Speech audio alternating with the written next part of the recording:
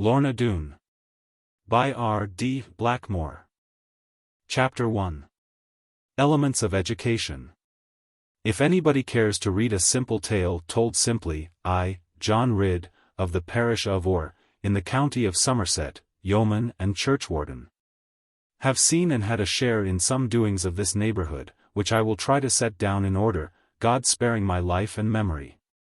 And they who light upon this book should bear in mind not only that I write for the clearing of our parish from ill fame and calumny, but also a thing which will, I trow, appear too often in it. To wit, that I am nothing more than a plain unlettered man, not read in foreign languages, as a gentleman might be, nor gifted with long words, even in mine own tongue. Save what I may have won from the Bible or Master William Shakespeare, whom, in the face of common opinion, I do value highly. In short, I am an ignoramus, but pretty well for a yeoman. My father being of good substance, at least as we reckon in Exmoor, and seized in his own right, from many generations, of one, and that the best and largest of the 3 farms into which our parish is divided, or rather the cultured part thereof, he John Ridd, the elder, churchwarden, and overseer, being a great admirer of learning, and well able to write his name, sent me his only son to be schooled at Tiverton, in the county of Devon. For the chief boast of that ancient town, next to its woolen staple, is a worthy grammar school, the largest in the west of England. Founded and handsomely endowed in the year 1604 by Master Peter Blundell, of that same place, clothier. Here, by the time I was 12 years old, I had risen into the upper school, and could make bold with Eutropius and Caesar, by aid of an English version, and as much as 6 lines of Ovid. Some even said that I might, before manhood, rise almost to the 3rd form, being of a persevering nature, albeit, by full consent of all, except my mother, Thickhead. But that would have been, as I now perceive, an ambition beyond a farmer's son, for there is but one form above it, and that made of masterful scholars, entitled rightly monitors. So it came to pass, by the grace of God, that I was called away from learning, whilst sitting at the desk of the junior first in the upper school, and beginning the Greek verb tau pi tau omega. My eldest grandson makes bold to say that I never could have learned phi iota lambda omega 10 pages further on, being all he himself could manage, with plenty of stripes to help him. I know that he hath more head than I, though never will he have such body, and am thankful to have stopped betimes, with a meek and wholesome headpiece. But if you doubt of my having been there, because now I know so little, go and see my name, John Ridd, graven on that very form. Forsooth, from the time I was strong enough to open a knife and to spell my name, I began to grave it in the oak, first of the block whereon I sat, and then of the desk in front of it. According as I was promoted from one to other of them, and there my grandson reads it now, at this present time of writing. And hath fought a boy for scoffing at it, John Ridd his name, and done again in Winkies, a mischievous but cheerful device, in which we took great pleasure.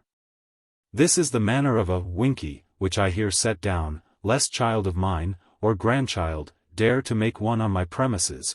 If he does, I shall know the mark at once, and score it well upon him. The scholar obtains, by prayer or price, a handful of saltpetre, and then with the knife wherewith he should rather be trying to mend his pens. What does he do but scoop a hole where the desk is some 3 inches thick? This hole should be left with the middle exalted, and the circumference dug more deeply. Then let him fill it with saltpetre, all save a little space in the midst, where the boss of the wood is. Upon that boss, and it will be the better if a splinter of timber rise upward, he sticks the end of his candle of tallow, or rat's tail, as we called it, kindled and burning smoothly. Anon, as he reads by that light his lesson, lifting his eyes now and then it may be, the fire of candle lays hold of the petre with a spluttering noise and a leaping. Then should the pupil seize his pen, and, regardless of the nib, stir bravely, and he will see a glow as of burning mountains, and a rich smoke, and sparks going merrily. Nor will it cease, if he stir wisely, and there be a good store of petre, until the wood is devoured through, like the sinking of a well shaft. Now well may it go with the head of a boy intent upon his primer, who betides to sit thereunder. But, above all things, have good care to exercise this art before the master strides up to his desk, in the early grey of the morning. Other customs, no less worthy, abide in the school of Blundell, such as the singeing of nightcaps. But though they have a pleasant savour, and refreshing to think of, I may not stop to note them, unless it be that goodly one at the incoming of a flood.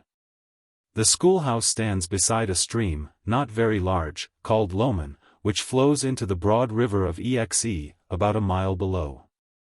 This Lomond stream, although it be not fond of brawl and violence, in the manner of our Lynn, yet is wont to flood into a mighty head of waters when the storms of rain provoke it. And most of all when its little comate, called the Taunton Brook, where I have plucked the very best cresses that ever man put salt on, comes foaming down like a great roan horse, and rears at the leap of the hedgerows. Then are the grey stone walls of Blundell on every side encompassed, the vale is spread over with looping waters, and it is a hard thing for the day boys to get home to their suppers. And in that time, old Cop, the porter, so called because he hath copper boots to keep the wet from his stomach, and a nose of copper also, in right of other waters. His place is to stand at the gate, attending to the flood-boards grooved into one another, and so to watch the torrents rise, and not be washed away, if it please God he may help it. But long ere the flood hath attained this height, and while it is only waxing, certain boys of deputy will watch at the stoop of the drain-holes, and be apt to look outside the walls when Cop is taking a cordial. And in the very front of the gate, just without the archway, where the ground is paved most handsomely, you may see in copy letters done a great P.B. of white pebbles. Now, it is the custom and the law that when the invading waters, either fluxing along the wall from below the road bridge, or pouring sharply across the meadows from a cut called Owen's Ditch, and I myself have seen it come both ways, upon the very instant when the waxing element lips though it be but a single pebble of the founder's letters, it is in the license of any boy, soever small and undoctrined, to rush into the great schoolrooms, where a score of masters sit heavily, and scream at the top of his voice, P.B. Then, with a yell, the boys leap up, or break away from their standing, they toss their caps to the black-beamed roof, and haply the very books after them. And the great boys vex no more the small ones, and the small boys stick up to the great ones. One with another, hard they go, to see the gain of the waters, and the tribulation of Cop, and are prone to kick the day boys out, with words of scanty compliment. Then the masters look at one another, having no class to look to, and, boys being no more left to watch, in a manner they put their mouths up. With a spirited bang they close their books, and make invitation the one to the other for pipes and foreign cordials, recommending the chance of the time, and the comfort away from cold water. But, lo! I am dwelling on little things and the pigeon's eggs of the infancy, forgetting the bitter and heavy life gone over me since then. If I am neither a hard man nor a very close one, God knows I have had no lack of rubbing and pounding to make stone of me. Yet can I not somehow believe that we ought to hate one another, to live far asunder, and block the mouth each of his little den, as do the wild beasts of the wood, and the hairy outrangs now brought over, each with a chain upon him. Let that matter be as it will. It is beyond me to unfold, and mayhap of my grandson's grandson.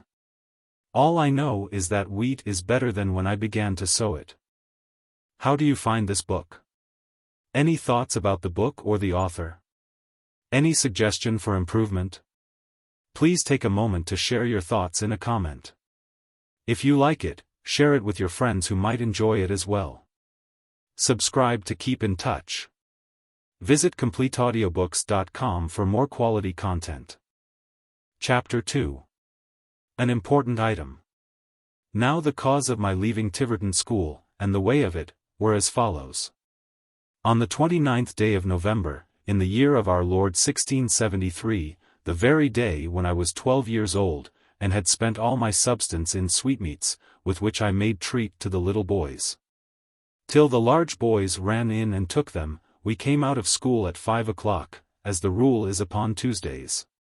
According to custom we drove the day boys in brave rout down the causeway from the school porch even to the gate where Cop has his dwelling and duty. Little it recked us and helped them less, that they were our founder's citizens, and haply his own grandnephews, for he left no direct descendants. Neither did we much inquire what their lineage was. For it had long been fixed among us, who were of the house and chambers, that these same day boys were all caddies, as we had discovered to call it, because they paid no groat for their schooling, and brought their own commons with them. In consumption of these we would help them, for our fair and hall-fed appetite, and while we ate their victuals, we allowed them freely to talk to us. Nevertheless, we could not feel, when all the victuals were gone, but that these boys required kicking from the premises of Blundell. And some of them were shopkeepers' sons, young grocers, fellmongers, and poulterers, and these to their credit seemed to know how righteous it was to kick them. But others were of high family, as any need be, in Devon, Carews, and Bouchiers, and bastards, and some of these would turn sometimes, and strike the boy that kicked them. But to do them justice, even these knew that they must be kicked for not paying. After these, charity boys, were gone, as in contumely we called them. If you break my bag on my head, said one, how will feed thence tomorrow? And after old Cop with clang of iron had jammed the double gates in under the scruffstone archway, whereupon our Latin verses, done in brass of small quality, some of us who were not hungry, and cared not for the supper bell, having sucked much parliament and dumps at my only charges, not that I ever bore much wealth, but because I had been thrifting it for this time of my birth, we were leaning quite at dusk against the iron bars of the gate, some 6, or it may be 7 of us, small boys all, and not conspicuous in the closing of the daylight and the fog that came at eventide, else Cop would have rated us up the green, for he was chilly to little boys when his wife had taken their money. There was plenty of room for all of us, for the gate will hold 9 boys close-packed, unless they be fed rankly, whereof is little danger. And now we were looking out on the road and wishing we could get there, hoping, moreover, to see a good string of pack-horses come by, with troopers to protect them. For the day boys had brought us word that some intending their way to the town had lain that morning at Samford Peveril, and must be in ere nightfall, because Mr. Faggus was after them. Now Mr. Faggus was my first cousin and an honour to the family, being a Northmolton man of great renown on the highway from Barham town even to London. Therefore of course, I hoped that he would catch the pack-men, and the boys were asking my opinion as of an oracle, about it.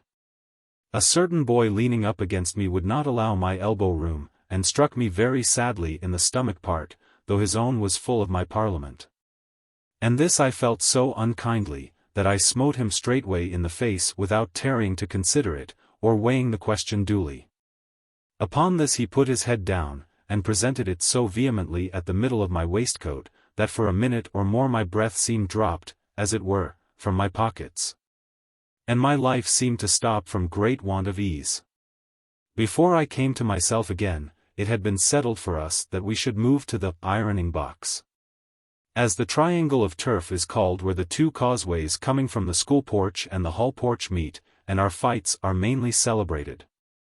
Only we must wait until the convoy of horses had passed, and then make a ring by candlelight, and the other boys would like it. But suddenly there came round the post where the letters of our founder are, not from the way of Taunton but from the side of Lomond Bridge, a very small string of horses. Only 2 indeed, counting for one the pony, and a red-faced man on the bigger nag. Plaise ye, worshipful masters, he said, being feared of the gateway, Carn tull where our Jan Rid be? Hire a b, eesfai, Jan Rid, answered a sharp little chap, making game of John Fry's language. Zo on up, then, says John Fry poking his whip through the bars at us. Zo on up, and put on out. The other little chaps pointed at me, and some began to holloa, but I knew what I was about. Oh, John, John, I cried, what's the use of your coming now, and Peggy over the moors, too, and it's so cruel cold for her? The holidays don't begin till Wednesday fortnight, John. To think of your not knowing that. John Fry leaned forward in the saddle, and turned his eyes away from me, and then there was a noise in his throat like a snail crawling on a windowpane. Oh, us gnaws that wool enough, Maester Jan, reckon every oar man gnaw that, without go to school, like you doth. Your mooter have kept Arl the apples up, and old Betty torned the black puddens, and none dare set trap for a blackbird. Arl for thee, lad, every bit of it now for thee. He checked himself suddenly, and frightened me. I knew that John Fry's way so well.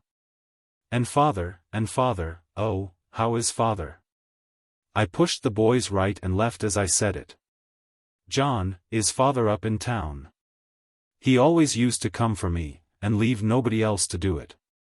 Vather'll be at the Crooked Post, Totherside o' Telling House.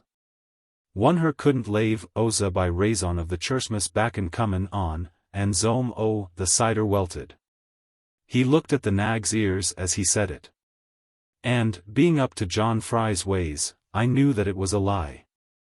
And my heart fell like a lump of lead, and I leaned back on the stay of the gate, and longed no more to fight anybody. A sort of dull power hung over me, like the cloud of a brooding tempest, and I feared to be told anything. I did not even care to stroke the nose of my pony Peggy, although she pushed it in through the rails, where a square of broader lattice is, and sniffed at me. And began to crop gently after my fingers. But whatever lives or dies, business must be attended to, and the principal business of good Christians is, beyond all controversy, to fight with one another. Come up, Jack, said one of the boys, lifting me under the chin. He hit you, and you hit him, you know. Pay your debts before you go, said a monitor, striding up to me. After hearing how the honor lay, rid, you must go through with it. Fight, for the sake of the junior first, cried the little fellow in my ear, the clever one, the head of our class, who had mocked John Fry, and knew all about the Aerists. And tried to make me know it. But I never went more than 3 places up, and then it was an accident, and I came down after dinner. The boys were urgent round me to fight, though my stomach was not up for it. And being very slow of wit, which is not chargeable on me, I looked from one to other of them, seeking any cure for it. Not that I was afraid of fighting, for now I had been 3 years at Blundell's, and foughten, all that time, a fight at least once every week, till the boys began to know me. Only that the load on my heart was not sprightly as of the hayfield. It is a very sad thing to dwell on. But even now, in my time of wisdom, I doubt it is a fond thing to imagine, and a motherly to insist upon, that boys can do without fighting. Unless they be very good boys, and afraid of one another. Nay, I said, with my back against the wrought iron stay of the gate, which was socketed into Cop's house front, I will not fight thee now, Robin Snell, but wait till I come back again. Take coward's blow, Jack Rid, then, cried half a dozen little boys, shoving Bob Snell forward to do it. Because they all knew well enough, having striven with me ere now, and proved me to be their master, they knew, I say, that without great change, I would never accept that contumely. But I took little heed of them, looking in dull wonderment at John Fry, and Smiler, and the blunderbuss, and Peggy. John Fry was scratching his head, I could see, and getting blue in the face, by the light from Cop's parlor window, and going to and fro upon Smiler, as if he were hard set with it. And all the time he was looking briskly from my eyes to the fist I was clenching, and methought he tried to wink at me in a covert manner, and then Peggy whisked her tail. Shall I fight, John? I said at last, I would an you had not come, John.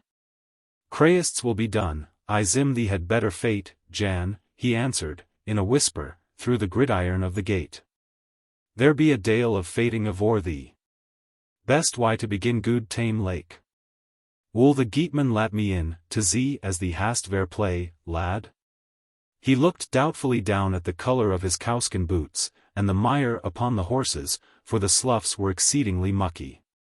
Peggy, indeed, my sorrel pony, being lighter of weight, was not crusted much over the shoulders. But Smiler, our youngest sledder, had been well in over his withers, and none would have deemed him a piebald, save of red mire and black mire. The great blunderbuss, moreover, was choked with a dollop of sloe cake, and John Fry's sad-coloured Sunday hat was endued with a plume of marish weed. All this I saw while he was dismounting, heavily and wearily, lifting his leg from the saddlecloth as if with a sore crick in his back. By this time the question of fighting was gone quite out of our discretion. For sundry of the elder boys, grave and reverend seniors, who had taken no small pleasure in teaching our hands to fight, to ward, to parry, to feign and counter, to lunge in the manner of swordplay, and the weaker child to drop on one knee when no cunning of fence might baffle the onset, these great masters of the art, who would far liefer see us little ones practice it than themselves engage. 6 or 7 of them came running down the rounded causeway, having heard that there had arisen a snug little mill at the gate. Now whether that word hath origin in a Greek term meaning a conflict, as the best-read boys asseverated, or whether it is nothing more than a figure of similitude, from the beating arms of a mill, such as I have seen in counties where are no waterbrooks, but folk make bread with wind, it is not for a man devoid of scholarship to determine. Enough that they who made the ring intituled the scene of the mill, while we who must be thumped inside it try to rejoice in their pleasantry, till it turned upon the stomach. Moreover, I felt upon me now a certain responsibility, a dutiful need to maintain, in the presence of John Fry, the manliness of the Ridd family, and the honour of Exmoor. Hitherto none had worsted me, although in the 3 years of my schooling, I had fought more than 60 battles, and bedewed with blood every plant of grass towards the middle of the ironing box. And this success I owed at first to no skill of my own, until I came to know better. For up to 20 or 30 fights, I struck as nature guided me, no wiser than a father Longlegs in the heat of a lantern. But I had conquered, partly through my native strength, and the Exmoor toughness in me, and still more that I could not see when I had gotten my belly full. But now I was like to have that and more. For my heart was down, to begin with, and then Robert Snell was a bigger boy than I had ever encountered, and as thick in the skull and hard in the brain as even I could claim to be. I had never told my mother a word about these frequent strivings, because she was soft-hearted, neither had I told my father, because he had not seen it. Therefore, beholding me still an innocent-looking child, with fair curls on my forehead, and no store of bad language, John Fry thought this was the very first fight that ever had befallen me. And so when they let him at the gate, with a message to the headmaster, as one of the monitors told Cop, and Peggy and Smiler were tied to the railings, till I should be through my business, John comes up to me with the tears in his eyes, and says, "Doon't thee go for to do it, Jan? Doon't thee do it, for good now?" But I told him that now it was much too late to cry off, so he said, "The Lord be with thee, Jan, and turn thy thumb-knuckle inwards." It was not a very large piece of ground in the angle of the causeways, but quite big enough to fight upon, especially for Christians, who loved to be cheek by jowl at it. The great boys stood in a circle around, being gifted with strong privilege, and the little boys had leave to lie flat and look through the legs of the great boys. But while we were yet preparing, and the candles hissed in the fog cloud, old Phoebe, of more than 80 years, whose room was over the hall porch, came hobbling out, as she always did, to mar the joy of the conflict. No one ever heeded her, neither did she expect it, but the evil was that 2 senior boys must always lose the first round of the fight, by having to lead her home again. I marvel how Robin Snell felt. Very likely he thought nothing of it, always having been a boy of a hectoring and unruly sort. But I felt my heart go up and down as the boys came round to strip me. And greatly fearing to be beaten, I blew hot upon my knuckles. Then pulled I off my little cut jerkin, and laid it down on my head cap, and over that my waistcoat, and a boy was proud to take care of them. Thomas Hooper was his name, and I remember how he looked at me. My mother had made that little cut jerkin, in the quiet winter evenings, and taken pride to loop it up in a fashionable way, and I was loath to soil it with blood, and good filberds were in the pocket. Then up to me came Robin Snell, mayor of Exeter thrice since that, and he stood very square, and looking at me, and I lacked not long to look at him. Round his waist he had a kerchief busking up his small clothes, and on his feet light pumpkin shoes, and all his upper raiment off. And he danced about in a way that made my head swim on my shoulders, and he stood some inches over me. But I, being muddled with much doubt about John Fry and his errand, was only stripped of my jerkin and waistcoat, and not comfortable to begin. "Come now, shake hands," cried a big boy, jumping in joy of the spectacle, a third former nearly 6 feet high. "Shake hands, you little devils. Keep your pluck up, and show good sport, and Lord love the better man of you." Robin took me by the hand, and gazed at me disdainfully, and then smote me painfully in the face, ere I could get my fence up. "What be 'bout, lad?" cried John Fry. "Hut un again, Jan, wool ye?"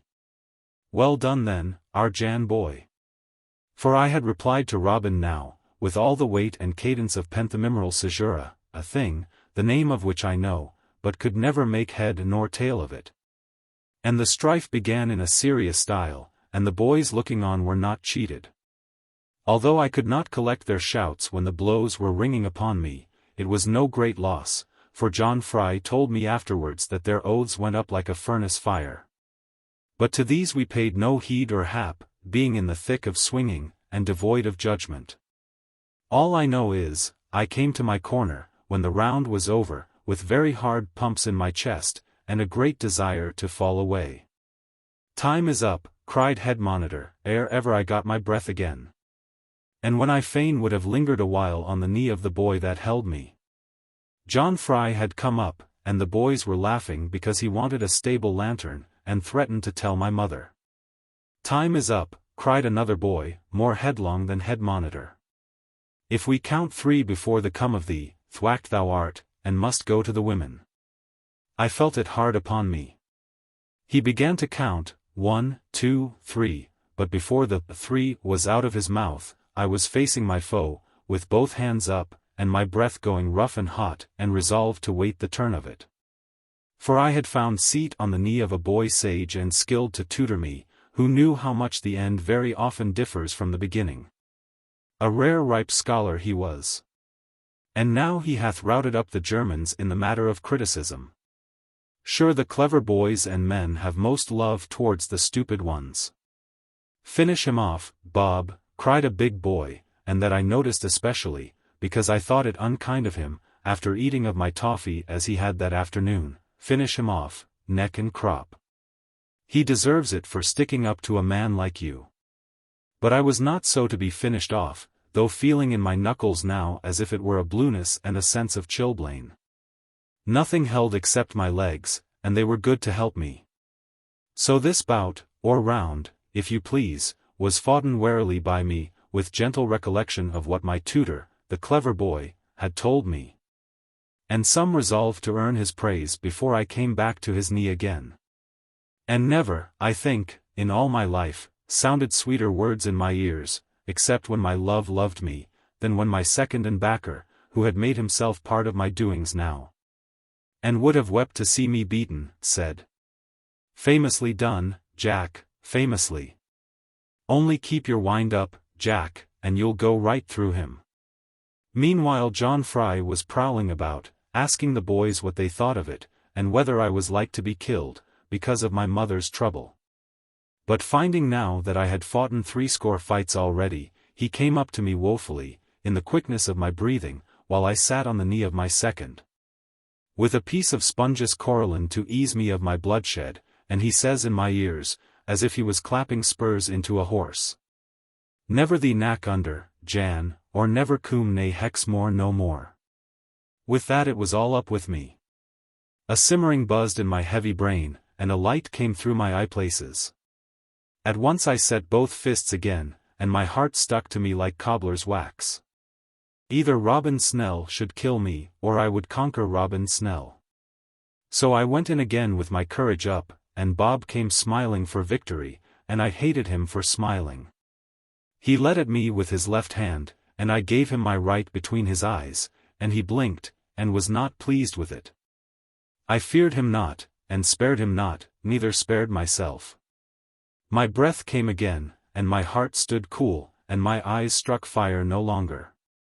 Only I knew that I would die sooner than shame my birthplace. How the rest of it was I know not. Only that I had the end of it, and helped to put Robin in bed. Chapter 3. The Warpath of the Doones.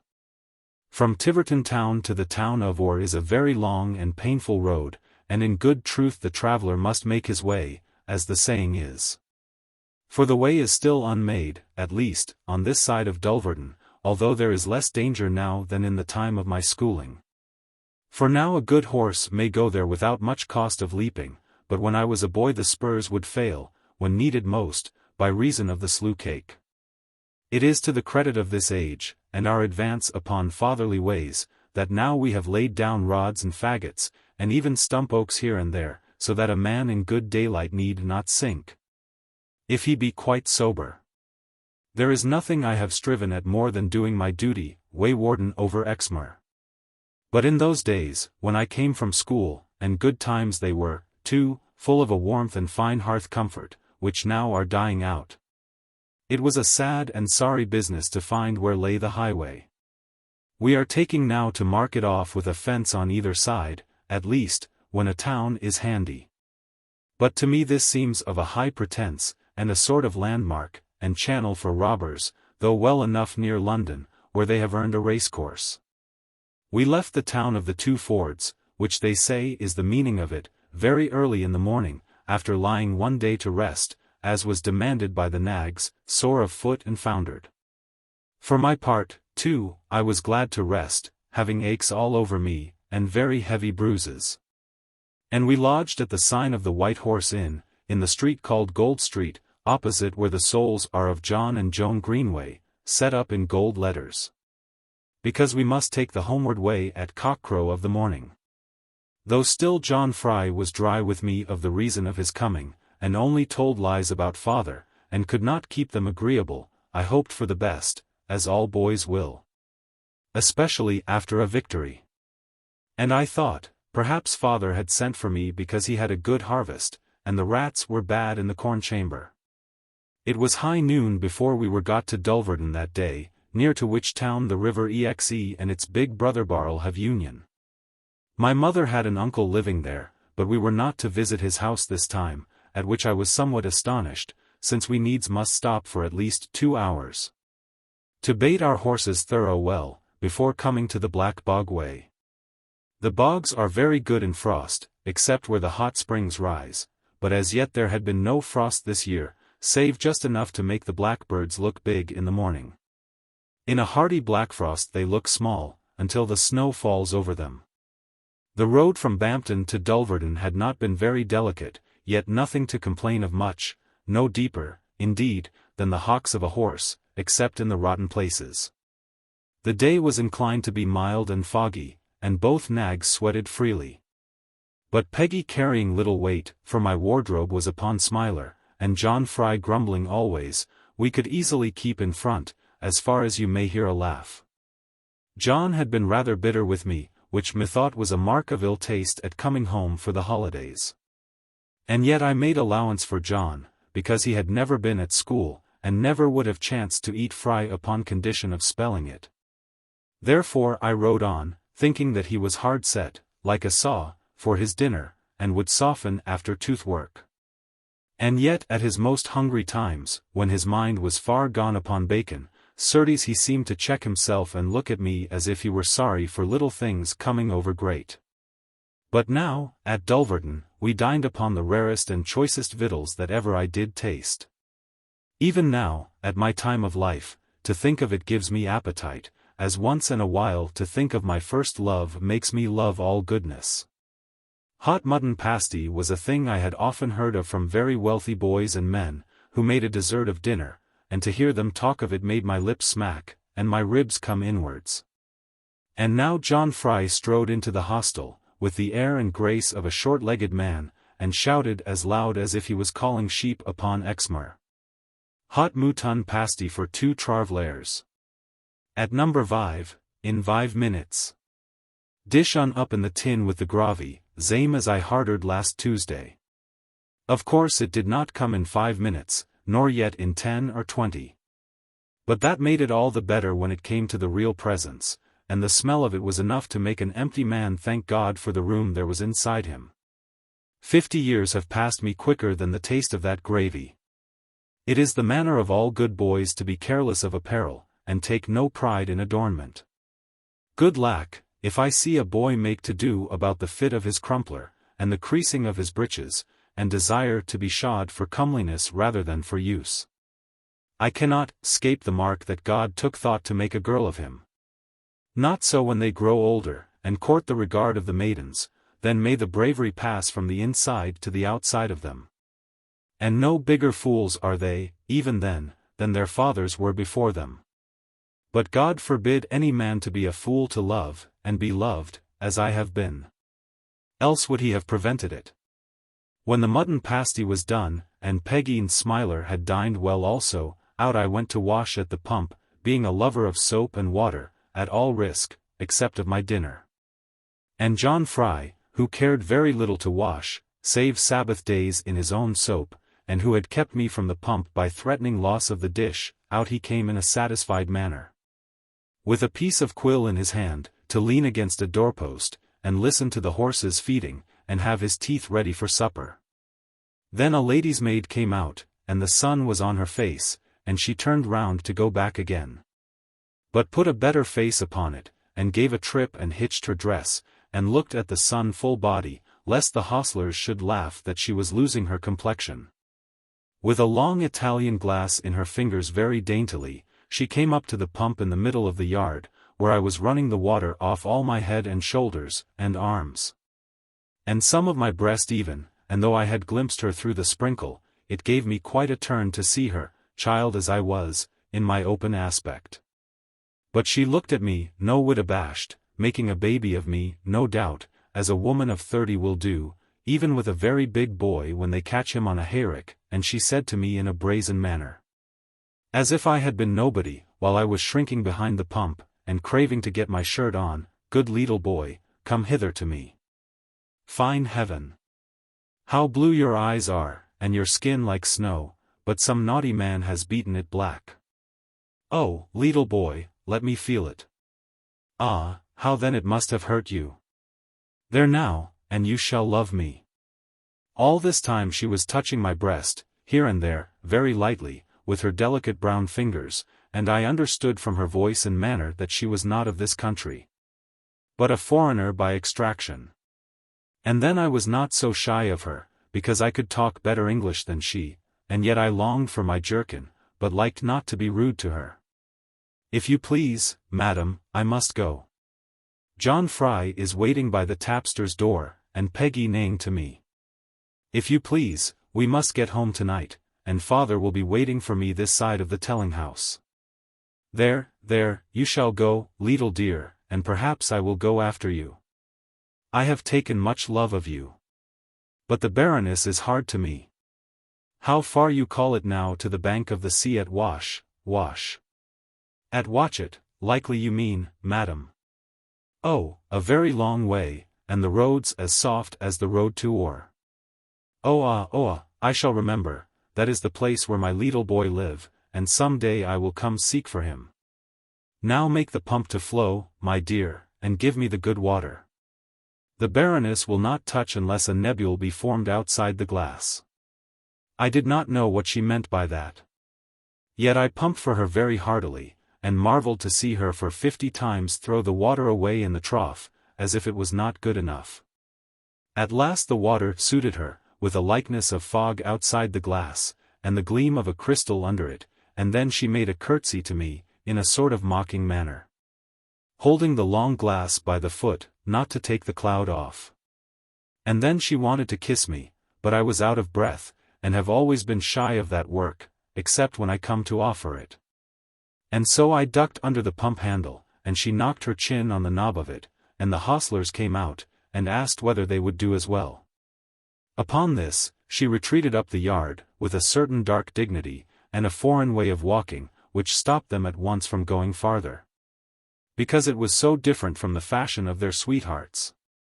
One with another they hung back, where half a cartload of hay was, and they looked to be sure that she would not turn round, and then each one laughed at the rest of them. Now, up to the end of Dulverton town, on the northward side of it, where the 2 new pigsties be, the Oare folk and the Watchet folk must trudge on together, until we come to a broken cross, where a murdered man lies buried. Peggy and Smiler went up the hill, as if nothing could be too much for them, after the beans they had eaten, and suddenly turning a corner of trees. We happened upon a great coach and 6 horses labouring very heavily. John Fry rode on with his hat in his hand, as became him towards the quality, but I was amazed to that degree, that I left my cap on my head, and drew bridle without knowing it. For in the front seat of the coach, which was halfway open, being of the city make, and the day in want of air, sat the foreign lady, who had met me at the pump and offered to salute me. By her side was a little girl, dark-haired and very wonderful, with a wealthy softness on her, as if she must have her own way. I could not look at her for 2 glances, and she did not look at me for one, being such a little child, and busy with the hedges. But in the honourable place sat a handsome lady, very warmly dressed, and sweetly delicate of colour. And close to her was a lively child, 2 or it may be 3 years old, bearing a white cockade in his hat, and staring at all and everybody. Now, he saw Peggy, and took such a liking to her, that the lady his mother, if so she were, was forced to look at my pony and me. And, to tell the truth, although I am not of those who adore the high folk, she looked at us very kindly, and with a sweetness rarely found in the women who milk the cows for us. Then I took off my cap to the beautiful lady, without asking wherefore, and she put up her hand and kissed it to me, thinking, perhaps, that I looked like a gentle and good little boy. For folk always called me innocent, though God knows I never was that. But now the foreign lady, or lady's maid, as it might be, who had been busy with little dark eyes, turned upon all this going on, and looked me straight in the face. I was about to salute her, at a distance, indeed, and not with the nicety she had offered to me, but, strange to say, she stared at my eyes as if she had never seen me before. Neither wished to see me again. At this I was so startled, such things being out of my knowledge, that I startled Peggy also with the muscle of my legs, and she being fresh from stable, and the mire scraped off with cask hoop, broke away so suddenly that I could do no more than turn round and lower my cap, now 5 months old, to the beautiful lady. Soon I overtook John Fry, and asked him all about them, and how it was that we had missed their starting from the hostel. But John would never talk much till after a gallon of cider. And all that I could win out of him was that they were murdering Papishers, and little he cared to do with them, or the devil, as they came from. And a good thing for me, and a providence, that I was gone down Dulverton town to buy sweet stuff for Annie, else my stupid head would have gone astray with their great outcoming. We saw no more of them after that, but turned into the sideway, and soon had the fill of our hands and eyes to look to our own going. For the road got worse and worse, until there was none at all, and perhaps the purest thing it could do was to be ashamed to show itself.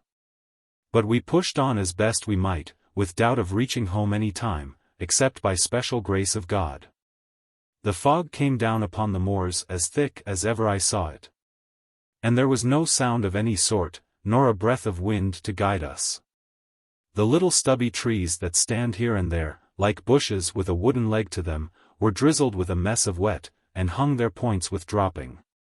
Wherever the butt end of a hedgerow came up from the hollow ground, like the withers of a horse, holes of splash were pocked and pimpled in the yellow sand of Connie's, or under the dwarf trees' ovens. But soon it was too dark to see that, or anything else, I may say, except the creases in the dusk, where prisoned light crept up the valleys. After a while even that was gone, and no other comfort left us except to see our horses' heads jogging to their footsteps, and the dark ground pass below us, lighter where the wet was. And then the splash, foot after foot, more clever than we can do it, and the orderly jerk of the tail, and the smell of what a horse is. John Fry was bowing forward with sleep upon his saddle, and now I could no longer see the frizzle of wet upon his beard, for he had a very brave one, of a bright red color, and trimmed into a whale oil knot, because he was newly married, although that comb of hair had been a subject of some wonder to me, whether I, in God's good time, should have the like of that. Handsomely set with shining beads, small above and large below, from the weeping of the heaven. But still I could see the jog of his hat, a Sunday hat with a top to it, and some of his shoulder bowed out in the mist, so that one could say, "Hold up, John," when Smiler put his foot in. mercy of God. Where be us now? Said John Fry, waking suddenly. Us ought to have passed Hold Hash, January zenith on the road, have ee. No indeed, John, no old Ash. Nor nothing else to my knowing, nor heard nothing, save thee snoring. What a vule thee must be then, Jan, and me mizzle no better. Hearken, lad, hearken. We drew our horses up and listened, through the thickness of the air, and with our hands laid to our ears. At first there was nothing to hear, except the panting of the horses and the trickle of the eaving drops from our head covers and clothing, and the soft sounds of the lonely night, that make us feel. And try not to think. Then there came a mellow noise, very low and mournsome, not a sound to be afraid of, but to long to know the meaning, with a soft rise of the hair. 3 times it came and went again, as the shaking of a thread might pass away into the distance, and then I touched John Fry to know that there was something near me. Doont be a vule, Jan. Vain music as ever I hear. God bless the man as made undo it. Have they hanged one of the Doones then, John? Hush, lad, niver talk lake o' Thixie. Hang a Doone. God knoweth, the king would hang pretty quick if her did. Then who is it in the chains, John? I felt my spirit rise as I asked. For now I had crossed Exmoor so often as to hope that the people sometimes deserved it, and think that it might be a lesson to the rogues who unjustly loved the mutton they were never born to. But, of course, they were born to hanging, when they set themselves so high. It be nobody, said John, vor us to make a fush about. Belong to t'other side o' the moor, and come staling shape to our side. Red Jem Hannaford his name. Thank God for him to be hanged, lad, and good cess to his soul for Kraken zo. So the sound of the quiet swinging led us very modestly, as it came and went on the wind, loud and low pretty regularly, even as far as the foot of the gibbet where the 4 crossways are. Famous job this here, cried John, looking up to be sure of it, because there were so many. Here be my own nick on the post. Red Jem, too, and no doubt of him. He do hang so handsome like, and his ribs up like a horse most. God bless them as discovered the way to make a rogue so useful. Good night to thee, Jem, my lad. And not break thy drams with the kraken. John Fry shook his bridle arm, and smote upon Smiler merrily, as he jogged into the homeward track from the guiding of the body. But I was sorry for Red Jem, and wanted to know more about him, and whether he might not have avoided this miserable end, and what his wife and children thought of it, if, indeed, he had any. But John would talk no more about it, and perhaps he was moved with a lonesome feeling, as the creaking sound came after us. Hood thee tongue, lad, he said sharply. Us be nae the Doone track now, 2 mail from Dunkery Beacon Hill, the haigest place of Exmoor. So happen they be abroad to-nate, us must crawl on our belly places, boy. I knew at once what he meant, those bloody Doones of Bagworthy, the awe of all Devon and Somerset, outlaws, traitors, murderers. My little legs began to tremble to and fro upon Peggy's sides, as I heard the dead robber in chains behind us, and thought of the live one still in front. But, John, I whispered warily, sidling close to his saddlebow, dear John, you don't think they will see us in such a fog as this? Never God made VIII as could stop their eyesen, he whispered in answer, fearfully, hear us be by the hollow ground. Zober, lad, go zober now, if thee wish to see thy moot her. For I was inclined, in the manner of boys, to make a run of the danger, and cross the Doone track at full speed, to rush for it, and be done with it. But even then I wondered why he talked of my mother so, and said not a word of father. We were come to a long deep goyle, as they call it on Exmoor, a word whose fountain and origin I have nothing to do with. Only I know that when little boys laughed at me at Tiverton, for talking about a goyle, a big boy clowed them on the head, and said that it was in Homer, and meant the hollow of the hand. And another time a Welshman told me that it must be something like the thing they call a pant in those parts.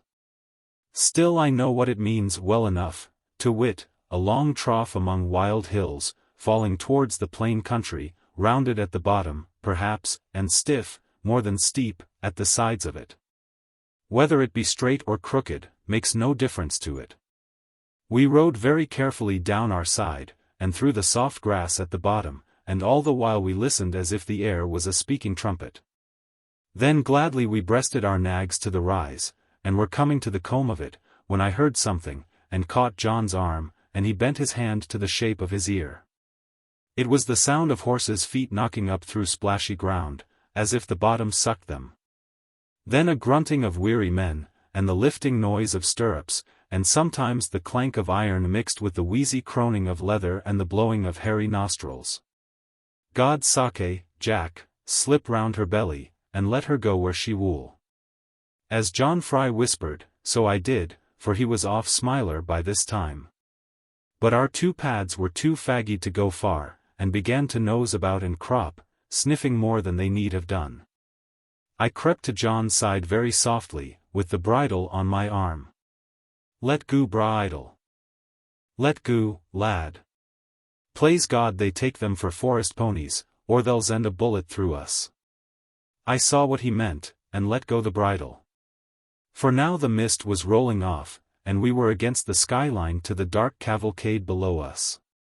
John lay on the ground by a barrow of heather, where a little gullet was, and I crept to him, afraid of the noise I made in dragging my legs along, and the creak of my cord breeches.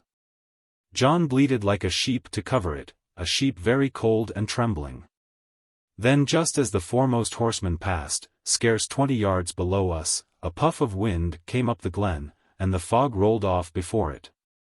And suddenly a strong red light, cast by the cloud weight downwards, spread like fingers over the moorland, opened the alleys of darkness, and hung on the steel of the riders. Dunkery Beacon, whispered John, so close into my ear, that I felt his lips and teeth a-shake.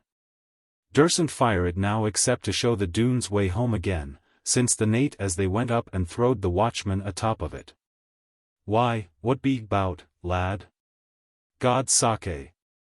For I could keep still no longer, but wriggled away from his arm, and along the little gullet, still going flat on my breast and thighs, until I was under a grey patch of stone, with a fringe of dry fern round it. There I lay, scarce 20 feet above the heads of the riders, and I feared to draw my breath, though prone to do it with wonder. For now the beacon was rushing up, in a fiery storm to heaven, and the form of its flame came and went in the folds, and the heavy sky was hovering. All around it was hung with red, deep in twisted columns, and then a giant beard of fire streamed throughout the darkness. The sullen hills were flanked with light, and the valleys chined with shadow, and all the sombrous moors between awoke in furrowed anger. But most of all the flinging fire leaped into the rocky mouth of the glen below me, where the horsemen passed in silence, scarcely deigning to look round. Heavy men and large of stature, reckless how they bore their guns, or how they sat their horses, with leathern jerkins, and long boots, and iron plates on breast and head. Plunder heaped behind their saddles, and flagons slung in front of them. I counted more than 30 pass, like clouds upon red sunset. Some had carcasses of sheep swinging with their skins on, others had deer, and one had a child flung across his saddlebow. Whether the child were dead, or alive, was more than I could tell, only it hung head downwards there, and must take the chance of it. They had got the child, a very young one, for the sake of the dress, no doubt, which they could not stop to pull off from it. For the dress shone bright, where the fire struck it, as if with gold and jewels. I longed in my heart to know most sadly what they would do with the little thing, and whether they would eat it. It touched me so to see that child, a prey among those vultures, that in my foolish rage and burning I stood up and shouted to them, leaping on a rock, and raving out of all possession. 2 of them turned round, and one set his carbine at me, but the other said it was but a pixie, and bade him keep his powder. Little they knew, and less thought I, that the pixie then before them would dance their castle down one day.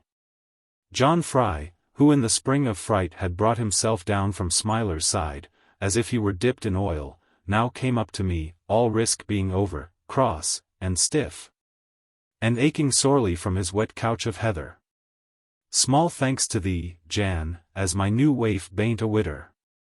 And who be you to support of her, and her son, if she have one? Zarve thee right if I was to chuck thee down into the Doone track. Zim thee'll come to zo honour or later, if this be the zample of thee. And that was all he had to say, instead of thanking God. For if ever born man was in a fright, and ready to thank God for anything, the name of that man was John Fry not more than 5 minutes agone. However, I answered nothing at all, except to be ashamed of myself, and soon we found Peggy and Smiler in company, well embarked on the homeward road, and victualling where the grass was good. Right glad they were to see us again, not for the pleasure of carrying, but because a horse, like a woman, lacks, and is better without, self-reliance. My father never came to meet us, at either side of the telling house, neither at the crooked post, nor even at home Linny, although the dogs kept such a noise that he must have heard us. Home side of the Linny, and under the ashen hedgerow, where father taught me to catch blackbirds, all at once my heart went down, and all my breast was hollow. There was not even the lantern light on the peg against the cow's house, and nobody said, "Hold your noise," to the dogs, or shouted, "Here our Jack is." I looked at the posts of the gate, in the dark, because they were tall, like father, and then at the door of the harness room, where he used to smoke his pipe and sing. Then I thought he had guests perhaps, people lost upon the moors, whom he could not leave unkindly, even for his son's sake. And yet about that I was jealous, and ready to be vexed with him, when he should begin to make much of me. And I felt in my pocket for the new pipe which I had brought him from Tiverton, and said to myself, he shall not have it until tomorrow morning. Woe is me! I cannot tell. How I knew I know not now, only that I slunk away, without a tear, or thought of weeping, and hid me in a soppet. There the timber, overhead, came like streaks across me. And all I wanted was to lack, and none to tell me anything. By and by, a noise came down, as of woman's weeping, and there my mother and sister were, choking and holding together. Although they were my dearest loves, I could not bear to look at them, until they seemed to want my help, and put their hands before their eyes. Chapter 4. A very rash visit. My dear father had been killed by the Doones of Bagworthy, while riding home from Porlock Market, on the Saturday evening. With him were 6 brother farmers, all of them very sober, for father would have no company with any man who went beyond half a gallon of beer, or a single gallon of cider. The robbers had no grudge against him, for he had never flouted them, neither made over much of outcry, because they robbed other people. For he was a man of such strict honesty, and due parish feeling, that he knew it to be every man's own business to defend himself and his goods. Unless he belonged to our parish, and then we must look after him. These 7 good farmers were jogging along, helping one another in the troubles of the road, and singing goodly hymns and songs to keep their courage moving. When suddenly a horseman stopped in the starlight full across them. By dress and arms they knew him well, and by his size and stature, shone against the glimmer of the evening star, and though he seemed one man to 7, it was in truth one man to 1. Of the 6 who had been singing songs and psalms about the power of God, and their own regeneration, such psalms as went the round, in those days. Of the public houses, there was not one but pulled out his money, and sang small beer to a Doone. But father had been used to think that any man who was comfortable inside his own coat and waistcoat deserved to have no other set, unless he would strike a blow for them. And so, while his gossips doffed their hats, and shook with what was left of them, he set his staff above his head, and rode at the Doone robber. With a trick of his horse, the wild man escaped the sudden onset, although it must have amazed him sadly that any durst resist him. Then when Smiler was carried away with the dash and the weight of my father, not being brought up to battle, nor used to turn, save in plough harness, the outlaw whistled upon his thumb, and plundered the rest of the yeomen. But father, drawing at Smiler's head, to try to come back and help them, was in the midst of a dozen men, who seemed to come out of a turf rick, some on horse, and some afoot. Nevertheless, he smote lustily, so far as he could see, and being of great size and strength, and his blood well up, they had no easy job with him. With the play of his wrist, he cracked 3 or 4 crowns, being always famous at singlestick. Until the rest drew their horses away, and he thought that he was master, and would tell his wife about it. But a man beyond the range of staff was crouching by the peat stack, with a long gun set to his shoulder, and he got poor father against the sky, and I cannot tell the rest of it. Only they knew that Smiler came home, with blood upon his withers, and father was found in the morning dead on the moor, with his ivy-twisted cudgel lying broken under him. Now, whether this were an honest fight, God judge betwixt the Doones and me. It was more of woe than wonder, being such days of violence, that mother knew herself a widow, and her children fatherless. Of children there were only 3, none of us fit to be useful yet, only to comfort mother, by making her to work for us. I, John Ridd, was the eldest, and felt it a heavy thing on me. Next came sister Annie, with about 2 years between us, and then the little Eliza.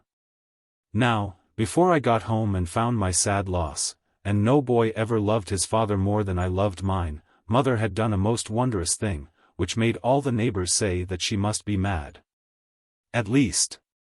Upon the Monday morning, while her husband lay unburied, she cast a white hood over her hair, and gathered a black cloak round her, and, taking counsel of no one, set off on foot for the Doone gate. In the early afternoon she came to the hollow and barren entrance, where in truth there was no gate, only darkness to go through. If I get on with this story, I shall have to tell of it by and by, as I saw it afterwards, and will not dwell there now. Enough that no gun was fired at her, only her eyes were covered over, and somebody led her by the hand, without any wish to hurt her. A very rough and headstrong road was all that she remembered, for she could not think as she wished to do, with the cold iron pushed against her. At the end of this road they delivered her eyes, and she could scarce believe them. For she stood at the head of a deep green valley, carved from out the mountains in a perfect oval, with a fence of sheer rock standing round it, 80 feet or 100 high. From whose brink black wooded hills swept up to the skyline. By her side a little river glided out from underground with a soft dark babble, unawares of daylight. Then growing brighter, lapsed away, and fell into the valley. Then, as it ran down the meadow, alders stood on either marge, and grass was belading out upon it, and yellow tufts of rushes gathered, looking at the hurry. But further down, on either bank, were covered houses built of stone, square and roughly cornered, set as if the brook were meant to be the street between them. Only 1 room high they were, and not placed opposite each other, but in and out as skittles are. Only that the first of all, which proved to be the captain's, was a sort of double house, or rather 2 houses joined together by a plank bridge, over the river. 14 cots my mother counted, all very much of a pattern, and nothing to choose between them, unless it were the captain's. Deep in the quiet valley there, away from noise, and violence, and brawl, save that of the rivulet, any man would have deemed them homes of simple mind and innocence. Yet not a single house stood there but was the home of murder. 2 men led my mother down a steep and glittery stairway, like the ladder of a haymow. And thence from the break of the falling water as far as the house of the captain. And there at the door they left her trembling, strong as she was, to speak her mind. Now, after all, what right had she, a common farmer's widow, to take it amiss that men of birth thought fit to kill her husband? And the Doones were of very high birth, as all we clods of Exmoor knew. And we had enough of good teaching now, let any man say the contrary, to feel that all we had belonged of right to those above us. Therefore my mother was half ashamed that she could not help complaining. But after a little while, as she said, remembrance of her husband came, and the way he used to stand by her side and put his strong arm round her, and how he liked his bacon fried. And praised her kindly for it, and so the tears were in her eyes, and nothing should gainsay them. A tall old man, Sir Ensor Doone, came out with a billhook in his hand, hedger's gloves going up his arms, as if he were no better than a labourer at ditch work. Only in his mouth and eyes, his gait, and most of all his voice, even a child could know and feel that here was no ditch labourer. Good cause he has found since then, perhaps, to wish that he had been one. With his white locks moving upon his coat, he stopped and looked down at my mother, and she could not help herself but curtsy under the fixed black gazing. "Good woman, you are none of us. Who has brought you hither? Young men must be young, but I have had too much of this work." And he scowled at my mother, for her comeliness. And yet looked under his eyelids as if he liked her for it. But as for her, in her depth of love-grief, it struck scorn upon her womanhood, and in the flash she spoke. "What you mean I know not. Traitors. Cutthroats. Cowards. I am here to ask for my husband." She could not say any more, because her heart was now too much for her, coming hard in her throat and mouth. But she opened up her eyes at him. "Madam," said Sir Ensor Doone, "being born a gentleman, although a very bad one, I crave pardon of you. My eyes are old, or I might have known. Now, if we have your husband prisoner, he shall go free without ransoms, because I have insulted you." "Sir," said my mother, being suddenly taken away with sorrow, because of his gracious manner, "please to let me cry a bit." He stood away, and seemed to know that women want no help for that. And by the way she cried he knew that they had killed her husband. Then, having felt of grief himself, he was not angry with her, but left her to begin again. "Loath would I be," said mother, sobbing with her new red handkerchief, and looking at the pattern of it, "loath indeed, Sir Ensor Doone, to accuse anyone unfairly. But I have lost the very best husband God ever gave to a woman, and I knew him when he was to your belt, and I not up to your knee, sir." And never an unkind word he spoke, nor stopped me short in speaking. All the herbs he left to me, and all the bacon curing, and when it was best to kill a pig, and how to treat the maidens. Not that I would ever wish, oh, John, it seems so strange to me, and last week you were everything. Here mother burst out crying again, not loudly, but turning quietly, because she knew that no one now would ever care to wipe the tears. And 50 or 100 things, of weekly and daily happening, came across my mother, so that her spirit fell like slackening lime. "This matter must be seen to." "It shall be seen to at once," the old man answered, moved a little in spite of all his knowledge. "Madam, if any wrong has been done, trust the honor of a Doone, I will redress it to my utmost. Come inside and rest yourself, while I ask about it. What was your good husband's name, and when and where fell this mishap?" "Dearie me," said mother, as he set a chair for her very polite, but she would not sit upon it. "Saturday morning I was a wife, sir, and Saturday night I was a widow, and my children fatherless. My husband's name was John Ridd, sir, as everybody knows, and there was not a finer or better man in Somerset or Devon.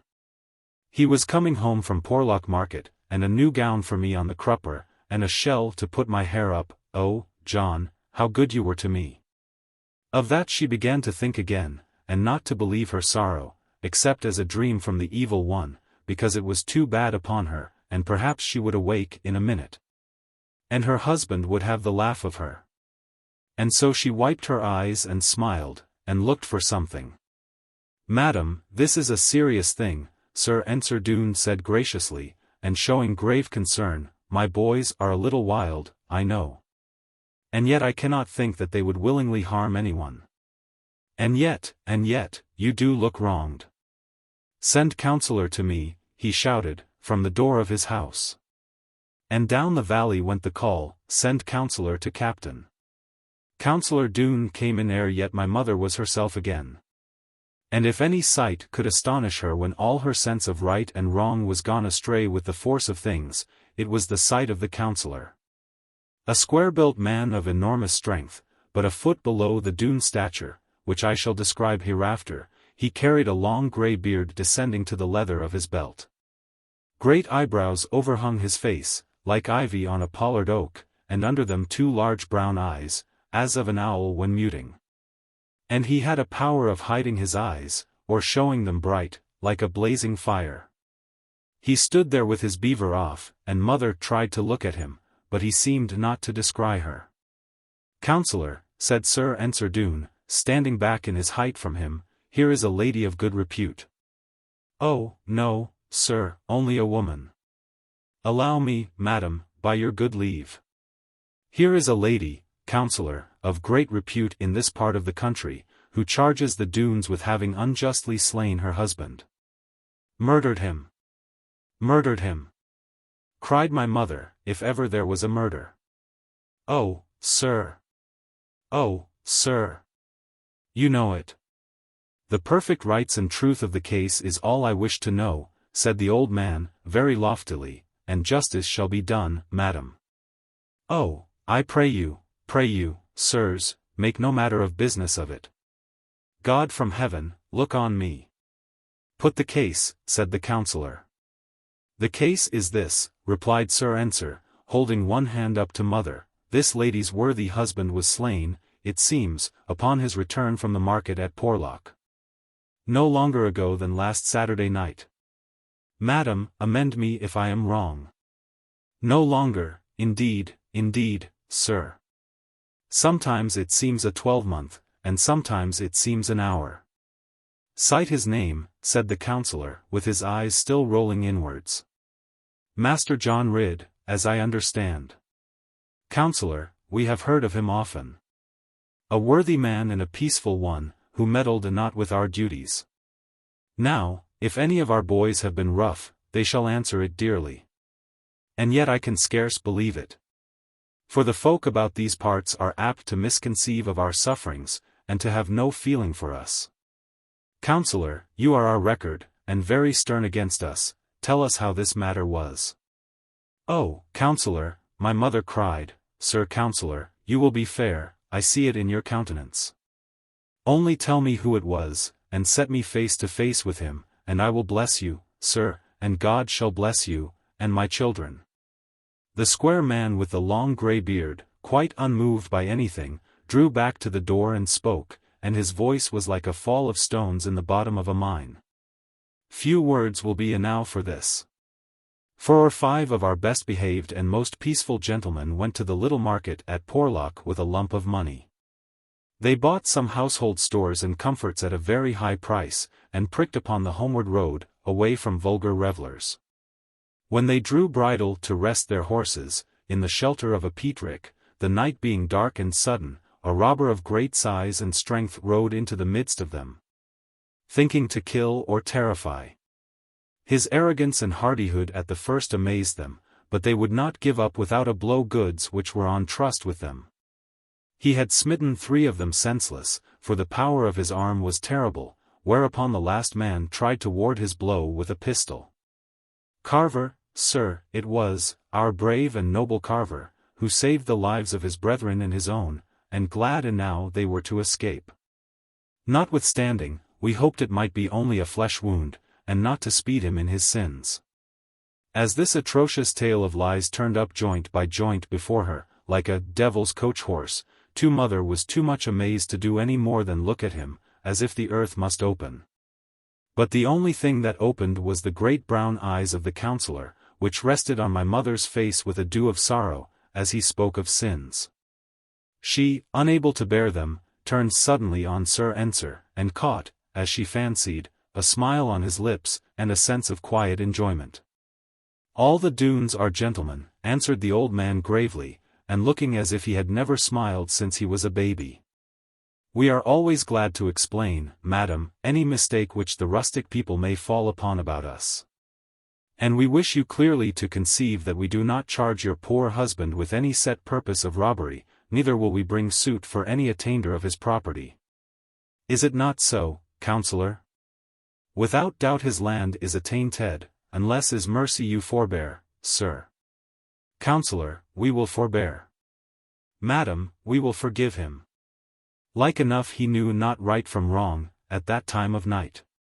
The waters are strong at Porlock, and even an honest man may use his staff unjustly in this unchartered age of violence and rapine. The Doones to talk of rapine. Mother's head went round so that she curtsied to them both, scarcely knowing where she was, but calling to mind her manners. All the time she felt a warmth, as if the right was with her, and yet she could not see the way to spread it out before them. With that, she dried her tears in haste and went into the cold air, for fear of speaking mischief. But when she was on the homeward road, and the sentinels had charge of her, blinding her eyes, as if she were not blind enough with weeping. Someone came in haste behind her, and thrust a heavy leathern bag into the limp weight of her hand. "Captain sends you this," he whispered, "take it to the little ones." But mother let it fall in a heap, as if it had been a blind worm. And then for the first time crouched before God, that even the Doones should pity her. Chapter 5. An illegal settlement.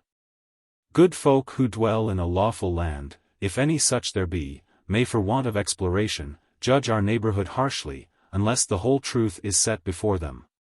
In bar of such prejudice, many of us ask leave to explain how and why it was the robbers came to that head in the midst of us. We would rather not have had it so, God knows as well as anybody. But it grew upon us gently, in the following manner. Only let all who read observe that here I enter many things which came to my knowledge in later years. In or about the year of our Lord 1640, when all the troubles of England were swelling to an outburst, great estates in the north country were suddenly confiscated. Through some feud of families and strong influence at court, and the owners were turned upon the world, and might think themselves lucky to save their necks. These estates were in courtship, joint tenancy I think they called it, although I know not the meaning, only so that if either tenant died, the other living, all would come to the live one in spite of any testament. One of the joint owners was Sir Ensor Doone, a gentleman of brisk intellect, and the other owner was his cousin, the Earl of Lorne and Dykemont. Lord Lorne was some years the elder of his cousin, Ensor Doone, and was making suit to gain severance of the cumbersome joint tenancy by any fair apportionment. When suddenly this blow fell on them by wiles and woman's meddling. And instead of dividing the land, they were divided from it. The nobleman was still well-to-do, though crippled in his expenditure. But as for the cousin, he was left a beggar, with many to beg from him. He thought that the other had wronged him, and that all the trouble of law befell through his unjust petition. Many friends advised him to make interest at court. For having done no harm whatever, and being a good Catholic, which Lord Lorne was not, he would be sure to find hearing there, and probably some favour. But he, like a very hot-brained man, although he had long been married to the daughter of his cousin, whom he liked none the more for that, would have nothing to say to any attempt at making a patch of it, but drove away with his wife and sons, and the relics of his money, swearing hard at everybody. In this he may have been quite wrong, probably, perhaps, he was so, but I am not convinced at all but what most of us would have done the same. Some say that, in the bitterness of that wrong and outrage, he slew a gentleman of the court, whom he supposed to have borne a hand in the plundering of his fortunes. Others say that he bearded King Charles I himself, in a manner beyond forgiveness. One thing, at any rate, is sure, Sir Ensor was attainted, and made a felon outlaw, through some violent deed ensuing upon his dispossession. He had searched in many quarters for somebody to help him, and with good warrant for hoping it, inasmuch as he, in lucky days, had been open-handed and cousinly to all who begged advice of him. But now all these provided him with plenty of good advice indeed, and great assurance of feeling, but not a movement of leg, or lip, or purse-string in his favour.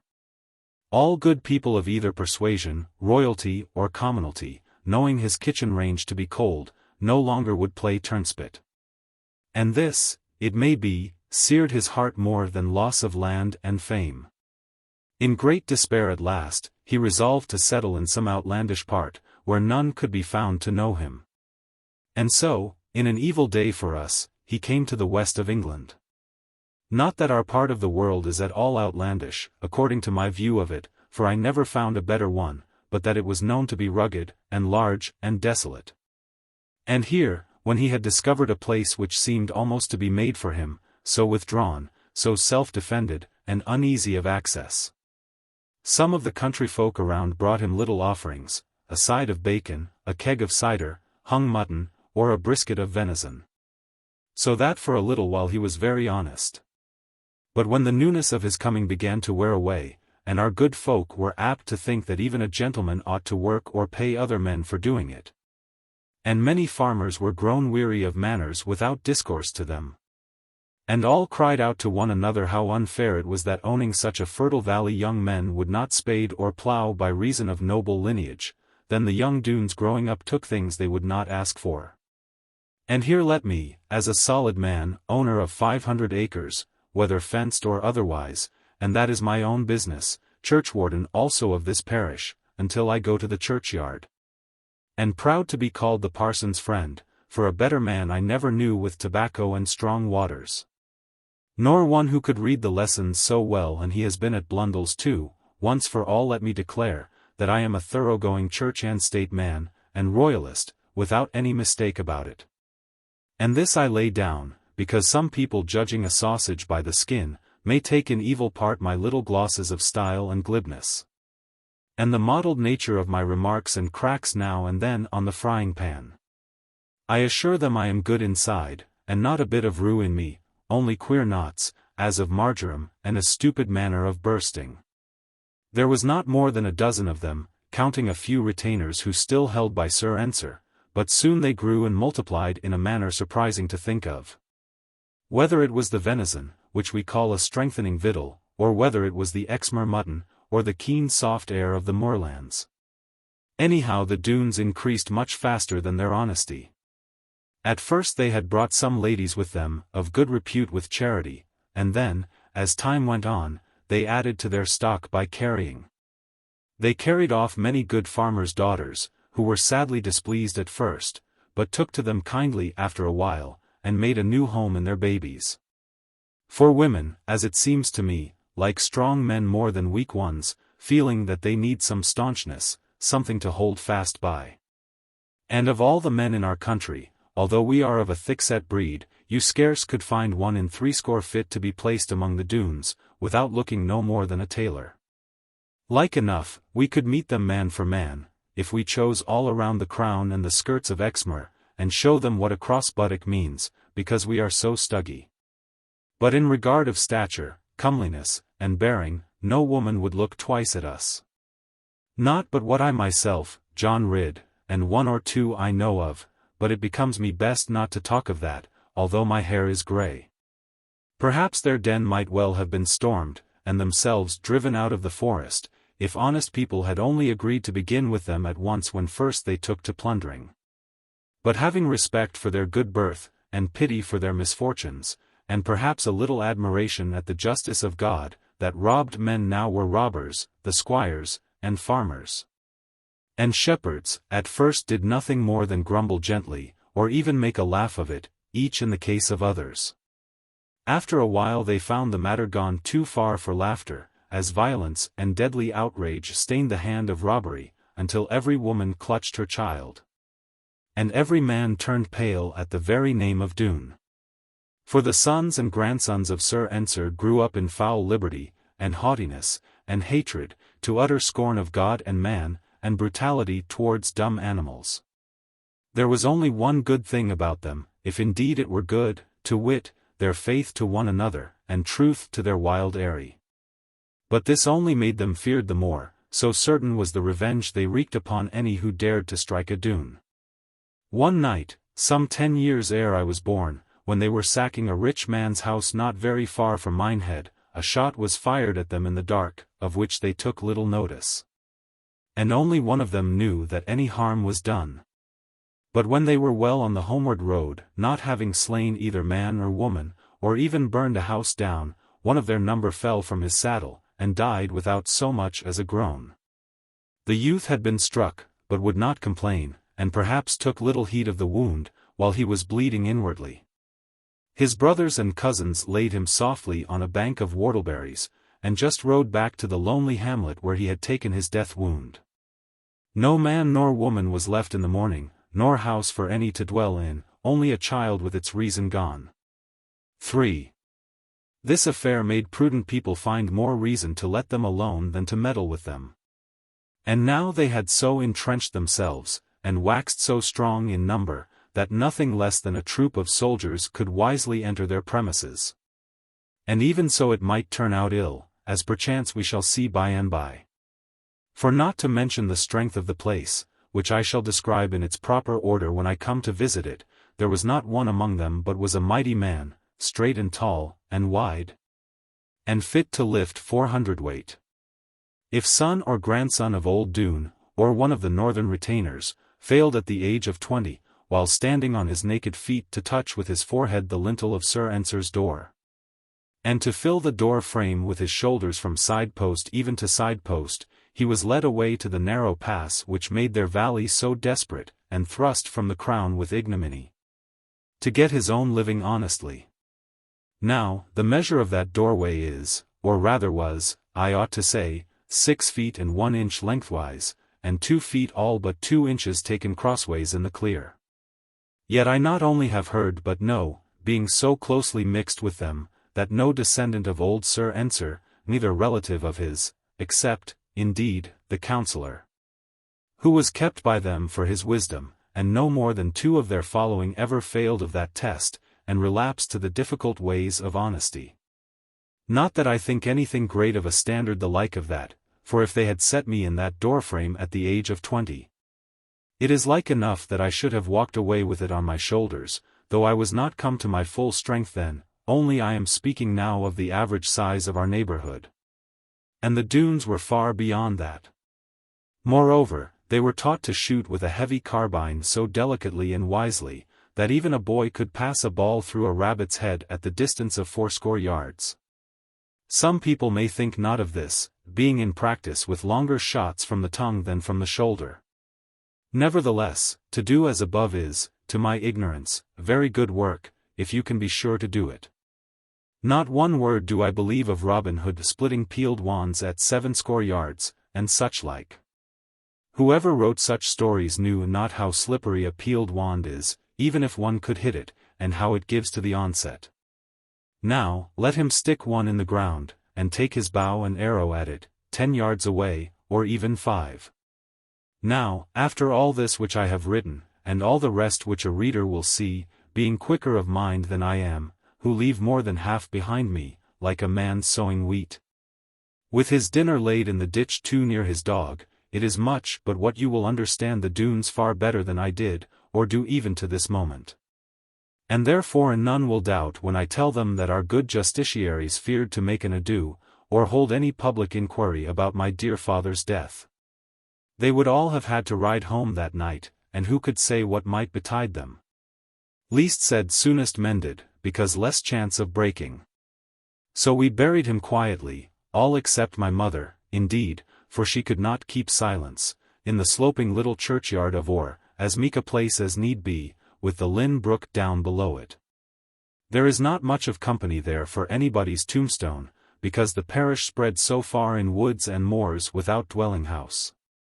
If we bury one man in 3 years, or even a woman or child, we talk about it for 3 months, and say it must be our turn next, and scarcely grow accustomed to it until another goes. Annie was not allowed to come, because she cried so terribly, but she ran to the window, and saw it all, mooing there like a little calf, so frightened and so left alone.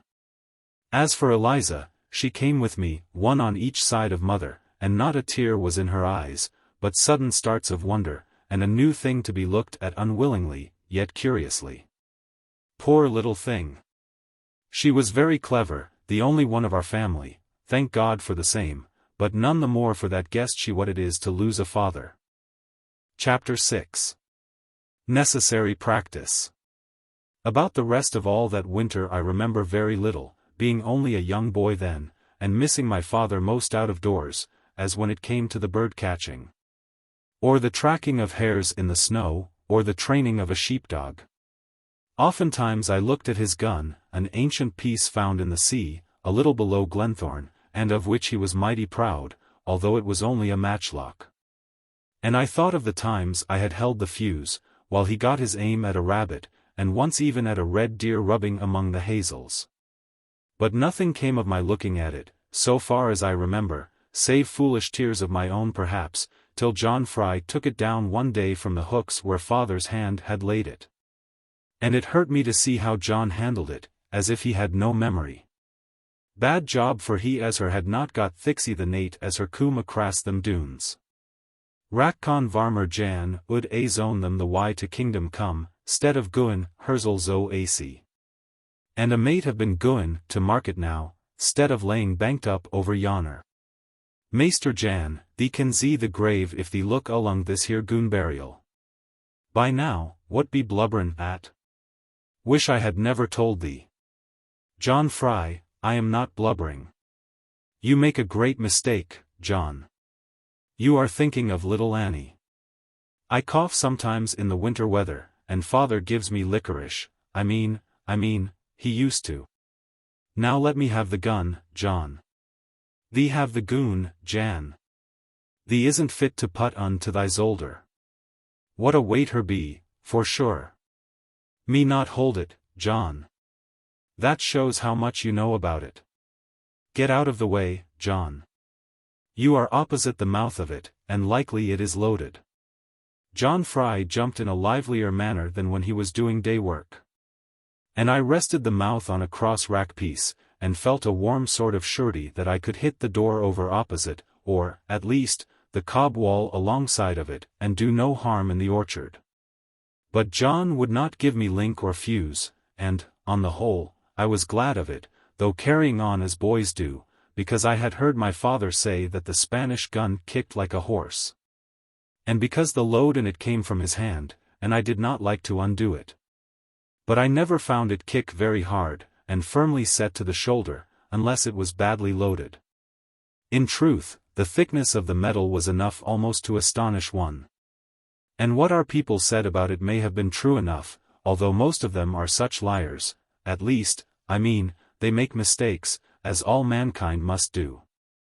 Perchance it was no mistake at all to say that this ancient gun had belonged to a noble Spaniard, the captain of a fine large ship in the Invincible Armada, which we of England managed to conquer.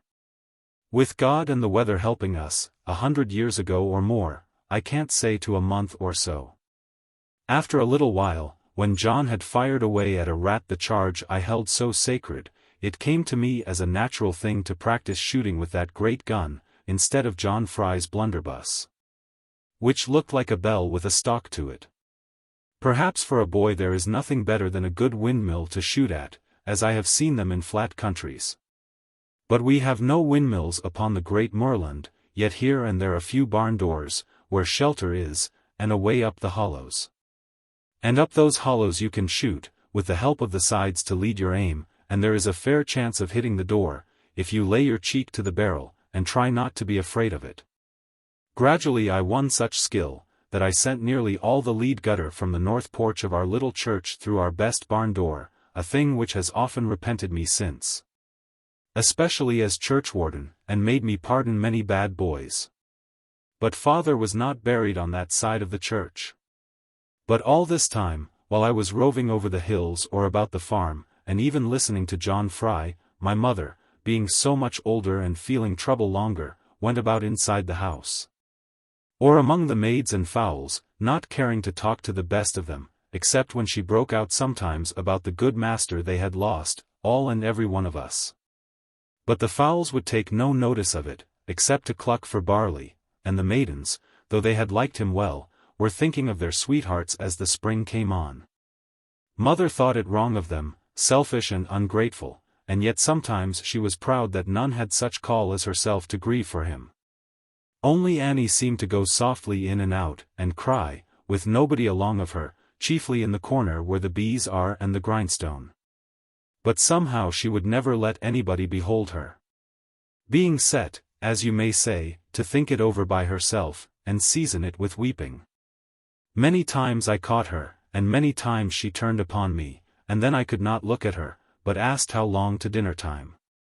Now in the depth of the winter month, such as we call December, father being dead and quiet in his grave a fortnight, it happened me to be out of powder for practice against his enemies.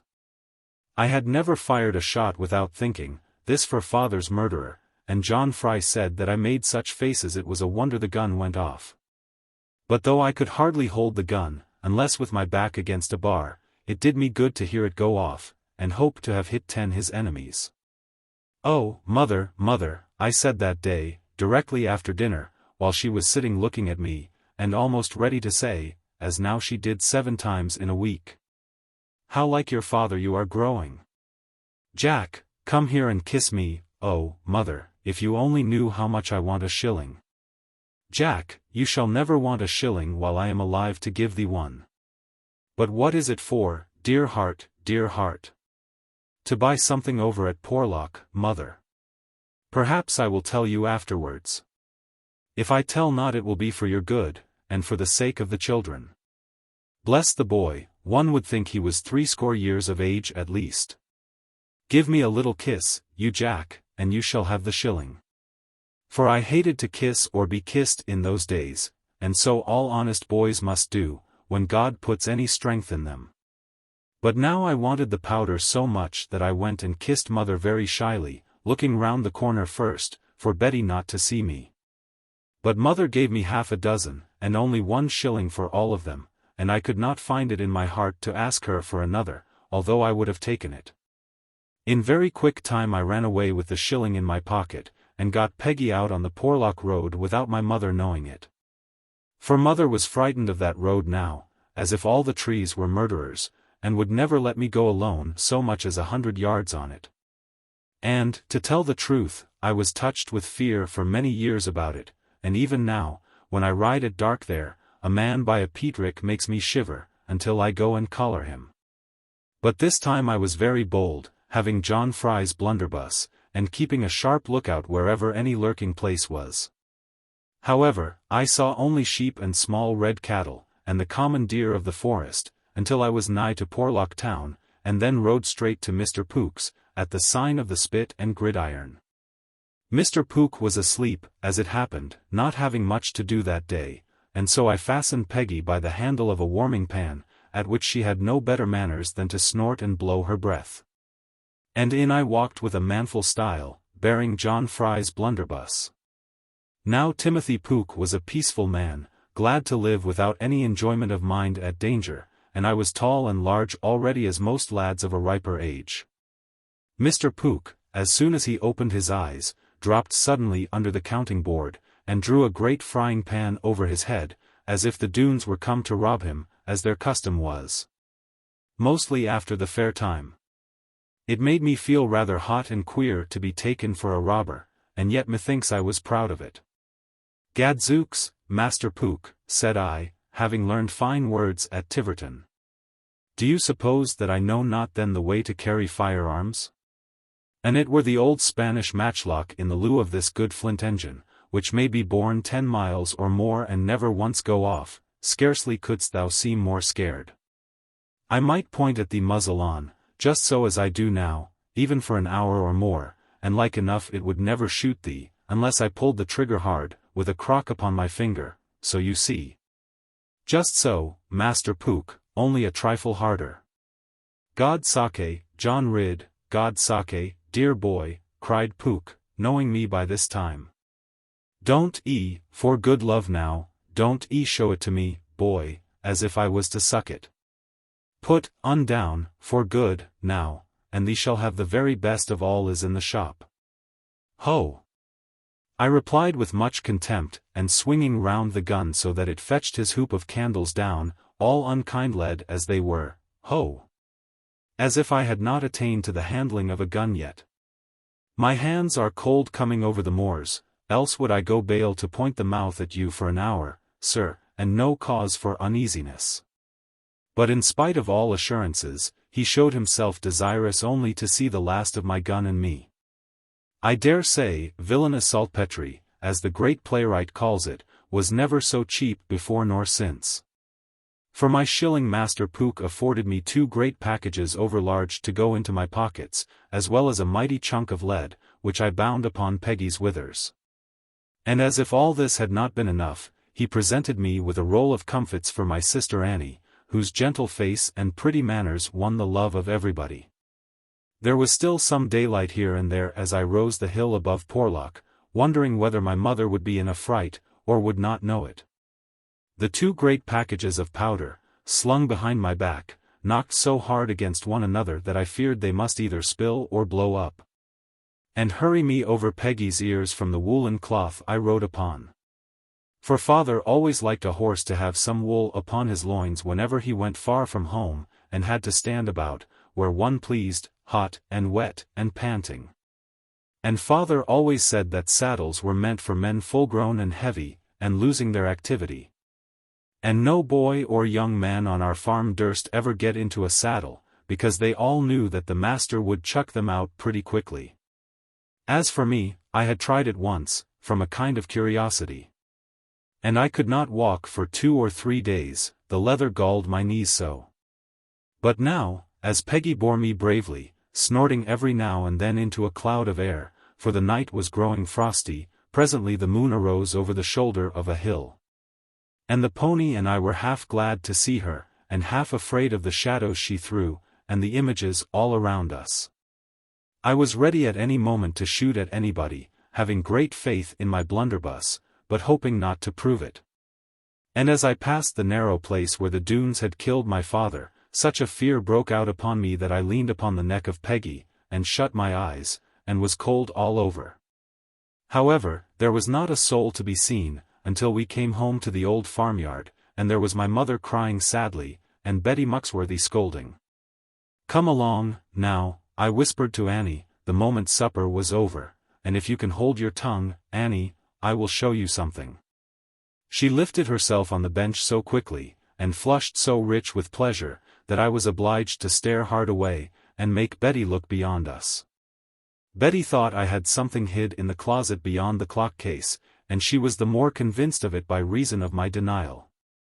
Not that Betty Muxworthy, or anyone else, for that matter, ever found me in a falsehood, because I never told one, not even to my mother, or, which is still a stronger thing, not even to my sweetheart, when I grew up to have one, but that Betty being wronged in the matter of marriage, a generation or 2 agone, by a man who came hedging and ditching, had now no mercy. Except to believe that men from cradle to grave are liars, and women fools to look at them. When Betty could find no crime of mine, she knocked me out of the way in a minute, as if I had been nobody. And then she began to coax Mistress Annie, as she always called her, and draw the soft hair down her hands, and whisper into the little ears. Meanwhile, dear mother was falling asleep, having been troubled so much about me, and Watch, my father's pet dog, was nodding closer and closer up into her lap. "Now, Annie, will you come?" I said, for I wanted her to hold the ladle for melting of the lead. "Will you come at once, Annie?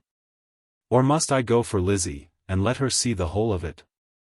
"Indeed, then, you won't do that," said Annie. "Lizzie to come before me, John. And she can't stir a pot of brews, and scarce knows a tongue from a ham, John, and says it makes no difference, because both are good to eat." "Oh, Betty, what do you think of that to come of all her book learning?" "Thank God he can't say that of me," Betty answered shortly, for she never cared about argument, except on her own side.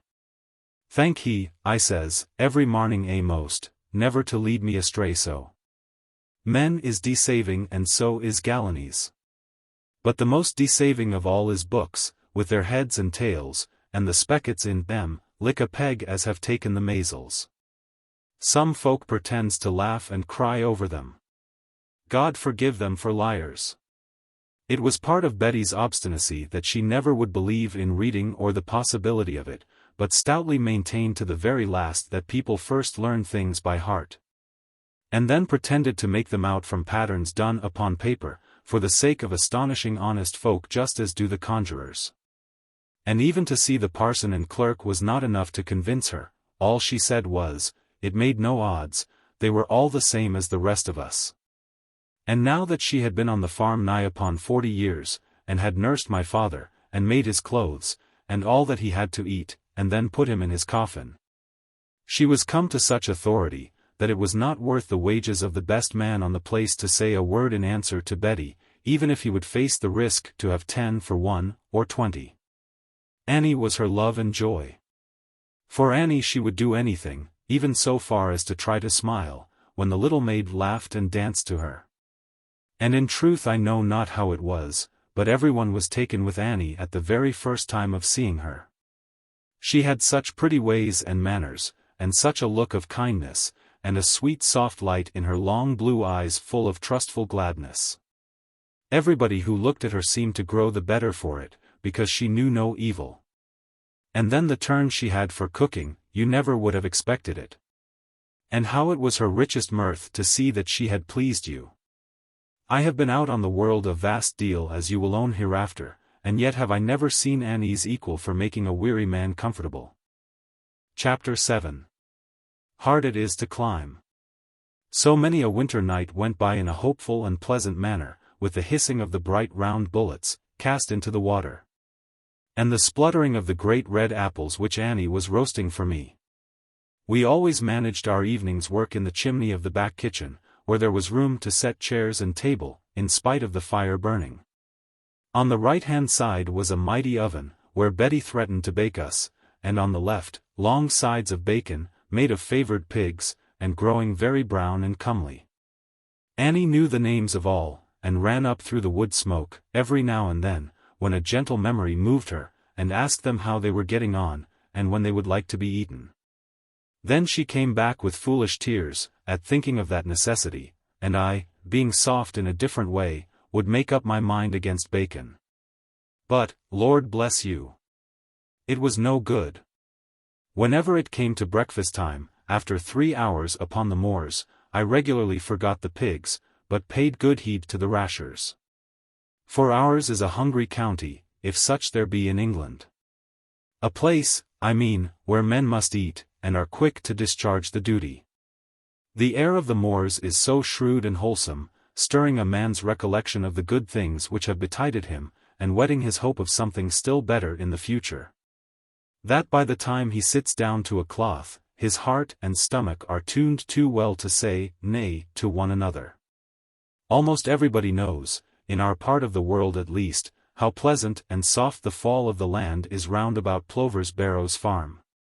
All above it is strong dark mountain, spread with heath, and desolate, but near our house the valley's cove, and open warmth and shelter. Here are trees, and bright green grass, and orchards full of contentment, and a man may scarce espy the brook, although he hears it everywhere. And indeed a stout good piece of it comes through our farmyard, and swells sometimes to a rush of waves, when the clouds are on the hilltops. But all below, where the valley bends, and the Lynn stream comes along with it, pretty meadows slope their breast, and the sun spreads on the water. And nearly all of this is ours, till you come to Nicholas Snow's land. But about 2 miles below our farm, the Bagworthy water runs into the Lynn, and makes a real river of it. Thence it hurries away, with strength and a force of wilful waters, under the foot of a bare-faced hill, and so to rocks and woods again, where the stream is covered over, and dark. Heavy pools delay it. There are plenty of fish all down this way, and the farther you go the larger they get, having deeper grounds to feed in. And sometimes in the summer months, when mother could spare me off the farm, I came down here, with Annie to help, because it was so lonely. And caught well-nigh a basketful of little trout and minnows, with a hook and a bit of worm on it, or a fern web, or a blowfly, hung from a hazel pull stick. For of all the things I learned at Blundell's, only 2 abode with me, and one of these was the knack of fishing, and the other the art of swimming. And indeed they have a very rude manner of teaching children to swim there, for the big boys take the little boys, and put them through a certain process, which they grimly call sheep-washing. In the 3rd meadow from the gate of the school, going up the river, there is a fine pool in the Lomond, where the Taunton brook comes in, and they call it the Taunton pool. The water runs down with a strong sharp stickle, and then has a sudden elbow in it, where the small brook trickles in. And on that side the bank is steep, 4 or it may be 5 feet high, overhanging loamily, but on the other side it is flat, pebbly, and fit to land upon. Now the large boys take the small boys, crying sadly for mercy, and thinking mayhap, of their mothers, with hands laid well at the back of their necks. They bring them up to the crest of the bank upon the eastern side, and make them strip their clothes off. Then the little boys, falling on their naked knees, blubber upwards piteously, but the large boys know what is good for them, and will not be entreated. So they cast them down, one after other into the splash of the water, and watch them go to the bottom first, and then come up and fight for it, with a blowing and a bubbling. It is a very fair sight to watch when you know there is little danger, because, although the pool is deep, the current is sure to wash a boy up on the stones, where the end of the depth is. As for me, they had no need to throw me more than once, because I jumped of my own accord, thinking small things of the Lomond, after the violent Lynn. Nevertheless, I learnt to swim there, as all the other boys did, for the greatest point in learning that is to find that you must do it. I loved the water naturally, and could not long be out of it. But even the boys who hated it most, came to swim in some fashion or other, after they had been flung for a year or two into the Taunton pool. But now, although my sister Annie came to keep me company, and was not to be parted from me by the tricks of the Lynn stream, because I put her on my back and carried her across, whenever she could not leap it, or tuck up her things and take the stones. Yet so it happened that neither of us had been up the Bagworthy water. We knew that it brought a good stream down, as full of fish as of pebbles. And we thought that it must be very pretty to make a way where no way was, nor even a bullock came down to drink. But whether we were afraid or not, I am sure I cannot tell, because it is so long ago, but I think that had something to do with it. For Bagworthy water ran out of Doone Valley, a mile or so from the mouth of it. But when I was turned 14 years old, and put into good small clothes, buckled at the knee, and strong blue worsted hosen, knitted by my mother, it happened to me without choice, I may say, to explore the Bagworthy water. And it came about in this wise. My mother had long been ailing, and not well able to eat much, and there is nothing that frightens us so much as for people to have no love of their victuals. Now I chanced to remember that once at the time of the holidays I had brought dear mother from Tiverton a jar of pickled loaches, caught by myself in the Lomond River, and baked in the kitchen oven, with vinegar, a few leaves of bay, and about a dozen peppercorns. And mother had said that in all her life she had never tasted anything fit to be compared with them. Whether she said so good a thing out of compliment to my skill in catching the fish and cooking them, or whether she really meant it, is more than I can tell, though I quite believe the latter. And so would most people who tasted them. At any rate, I now resolved to get some loaches for her, and do them in the selfsame manner, just to make her eat a bit. There are many people, even now, who have not come to the right knowledge what a loach is, and where he lives, and how to catch and pickle him. And I will not tell them all about it, because if I did, very likely there would be no loaches left 10 or 20 years after the appearance of this book. A pickled minnow is very good if you catch him in a stickle, with the scarlet fingers upon him, but I count him no more than the ropes in beer compared with a loach done properly. Being resolved to catch some loaches, whatever trouble it cost me, I set forth without a word to anyone, in the forenoon of St. Valentine's Day, 1675, 6, I think it must have been. Annie should not come with me, because the water was too cold, for the winter had been long, and snow lay here and there in patches in the hollow of the banks, like a lady's gloves forgotten. And yet the spring was breaking forth, as it always does in Devonshire, when the turn of the days is over, and though there was little to see of it, the air was full of feeling. It puzzles me now, that I remember all those young impressions so, because I took no heed of them at the time whatever. And yet they come upon me bright, when nothing else is evident in the grey fog of experience. I am like an old man gazing at the outside of his spectacles, and seeing, as he rubs the dust, the image of his grandson playing at bo-peep with him. But let me be of any age, I never could forget that day, and how bitter cold the water was. For I doffed my shoes and hose, and put them into a bag about my neck, and left my little coat at home, and tied my shirt-sleeves back to my shoulders. Then I took a 3-pronged fork firmly bound to a rod with cord, and a piece of canvas kerchief, with a lump of bread inside it, and so went into the pebbly water, trying to think how warm it was. For more than a mile all down the Lynn stream, scarcely a stone I left unturned, being thoroughly skilled in the tricks of the loach, and knowing how he hides himself. For being grey-spotted, and clear to see through, and something like a cuttlefish, only more substantial, he will stay quite still where a streak of weed is in the rapid water, hoping to be overlooked, not caring even to wag his tail.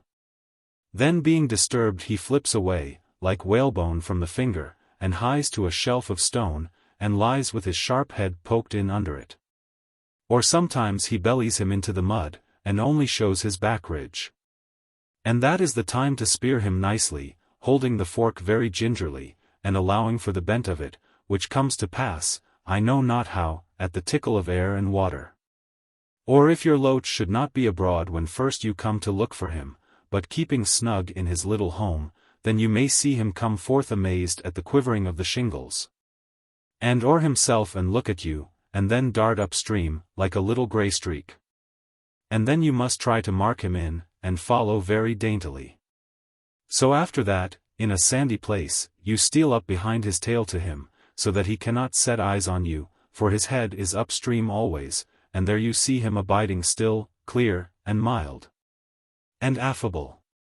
Then, as he looks so innocent, you make full sure to prog him well, in spite of the wry of the water, and the sun making elbows to everything, and the trembling of your fingers.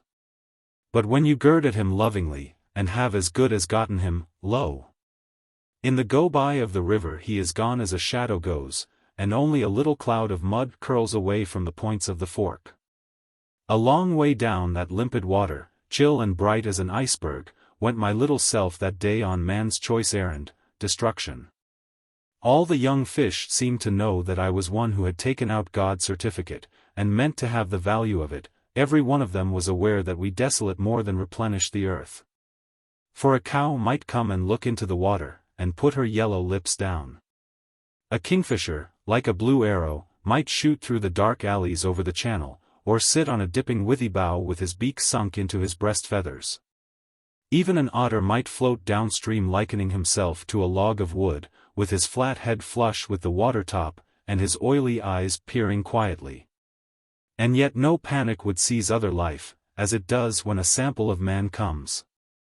Now let not anyone suppose that I thought of these things when I was young, for I knew not the way to do it.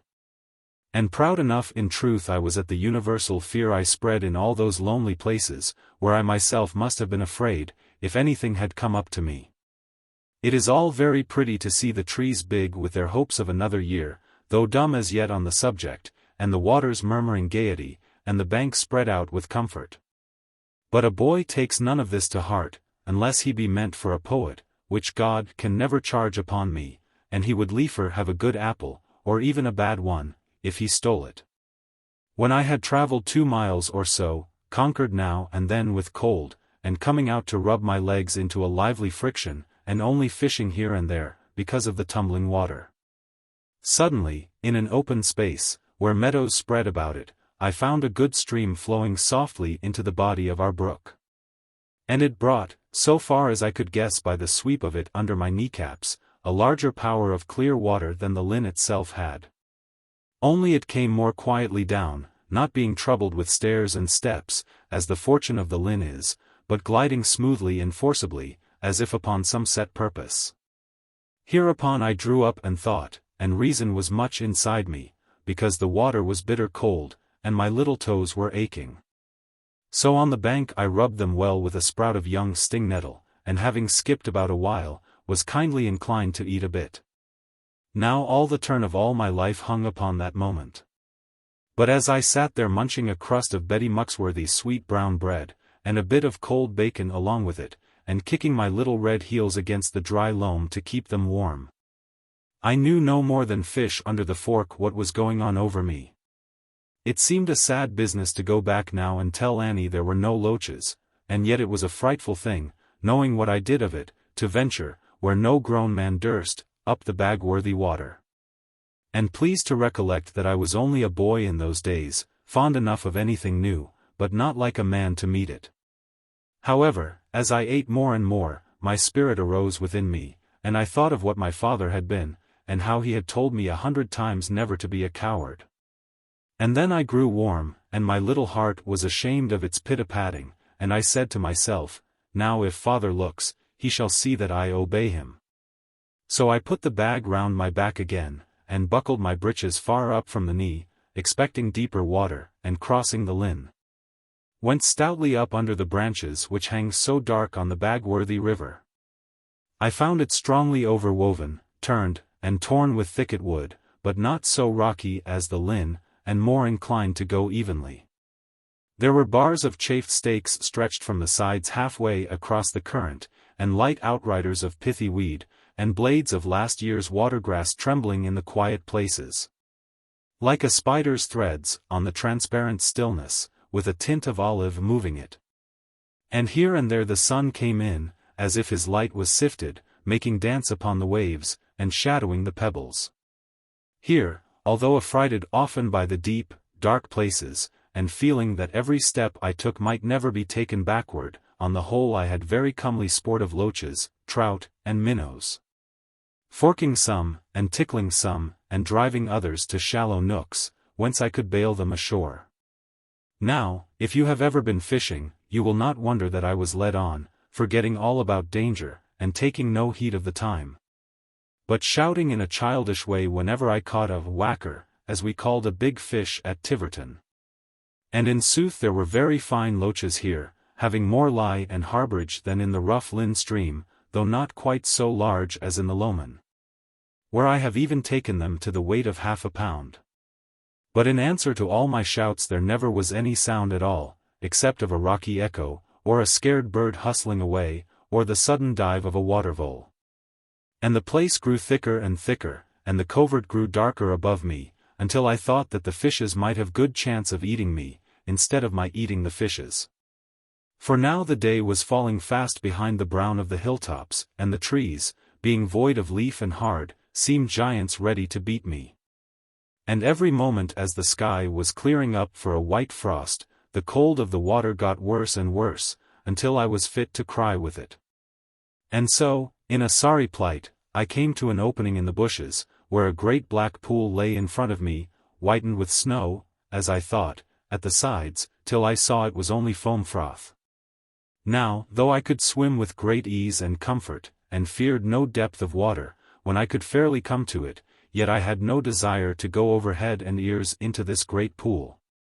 Being so cramped and weary, and cold enough in all conscience, though wet only up to the middle, not counting my arms and shoulders.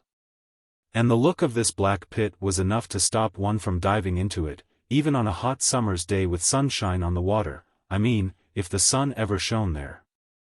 As it was, I shuddered and drew back.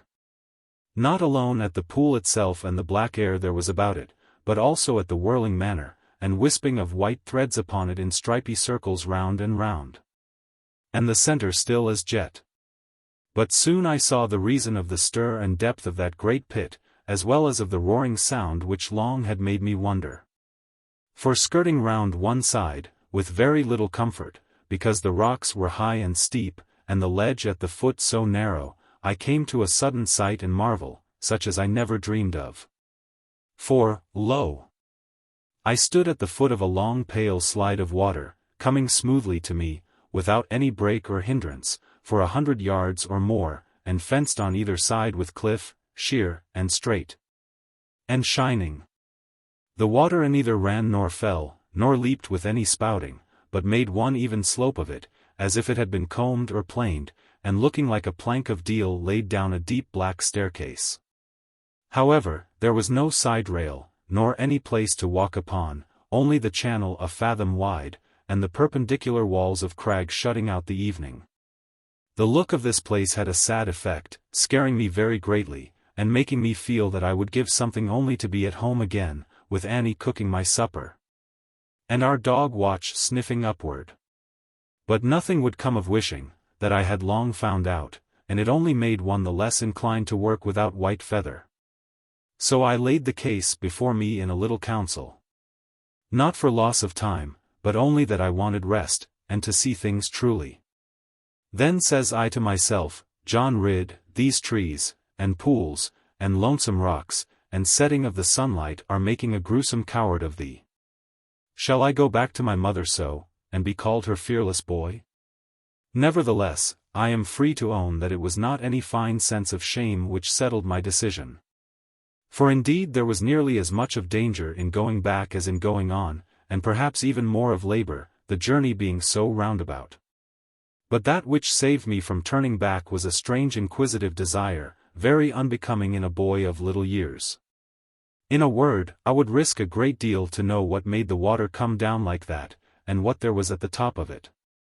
Therefore, seeing hard strife before me, I girt up my breeches anew, with each buckle one hole tighter, for the sodden straps were stretching and giving. And mayhap my legs were grown smaller from the coldness of it. Then I bestowed my fish around my neck more tightly, and not stopping to look much, for fear of fear, crawled along over the fork of rocks, where the water had scooped the stone out. And shunning thus the ledge from whence it rose like the mane of a white horse into the broad black pool, softly I let my feet into the dip and rush of the torrent. And here I had reckoned without my host, although, as I thought, so clever, and it was much but that I went down into the great black pool, and had never been heard of more. And this must have been the end of me, except for my trusty loach fork. For the green wave came down like great bottles upon me, and my legs were gone off in a moment, and I had not time to cry out with wonder, only to think of my mother and Annie. And knock my head very sadly, which made it go round so that brains were no good, even if I had any. But all in a moment, before I knew aught, except that I must die out of the way, with a roar of water upon me, my fork, praise God, stuck fast in the rock, and I was borne up upon it. I felt nothing except that here was another matter to begin upon, and it might be worth while, or again it might not, to have another fight for it.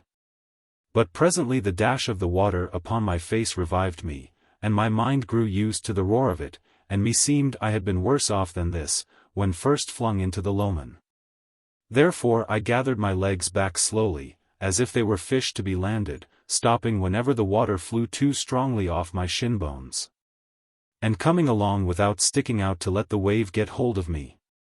And in this manner I won a footing, leaning well forward like a draught horse, and balancing on my strength as it were, with the ashen stake set behind me. Then I said to myself, John Ridd, the sooner you get yourself out by the way you came, the better it will be for you. But to my great dismay and affright, I saw that no choice was left me now, except that I must climb somehow up that hill of water. Or else be washed down into the pool and whirl around it till it drowned me. For there was no chance of fetching back by the way I had gone down into it, and further up was a hedge of rock on either side of the waterway, rising 100 yards in height. And for all I could tell 500, and no place to set a foot in. Having said the Lord's Prayer, which was all I knew, and made a very bad job of it, I grasped the good loach stick under a knot, and steadied me with my left hand. And so with a sigh of despair began my course up the fearful torrent way. To me it seemed half a mile at least of sliding water above me, but in truth it was little more than a furlong, as I came to know afterwards. It would have been a hard ascent even without the slippery slime and the force of the river over it, and I had scanty hope indeed of ever winning the summit. Nevertheless, my terror left me, now I was face to face with it, and had to meet the worst. And I set myself to do my best with a vigor and sort of hardness which did not then surprise me, but have done so ever since. The water was only 6 inches deep, or from that to 9 at the utmost, and all the way up I could see my feet looking white in the gloom of the hollow, and here and there I found resting place. To hold on by the cliff and pant a while. And gradually as I went on, a warmth of courage breathed in me, to think that perhaps no other had dared to try that pass before me, and to wonder what mother would say to it. And then came thought of my father also, and the pain of my feet abated. How I went carefully, step by step, keeping my arms in front of me, and never daring to straighten my knees is more than I can tell clearly, or even like now to think of. Because it makes me dream of it. Only I must acknowledge that the greatest danger of all was just where I saw no jeopardy, but ran up a patch of black ooze weed in a very boastful manner, being now not far from the summit. Here I fell very piteously, and was like to have broken my kneecap, and the torrent got hold of my other leg while I was indulging the bruised one. And then a vile knotting of cramp disabled me, and for a while I could only roar, till my mouth was full of water, and all of my body was sliding. But the fright of that brought me to again, and my elbow caught in a rock hole, and so I managed to start again, with the help of more humility.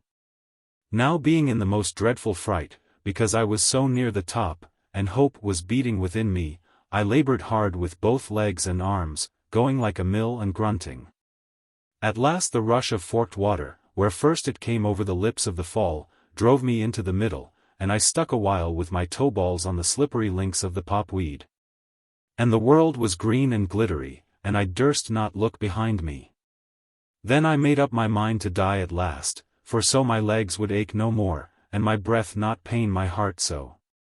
Only it did seem such a pity after fighting so long to give in, and the light was coming upon me, and again I fought towards it, then suddenly I felt fresh air, and fell into it headlong. Chapter VIII. A Boy and a Girl. When I came to myself again, my hands were full of young grass and mold. And a little girl kneeling at my side was rubbing my forehead tenderly with a dock leaf and a handkerchief. "Oh, I am so glad," she whispered softly, as I opened my eyes and looked at her. "Now you will try to be better, won't you?"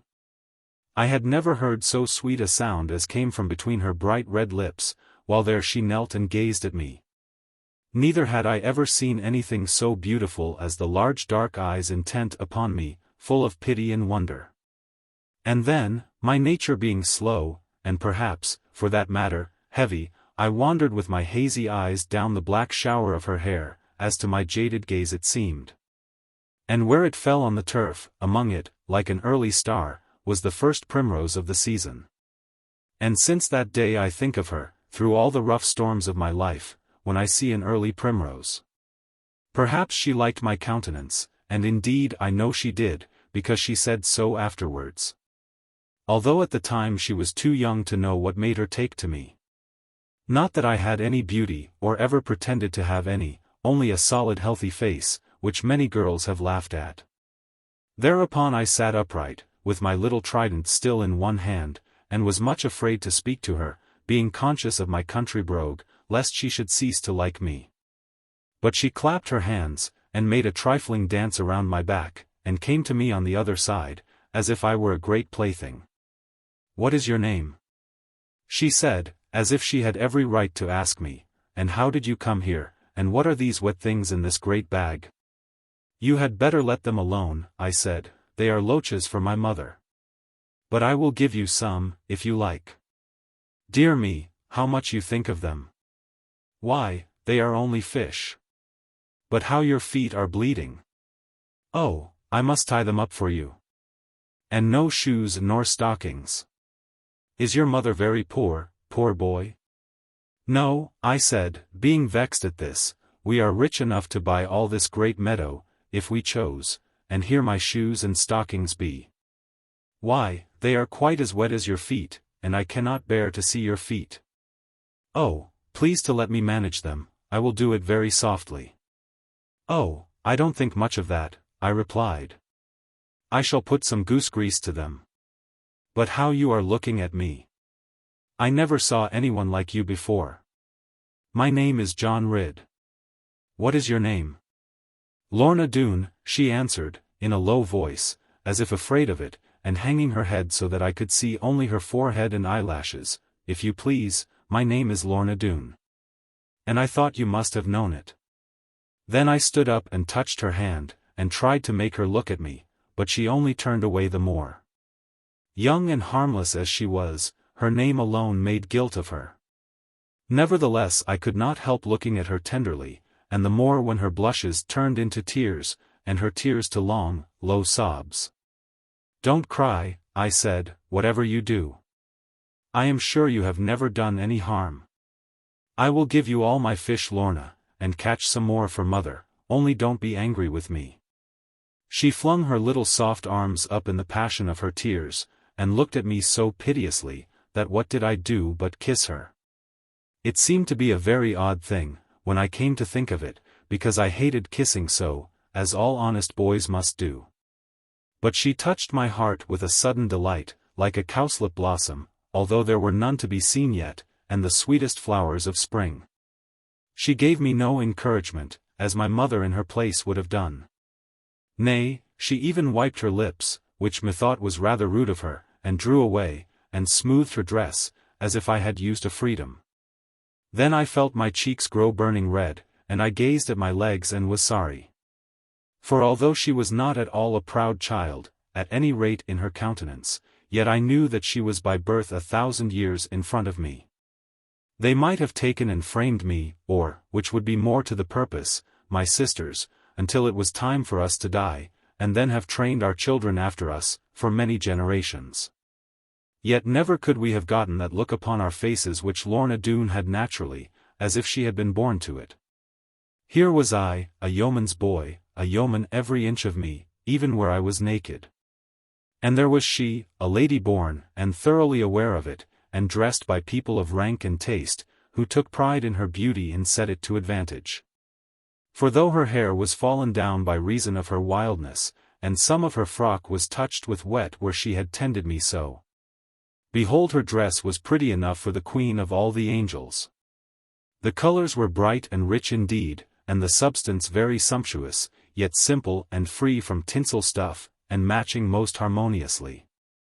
All from her waist to her neck was white, plaited in close like a curtain, and the dark soft weeping of her hair, and the shadowy light of her eyes, like a wood rayed through with sunset, made it seem yet whiter, as if it were done on purpose. As for the rest, she knew what it was a great deal better than I did, for I never could look far away from her eyes when they were opened upon me. Now, seeing how I heeded her, and feeling that I had kissed her, although she was such a little girl, 8 years old or thereabouts, she turned to the stream in a bashful manner, and began to watch the water, and rubbed one leg against the other. I, for my part, being vexed at her behavior to me, took up all my things to go, and made a fuss about it, to let her know I was going. But she did not call me back at all, as I had made sure she would do. Moreover, I knew that to try the descent was almost certain death to me, and it looked as dark as pitch. And so at the mouth I turned round again, and came back to her, and said, "Lorna." "Oh, I thought you were gone," she answered. "Why did you ever come here? Do you know what they would do to us, if they found you here with me? Beat us, I dare say, very hard, or me, at least. They could never beat you. No. They would kill us both outright, and bury us here by the water, and the water often tells me that I must come to that. But what should they kill me for? Because you have found the way up here, and they never could believe it. Now, please to go, oh, please to go. They will kill us both in a moment. Yes, I like you very much, for I was teasing her to say it, very much indeed, and I will call you John Ridd, if you like, only please to go, John. And when your feet are well, you know, you can come and tell me how they are. But I tell you, Lorna, I like you very much indeed, nearly as much as Annie, and a great deal more than Lizzie. And I never saw anyone like you, and I must come back again tomorrow, and so must you, to see me. And I will bring you such lots of things. There are apples still, and a thrush I caught with only one leg broken, and our dog has just had puppies. Oh, dear, they won't let me have a dog. There is not a dog in the valley. They say they are such noisy things. Only put your hand in mine, what little things they are, Lorna. And I will bring you the loveliest dog. I will show you just how long he is. Hush! A shout came down the valley, and all my heart was trembling, like water after sunset, and Lorna's face was altered from pleasant play to terror. She shrank to me, and looked up at me, with such a power of weakness, that I at once made up my mind to save her or to die with her. A tingle went through all my bones, and I only longed for my carbine. The little girl took courage from me, and put her cheek quite close to mine. "Come with me down the waterfall. I can carry you easily, and mother will take care of you." "No, no," she cried, as I took her up, "I will tell you what to do. They are only looking for me. You see that hole there?" She pointed to a little niche in the rock which verged the meadow, about 50 yards away from us. In the fading of the twilight I could just descry it. "Yes, I see it. But they will see me crossing the grass to get there. Look! Look!" She could hardly speak. "There is a way out from the top of it. They would kill me if I told it. Oh, here they come, I can see them." The little maid turned as white as the snow which hung on the rocks above her, and she looked at the water and then at me, and she cried, "Oh dear! oh dear. And then she began to sob aloud, being so young and unready. But I drew her behind the withy bushes, and close down to the water, where it was quiet and shelving deep, ere it came to the lip of the chasm. Here they could not see either of us from the upper valley, and might have sought a long time for us, even when they came quite near, if the trees had been clad with their summer clothes. Luckily I had picked up my fish and taken my three-pronged fork away. Crouching in that hollow nest, as children get together in ever so little compass, I saw a dozen fierce men come down, on the other side of the water, not bearing any firearms, but looking lax and jovial, as if they were come from riding in a dinner taken hungrily. Queen, Queen, they were shouting, here and there, and now and then, where the pest is our little Queen gone? They always call me Queen, and I am to be Queen by and by, Lorna whispered to me, with her soft cheek on my rough one, and her little heart beating against me. Oh, they are crossing by the timber there, and then they are sure to see us. Stop, said I, now I see what to do. I must get into the water, and you must go to sleep. To be sure, yes, away in the meadow there. But how bitter cold it will be for you. She saw in a moment the way to do it, sooner than I could tell her, and there was no time to lose. Now mind you never come again, she whispered over her shoulder, as she crept away with a childish twist hiding her white front from me, only I shall come sometimes. Oh, here they are, Madonna. Daring scarce to peep, I crept into the water, and lay down bodily in it, with my head between two blocks of stone, and some flood drift combing over me. The dusk was deepening between the hills, and a white mist lay on the river. But I, being in the channel of it, could see every ripple, and twig, and rush, and glazing of twilight above it, as bright as in a picture. So that to my ignorance there seemed no chance at all but what the men must find me. For all this time they were shouting and swearing, and keeping such a hullabaloo, that the rocks all round the valley rang, and my heart quaked. So, what with this and the cold, that the water began to gurgle round me, and to lap upon the pebbles. Neither in truth did I try to stop it, being now so desperate, between the fear and the wretchedness. Till I caught a glimpse of the little maid, whose beauty and whose kindliness had made me yearn to be with her. And then I knew that for her sake I was bound to be brave and hide myself. She was lying beneath a rock, 30 or 40 yards from me, feigning to be fast asleep, with her dress spread beautifully, and her hair drawn over her. Presently one of the great rough men came round a corner upon her, and there he stopped and gazed a while at her fairness and her innocence. Then he caught her up in his arms, and kissed her so that I heard him, and if I had only brought my gun, I would have tried to shoot him. Here our Queen is. Here's the Queen, here's the captain's daughter, he shouted to his comrades, fast asleep, by God, and hardy. Now I have first claim to her, and no one else shall touch the child. Back to the bottle, all of you. He set her dainty little form upon his great square shoulder, and her narrow feet in one broad hand. And so in triumph marched away, with the purple velvet of her skirt ruffling in his long black beard, and the silken length of her hair fetched out, like a cloud by the wind behind her.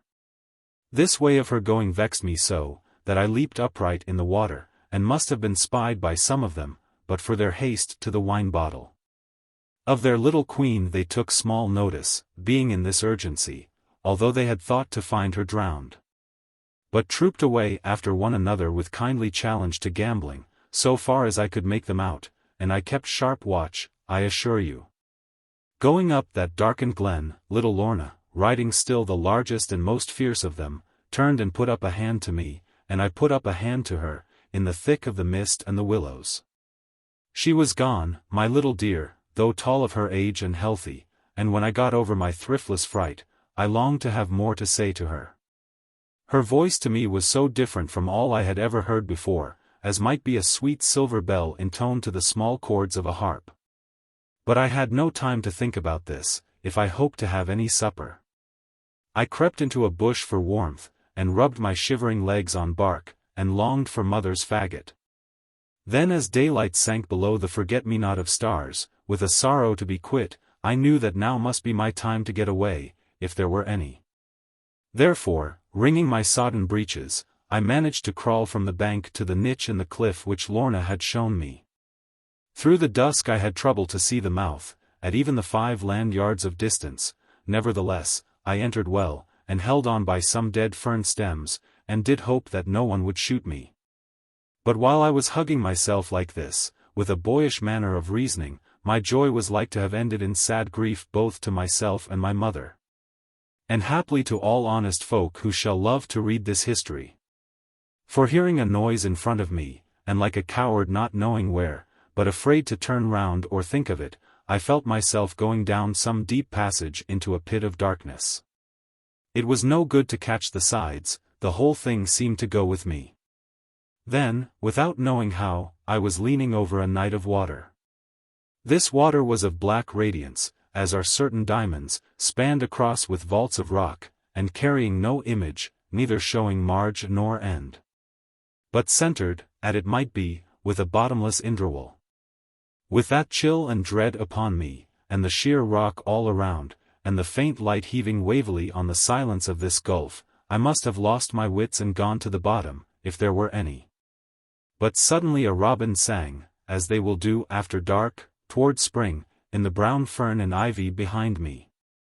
I took it for our little Annie's voice, for she could call any robin, and gathering quick warm comfort, sprang up the steep way towards the starlight. Climbing back, as the stones glid down, I heard the cold greedy wave go japping, like a blind black dog, into the distance of arches and hollow depths of darkness. Chapter 9. There is no place like home. I can assure you, and tell no lie, as John Fry always used to say, when telling his very largest, that I scrambled back to the mouth of that pit as if the evil one had been after me. And sorely I repented now of all my boyish folly, or madness it might well be termed, in venturing, with none to help, and nothing to compel me, into that accursed valley. Once let me get out, thinks I, and if ever I get in again, without being cast in by neck and by crop, I will give our newborn donkey leave to set up for my schoolmaster. How I kept that resolution we shall see hereafter. It is enough for me now to tell how I escaped from the den that night. First I sat down in the little opening which Lorna had pointed out to me, and wondered whether she had meant, as bitterly occurred to me, that I should run down into the pit, and be drowned. And give no more trouble. But in less than half a minute I was ashamed of that idea, and remembered how she was vexed to think that even a loach should lose his life. And then I said to myself, now surely she would value me more than 1,000 loaches, and what she said must be quite true about the way out of this horrible place.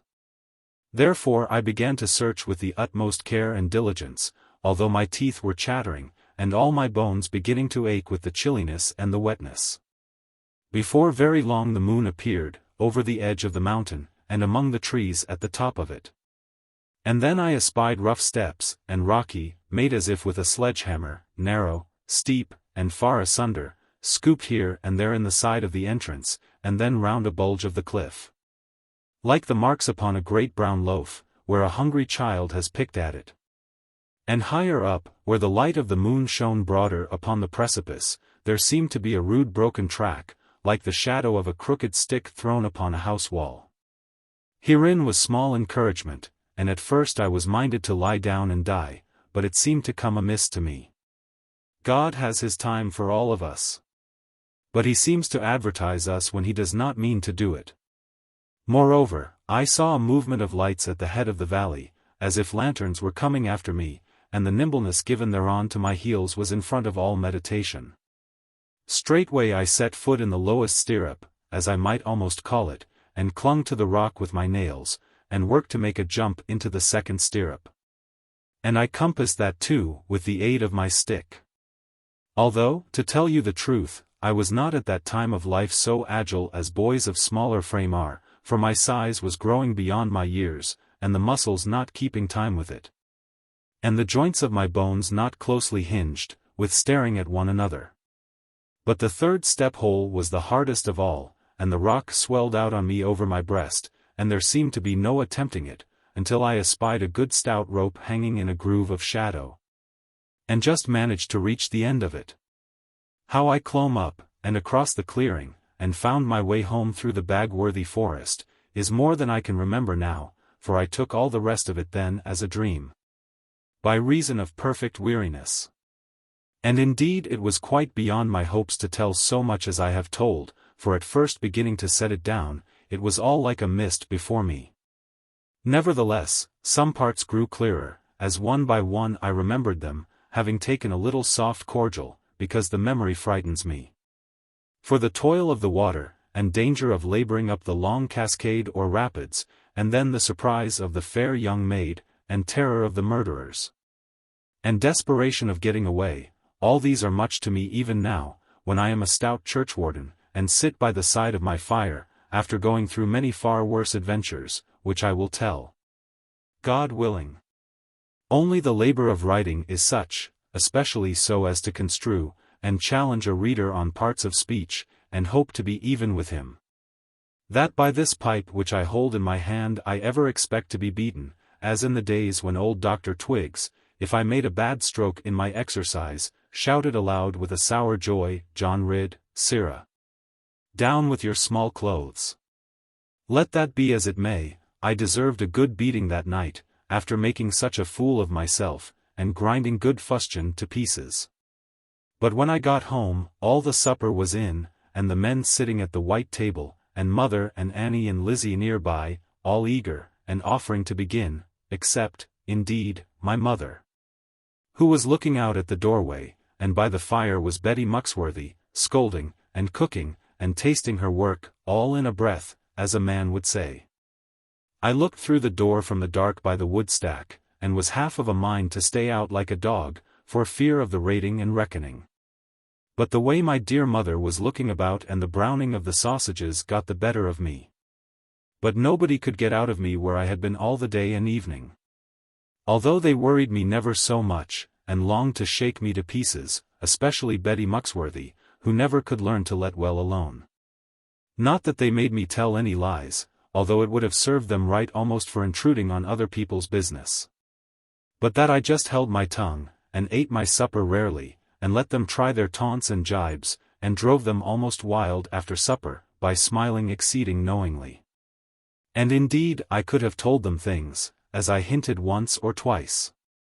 And then poor Betty and our little Lizzie were so mad with eagerness, that between them I went into the fire, being thoroughly overcome with laughter and my own importance. Now what the working of my mind was, if, indeed it worked at all, and did not rather follow suit of body, it is not in my power to say. Only that the result of my adventure in the Doone Glen was to make me dream a good deal of nights, which I had never done much before, and to drive me, with tenfold zeal and purpose, to the practice of bullet shooting. Not that I ever expected to shoot the Doone family, one by one, or even desired to do so, for my nature is not revengeful. But that it seemed to be somehow my business to understand the gun, as a thing I must be at home with. I could hit the barn door now capitally well with the Spanish matchlock, and even with John Fry's blunderbuss, at 10 good land yards distance, without any rest for my fusel. And what was very wrong of me, though I did not see it then, I kept John Fry there, to praise my shots, from dinner time often until the grey dusk, while he all the time should have been at work spring-ploughing upon the farm. And for that matter so should I have been, or at any rate driving the horses, but John was by no means loath to be there, instead of holding the plough-tail. And indeed, one of our old sayings is, for pleasure's sake I would liefer wet than 10 lumps of gold for each one of my sweat. And again, which is not a bad proverb, though unthrifty and unlike a Scotsman's, God makes the wheat grow greener, while farmer be at his dinner. And no Devonshire man, or Somerset either, and I belong to both of them, ever thinks of working harder than God likes to see him. Nevertheless, I worked hard at the gun, and by the time that I had sent all the church roof gutters, so far as I honestly could cut them, through the red pine door, I began to long for a better tool that would make less noise and throw straighter. But the sheep shearing came and the hay season next, and then the harvest of small corn, and the digging of the root called batata, a new but good thing in our neighborhood, which our folk have made into toddies, and then the sweating of the apples, and the turning of the cider press, and the stacking of the firewood, and netting of the woodcocks. And the springles to be minded in the garden and by the hedgerows, where blackbirds hop to the molehills in the white October mornings. And grey birds come to look for snails at the time when the sun is rising. It is wonderful how time runs away, when all these things and a great many others come in to load him down the hill and prevent him from stopping to look about. And I for my part can never conceive how people who live in towns and cities, where neither lambs nor birds are, except in some shop windows, nor growing corn, nor meadow grass, nor even so much as a stick to cut or a stile to climb and sit down upon, how these poor folk get through their lives without being utterly weary of them, and dying from pure indolence, is a thing God only knows, if His mercy allows him to think of it. How the year went by I know not, only that I was abroad all day, shooting, or fishing, or minding the farm, or riding after some stray beast, or away by the seaside below Glenthorne, wondering at the great waters, and resolving to go for a sailor. For in those days I had a firm belief, as many other strong boys have, of being born for a seaman. And indeed I had been in a boat nearly twice. But the second time mother found it out, and came and drew me back again, and after that she cried so badly, that I was forced to give my word to her to go no more without telling her. But Betty Muxworthy spoke her mind quite in a different way about it, the while she was wringing my hosen, and clattering to the drying horse. Zailer, EESFI. I and Zarv unrate. Her can't cape out the water here, were a must go vor to veind zame as a girt to add squalloping, and mucks up till I be wore out, why, the very sate of braces. How will ever bade aboard zip, why, the water zinging out under and comin' up splash when the wind blow. Lat goo, missus, lat goo, zay I for one, and old Davy wash his clouts for And this discourse of Betty's tended more than my mother's prayers, I fear, to keep me from going. For I hated Betty in those days, as children always hate a cross servant, and often get fond of a false one. But Betty, like many active women, was false by her crossness only. Thinking it just for the moment perhaps, and rushing away with a bucket, ready to stick to it, like a clenched nail, if beaten the wrong way with argument. But melting over it, if you left her, as stinging soap, left along in a basin, spreads all abroad without bubbling. But all this is beyond the children, and beyond me too for that matter, even now in ripe experience. For I never did know what women mean, and never shall except when they tell me, if that be in their power. Now let that question pass. For although I am now in a place of some authority, I have observed that no one ever listens to me, when I attempt to lay down the law, but all are waiting with open ears until I do enforce it. And so methinks he who reads a history cares not much for the wisdom or folly of the writer, knowing well that the former is far less than his own, and the latter vastly greater. But hurries to know what the people did, and how they got on about it. And this I can tell, if anyone can, having been myself in the thick of it. The fright I had taken that night in Glen Doone satisfied me for a long time thereafter. And I took good care not to venture even in the fields and woods of the outer farm, without John Fry for company. John was greatly surprised and pleased at the value I now set upon him. Until, what betwixt the desire to vaunt and the longing to talk things over, I gradually laid bare to him nearly all that had befallen me. Except, indeed, about Lorna, whom a sort of shame kept me from mentioning. Not that I did not think of her, and wish very often to see her again. But of course I was only a boy as yet, and therefore inclined to despise young girls, as being unable to do anything, and only meant to listen to orders. And when I got along with the other boys, that was how we always spoke of them, if we deigned to speak at all, as beings of a lower order, only good enough to run errands for us, and to nurse boy babies. And yet my sister Annie was in truth a great deal more to me than all the boys of the parish, and of Brendan, and Countisbury, put together. Although at the time I never dreamed it, and would have laughed if told so. Annie was of a pleasing face, and very gentle manner, almost like a lady some people said. But without any airs whatever, only trying to give satisfaction. And if she failed, she would go and weep, without letting anyone know it, believing the fault to be all her own, when mostly it was of others. But if she succeeded in pleasing you, it was beautiful to see her smile, and stroke her soft chin in a way of her own, which she always used when taking note how to do the right thing again for you. And then her cheeks had a bright clear pink, and her eyes were as blue as the sky in spring, and she stood as upright as a young apple tree, and no one could help but smile at her. And pat her brown curls approvingly. Whereupon she always curtsied. For she never tried to look away when honest people gazed at her. And even in the courtyard she would come and help to take your saddle, and tell, without your asking her, what there was for dinner. And afterwards she grew up to be a very comely maiden, tall, and with a well-built neck, and very fair white shoulders, under a bright cloud of curling hair. Alas! Poor Annie, like most of the gentle maidens, but tush, I am not come to that yet, and for the present she seemed to me little to look at, after the beauty of Lorna Doone. Chapter 10. A brave rescue and a rough ride. It happened upon a November evening, when I was about 15 years old, and outgrowing my strength very rapidly, my sister Annie being turned 13. And a deal of rain having fallen, and all the troughs in the yard being flooded, and the bark from the woodricks washed down the gutters. And even our water chute going brown, that the ducks in the court made a terrible quacking, instead of marching off to their pen, one behind another. Thereupon Annie and I ran out to see what might be the sense of it.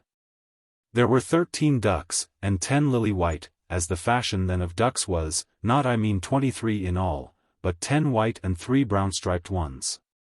And without being nice about their color, they all quacked very movingly. They pushed their gold-colored bills here and there, yet dirty, as gold is apt to be, and they jumped on the triangles of their feet and sounded out of their nostrils. And some of the overexcited ones ran along low on the ground, quacking grievously with their bills snapping and bending, and the roof of their mouths exhibited. Annie began to cry dilly, dilly, iny, iny, ducksy, according to the burden of a tune they seemed to have accepted as the national duck's anthem. But instead of being soothed by it, they only quacked 3 times as hard, and ran round till we were giddy.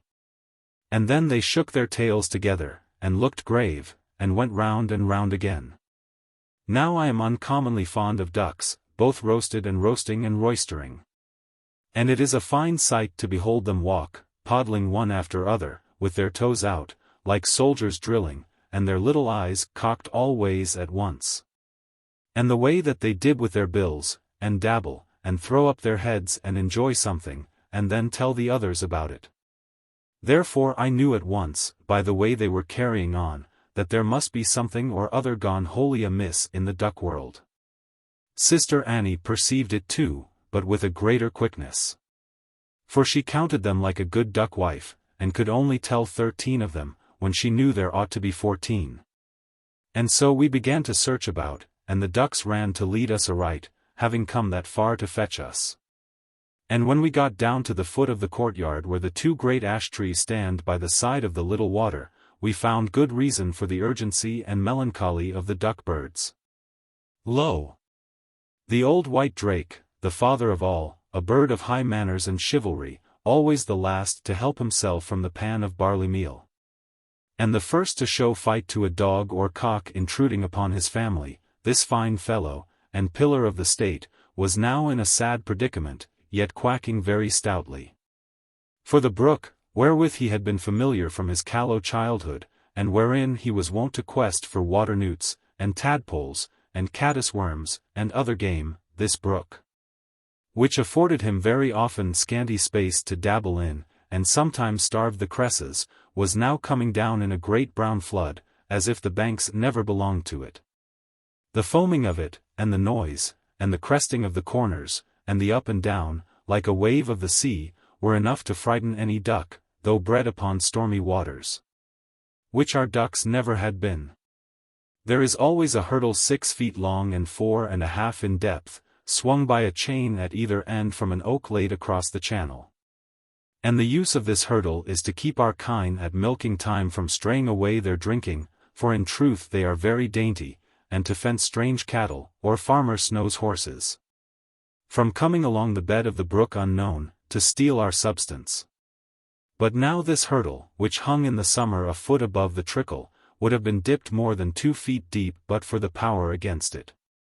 For the torrent came down so vehemently that the chains at full stretch were creaking, and the hurdle buffeted almost flat, and thatched, so to say, with the drift stuff, was going seesaw, with a sulky splash on the dirty red comb of the waters.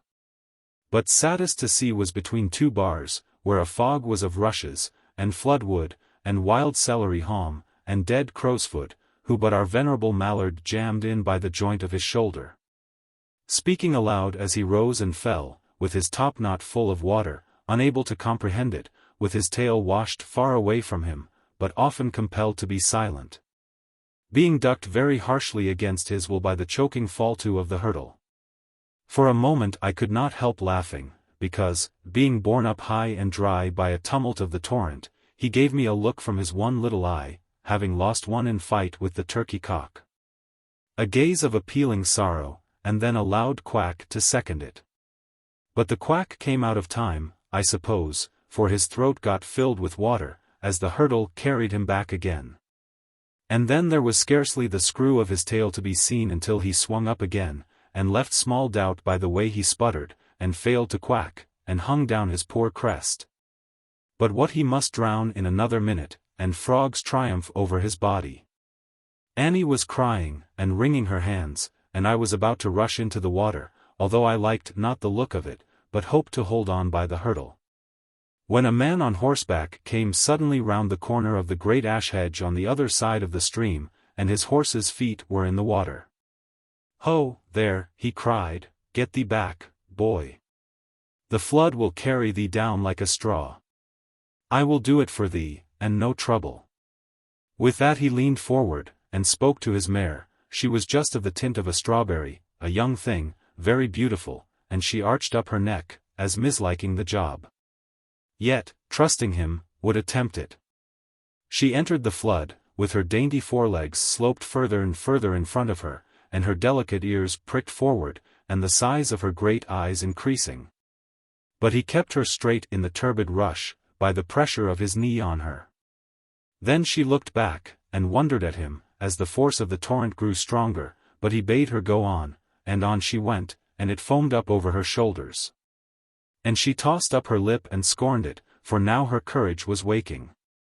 Then as the rush of it swept her away, and she struck with her 4 feet down the stream, he leaned from his saddle in a manner which I never could have thought possible, and caught up old Tom with his left hand, and set him between his holsters, and smiled at his faint quack of gratitude.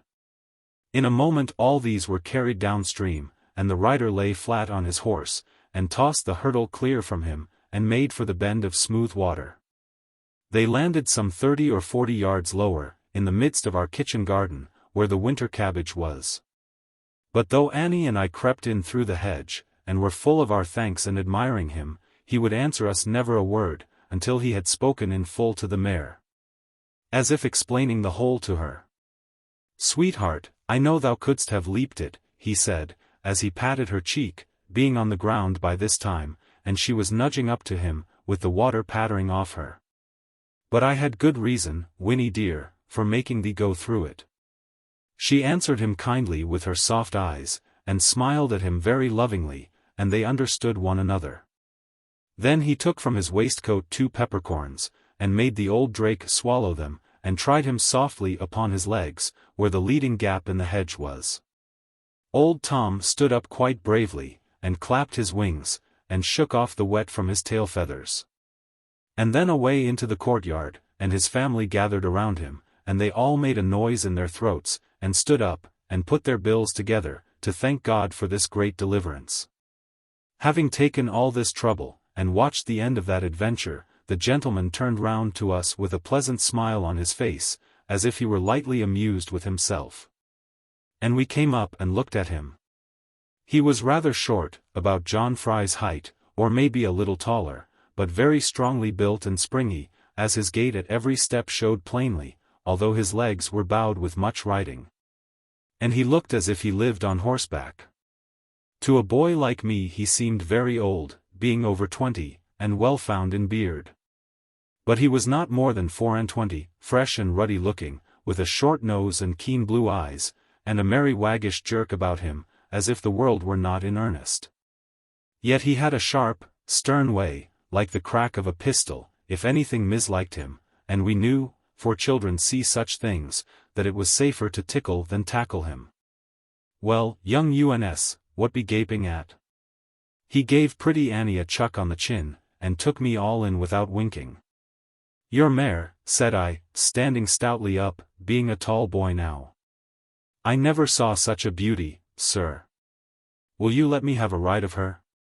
Think thou couldst ride her, lad? She will have no burden but mine. Thou couldst never ride her. Tut! I would be loath to kill thee. Ride her! I cried with the bravest scorn, for she looked so kind and gentle. There never was horse upon Exmoor fold, but I could tackle in half an hour. Only I never ride upon saddle.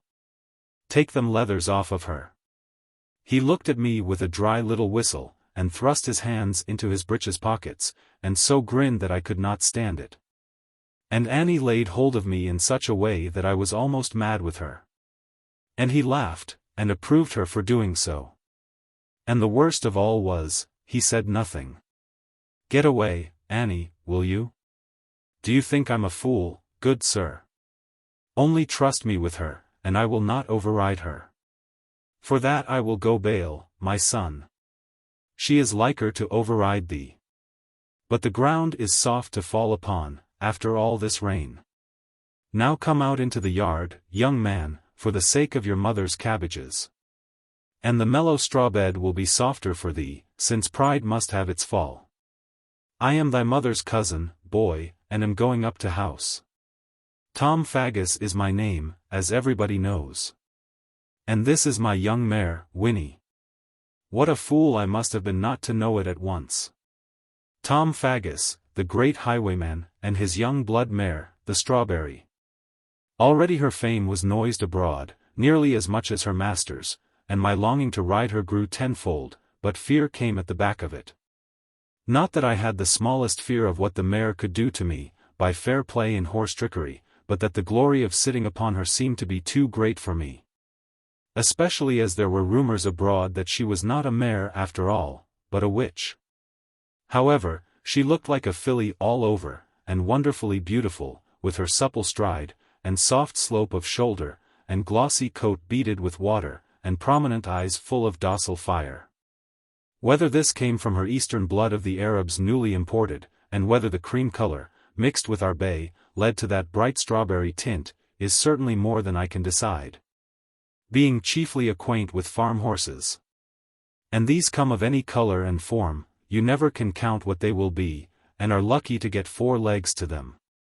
Mr. Faggus gave his mare a wink, and she walked demurely after him, a bright young thing, flowing over with life, yet dropping her soul to a higher one, and led by love to anything.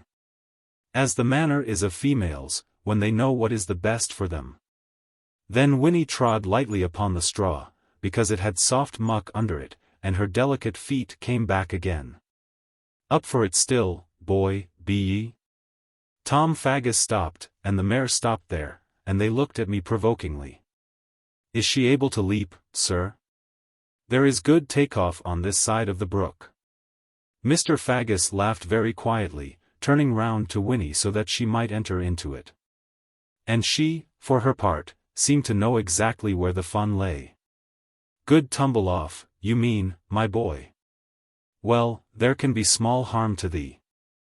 I am akin to thy family, and know the substance of their skulls.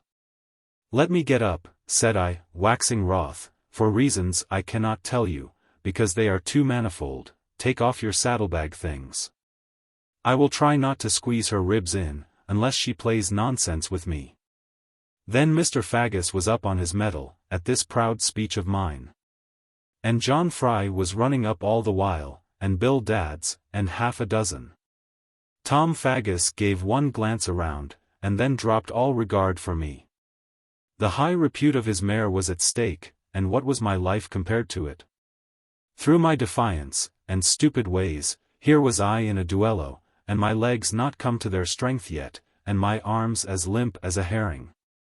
Something of this occurred to him even in his wrath with me, for he spoke very softly to the filly, who now could scarce subdue herself.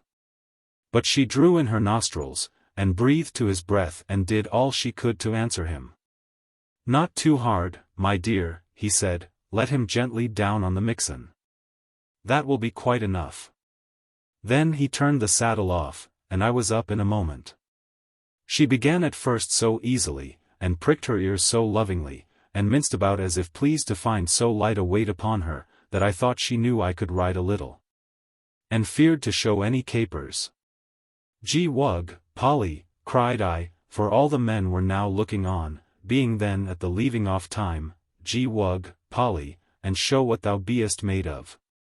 With that I plugged my heels into her, and Billy Dads flung his hat up. Nevertheless, she outraged not, though her eyes were frightening Annie, and John Fry took a pick to keep him safe. But she curbed to and fro with her strong forearms rising like springs ingathered, waiting and quivering grievously, and beginning to sweat about it. Then her master gave a shrill clear whistle, when her ears were bent towards him, and I felt her form beneath me gathering up like whalebone, and her hind legs coming under her. And I knew that I was in for it. First she reared upright in the air, and struck me full on the nose with her comb, till I bled worse than Robin Snell made me. And then down with her 4 feet deep in the straw, and her hind feet going to heaven. Finding me stick to her still like wax, for my mettle was up as hers was, away she flew with me swifter than ever I went before, or since, I trow. She drove full head at the cob wall. "Oh, Jack, slip off," screamed Annie, then she turned like light, when I thought to crush her, and ground my left knee against it. "Mux me," I cried, for my breeches were broken, and short words went the furthest, "if you kill me, you shall die with me." Then she took the courtyard gate at a leap, knocking my words between my teeth, and then right over a quick-set hedge, as if the sky were a breath to her. And away for the water meadows, while I lay on her neck like a child at the breast and wished I had never been born. Straight away, all in the front of the wind, and scattering clouds around her, all I knew of the speed we made was the frightful flash of her shoulders, and her mane like trees in a tempest. I felt the earth under us rushing away, and the air left far behind us, and my breath came and went, and I prayed to God, and was sorry to be so late of it. All the long swift while, without power of thought, I clung to her crest and shoulders, and dug my nails into her creases, and my toes into her flank part, and was proud of holding on so long, though sure of being beaten. Then in her fury at feeling me still, she rushed at another device for it, and leaped the wide water trough sideways across, to and fro, till no breath was left in me. The hazel boughs took me too hard in the face, and the tall dog-briars got hold of me, and the ache of my back was like crimping a fish. Till I longed to give up, thoroughly beaten, and lie there and die in the cresses.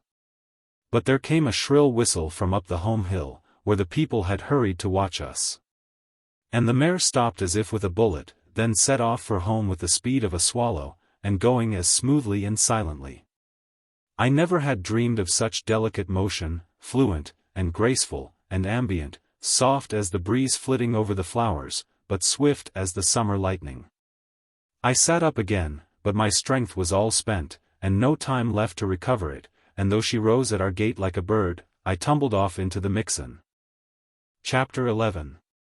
Tom deserves his supper. "Well done, lad," Mr. Faggus said good-naturedly. For all were now gathered round me, as I rose from the ground, somewhat tottering, and miry, and crestfallen, but otherwise none the worse, having fallen upon my head, which is of uncommon substance. Nevertheless John Fry was laughing, so that I longed to cloud his ears for him. "Not at all bad work, my boy, we may teach you to ride by and by, I see. I thought not to see you stick on so long." "I should have stuck on much longer, sir, if her sides had not been wet. She was so slippery." "Boy, thou art right. She hath given many the slip. Ha, ha. Vex not, Jack, that I laugh at thee. She is like a sweetheart to me, and better than any of them be. It would have gone to my heart if thou hadst conquered. None but I can ride my Winnie mare. Foul shame to thee then, Tom Faggus, cried mother, coming up suddenly, and speaking so that all were amazed, having never seen her wrathful. To put my boy, across her, as if his life were no more than thine. The only son of his father, an honest man, and a quiet man, not a roistering drunken robber. A man would have taken thy mad horse and thee, and flung them both into Horsepond, and what's more, I'll have it done now, if a hair of his head is injured. Oh, my boy, what could I do without thee? Put up the other arm, Johnny. All the time mother was scolding so, she was feeling me, and wiping me. While Faggus tried to look greatly ashamed, having sense of the ways of women. Only look at his jacket, mother, cried Annie, and a shillingsworth gone from his small clothes. What care I for his clothes, thou goose? Take that, and heed thine own a bit. And mother gave Annie a slap which sent her swinging up against Mr. Faggus, and he caught her, and kissed and protected her, and she looked at him very nicely, with great tears in her soft blue eyes. Oh, fie upon thee, cried mother, being yet more vexed with him, because she had beaten Annie. After all we have done for thee, and saved thy worthless neck, and to try to kill my son for me. Never more shall horse of thine enter stable here, since these be thy returns to me. Small thanks to you, John Fry, I say, and you Bill Dadds, and you Jem Slocum, and all the rest of your coward lot, much you care for your master's son. Afraid of that ugly beast yourselves, and you put a boy just breeched upon him. Wool, missus, what could us do, began John, Jan what goo, now what her, Jem. And how was us? Jan indeed. Master John, if you please, to a lad of his years and stature. And now, Tom Faggus, be off, if you please, and think yourself lucky to go so. And if ever that horse comes into our yard, I'll hamstring him myself if none of my cowards dare do it. Everybody looked at mother, to hear her talk like that, knowing how quiet she was day by day and how pleasant to be cheated. And the men began to shoulder their shovels, both so as to be away from her, and to go and tell their wives of it. Winnie too was looking at her, being pointed at so much, and wondering if she had done amiss. And then she came to me, and trembled, and stooped her head, and asked my pardon, if she had been too proud with me. Winnie shall stop here tonight, said I, for Tom Faggus still said never a word all the while.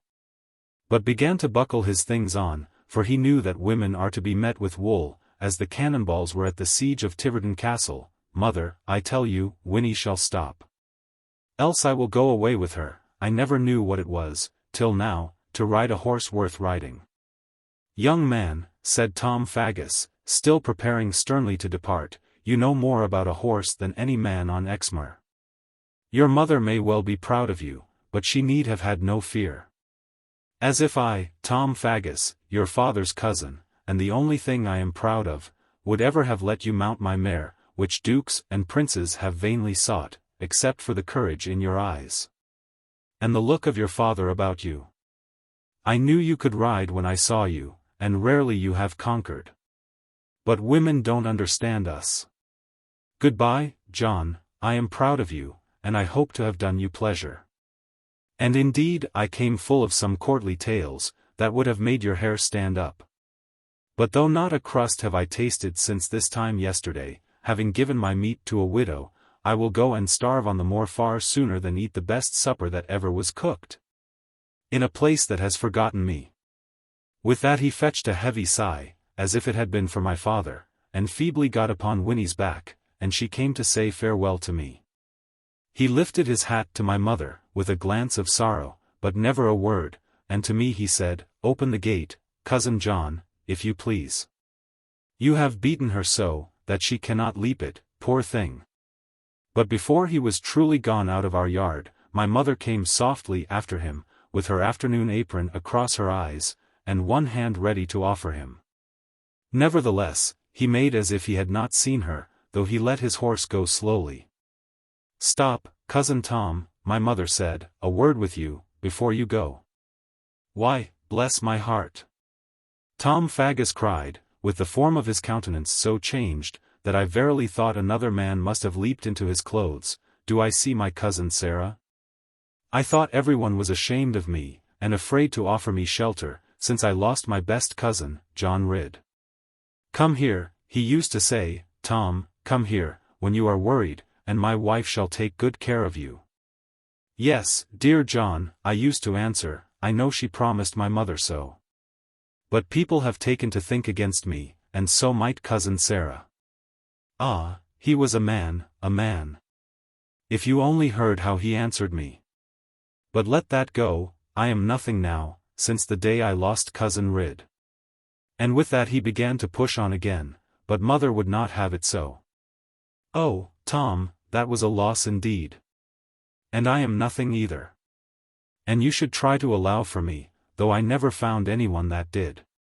And mother began to cry, though father had been dead so long. And I looked on with a stupid surprise, having stopped from crying long ago.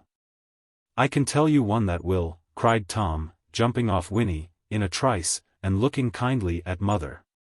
"I can allow for you, cousin Sarah, in everything but one. I am in some ways a bad man myself, but I know the value of a good one. And if you gave me orders, by God," and he shook his fists towards Bagworthy Wood, just heaving up black in the sundown. "Hush, Tom, hush, for God's sake." And mother meant me, without pointing at me, at least I thought she did. For she ever had weaned me from thoughts of revenge, and even from longings for judgment. "God knows best, boy," she used to say, "let us wait his time, without wishing it." And so, to tell the truth, I did. Partly through her teaching, and partly through my own mild temper, and my knowledge that father, after all, was killed because he had thrashed them. "Good night, cousin Sarah, good night, cousin Jack," cried Tom, taking to the mare again. "Many a mile I have to ride, and not a bit inside of me. No food or shelter this side of Exeford, and the night will be black as pitch, I trow. But it serves me right for indulging the lad, being taken with his looks so." "Cousin Tom," said mother, and trying to get so that Annie and I could not hear her, "it would be a sad and unkinlike thing for you to despise our dwelling-house. We cannot entertain you, as the lordly inns on the road do, and we have small change of victuals.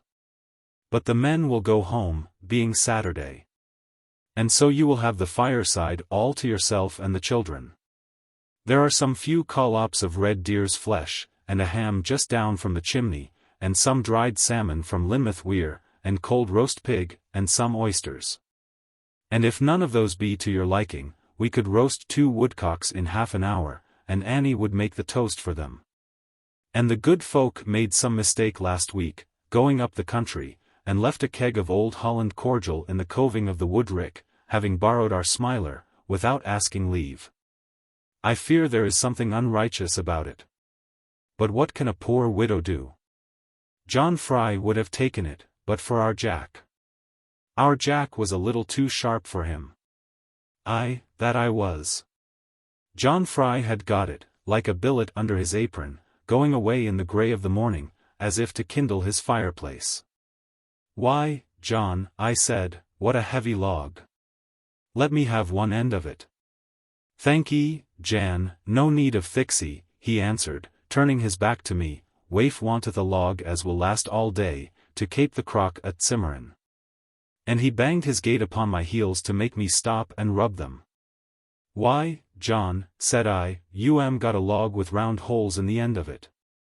Who has been cutting gun wads? Just lift your apron, or I will." But, to return to Tom Faggus, he stopped to sup that night with us, and took a little of everything. A few oysters first, and then dried salmon, and then ham and eggs, done in small curled rashers, and then a few collops of venison toasted, and next to that a little cold roast pig. And a woodcock on toast to finish with, before the skidum and hot water. And having changed his wet things first, he seemed to be in fair appetite, and praised Annie's cooking mightily, with a kind of noise like a smack of his lips, and a rubbing of his hands together, whenever he could spare them. He had gotten John Fry's best small clothes on, for he said he was not good enough to go into my father's, which mother kept to look at, nor man enough to fill them. And in truth my mother was very glad that he refused, when I offered them.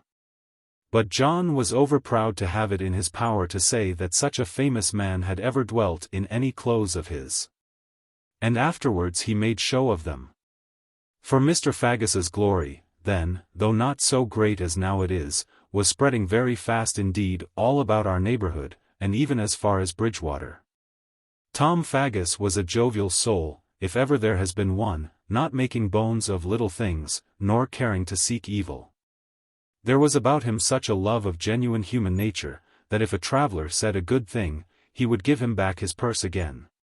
It is true that he took people's money more by force than fraud, and the law, being used to the inverse method, was bitterly moved against him, although he could quote precedent. These things I do not understand, having seen so much of robbery, some legal, some illegal, that I scarcely know, as here we say, one crow's foot from the other.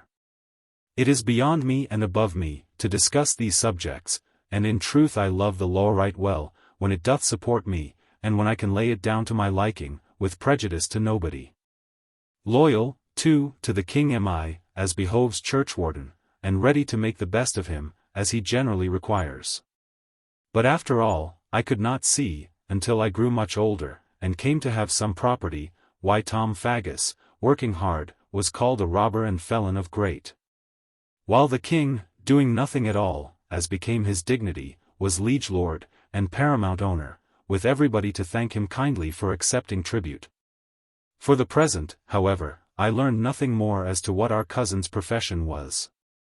Only that mother seemed frightened, and whispered to him now and then not to talk of something, because of the children being there. Whereupon he always nodded with a sage expression, and applied himself to Hollands. Now let us go and see Winnie, Jack, he said to me after supper, for the most part one feed her before myself. But she was so hot from the way you drove her.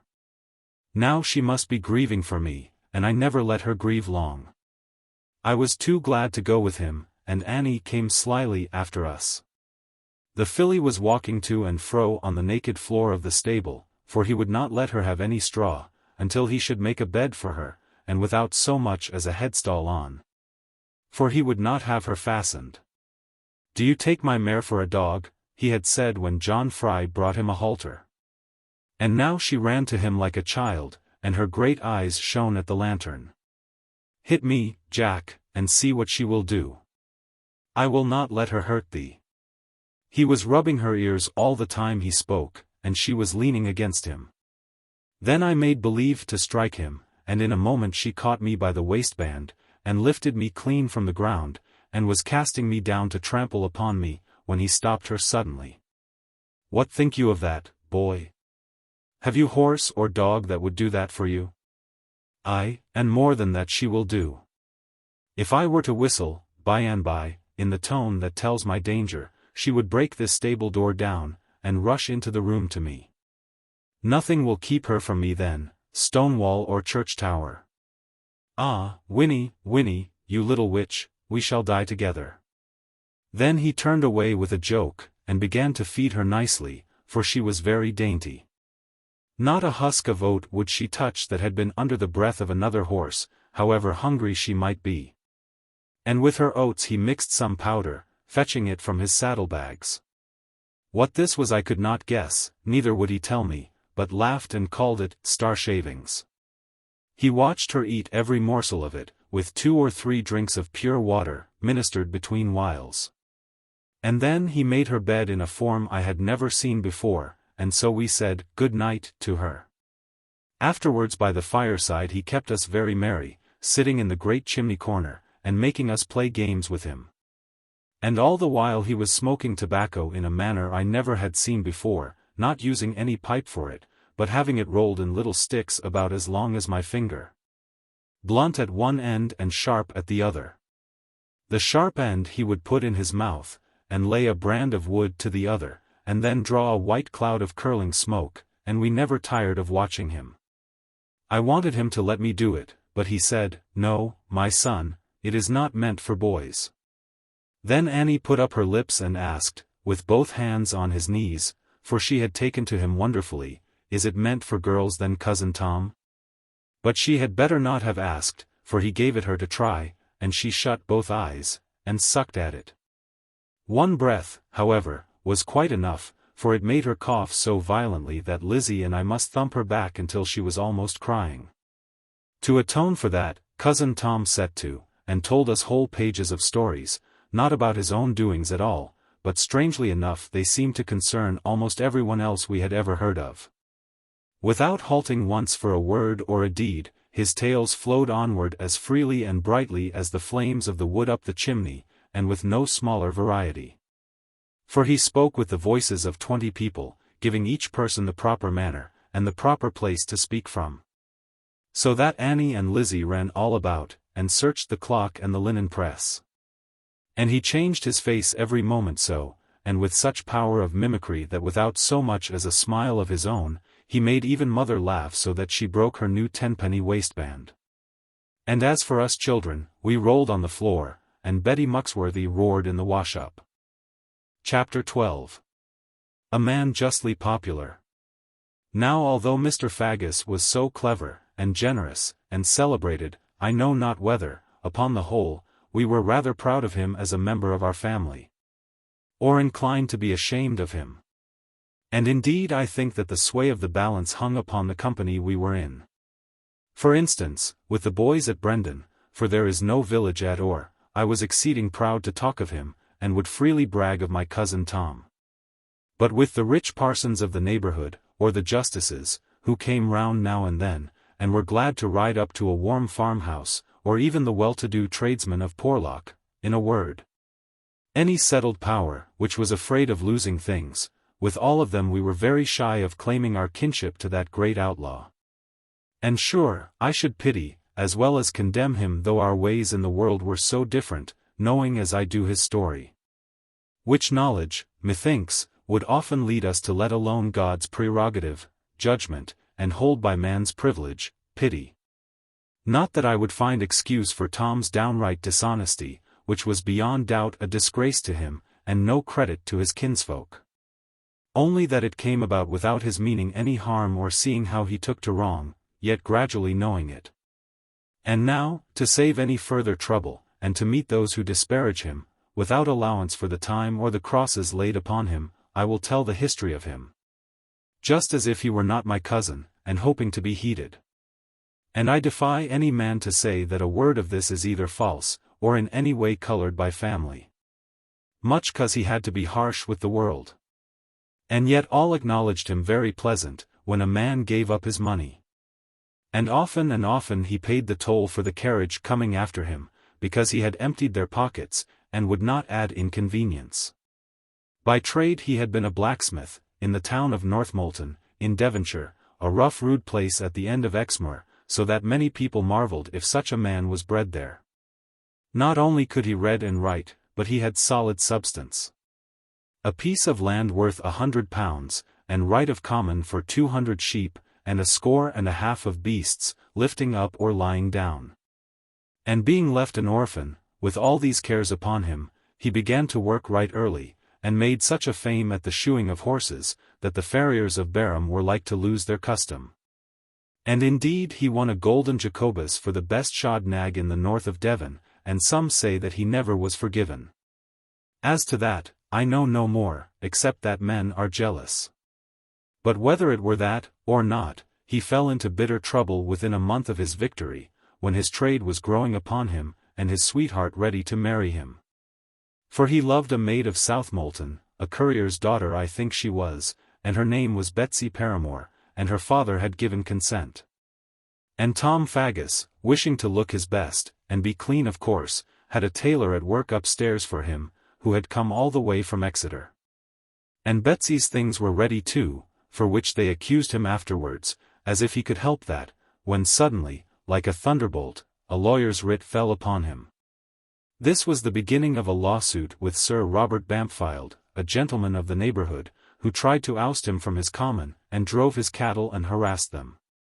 And by that suit of law poor Tom was ruined altogether, for Sir Robert could pay for much swearing, and then all his goods and his farm were sold up, and even his smithery taken.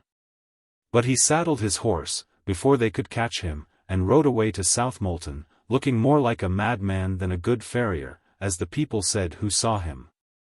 But when he arrived there, instead of comfort, they showed him the face of the door alone. For the news of his loss was before him, and Master Paramore was a sound, prudent man, and a high member of the town council. It is said that they even gave him notice to pay for Betsy's wedding clothes, now that he was too poor to marry her. This may be false, and indeed I doubt it. In the first place, because Southmolton is a busy place for talking. And in the next, that I do not think the action would have lain at law, especially as the maid lost nothing, but used it all for her wedding next month with Dick Vellicott, of Mockham. All this was very sore upon Tom, and he took it to heart so grievously, that he said, as a better man might have said, being loose of mind and property, the world hath preyed on me like a wolf. God help me now to prey on the world. And in sooth it did seem, for a while, as if Providence were with him. For he took rare toll on the highway, and his name was soon as good as gold anywhere this side of Bristow. He studied his business by night and by day, with 3 horses all in hard work, until he had made a fine reputation, and then it was competent to him to rest, and he had plenty left for charity. And I ought to say for society too, for he truly loved high society, treating squires and noblemen, who much affected his company, to the very best fare of the hostel. And they say that once the king's justiciaries, being upon circuit, accepted his invitation, declaring merrily that if never true bill had been found against him, mine host should now be qualified to draw one. And so the landlords did, and he always paid them handsomely, so that all of them were kind to him, and contended for his visits. Let it be known in any township that Mr. Faggus was taking his leisure at the inn, and straightway all the men flocked thither to drink his health without outlay, and all the women to admire him. While the children were set at the crossroads to give warning of any officers. One of his earliest meetings was with Sir Robert Bampfylde himself, who was riding along the Barham road with only one serving man after him. Tom Faggus put a pistol to his head, being then obliged to be violent, through want of reputation, while the serving man pretended to be a long way round the corner. Then the baronet pulled out his purse, quite trembling in the hurry of his politeness. Tom took the purse, and his ring, and timepiece, and then handed them back with a very low bow, saying that it was against all usage for him to rob a robber. Then he turned to the unfaithful knave, and trounced him right well for his cowardice, and stripped him of all his property. But now Mr. Faggus kept only one horse, lest the government should steal them, and that one was the young mare Winnie. How he came by her he never would tell, but I think that she was presented to him by a certain colonel, a lover of sport, and very clever in horseflesh, whose life Tom had saved from some gamblers. When I have added that Faggus as yet had never been guilty of bloodshed, for his eyes, and the click of his pistol at first, and now his high reputation made all his wishes respected. And that he never robbed a poor man, neither insulted a woman, but was very good to the church, and of hot patriotic opinions, and full of jest and jollity, I have said as much as is fair for him. And shown why he was so popular. Everybody cursed the Doones, who lived apart disdainfully. But all good people liked Mr. Faggus, when he had not robbed them, and many a poor sick man or woman blessed him for other people's money. And all the hostlers, stable boys, and tapsters entirely worshipped him. I have been rather long, and perhaps tedious, in my account of him, lest at any time hereafter his character should be misunderstood, and his good name disparaged. Whereas he was my second cousin, and the lover of but let that bide. 'Tis a melancholy story. He came again about 3 months afterwards, in the beginning of the springtime, and brought me a beautiful new carbine, having learned my love of such things, and my great desire to shoot straight. But mother would not let me have the gun, until he averred upon his honor that he had bought it honestly. And so he had, no doubt, so far as it is honest to buy with money acquired rampantly. Scarce could I stop to make my bullets in the mould which came along with it, but must be off to the quarry hill, and new target I had made there. And he taught me then how to ride bright Winnie, who was grown since I had seen her, but remembered me most kindly. After making much of Annie, who had a wondrous liking for him, and he said he was her godfather, but God knows how he could have been, unless they confirmed him precociously, away he went. And young Winnie's sides shone like a cherry by candlelight. Now I feel that of those boyish days I have little more to tell, because everything went quietly, as the world for the most part does with us. I began to work at the farm in earnest, and tried to help my mother, and when I remembered Lorna Doone, it seemed no more than the thought of a dream, which I could hardly call to mind. Now who cares to know how many bushels of wheat we grew to the acre, or how the cattle milched till we ate them, or what the turn of the seasons was? But my stupid self seemed like to be the biggest of all the cattle. For having much to look after the sheep, and being always in kind appetite, I grew 4 inches longer in every year of my farming, and a matter of 2 inches wider. Until there was no man of my size to be seen elsewhere upon Exmoor. Let that pass. What odds to any how tall or wide I be? There is no Doones door at Plover's Barrows, and if there were I could never go through it. They vexed me so much about my size, long before I had completed it, girding at me with paltry jokes whose wit was good only to stay at home, that I grew shamefaced about the matter, and feared to encounter a looking-glass. But mother was very proud, and said she never could have too much of me. The worst of all to make me ashamed of bearing my head so high, a thing I saw no way to help, for I never could hang my chin down. And my back was like a gatepost whenever I tried to bend it. The worst of all was our little Eliza, who never could come to a size herself. Though she had the wine from the sacrament at Easter and Allhallows, only to be small and skinny, sharp, and clever crookedly. Not that her body was out of the straight, being too small for that perhaps, but that her wit was full of corners, jagged, and strange, and uncomfortable. You never could tell what she might say next, and I like not that kind of women. Now God forgive me for talking so of my own father's daughter, and so much the more by reason that my father could not help it. The right way is to face the matter, and then be sorry for everyone. My mother fell grievously on a slide, which John Fry had made nigh the apple-room door, and hidden with straw from the stable, to cover his own great idleness. My father laid John's nose on the ice, and kept him warm in spite of it, but it was too late for Eliza. She was born next day with more mind than body, the worst thing that can befall a man. But Annie, my other sister, was now a fine fair girl, beautiful to behold. I could look at her by the fireside, for an hour together, when I was not too sleepy, and think of my dear father. And she would do the same thing by me, only wait the between of the blazes. Her hair was done up in a knot behind, but some would fall over her shoulders. And the dancing of the light was sweet to see through a man's eyelashes. There never was a face that showed the light or the shadow of feeling, as if the heart were sun to it, more than our dear Annie's did. To look at her carefully, you might think that she was not dwelling on anything, and then she would know you were looking at her, and those eyes would tell all about it. God knows that I try to be simple enough, to keep to his meaning in me, and not make the worst of his children. Yet often have I been put to shame, and ready to bite my tongue off, after speaking amiss of anybody, and letting out my littleness, when suddenly mine eyes have met the pure soft gaze of Annie.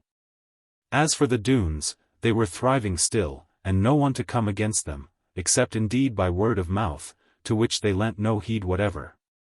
Complaints were made from time to time, both in high and low quarters, as the rank might be of the people robbed, and once or twice in the highest of all, to wit, the king himself. But his majesty made a good joke about it, not meaning any harm, I doubt, and was so much pleased with himself thereupon, that he quite forgave the mischief. Moreover, the main authorities were a long way off, and the chancellor had no cattle on Exmoor, and as for my lord the chief justice, some rogue had taken his silver spoons. Whereupon his lordship swore that never another man would he hang until he had that one by the neck. Therefore the Doones went on as they listed, and none saw fit to meddle with them. For the only man who would have dared to come to close quarters with them, that is to say Tom Faggus, himself was a quarry for the law, if ever it should be unhood. Moreover, he had transferred his business to the neighbourhood of Wantage, in the county of Berks, where he found the climate drier, also good downs and commons excellent for galloping. And richer yeomen than ours be, and better roads to rob them on. Some folk, who had wiser attended to their own affairs, said that I, being sizable now, and able to shoot not badly, ought to do something against those Doones, and show what I was made of. But for a time I was very bashful, shaking when called upon suddenly, and blushing as deep as a maiden, for my strength was not come upon me, and mayhap I had grown in front of it. And again, though I loved my father still, and would fire at a word about him, I saw not how it would do him good for me to harm his injurers. Some races are of revengeful kind, and will for years pursue their wrong, and sacrifice this world and the next for a moment's foul satisfaction, but methinks this comes of some black blood. Perverted and never purified. And I doubt but men of true English birth are stouter than so to be twisted, though some of the women may take that turn, if their own life runs unkindly. Let that pass. I am never good at talking of things beyond me. All I know is, that if I had met the Doone who had killed my father, would gladly have thrashed him black and blue, supposing I were able. But would never have fired a gun at him, unless he began that game with me, or fell upon more of my family, or were violent among women. And to do them justice, my mother and Annie were equally kind and gentle, but Eliza would flame and grow white with contempt, and not trust herself to speak to us. Now a strange thing came to pass that winter, when I was 21 years old, a very strange thing, which affrighted the rest, and made me feel uncomfortable. Not that there was anything in it, to do harm to anyone, only that none could explain it, except by attributing it to the devil. The weather was very mild and open, and scarcely any snow fell. At any rate, none lay on the ground, even for an hour, in the highest part of Exmoor, a thing which I knew not before nor since, as long as I can remember. But the nights were wonderfully dark, as though with no stars in the heaven, and all day long the mists were rolling upon the hills and down them, as if the whole land were a wash-house. The moorland was full of snipes and teal, and curlews flying and crying, and lapwings flapping heavily, and ravens hovering round dead sheep. Yet no redshanks nor dotterel, and scarce any golden plovers, of which we have great store generally, but vast lonely birds, that cried at night, and moved the whole air with their pinions. Yet no man ever saw them. It was dismal as well as dangerous now for any man to go fowling, which of late I loved much in the winter, because the fog would come down so thick that the pan of the gun was reeking. And the fowl out of sight ere the powder kindled, and then the sound of the piece was so dead, that the shooter feared harm, and glanced over his shoulder. But the danger of course was far less in this than in losing of the track, and falling into the mires, or over the brim of a precipice. Nevertheless, I must needs go out, being young and very stupid, and feared of being afraid. A fear which a wise man has long cast by, having learned of the manifold dangers which ever and ever encompass us. And beside this folly and wildness of youth, perchance there was something, I know not what, of the joy we have in uncertainty. Mother, in fear of my missing home, though for that matter, I could smell supper, when hungry, through 100 land yards of fog, my dear mother, who thought of me 10 times for one thought about herself, gave orders to ring the great sheep bell, which hung above the pigeon cote, every 10 minutes of the day. And the sound came through the plates of fog, and I was vexed about it, like the letters of a copybook. It reminded me, too, of Blundell's bell, and the grief to go into school again. But during those 2 months of fog, for we had it all the winter, the saddest and the heaviest thing was to stand beside the sea. To be upon the beach yourself, and see the long waves coming in. To know that they are long waves, but only see a piece of them. And to hear them lifting roundly, swelling over smooth green rocks, plashing down in the hollow corners, but bearing on all the same as ever, soft and sleek and sorrowful. Till their little noise is over. One old man who lived at Lynmouth, seeking to be buried there, having been more than half over the world, though shy to speak about it, and fain to come home to his birthplace. This old Watcombe, who dwelt by the water, said that our strange winter arose from a thing he called the Gulf Stream, rushing up channel suddenly.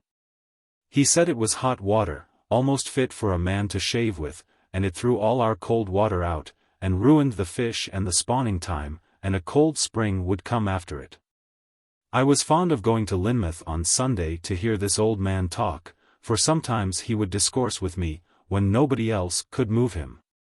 He told me that this powerful flood set in upon our west so hard sometimes once in 10 years, and sometimes not for 50, and the Lord only knew the sense of it.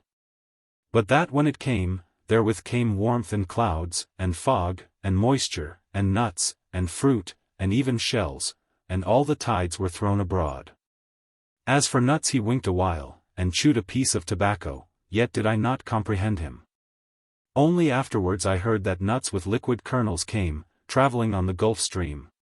For never before was known so much foreign cordial landed upon our coast, floating ashore by mistake in the fog, and, what with the tossing and the mist, too much astray to learn its duty.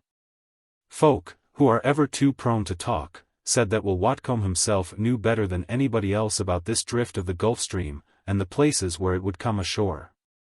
And the caves that took the indraft.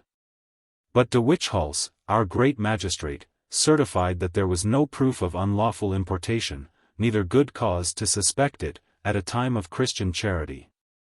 And we knew that it was a foul thing for some quarrymen to say that night after night they had been digging a new cellar at Ley Manor to hold the little marks of respect found in the caverns at Highwater Weed. Let that be, it is none of my business to speak evil of dignities, duly we common people joked of the Gulf Stream, as we called it. But the thing which astonished and frightened us so, was not, I do assure you, the landing of foreign spirits, nor the loom of a lugger at twilight in the gloom of the winter moonrise. That which made us crouch in by the fire, or draw the bedclothes over us, and try to think of something else, was a strange mysterious sound. At grey of night, when the sun was gone, and no red in the west remained, neither were stars forthcoming, suddenly a wailing voice rose along the valleys, and a sound in the air, as of people running. It mattered not whether you stood on the moor, or crouched behind rocks away from it, or down among reedy places. All as one the sound would come, now from the heart of the earth beneath, now overhead bearing down on you. And then there was rushing of something by, and melancholy laughter, and the hair of a man would stand on end before he could reason properly. God, in his mercy, knows that I am stupid enough for any man, and very slow of impression, nor ever could bring myself to believe that our Father would let the evil one get the upper hand of us. But when I had heard that sound 3 times, in the lonely gloom of the evening fog, and the cold that followed the lines of air, I was loath to go abroad by night, even so far as the stables. And loved the light of a candle more, and the glow of a fire with company. There were many stories about it, of course, all over the breadth of the moorland. But those who had heard it most often declared that it must be the wail of a woman's voice, and the rustle of robes fleeing horribly, and fiends in the fog going after her. To that, however, I paid no heed, when anybody was with me, only we drew more close together, and barred the doors at sunset. Chapter 13. Master Huckaback comes in. Mr. Reuben Huckaback, whom many good folk in Dulverton will remember long after my time, was my mother's uncle, being indeed her mother's brother. He owned the very best shop in the town, and did a fine trade in soft ware, especially when the packhorses came safely in at Christmas time. And we being now his only kindred, except indeed his granddaughter, little Ruth Huckaback, of whom no one took any heed, mother beheld it a Christian duty to keep as well as could be with him. Both for love of a nice old man, and for the sake of her children. And truly, the Dulverton people said that he was the richest man in their town, and could buy up half the county armigers. Aye, and if it came to that, they would like to see any man, at Bampton, or at Wivelscombe, and you might say almost Taunton, who could put down golden Jacobus and Carolus against him. Now this old gentleman, so they called him, according to his money. And I have seen many worse ones, more violent and less wealthy, he must needs come away that time to spend the New Year tide with us. Not that he wanted to do it, for he hated country life, but because my mother pressing, as mothers will do to a good bag of gold, had wrung a promise from him. And the only boast of his life was that never yet had he broken his word, at least since he opened business. Now it pleased God that Christmas time, in spite of all the fogs, to send safe home to Dulverton, and what was more, with their loads quite safe, a goodly string of pack-horses. Nearly half of their charge was for Uncle Reuben, and he knew how to make the most of it. Then having balanced his debits and credits, and set the writs running against defaulters, as behoves a good Christian at Christmastide, he saddled his horse, and rode off towards Oare. With a good stout coat upon him, and leaving Ruth and his head man plenty to do, and little to eat, until they should see him again. It had been settled between us that we should expect him soon after noon on the last day of December. For the Doones being lazy and fond of bed, as the manner is of dishonest folk, the surest way to escape them was to travel before they were up and about, to wit, in the forenoon of the day. But herein we reckoned without our host, for being in high festivity, as became good papists, the robbers were too lazy, it seems, to take the trouble of going to bed.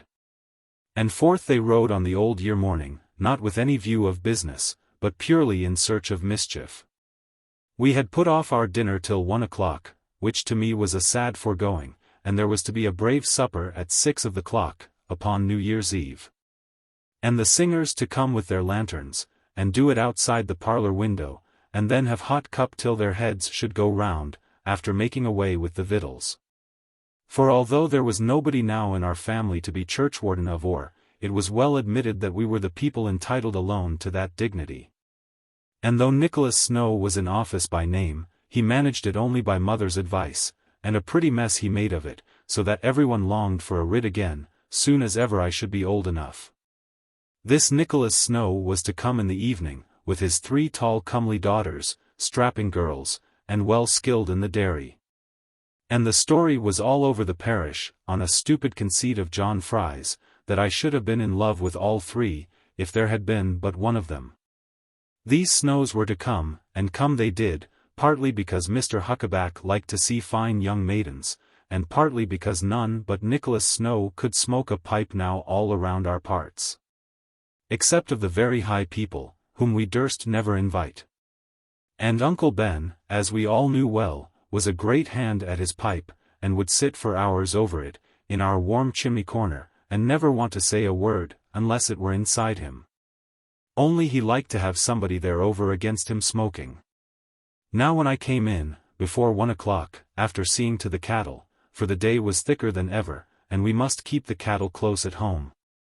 If we wished to see any more of them, I fully expected to find Uncle Ben sitting in the fireplace, lifting one cover and then another, as his favourite manner was, and making sweet mouths over them. For he loved our bacon rarely, and they had no good leeks at Dulverton, and he was a man who always would see his business done himself. But there instead of my finding him with his quaint dry face pulled out at me, and then shut up sharp not to be cheated, who should run out but Betty Muxworthy, and poke me with a saucepan lid. "Get out of that now, Betty," I said in my politest manner, for really Betty was now become a great domestic evil. She would have her own way so, and of all things the most distressful was for a man to try to reason. "Zider press," cried Betty again, for she thought it a fine joke to call me that, because of my size, and my hatred of it. "Here be a rare get-up, anyhow." "A rare good dinner, you mean, Betty." "Well, and I have a rare good appetite." With that I wanted to go and smell it, and not to stop for Betty. "Troost thee for thixie, Jan Rid. But thee must keep it bit langer, I reckon. Her baint coom, Meester Zider press." "What'ee mac of that now? Do you mean to say that Uncle Ben has not arrived yet, Betty?" "Raved. I knaws nowt about that, wother a hath of no-o. Only I tell thee, her baint coom. Rack con them Dooneses hath gat on." And Betty, who hated Uncle Ben, because he never gave her a groat, and she was not allowed to dine with him. I am sorry to say that Betty Muxworthy grinned all across, and poked me again with the greasy saucepan cover. But I, misliking so to be treated, strode through the kitchen indignantly, for Betty behaved to me even now, as if I were only Eliza. "Oh, Johnny, Johnny," my mother cried, running out of the grand show parlor, where the case of stuffed birds was, and peacock feathers, and the white hare killed by grandfather. "I am so glad you are come at last. There is something sadly amiss, Johnny." Mother had upon her wrist something very wonderful, of the nature of falal as we say, and for which she had an inborn turn, being of good draper family, and polished above the yeomanry. Nevertheless I could never bear it, partly because I felt it to be out of place in our good farmhouse, partly because I hate frippery. Partly because it seemed to me to have nothing to do with father, and partly because I never could tell the reason of my hating it. And yet the poor soul had put them on, not to show her hands off, which were above her station, but simply for her children's sake, because Uncle Ben had given them. But another thing, I never could bear for man or woman to call me Johnny, Jack, or John, I cared not which, and that was honest enough, and no smallness of me there, I say. "Well, mother, what is the matter, then? I am sure you need not be angry, Johnny. I only hope it is nothing to grieve about, instead of being angry. You are very sweet-tempered, I know, John Ridd, and perhaps a little too sweet at times." Here she meant the Snow girls. And I hanged my head, but what would you say if the people there, she never would call them Doones, had gotten your poor Uncle Reuben, horse, and Sunday coat, and all? Why, mother, I should be sorry for them.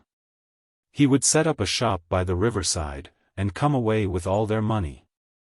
That all you have to say, John? And my dinner done to a very turn, and the supper all fit to go down, and no worry, only to eat and be done with it. And all the new plates come from Watchet, with the Watchet blue upon them, at the risk of the lives of everybody.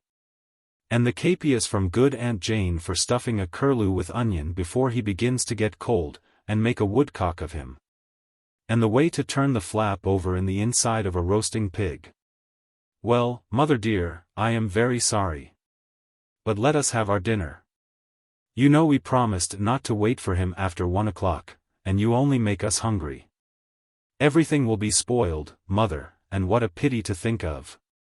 After that I will go to seek for him in the thick of the fog, like a needle in a hayband. That is to say, unless you think, for she looked very grave about it, unless you really think, mother, that I ought to go without dinner. Oh no, John, I never thought that, thank God. Bless him for my children's appetites, and what is Uncle Ben to them? So we made a very good dinner indeed, though wishing that he could have some of it, and wondering how much to leave for him. And then, as no sound of his horse had been heard, I set out with my gun to look for him.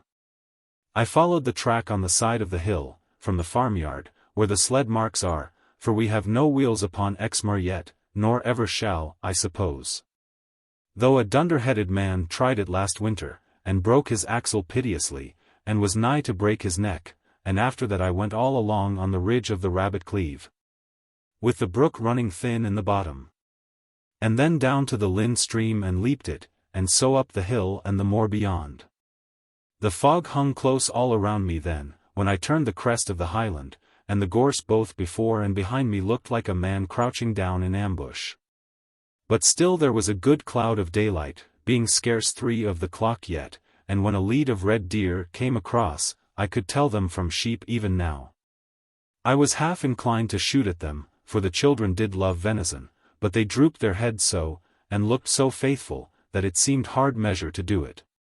If one of them had bolted away, no doubt I had let go at him. After that I kept on the track, trudging very stoutly, for nigh upon 3 miles, and my beard, now beginning to grow at some length, was full of great drops and prickly, whereat I was very proud. I had not so much as a dog with me, and the place was unkind and lonesome, and the rolling clouds very desolate, and now if a wild sheep ran across he was scared at me as an enemy. And I for my part could not tell the meaning of the marks on him. We called all this part Gibbetmore, not being in our parish. But though there were gibbets enough upon it, most part of the bodies was gone for the value of the chains, they said, and the teaching of young chirurgeons. But of all this I had little fear, being no more a schoolboy now, but a youth well acquaint with Exmoor, and the wise art of the signposts, whereby a man, who barred the road, now opens it up both ways with his finger bones, so far as rogues allow him. My carbine was loaded and freshly primed, and I knew myself to be even now a match in strength for any 2 men of the size around our neighborhood, except in the Glen Doone. Girt Jan Rid, I was called already, and folk grew feared to wrestle with me, though I was tired of hearing about it, and often longed to be smaller. And most of all upon Sundays, when I had to make way up our little church, and the maidens tittered at me. The soft white mist came thicker around me, as the evening fell. And the peat ricks here and there, and the furze hucks of the summertime, were all out of shape in the twist of it. By and by, I began to doubt where I was, or how come there, not having seen a gibbet lately, and then I heard the draught of the wind up a hollow place with rocks to it. And for the first time fear broke out, like cold sweat, upon me. And yet I knew what a fool I was, to fear nothing but a sound. But when I stopped to listen, there was no sound, more than a beating noise, and that was all inside me. Therefore I went on again, making company of myself, and keeping my gun quite ready. Now when I came to an unknown place, where a stone was set up endwise, with a faint red cross upon it, and a polish from some conflict, I gathered my courage to stop and think. Having sped on the way too hotly against that stone, I set my gun, trying my spirit to leave it so, but keeping with half a hand for it, and then what to do next was the wonder. As for finding Uncle Ben, that was his own business, or at any rate his executor's. First I had to find myself, and plentifully would thank God to find myself at home again, for the sake of all our family. The volumes of the mist came rolling at me, like great logs of wood, pillowed out with sleepiness, and between them there was nothing more than waiting for the next one. Then everything went out of sight, and glad was I of the stone behind me, and view of mine own shoes. Then a distant noise went by me, as of many horses galloping, and in my fright I set my gun and said, God send something to shoot at. Yet nothing came, and my gun fell back, without my will to lower it. But presently, while I was thinking, what a fool I am, arose as if from below my feet, so that the great stone trembled, that long, lamenting lonesome sound, as of an evil spirit not knowing what to do with it. For the moment I stood like a root, without either hand or foot to help me, and the hair of my head began to crawl, lifting my hat, as a snail lifts his house. And my heart like a shuttle went to and fro. But finding no harm to come of it, neither visible form approaching, I wiped my forehead, and hoped for the best, and resolved to run every step of the way, till I drew our own latch behind me. Yet here again I was disappointed, for no sooner was I come to the crossways by the black pool in the hole, but I heard through the patter of my own feet a rough low sound very close in the fog, as of a hobbled sheep a coughing. I listened, and feared, and yet listened again, though I wanted not to hear it. For being in haste of the homeward road, and all my heart having heels to it, loath I was to stop in the dusk for the sake of an aged wether. Yet partly my love of all animals, and partly my fear of the farmer's disgrace, compelled me to go to the succor, and the noise was coming nearer. A dry short wheezing sound it was, barred with coughs and want of breath, but thus I made the meaning of it. Lord have mercy upon me. O Lord, upon my soul have mercy. And if I cheated Sam Hicks last week, Lord knowest how well he deserved it, and lied in every stocking's mouth, O Lord, where be I going? These words, with many jogs between them, came to me through the darkness, and then a long groan and a choking. I made towards the sound, as nigh as ever I could guess, and presently was met, point blank, by the head of a mountain pony. Upon its back lay a man bound down, with his feet on the neck and his head to the tail, and his arms falling down like stirrups.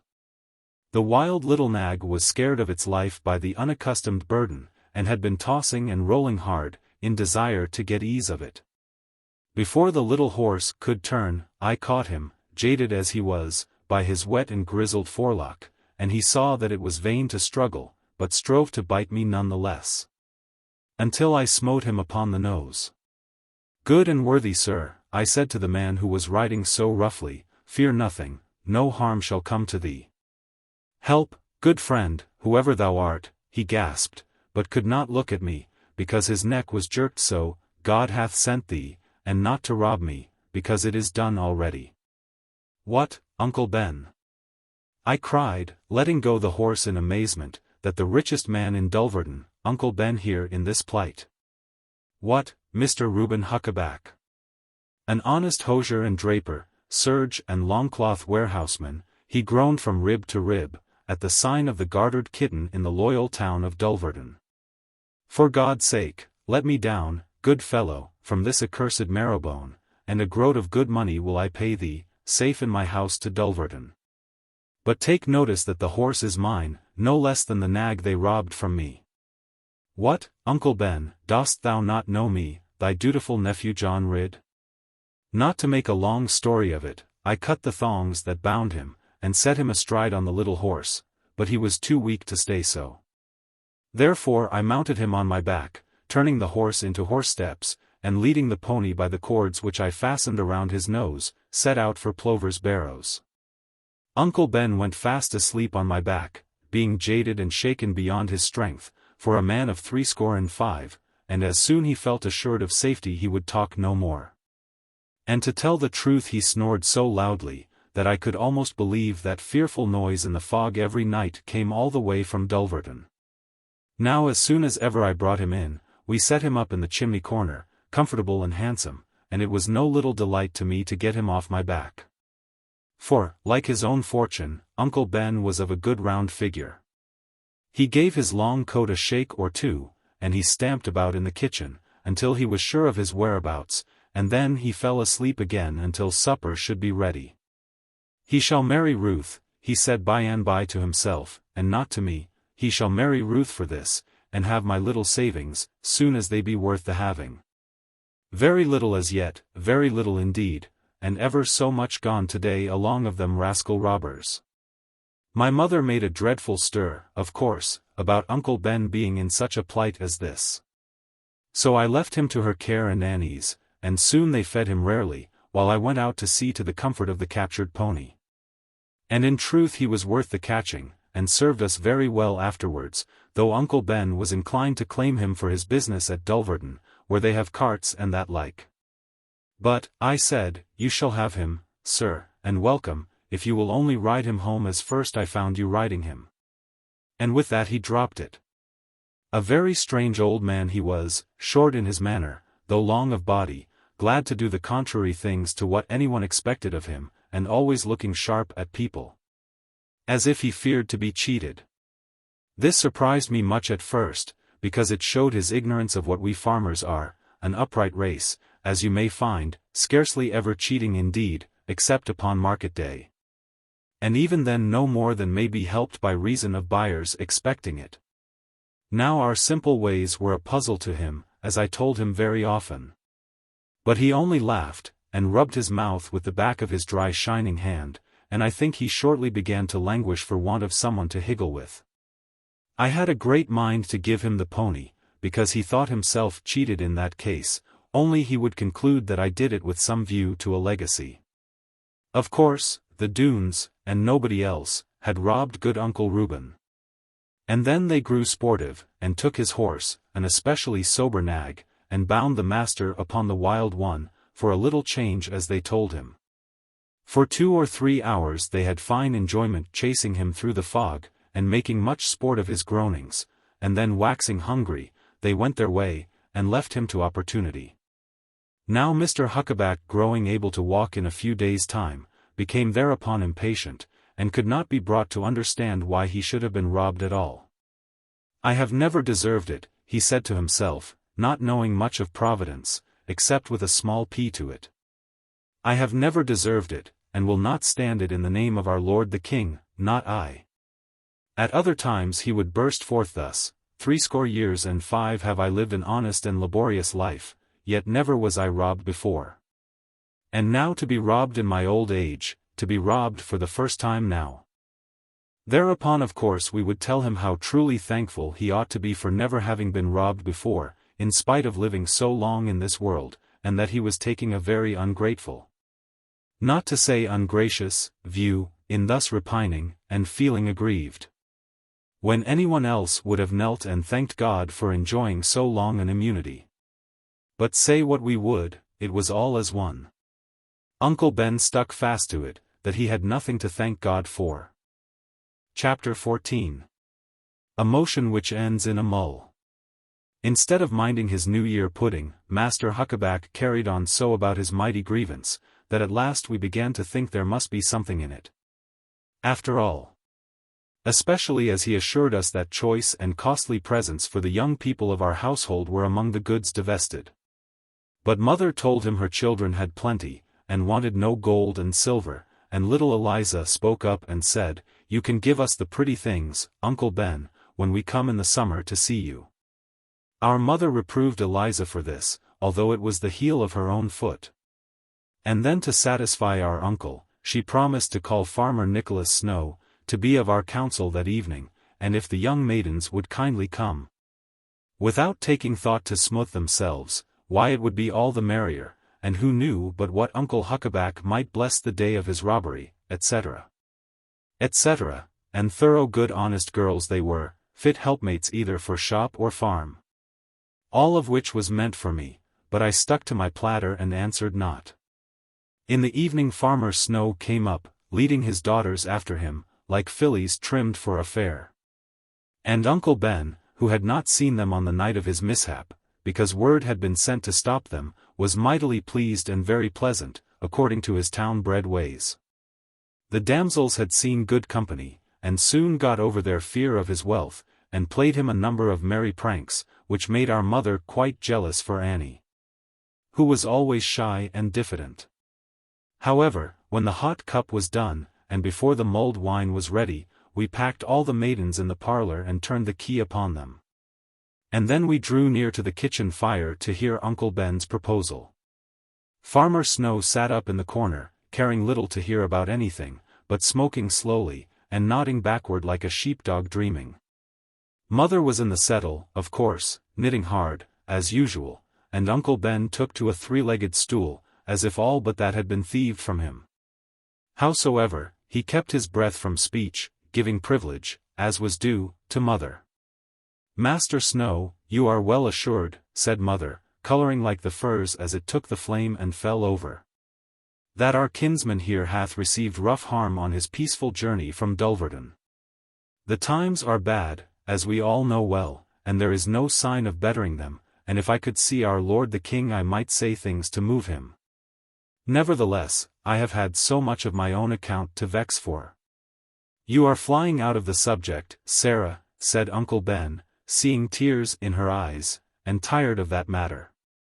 Zettle the preliminaries," spoke Farmer Snow, "on appeal from us, verst zettle the preliminaries, and then us knows what be drivin' at." "Preliminaries be damned, sir," cried Uncle Ben, losing his temper. "What preliminaries were there when I was robbed, I should like to know? Robbed in this parish as I can prove, to the eternal disgrace of or and the scandal of all England. And I hold this parish to answer for it, sir. This parish shall make it good, being a nest of foul thieves as it is, farmers, and yeomen, and all of you. I will beggar every man in this parish, if they be not beggars already, aye, and sell your old church up before your eyes, but what I will have back my tarleton, timepiece, saddle, and dovetailed nag." Mother looked at me, and I looked at Farmer Snow, and we all were sorry for Master Huckaback, putting our hands up one to another, that nobody should browbeat him.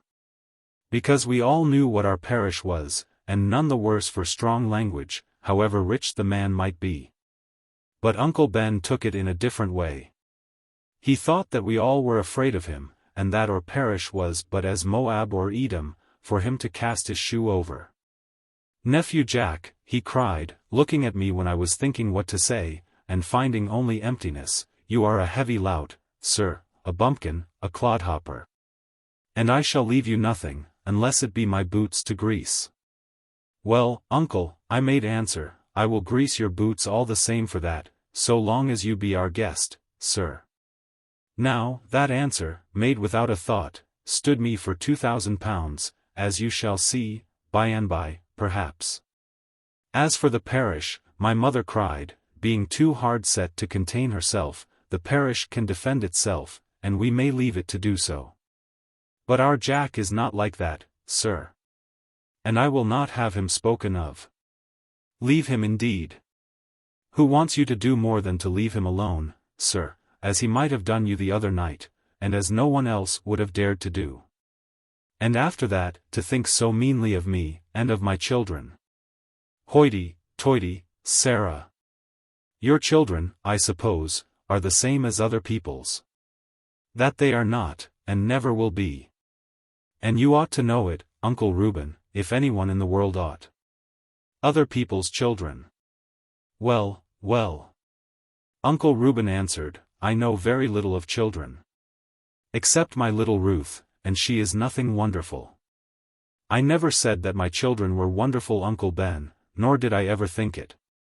But as for being good. Here mother fetched out her handkerchief, being overcome by our goodness, and I told her, with my hand to my mouth, not to notice him. Though he might be worth 10,000 times £10,000. But Farmer Snow came forward now, for he had some sense sometimes. And he thought it was high time for him to say a word for the parish. Maester Huckaback, he began, pointing with his pipe at him, the end that was done in sealing wax, tooching of what you was playized to say, 'bout this here parish, and no other. Mind me no other parish but these, I use the vreedom, zur, for to tell that thee be a layer. Then Farmer Nicholas Snow folded his arms across with the bowl of his pipe on the upper one, and gave me a nod, and then one to mother, to testify how he had done his duty. And recked not what might come of it. However, he got little thanks from us, for the parish was nothing at all to my mother, compared with her children's interests. And I thought it hard that an uncle of mine, and an old man too, should be called a liar, by a visitor at our fireplace. For we, in our rude part of the world, counted it one of the worst disgraces that could befall a man, to receive the lie from anyone. But Uncle Ben, as it seems, was used to it, in the way of trade, just as people of fashion are, by a style of courtesy. Therefore the old man only looked with pity at Farmer Nicholas. And with a sort of sorrow too, reflecting how much he might have made in a bargain with such a customer, so ignorant and hot-headed. Now let us bandy words no more, said mother, very sweetly. Nothing is easier than sharp words, except to wish them unspoken, as I do many and many's the time, when I think of my good husband. But now let us hear from Uncle Reuben what he would have us do to remove this disgrace from amongst us, and to satisfy him of his goods. I care not for my goods, woman, Master Huckaback answered grandly, although they were of large value, about them I say nothing. But what I demand is this, the punishment of those scoundrels. Zober, man, zober, cried Farmer Nicholas, we be too nae badgery bud, to spake like that of they Dooneses.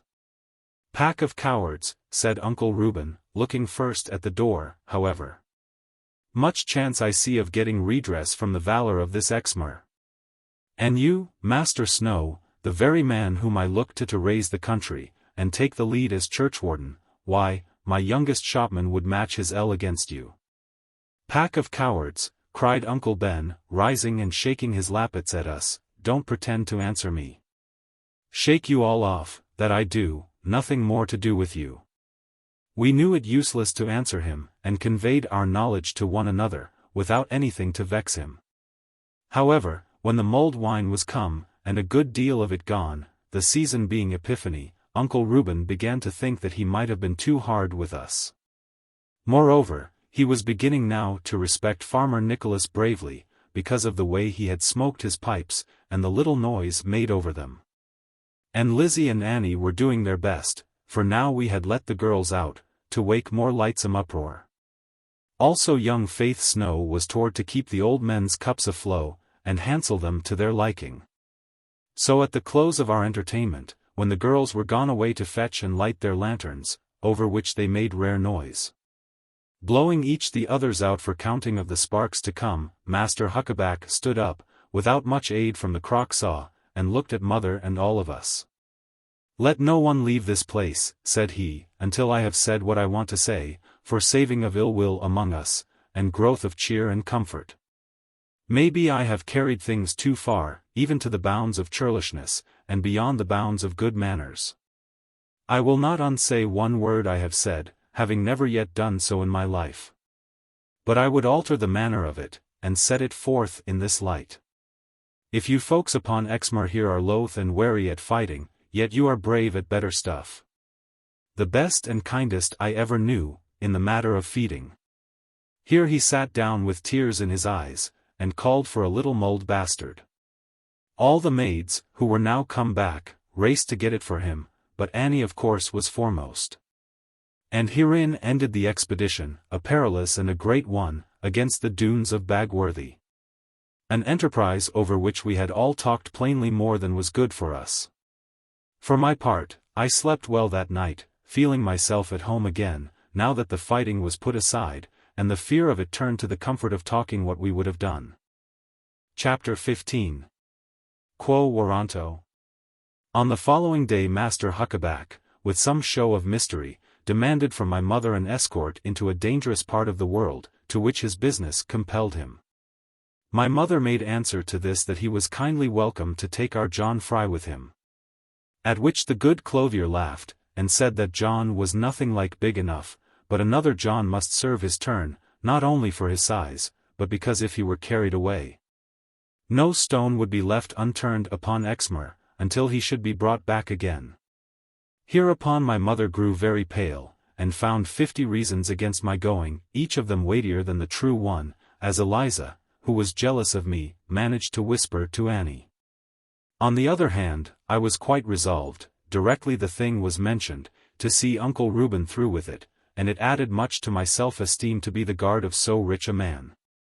Therefore I soon persuaded mother, with her head upon my breast, to let me go and trust in God. And after that I was greatly vexed to find that this dangerous enterprise was nothing more than a visit to the Baron de Witchhall's, to lay an information, and sue a warrant against the Doones. And a posse to execute it. Stupid as I always have been, and must ever be no doubt, I could well have told Uncle Reuben that his journey was no wiser than that of the men of Gotham. That he never would get from Hugh de Witchhall's a warrant against the Doones, moreover, that if he did get one, his own wig would be singed with it. But for divers reasons I held my peace, partly from youth and modesty, partly from desire to see whatever pleased God I should see, and partly from other causes. We rode by way of Brendon Town, Ilford Bridge, and Bab Brook, to avoid the great hill above Lynmouth. And the day being fine and clear again, I laughed in my sleeve at Uncle Reuben for all his fine precautions. When we arrived at Ley Manor, we were shown very civilly into the hall, and refreshed with good ale and collared head, and the back of a Christmas pudding. I had never been under so fine a roof, unless it were of a church, before, and it pleased me greatly to be so kindly entreated by high-born folk.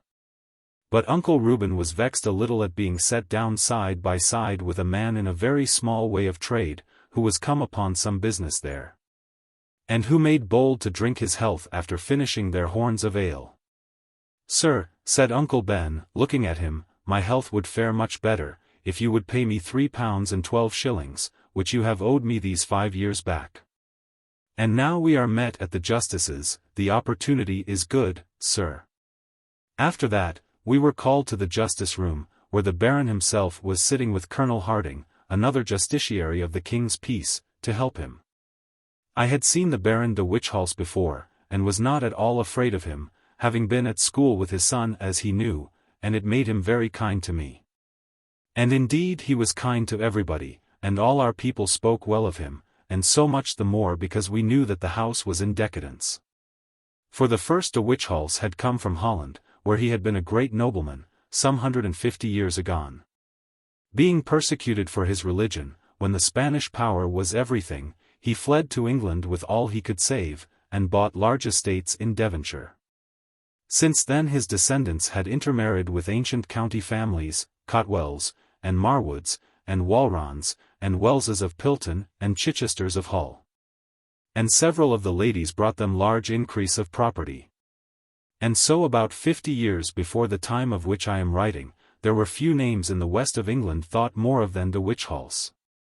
But now they had lost a great deal of land, and therefore of that which goes with land, as surely as fame belongs to earth, I mean big reputation. How they had lost it, none could tell.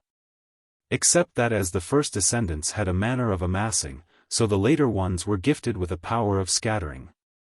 Whether this came of good Devonshire blood opening the sluice of low country veins, is beyond both my province and my power to inquire. Anyhow, all people loved this last strain of de Witchhalls far more than the name had been liked 100 years agone. Hugh de Witchhalls, a white-haired man, of very noble presence, with friendly blue eyes and a sweet smooth forehead, an aquiline nose quite beautiful, as you might expect in a lady of birth, and thin lips curving delicately, this gentleman rose as we entered the room, while Colonel Harding turned on his chair, and struck one spur against the other. I am sure that, without knowing aught of either, we must have reverenced more of the two the one who showed respect to us. And yet 9 gentlemen out of 10 make this dull mistake when dealing with the class below them. Uncle Reuben made his very best scrape, and then walked up to the table, trying to look as if he did not know himself to be wealthier than both the gentlemen put together. Of course he was no stranger to them any more than I was, and, as it proved afterwards, Colonel Harding owed him a lump of money, upon very good security. Of him Uncle Reuben took no notice, but addressed himself to the Witchhalls. The Baron smiled very gently, so soon as he learned the cause of this visit, and then he replied quite reasonably. A warrant against the Doones, Master Huckaback. Which of the Doones, so please you, and the Christian names, what be they? My lord, I am not their godfather, and most like they never had any. But we all know old Sir Ensor's name, so that may be no obstacle. Sir Ensor Doone and his sons, so be it. How many sons, Master Huckaback, and what is the name of each one? How can I tell you, my lord, even if I had known them all as well as my own shop boys? Nevertheless there were 7 of them, and that should be no obstacle. A warrant against Sir Ensor Doone, and 7 sons of Sir Ensor Doone, Christian names unknown, and doubted if they have any. So far so good, Master Huckaback. I have it all down in writing. Sir Ensor himself was there, of course, as you have given in evidence. No, no, my lord, I never said that, I never said. If he can prove that he was not there, you may be indicted for perjury.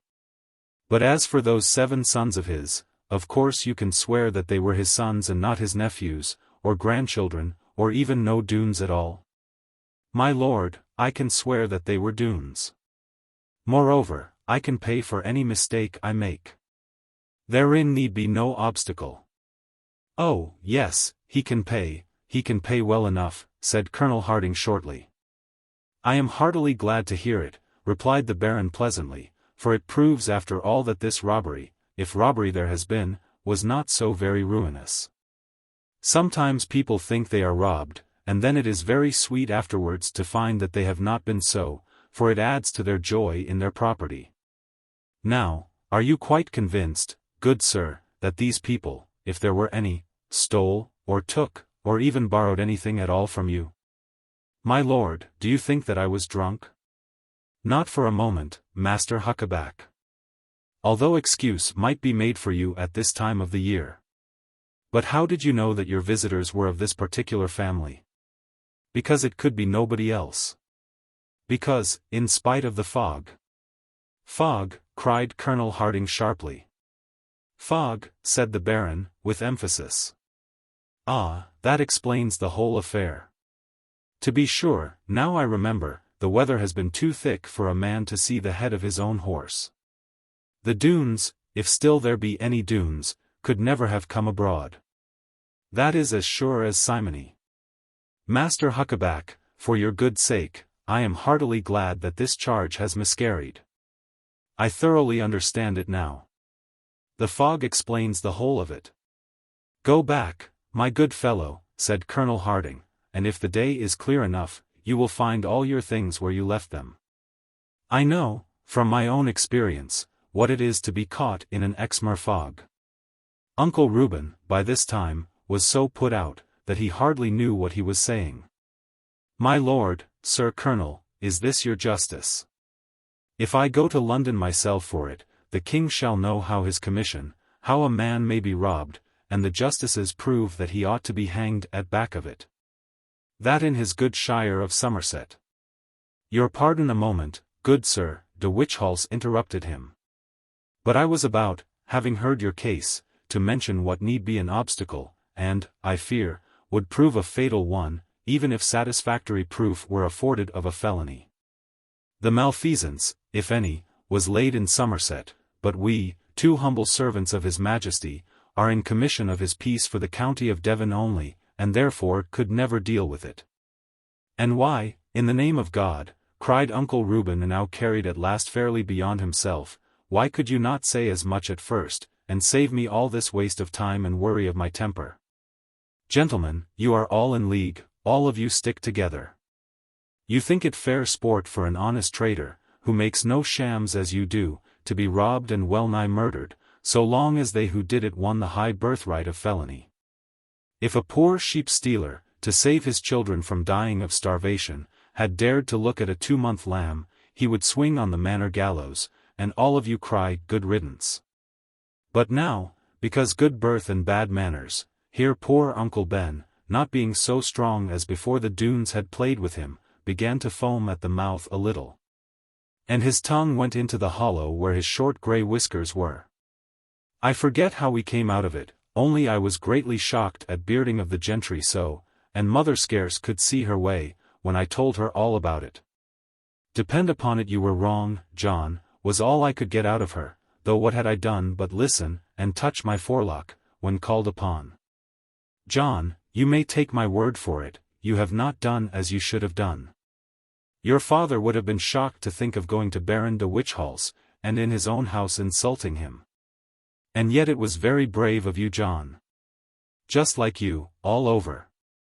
And, as none of the men are here, dear John, I am proud of you for doing it.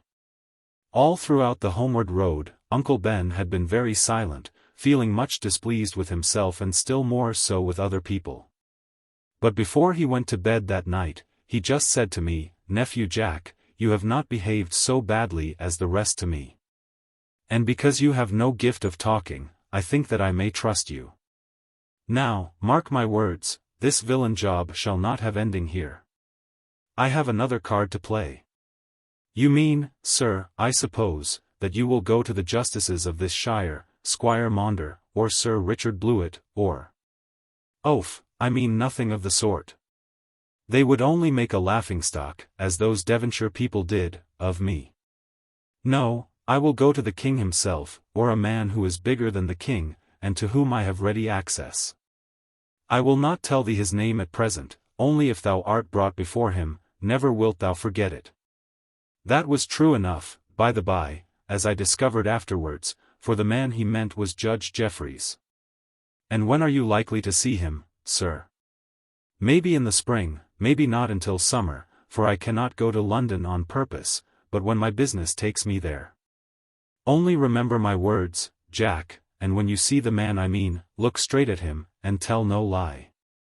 He will make some of your zany squires shake in their shoes, I reckon. Now, I have been in this lonely hole far longer than I intended, by reason of this outrage, yet I will stay here one day more upon a certain condition. Upon what condition, Uncle Ben? I grieve that you find it so lonely. We will have Farmer Nicholas up again, and the singers, and the fashionable milkmaids. I thank you, let me be. The wenches are too loud for me. Your Nanny is enough. Nanny is a good child, and she shall come and visit me. Uncle Reuben would always call her Nanny. He said that Annie was too fine and Frenchified for us.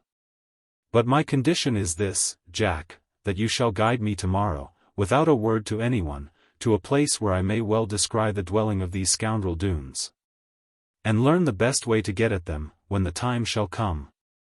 Can you do this for me? I will pay you well, boy." I promised very readily to do my best to serve him, but, of course, would take no money for it, not being so poor as that came to. Accordingly, on the day following, I managed to set the men at work on the other side of the farm, especially that inquisitive and busybody John Fry, who would pry out almost anything for the pleasure of telling his wife. And then, with Uncle Reuben mounted on my ancient Peggy, I made foot for the westward, directly after breakfast. Uncle Ben refused to go unless I would take a loaded gun, and indeed it was always wise to do so in those days of turbulence. And none the less because of late more than usual of our sheep had left their skins behind them. This, as I need hardly say, was not to be charged to the appetite of the Doones, for they always said that they were not butchers, although upon that subject might well be two opinions. And their practice was to make the shepherds kill and skin, and quarter for them, and sometimes carry to the Doone gate the prime among the fatlings, for fear of any bruising, which spoils the look at table. But the worst of it was that ignorant folk, unaware of their fastidiousness, scored to them the sheep they lost by lower-born marauders. And so were afraid to speak of it, and the issue of this error was that a farmer, with 500 or 600 sheep, could never command, on his wedding day, a prime saddle of mutton for dinner. To return now to my Uncle Ben, and indeed he would not let me go more than 3 land yards from him, there was very little said between us along the lane and across the hill. Although the day was pleasant, I could see that he was half amiss with his mind about the business, and not so full of security as an elderly man should keep himself. Therefore, out I spake, and said, "Uncle Reuben, have no fear. I know every inch of the ground, sir, and there is no danger nigh us." Fear, boy! Who ever thought of fear? 'Tis the last thing would come across me. Pretty things those primroses. At once I thought of Lorna Doone, the little maid of 6 years back, and how my fancy went with her. Could Lorna ever think of me? Was I not a lout gone by, only fit for loach-sticking? Had I ever seen a face fit to think of near her? The sudden flash, the quickness, the bright desire to know one's heart, and not withhold her own from it, the soft withdrawal of rich eyes, the longing to love somebody, anybody, anything, not imbrued with wickedness. My uncle interrupted me, misliking so much silence now, with the naked woods falling over us. For we were come to Bagworthy Forest, the blackest and the loneliest place of all that keep the sun out. Even now, in winter-time, with most of the wood unriddled, and the rest of it pinched brown, it hung around us like a cloak containing little comfort. I kept quite close to Peggy's head, and Peggy kept quite close to me, and pricked her ears at everything. However, we saw nothing there, except a few old owls and hawks, and a magpie sitting all alone, until we came to the bank of the hill, where the pony could not climb it.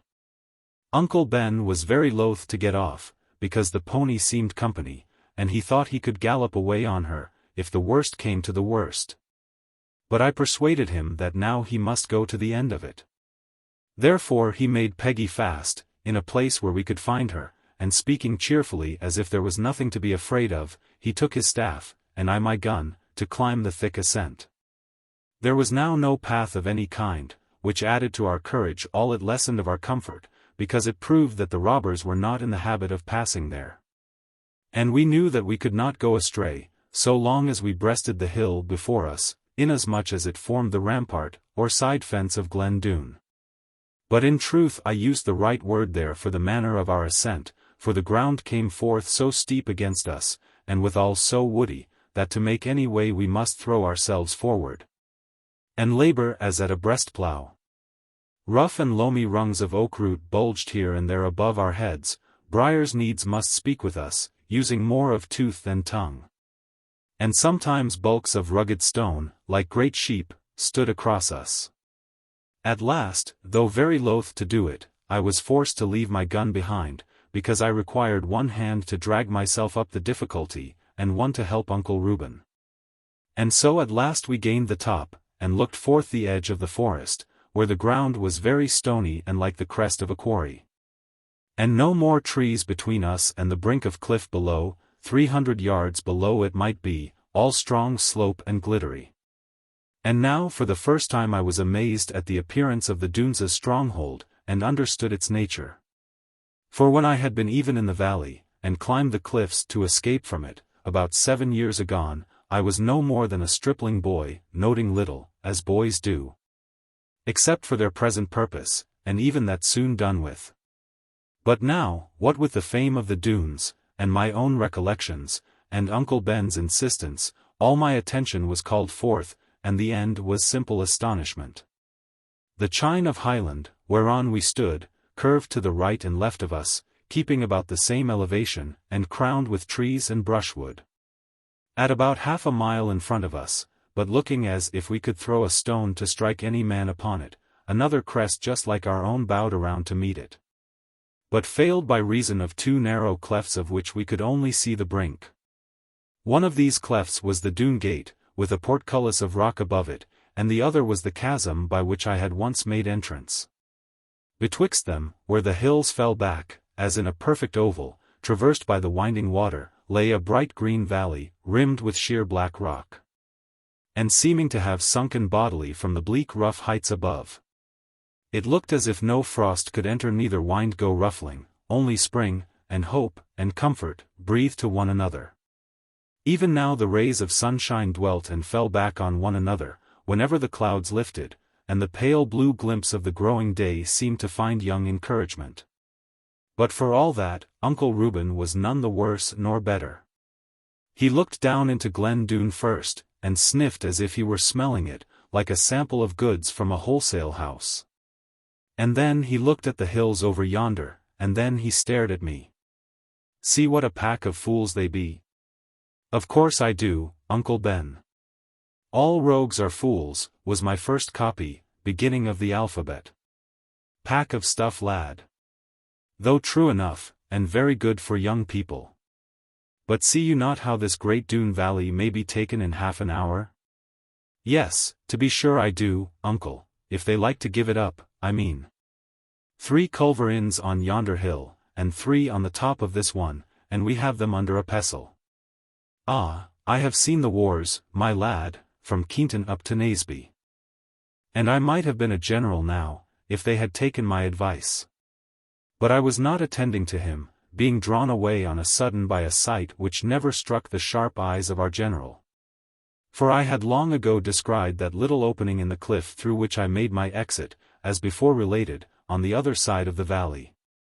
No bigger than a rabbit hole it seemed from where we stood, and yet of all the scene before me, that, from my remembrance perhaps, had the most attraction.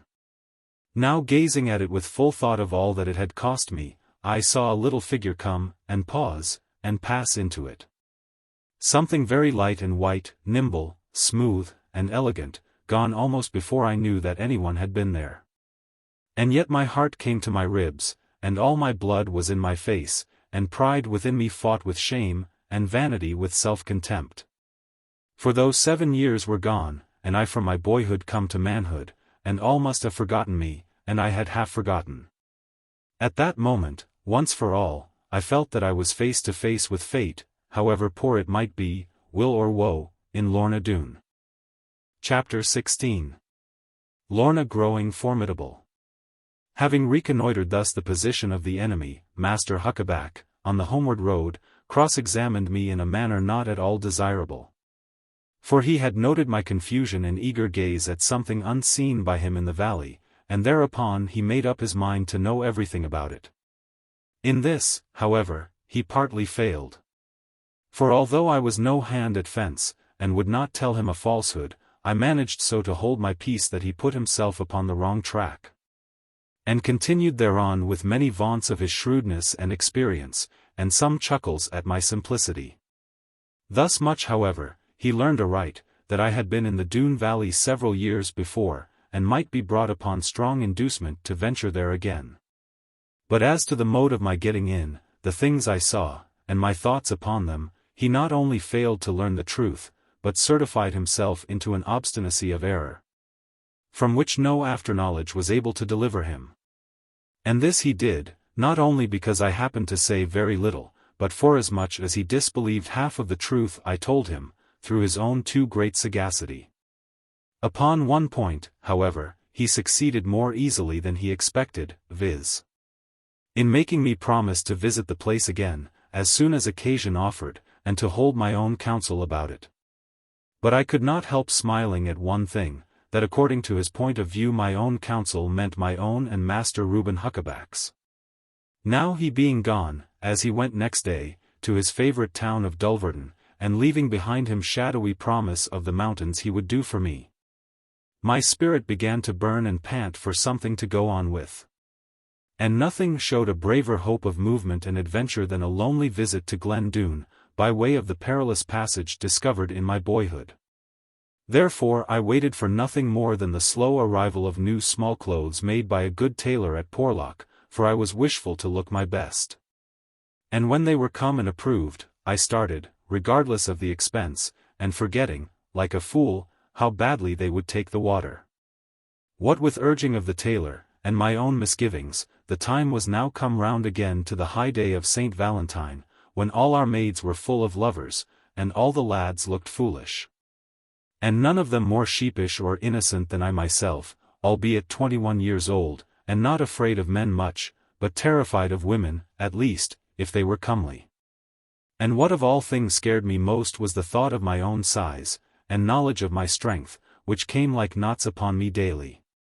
In honest truth I tell this thing, which often since hath puzzled me, when I came to mix with men more, I was to that degree ashamed of my thickness and my stature, in the presence of a woman, that I would not put a trunk of wood on the fire in the kitchen, but let Annie scold me well, with a smile to follow, and with her own plump hands lift up a little log, and fuel it.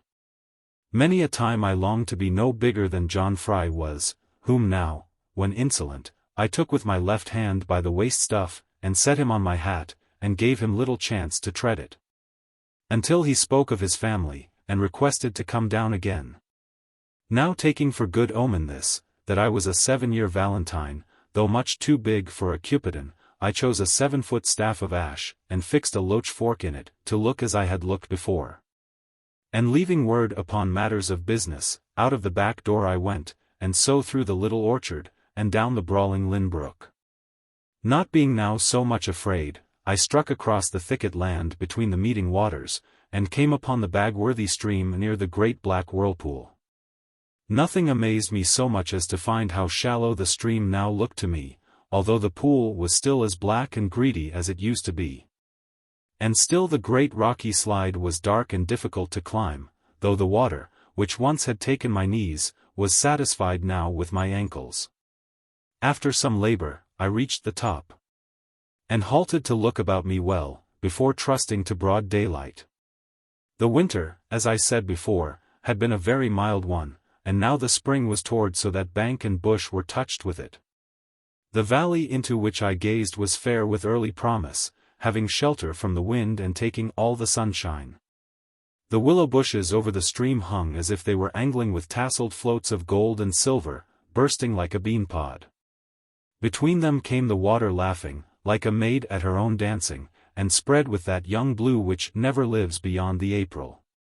And on either bank, the meadow ruffled as the breeze came by, opening, through new tuft, of green, daisy bud or celandine, or a shy glimpse now and then of the lovelorn primrose.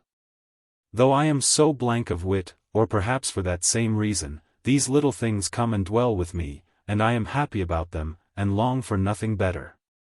I feel with every blade of grass, as if it had a history, and make a child of every bud as though it knew and loved me. And being so, they seem to tell me of my own delusions, how I am no more than they, except in self-importance. While I was forgetting much of many things that harm one, and letting of my thoughts go wild to sounds and sights of nature, a sweeter note than thrush or ouzel ever wooed a mate in, floated on the valley breeze at the quiet turn of sundown. The words were of an ancient song, fit to laugh or cry at. Love, and if there be one, come my love to be. My love is for the one, loving unto me. Not for me the show, love, of a gilded bliss. Only thou must know, love, what my value is. If in all the earth, love, thou hast none but me, this shall be my worth, love, to be cheap to thee. But, if so thou ever strivest to be free, 'twill be my endeavor to be dear to thee. So shall I have plea, love, is thy heart and breath clinging still to thee, love, in the doom of death. All this I took in with great eagerness, not for the sake of the meaning, which is no doubt an allegory, but for the power and richness, and softness of the singing, which seemed to me better than we ever had even in or church. But all the time I kept myself in a black niche of the rock, where the fall of the water began, lest the sweet singer, espying me, should be alarmed, and flee away.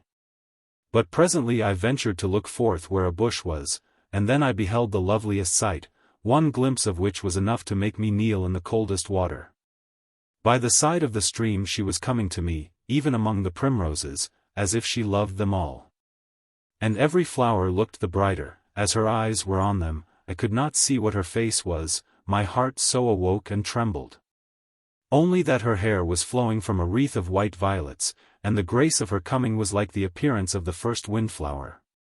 The pale gleam over the western cliffs threw a shadow of light behind her, as if the sun were lingering. Never do I see that light from the closing of the west, even in these my aged days, without thinking of her. Ah me, if it comes to that, what do I see of earth or heaven, without thinking of her? The tremulous thrill of her song was hanging on her open lips, and she glanced around, as if the birds were accustomed to make answer. To me it was a thing of terror to behold such beauty, and feel myself the while to be so very low and common. But scarcely knowing what I did, as if a rope were drawing me, I came from the dark mouth of the chasm, and stood, afraid to look at her. She was turning to fly, not knowing me, and frightened, perhaps, at my stature, when I fell on the grass, as I fell before her 7 years agone that day, and I just said, Lorna Doone. She knew me at once, from my manner and ways, and a smile broke through her trembling, as sunshine comes through aspen leaves. And being so clever, she saw, of course, that she needed not to fear me. Oh, indeed, she cried, with a feint of anger, because she had shown her cowardice, and yet in her heart she was laughing. Oh, if you please, who are you, sir, and how do you know my name? I am John Ridd, I answered. The boy who gave you those beautiful fish, when you were only a little thing, 7 years ago today. Yes, the poor boy who was frightened so, and obliged to hide here in the water. And do you remember how kind you were, and saved my life by your quickness, and went away riding upon a great man's shoulder, as if you had never seen me? And yet looked back through the willow trees? Oh, yes, I remember everything, because it was so rare to see any except, I mean because I happen to remember. But you seem not to remember, sir, how perilous this place is. For she had kept her eyes upon me, large eyes of a softness, a brightness, and a dignity which made me feel as if I must forever love and yet forever know myself unworthy. Unless themselves should fill with love, which is the spring of all things. And so I could not answer her, but was overcome with thinking and feeling and confusion.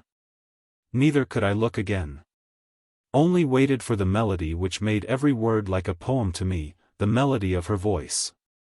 But she had not the least idea of what was going on with me, any more than I myself had. I think, Master Ridd, you cannot know, she said, with her eyes taken from me, what the dangers of this place are, and the nature of the people. Yes, I know enough of that. And I am frightened greatly, all the time, when I do not look at you. She was too young to answer me in the style some maidens would have used. The manner, I mean, which now we call from a foreign word, coquettish. And more than that, she was trembling from real fear of violence, lest strong hands might be laid on me, and a miserable end of it. And to tell the truth, I grew afraid. Perhaps from a kind of sympathy, and because I knew that evil comes more readily than good to us. Therefore, without more ado, or taking any advantage, although I would have been glad at heart, if needs had been, to kiss her, without any thought of rudeness, it struck me that I had better go and have no more to say to her until next time of coming. So would she look the more for me and think the more about me, and not grow weary of my words and the want of change there is in me. For, of course, I knew what a churl I was compared to her birth and appearance, but meanwhile I might improve myself and learn a musical instrument. The wind hath a draw after flying straw, is a saying we have in Devonshire, made, peradventure, by somebody who had seen the ways of women. Mistress Lorna, I will depart, mark you, I thought that a powerful word, in fear of causing disquiet. If any rogue shot me it would grieve you. I make bold to say it, and it would be the death of mother. Few mothers have such a son as me. Try to think of me now and then, and I will bring you some new-laid eggs, for our young blue hen is beginning. I thank you heartily, said Lorna, but you need not come to see me. You can put them in my little bower, where I am almost always, I mean whither daily I repair to read and to be away from them. Only show me where it is. Thrice a day I will come and stop. Nay, Master Ridd, I would never show thee, never, because of peril, only that so happens it thou hast found the way already. And she smiled with a light that made me care to cry out for no other way, except to her dear heart. But only to myself I cried for anything at all, having enough of man in me to be bashful with young maidens. So I touched her white hand softly when she gave it to me, and, fancying that she had sighed, was touched at heart about it, and resolved to yield her all my goods, although my mother was living. And then grew angry with myself, for a mile or more of walking, to think she would condescend so. And then, for the rest of the homeward road, was mad with every man in the world who would dare to think of having her. Chapter 17. John is bewitched. To forget one's luck of life, to forget the cark of care and withering of young fingers. Not to feel, or not be moved by, all the change of thought and heart. From large young heat to the sinewy lines and dry bones of old age, this is what I have to do ere ever I can make you know, even as a dream is known, how I loved my Lorna. I myself can never know, never can conceive, or treat it as a thing of reason, never can behold myself dwelling in the midst of it, and think that this was I. Neither can I wander far from perpetual thought of it. Perhaps I have 2 farrows of pigs ready for the chapman, perhaps I have 10 stones of wool waiting for the factor. It is all the same. I look at both, and what I say to myself is this: which would Lorna choose of them? Of course, I am a fool for this. Any man may call me so, and I will not quarrel with him, unless he guess my secret. Of course, I fetch my wit, if it be worth the fetching, back again to business. But there my heart is and must be. And all who like to try can cheat me, except upon parish matters. That week I could do little more than dream and rove about, seeking by perpetual change to find the way back to myself. I cared not for the people round me, neither took delight in victuals, but made believe to eat and drink and blushed at any questions. And being called the master now, head farmer, and chief yeoman, it irked me much that anyone should take advantage of me. Yet everybody did so as soon as ever it was known that my wits were gone moon-raking. For that was the way they looked at it, not being able to comprehend the greatness and the loftiness. Neither do I blame them much, for the wisest thing is to laugh at people when we cannot understand them. I, for my part, took no notice. But in my heart despised them as beings of a lesser nature, who never had seen Lorna. Yet I was vexed, and rubbed myself, when John Fry spread all over the farm, and even at the shoeing forge, that a mad dog had come and bitten me, from the other side of Malland. This seems little to me now, and so it might to anyone, but, at the time, it worked me up to a fever of indignity. To make a mad dog of Lorna, to compare all my imaginings, which were strange, I do assure you, the faculty not being apt to work, to count the raising of my soul no more than hydrophobia. All this acted on me so, that I gave John Fry the soundest threshing that ever a sheaf of good corn deserved, or a bundle of tares was blessed with. Afterwards he went home, too tired to tell his wife the meaning of it, but it proved of service to both of them, and an example for their children. Now the climate of this country is, so far as I can make of it, to throw no man into extremes. And if he throw himself so far, to pluck him back by change of weather and the need of looking after things. Lest we should be like the Southerns, for whom the sky does everything, and men sit under a wall and watch both food and fruit come beckoning. Their sky is a mother to them. But ours a good stepmother to us, fearing to hurt by indulgence, and knowing that severity and change of mood are wholesome. The spring being now too forward, a check to it was needful.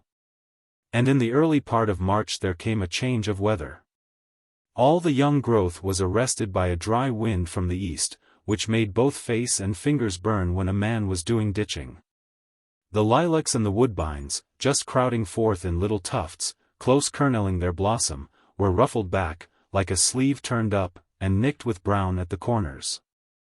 In the hedges any man, unless his eyes were very dull, could see the mischief doing. The russet of the young elm bloom was fain to be in its scale again. But having pushed forth, there must be, and turn to a tawny color. The hangers of the hazel, too, having shed their dust to make the nuts, did not spread their little combs and dry them, as they ought to do. But shriveled at the base and fell, as if a knife had cut them. And more than all to notice was, at least about the hedges, the shuddering of everything and the shivering sound among them toward the feeble sun. Such as we make to a poor fireplace when several doors are open.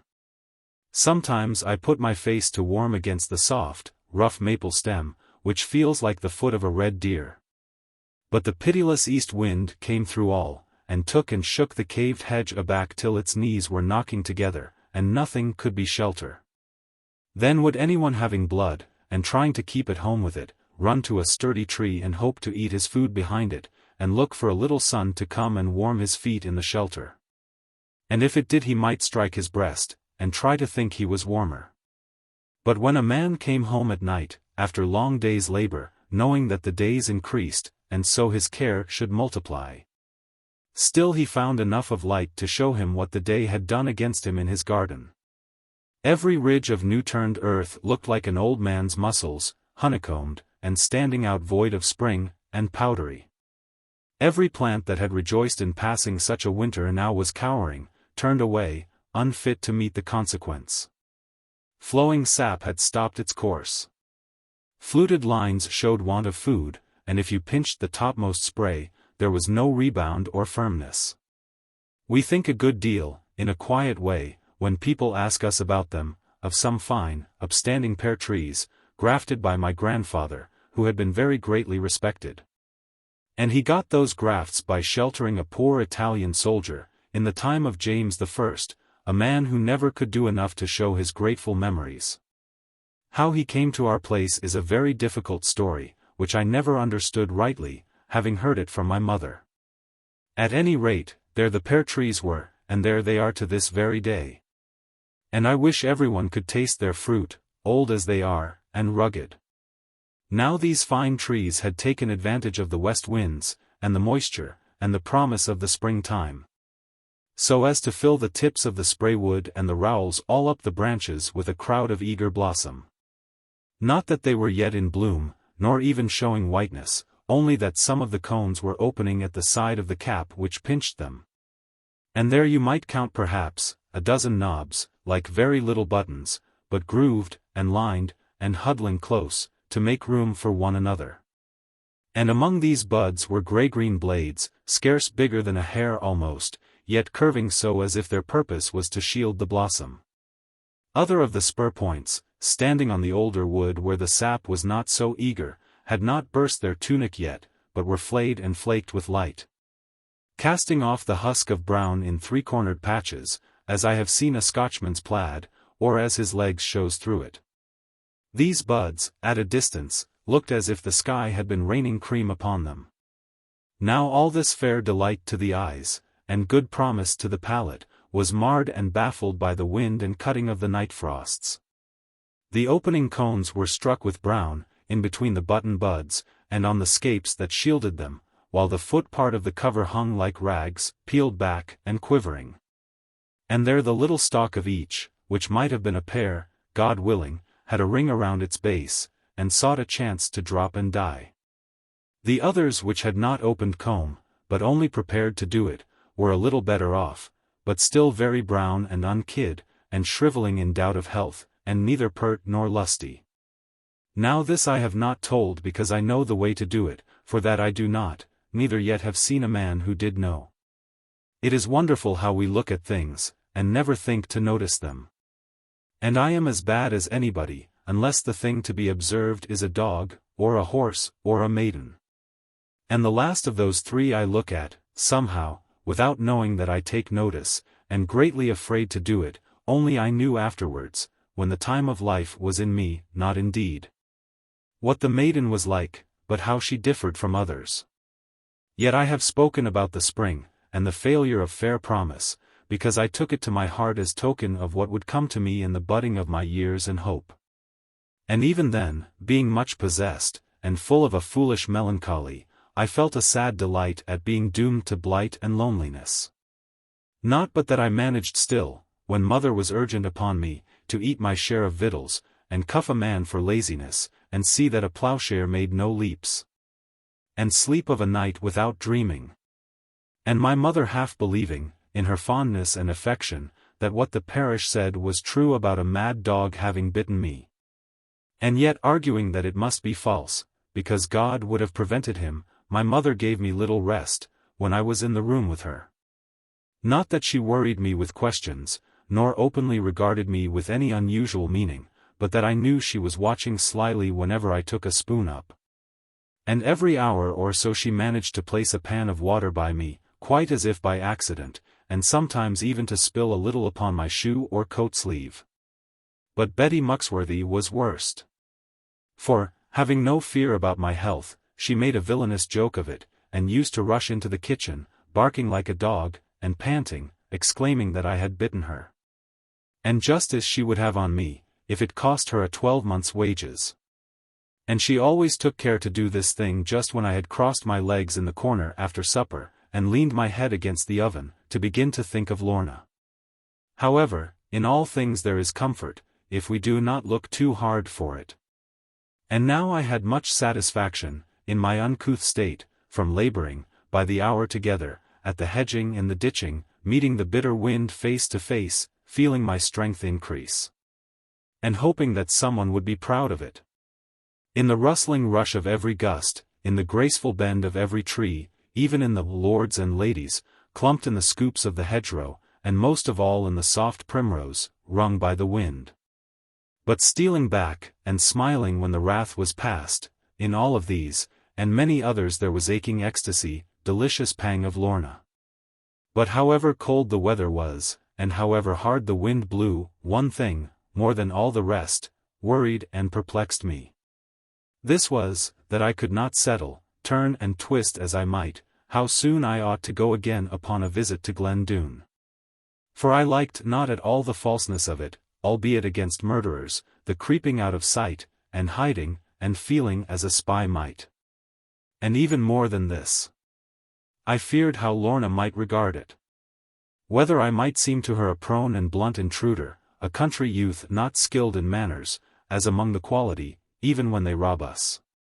For I was not sure myself, but that it might be very bad manners to go again too early without an invitation. And my hands and face were chapped so badly by the bitter wind, that Lorna might count them unsightly things, and wish to see no more of them. However, I could not bring myself to consult anyone upon this point, at least in our own neighborhood, nor even to speak of it near home. But the east wind holding through the month, my hands and face growing worse and worse, and it having occurred to me by this time that possibly Lorna might have chaps, if she came abroad at all, and so might like to talk about them and show her little hands to me, I resolved to take another opinion, so far as might be upon this matter, without disclosing the circumstances. Now the wisest person in all our parts was reckoned to be a certain wise woman, well known all over Exmoor by the name of Mother Meldrum. Her real name was Maple Durham, as I learned long afterwards, and she came of an ancient family, but neither of Devon nor Somerset.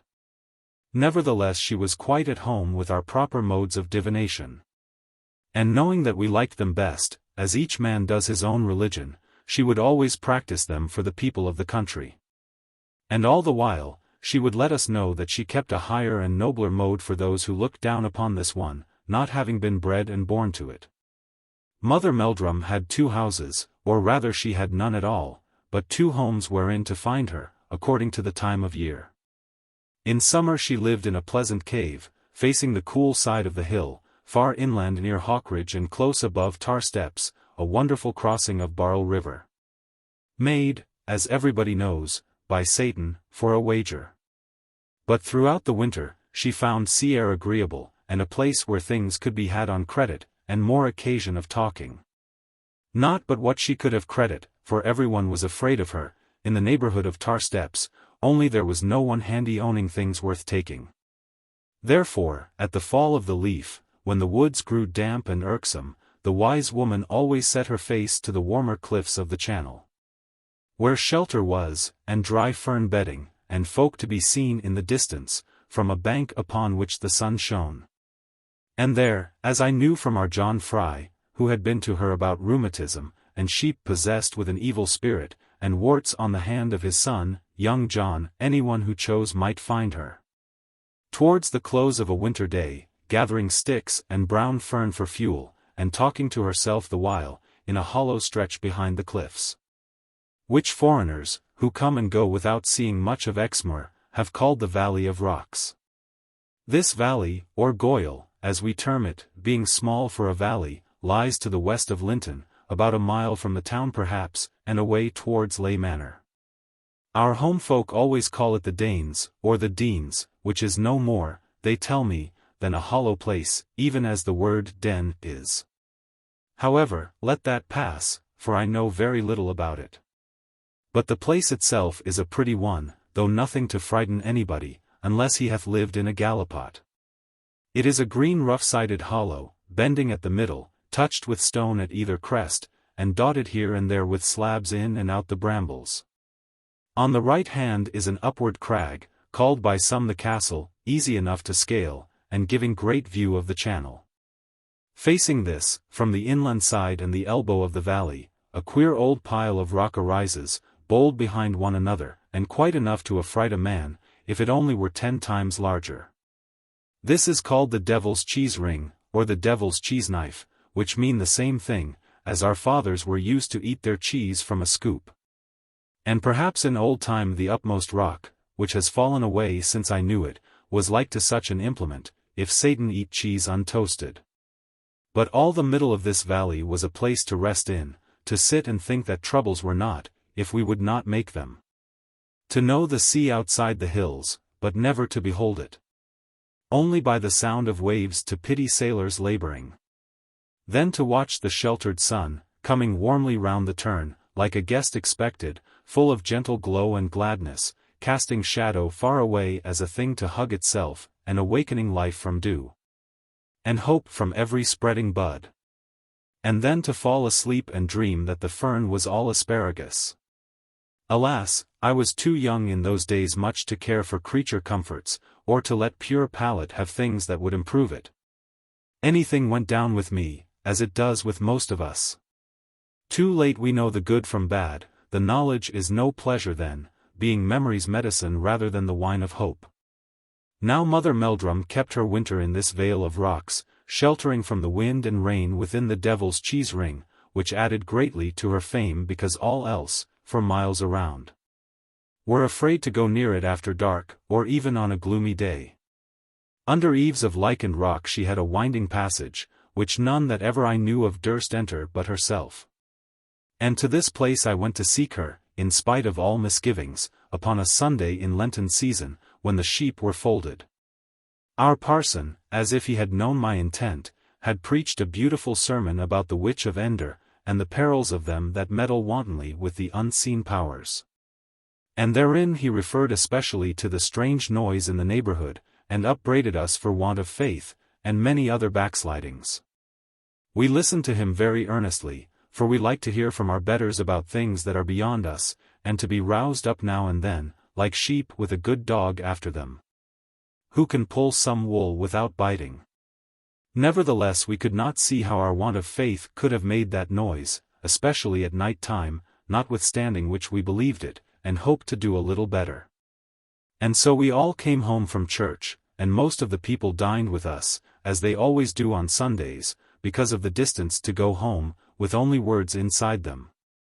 The parson, who always sat next to mother, was afraid that he might have vexed us, and would not have the best piece of meat, according to his custom. But soon we put him at his ease, and showed him we were proud of him, and then he made no more to do, but accepted the best of the sirloin. Chapter 18. Witchery leads to witchcraft. Although well nigh the end of March, the wind blew wild and piercing, as I went on foot that afternoon to Mother Meldrum's dwelling. It was safer not to take a horse, lest, if anything vexed her, she should put a spell upon him, as had been done to Farmer Snow's stable by the wise woman of Simmonsbath. The sun was low on the edge of the hills by the time I entered the valley, for I could not leave home till the cattle were tended, and the distance was 7 miles or more. The shadows of rocks fell far and deep, and the brown dead fern was fluttering, and brambles with their sere leaves hanging, swayed their tatters to and fro, with a red look on them. In patches underneath the crags, a few wild goats were browsing, then they tossed their horns, and fled, and leaped on ledges, and stared at me. Moreover, the sound of the sea came up, and went the length of the valley, and there it lapped on a butt of rocks, and murmured like a shell. Taking things one with another, and feeling all the lonesomeness, and having no stick with me, I was much inclined to go briskly back, and come at a better season. And when I beheld a tall grey shape, of something or another, moving at the lower end of the valley, where the shade was, it gave me such a stroke of fear, after many others, that my thumb, which lay in mother's Bible, brought in my big pocket for the sake of safety, shook so much that it came out, and I could not get it in again. This serves me right, I said to myself, for tampering with Beelzebub. Oh, that I had listened to parson! And thereupon I struck aside, not liking to run away quite, as some people might call it, but seeking to look like a wanderer who was come to see the valley, and had seen almost enough of it. Herein I should have succeeded, and gone home, and then been angry at my want of courage, but that on the very turn and bending of my footsteps, the woman in the distance lifted up her staff to me, so that I was bound to stop. And now, being brought face to face, by the will of God, as one might say, with anything that might come of it, I kept myself quite straight and stiff, and thrust away all white feather, trusting in my Bible still, hoping that it would protect me, though I had disobeyed it. But upon that remembrance, my conscience took me by the leg, so that I could not go forward. All this while, the fearful woman was coming near and more near to me. And I was glad to sit down on a rock because my knees were shaking so. I tried to think of many things, but none of them would come to me.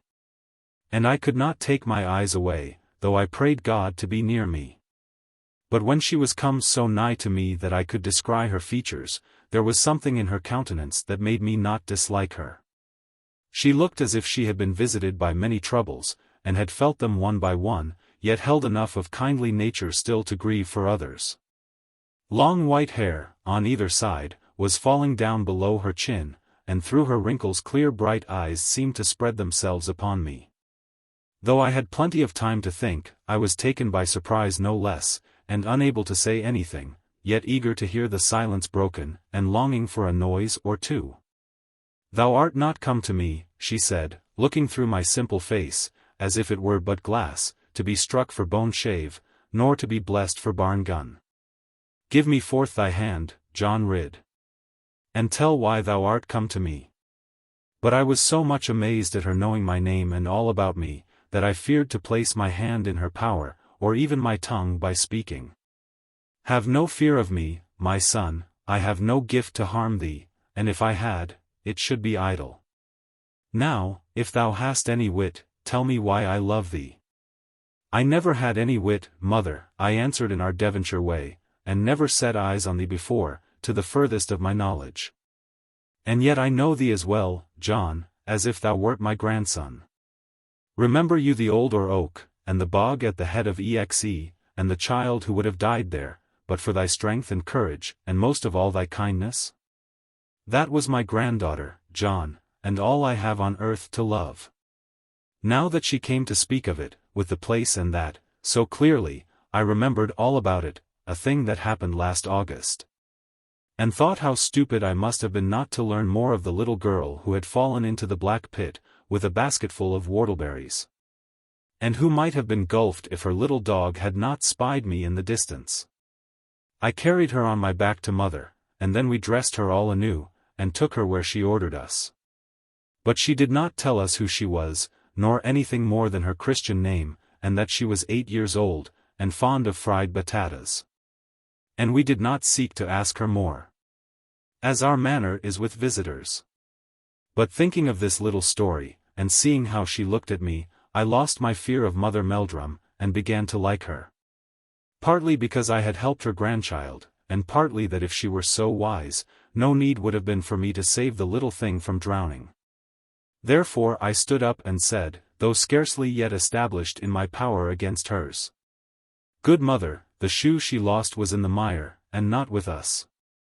And we could not match it, although we gave her a pair of Sister Lizzie's. My son, what care I for her shoe? How simple thou art, and foolish, according to the thoughts of some. Now tell me, for thou canst not lie, what has brought thee to me." Being so ashamed and bashful, I was half inclined to tell her a lie, until she said that I could not do it. And then I knew that I could not. "I am come to know," I said, looking at a rock the while, to keep my voice from shaking, "when I may go to see Lorna Doone." No more could I say, though my mind was charged to ask 50 other questions. But although I looked away, it was plain that I had asked enough.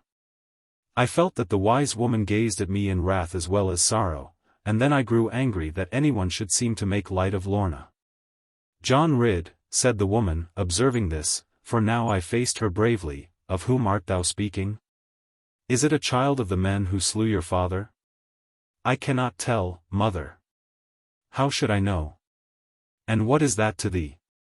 "It is something to thy mother, John, and something to thyself, I trow, and nothing worse could befall thee."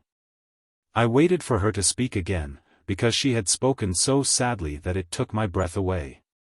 "John Ridd, if thou hast any value for thy body or thy soul, thy mother, or thy father's name, have naught to do with any Doone." She gazed at me in earnest so, and raised her voice in saying it, until the whole valley, curving like a great bell echoed Doone, that it seemed to me my heart was gone for everyone and everything. If it were God's will for me to have no more of Lorna, let a sign come out of the rocks, and I would try to believe it. But no sign came, and I turned to the woman, and longed that she had been a man. "You poor thing, with bones and blades, pails of water, and door keys, what know you about the destiny of a maiden such as Lorna? Chilblains you may treat, and bone shave, ringworm, and the scaldings, even scabby sheep may limp the better for your strikings. John the Baptist and his cousins, with the wool and hyssop, are for mares, and ailing dogs, and fowls that have the jaundice. Look at me now, Mother Meldrum, am I like a fool? That thou art, my son. Alas that it were any other. Now behold the end of that, John Ridd, mark the end of it." She pointed to the castle rock, where upon a narrow shelf, betwixt us and the coming stars, a bitter fight was raging. A fine fat sheep, with an honest face, had clomb up very carefully to browse on a bit of juicy grass, now the dew of the land was upon it. To him, from an upper crag, a lean black goat came hurrying, with leaps, and skirmish of the horns, and an angry noise in his nostrils. The goat had grazed the place before, to the utmost of his liking, cropping in and out with jerks, as their manner is of feeding. Nevertheless he fell on the sheep with fury and great malice. The simple wether was much inclined to retire from the contest, but looked around in vain for any way to peace and comfort. His enemy stood between him and the last leap he had taken. There was nothing left him but to fight, or be hurled into the sea, 500 feet below. "Lie down, lie down!" I shouted to him, as if he were a dog, for I had seen a battle like this before, and knew that the sheep had no chance of life except from his greater weight, and the difficulty of moving him. Lie down, John Ridd," cried Mother Meldrum, mocking me, but without a sign of smiling. The poor sheep turned, upon my voice, and looked at me so piteously that I could look no longer, but ran with all my speed to try and save him from the combat. He saw that I could not be in time, for the goat was bucking to leap at him, and so the good wether stooped his forehead, with the harmless horns curling aside of it. And the goat flung his heels up, and rushed at him, with quick sharp jumps and tricks of movement, and the points of his long horns always foremost, and his little scut cocked like a gun hammer. As I ran up the steep of the rock, I could not see what they were doing, but the sheep must have fought very bravely at last, and yielded his ground quite slowly, and I hoped almost to save him. But just as my head topped the platform of rock, I saw him flung from it backward, with a sad low moan and a gurgle. His body made quite a short noise in the air, like a bucket thrown down a well shaft, and I could not tell when it struck the water, except by the echo among the rocks. So wroth was I with the goat at the moment, being somewhat scant of breath and unable to consider, that I caught him by the right hind leg, before he could turn from his victory, and hurled him after the sheep, to learn how he liked his own compulsion. Chapter 19. Another dangerous interview. Although I left the Deanes at once, having little heart for further questions of the wise woman, and being afraid to visit her house under the devil's cheese ring, to which she kindly invited me, and although I ran most part of the way, it was very late for farmhouse time upon a Sunday evening before I was back at Plover's Barrows. My mother had great desire to know all about the matter, but I could not reconcile it with my respect so to frighten her. Therefore I tried to sleep it off, keeping my own counsel. And when that proved of no avail, I strove to work it away, it might be, by heavy outdoor labor, and weariness, and good feeding. These indeed had some effect, and helped to pass a week or two, with more pain of hand than heart to me. But when the weather changed in earnest, and the frost was gone, and the southwest wind blew softly, and the lambs were at play with the daisies, it was more than I could do to keep from thought of Lorna. For now the fields were spread with growth, and the waters clad with sunshine, and light and shadow, step by step, wandered over the furzy clevies. All the sides of the hilly wood were gathered in and out with green, silver-grey, or russet points, according to the several manner of the trees beginning. And if one stood beneath an elm, with any heart to look at it, lo! All the ground was strewn with flakes, too small to know their meaning, and all the sprays above were rasped and trembling with a redness. And so I stopped beneath the tree, and carved L.D. upon it, and wondered at the buds of thought that seemed to swell inside me.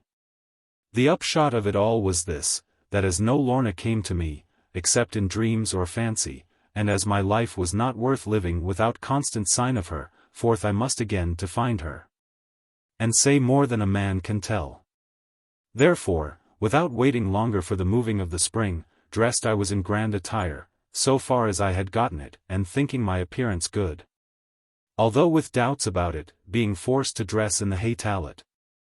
Round the corner of the woodstack went I very knowingly, for Lizzie's eyes were wondrous sharp, and then I was sure of meeting none who would care or dare to speak of me. It lay upon my conscience often that I had not made dear Annie secret to this history, although in all things I could trust her, and she loved me like a lamb. Many and many a time I tried, and more than once began the thing. But there came a dryness in my throat, and a knocking under the roof of my mouth, and a longing to put it off again, as perhaps might be the wisest. And then I would remember too that I had no right to speak of Lorna as if she were common property. This time I longed to take my gun, and was half resolved to do so, because it seemed so hard a thing to be shot at and have no chance of shooting.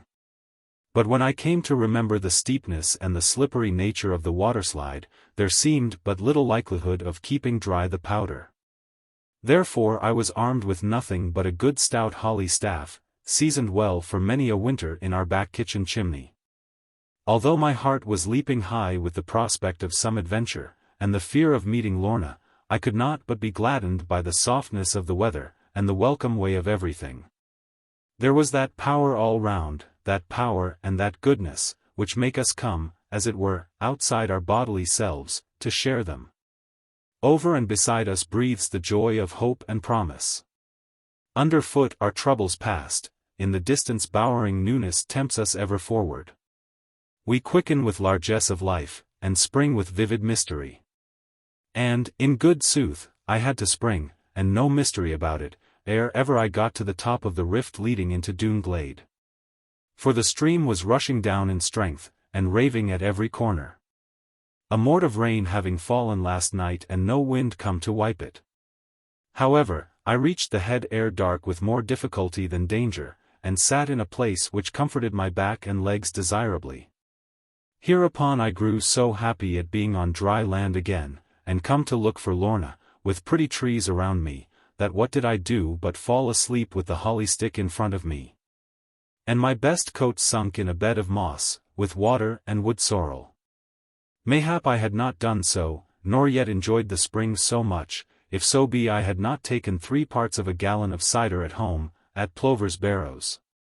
Because of the lowness and sinking ever since I met Mother Meldrum. There was a little runnel going softly down beside me, falling from the upper rock by the means of moss and grass, as if it feared to make a noise, and had a mother sleeping. Now and then it seemed to stop, in fear of its own dropping, and wait for some orders. And the blades of grass that straightened to it turned their points a little way, and offered their allegiance to wind instead of water. Yet before their carkled edges bent more than a driven saw, down the water came again with heavy drops and pats of running, and bright anger at neglect. This was very pleasant to me, now and then, to gaze at, blinking as the water blinked, and falling back to sleep again. Suddenly my sleep was broken by a shade cast over me. Between me and the low sunlight Lorna Doone was standing. "Master Ridd, are you mad?" she said, and took my hand to move me. "Not mad, but half asleep," I answered, feigning not to notice her, that so she might keep hold of me. Come away, if you care for life. The patrol will be here directly. Be quick, Master Ridd, let me hide thee." "I will not stir a step," said I, though being in the greatest fright that might be well imagined, "unless you call me John." "Well, John, then, Master John Ridd, be quick, if you have any to care for you." "I have many that care for me," I said, just to let her know. "And I will follow you, Mistress Lorna, albeit without any hurry, unless there be peril to more than me."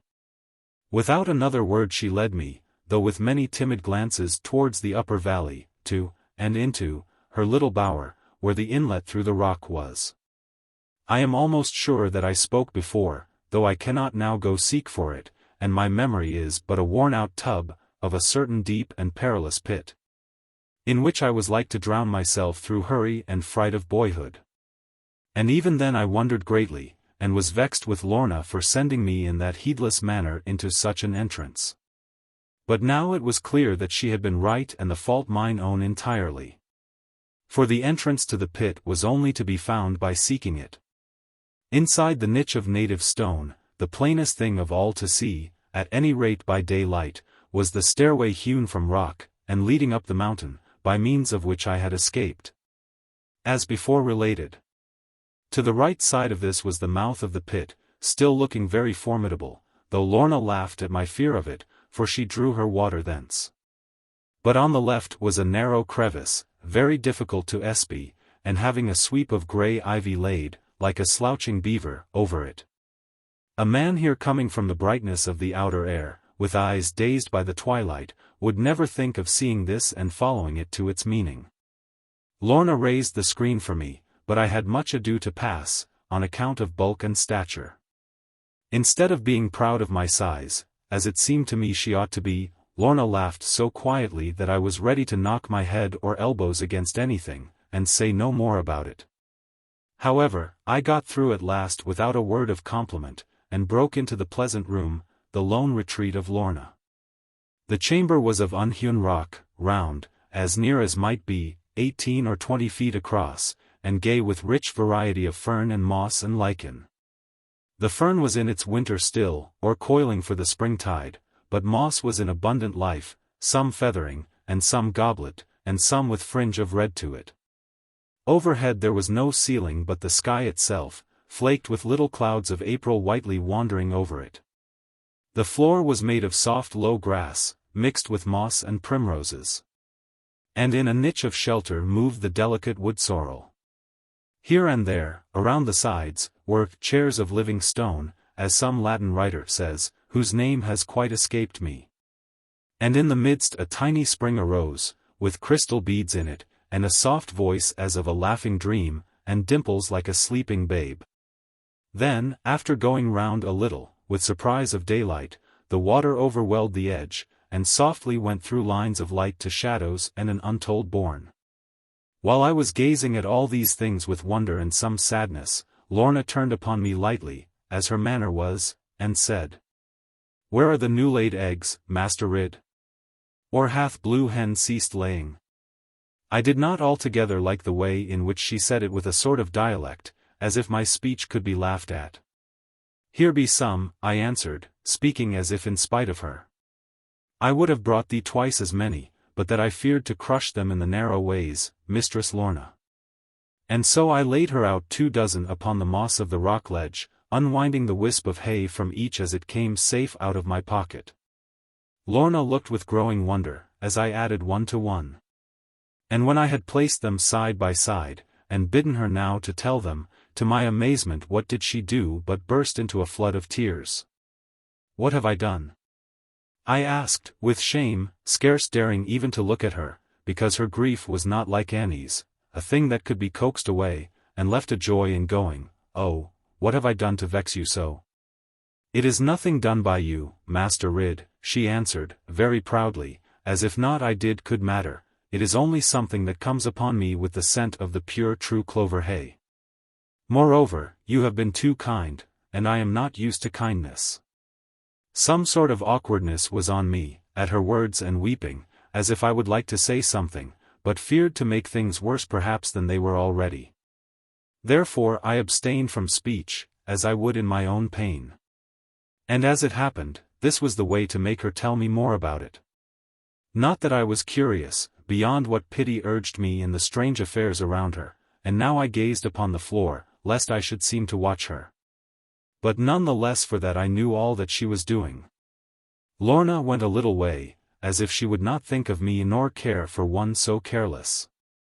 And all my heart gave a sudden jump, to go like a mad thing after her, until she turned of her own accord, and with a little sigh came back to me. Her eyes were soft with trouble's shadow, and the proud lift of her neck was gone, and beauty's vanity borne down by woman's want of sustenance. "Master Ridd," she said in the softest voice that ever flowed between two lips, "have I done aught to offend you?"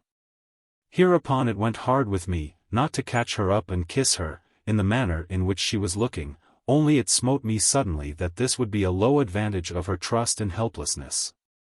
She seemed to know what I would be at, and to doubt very greatly about it, whether as a child of old she might permit the usage. All sorts of things went through my head, as I made myself look away from her, for fear of being tempted beyond what I could bear. And the upshot of it was that I said, within my heart and through it, "John Ridd, be on thy very best manners with this lonely maiden."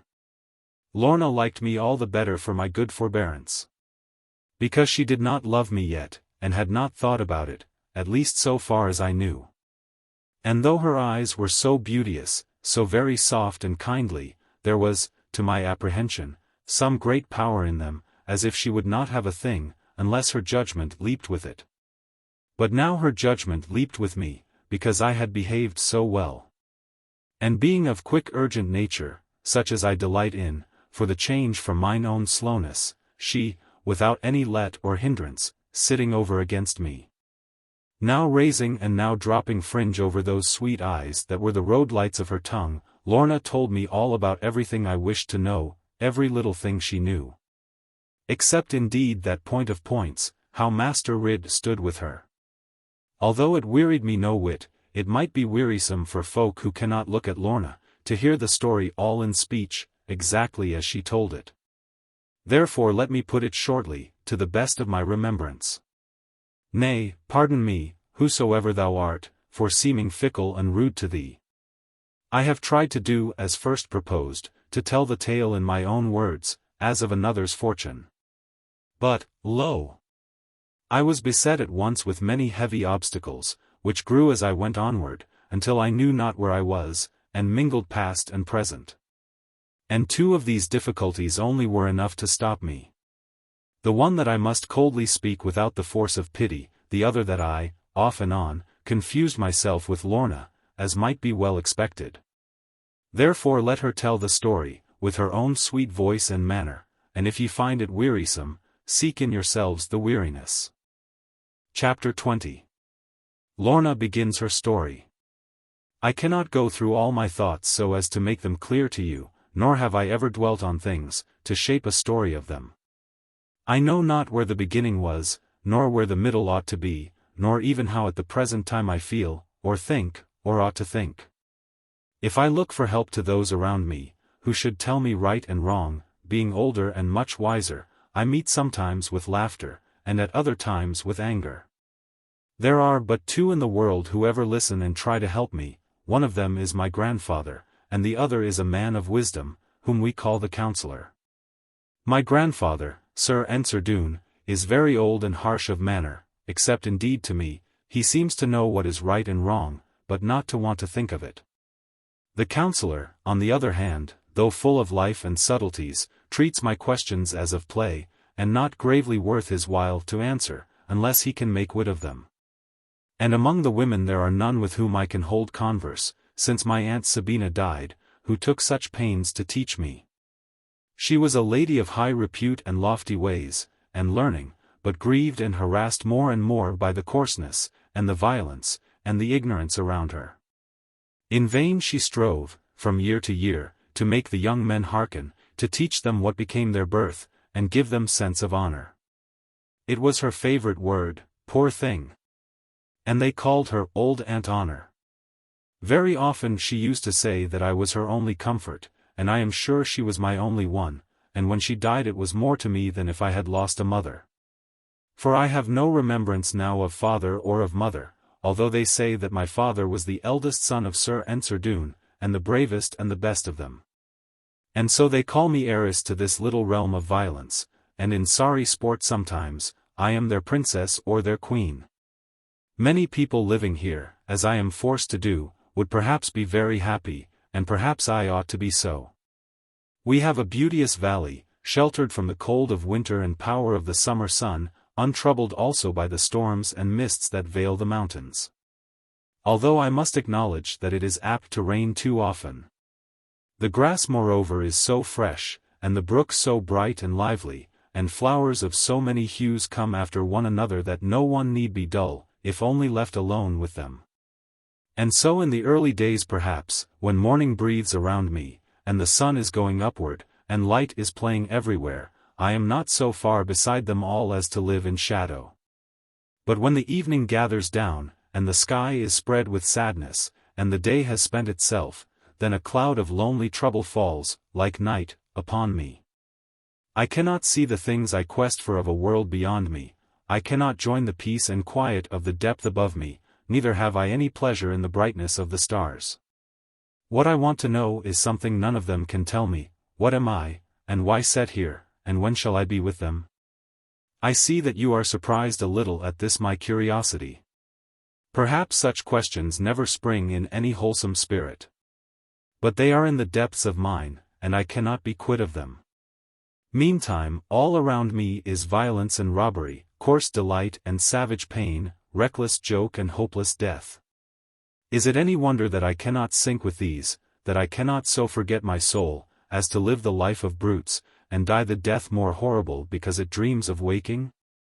There is none to lead me forward, there is none to teach me right, young as I am, I live beneath a curse that lasts forever.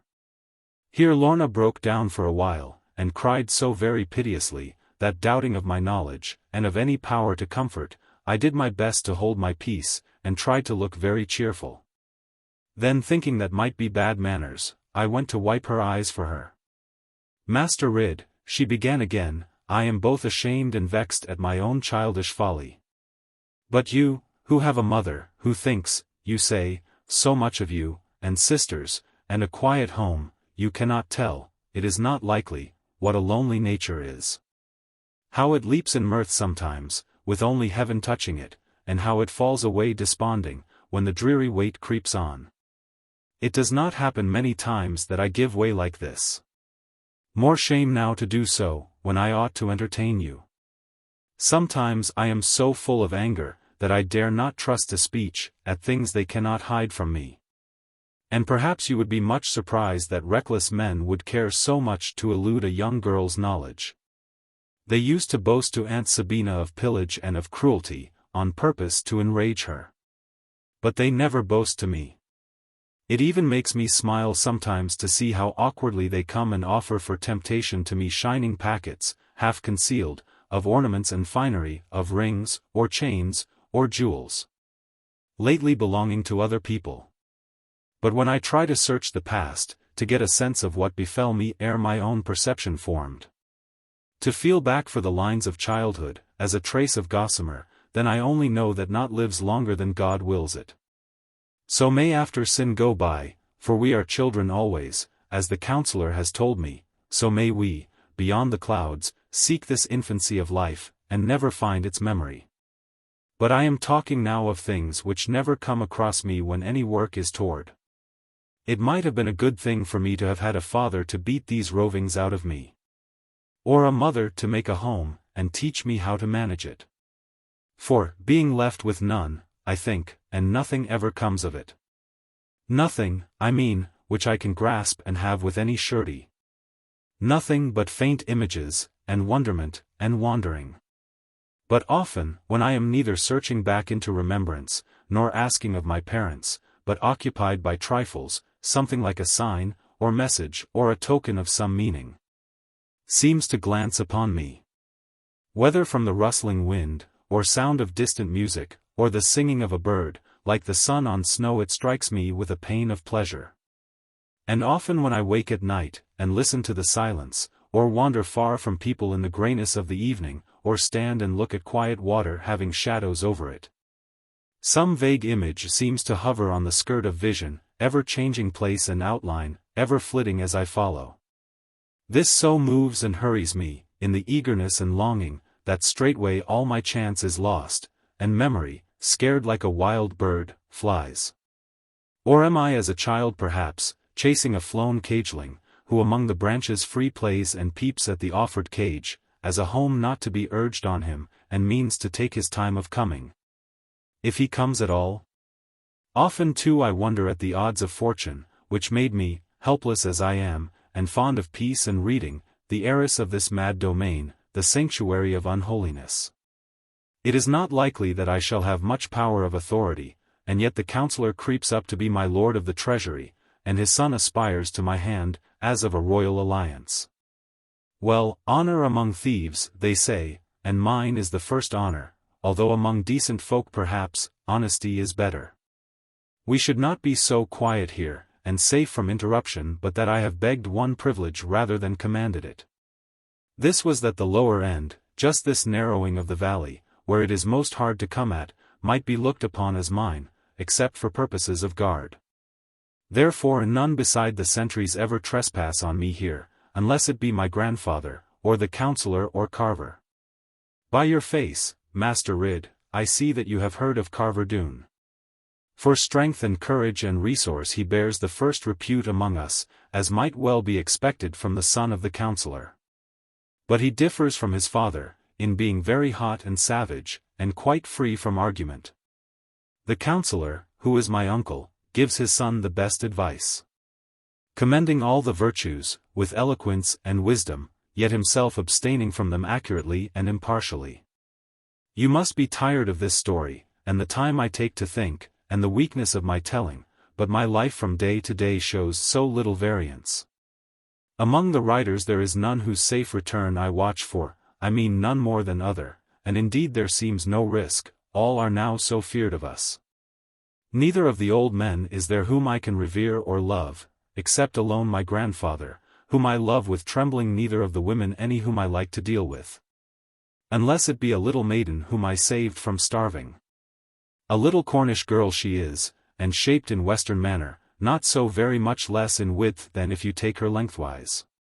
Her father seems to have been a miner, a Cornish man, as she declares, of more than average excellence, and better than any two men to be found in Devonshire, or any four in Somerset. Very few things can have been beyond his power of performance, and yet he left his daughter to starve upon a peat-rick. She does not know how this was done, and looks upon it as a mystery, the meaning of which will some day be clear, and redound to her father's honour. His name was Simon Carfax, and he came as the captain of a gang from one of the Cornish stannaries. Gwenny Carfax, my young maid, well remembers how her father was brought up from Cornwall. Her mother had been buried, just a week or so before, and he was sad about it, and had been off his work, and was ready for another job. Then people came to him by night, and said that he must want a change, and everybody lost their wives, and work was the way to mend it. So what with grief, and overthought, and the inside of a square bottle, Gwenny says they brought him off, to become a mighty captain, and choose the country round. The last she saw of him was this, that he went down a ladder somewhere on the wilds of Exmoor, leaving her with bread and cheese, and his travelling hat to see to. And from that day to this he never came above the ground again, so far as we can hear of. But Gwenny, holding to his hat, and having eaten the bread and cheese, when he came no more to help her, dwelt 3 days near the mouth of the hole. And then it was closed over, the while that she was sleeping. With weakness and with want of food, she lost herself distressfully, and went away for miles or more, and lay upon a peat-rick, to die before the ravens. That very day I chanced to return from Aunt Sabina's dying place, for she would not die in Glen Doone, she said, lest the angels feared to come for her. And so she was taken to a cottage in a lonely valley. I was allowed to visit her, for even we durst not refuse the wishes of the dying. And if a priest had been desired, we should have made bold with him. Returning very sorrowful, and caring now for nothing, I found this little stray thing lying, her arms upon her, and not a sign of life, except the way that she was biting. Black rootstuff was in her mouth, and a piece of dirty sheep's wool, and at her feet an old eggshell of some bird of the moorland. I tried to raise her, but she was too square and heavy for me. And so I put food in her mouth, and left her to do right with it. And this she did in a little time, for the victuals were very choice and rare, being what I had taken over to tempt poor Aunt Sabina. Gwenny ate them without delay, and then was ready to eat the basket and the ware that contained them. Gwenny took me for an angel, though I am little like one, as you see, Master Ridd. And she followed me, expecting that I would open wings and fly when we came to any difficulty. I brought her home with me, so far as this can be a home, and she made herself my sole attendant, without so much as asking me. She has beaten 2 or 3 other girls, who used to wait upon me, until they are afraid to come near the house of my grandfather. She seems to have no kind of fear even of our roughest men. And yet she looks with reverence and awe upon the counsellor. As for the wickedness, and theft, and revelry around her, she says it is no concern of hers, and they know their own business best. By this way of regarding men she has won upon our riders, so that she is almost free from all control of place and season, and is allowed to pass where none even of the youths may go. Being so wide, and short, and flat, she has none to pay her compliments, and, were there any, she would scorn them, as not being Cornish men. Sometimes she wanders far, by moonlight, on the moors and up the rivers, to give her father, as she says, another chance of finding her, and she comes back not a whit defeated, or discouraged, or depressed, but confident that he is only waiting for the proper time. Herein she sets me good example of a patience and contentment hard for me to imitate. Oftentimes I am vexed by things I cannot meddle with, yet which cannot be kept from me, that I am at the point of flying from this dreadful valley, and risking all that can betide me in the unknown outer world. If it were not for my grandfather, I would have done so long ago, but I cannot bear that he should die with no gentle hand to comfort him. And I fear to think of the conflict that must ensue for the government, if there be a disputed succession. Ah me! We are to be pitied greatly, rather than condemned, by people whose things we have taken from them.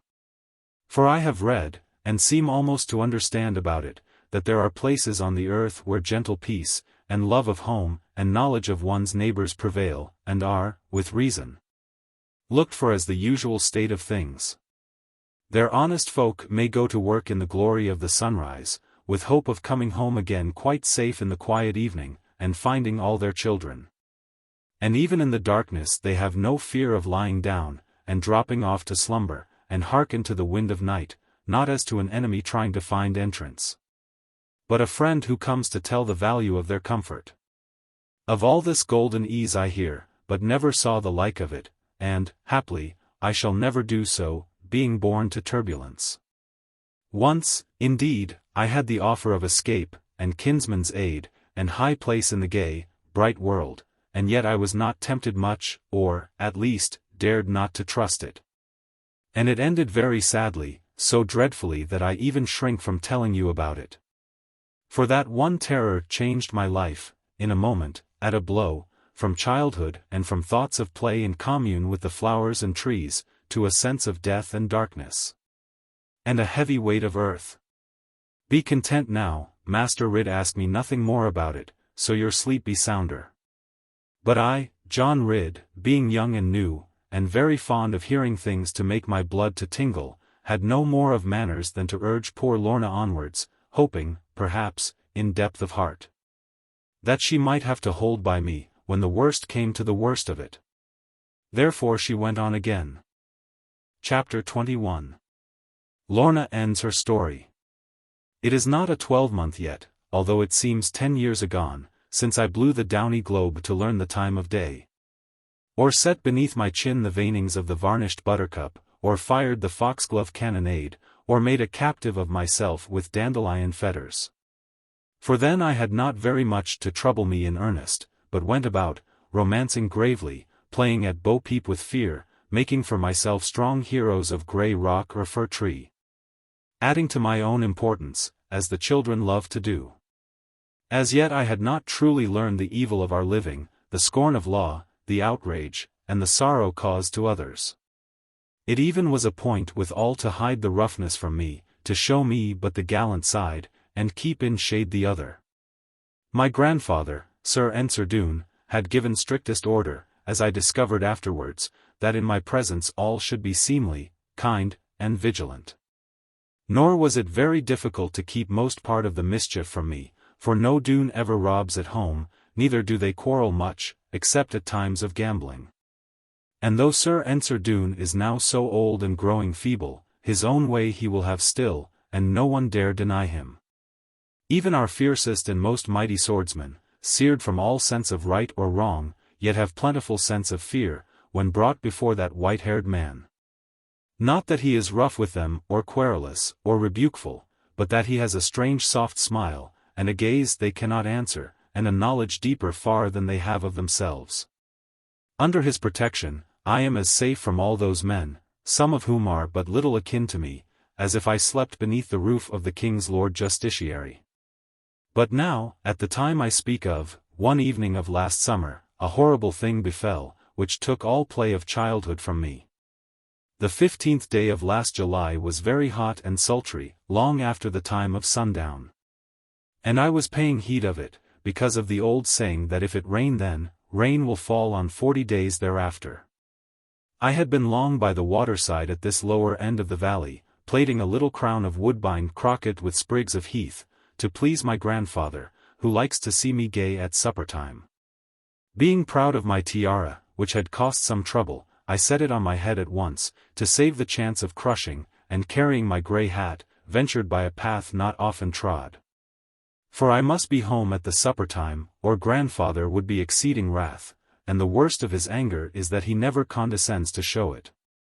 Therefore, instead of the open mead, or the windings of the river, I made short-cut through the ash trees covert which lies in the middle of our vale, with the water skirting or cleaving it. You have never been up so far as that, at least to the best of my knowledge, but you see it like a long grey spot, from the top of the cliffs above us. Here I was not likely to meet any of our people because the young ones are afraid of some ancient tale about it, and the old ones have no love of trees where gunshots are uncertain. It was more almost than dusk, down below the tree leaves, and I was eager to go through, and be again beyond it. For the grey dark hung around me, scarcely showing shadow. And the little light that glimmered seemed to come up from the ground. For the earth was strewn with the winter spread and coil of last year's foliage, the lichened claws of chalky twigs, and the numberless decay which gives a light in its decaying. I, for my part, hastened shyly, ready to draw back and run from hare, or rabbit, or small field mouse. At a sudden turn of the narrow path, where it stopped again to the river, a man leaped out from behind a tree, and stopped me, and seized hold of me. I tried to shriek, but my voice was still. I could only hear my heart. "Now, Cousin Lorna, my good cousin," he said, with ease and calmness, "your voice is very sweet, no doubt, from all that I can see of you. But I pray you keep it still, unless you would give to dusty death your very best cousin and trusty guardian, Allan Brander of Loch Awe." "You my guardian?" I said, for the idea was too ludicrous. And ludicrous things always strike me first, through some fault of nature. "I have in truth that honor, madam," he answered, with a sweeping bow. "Unless I err in taking you for Mistress Lorna Doone.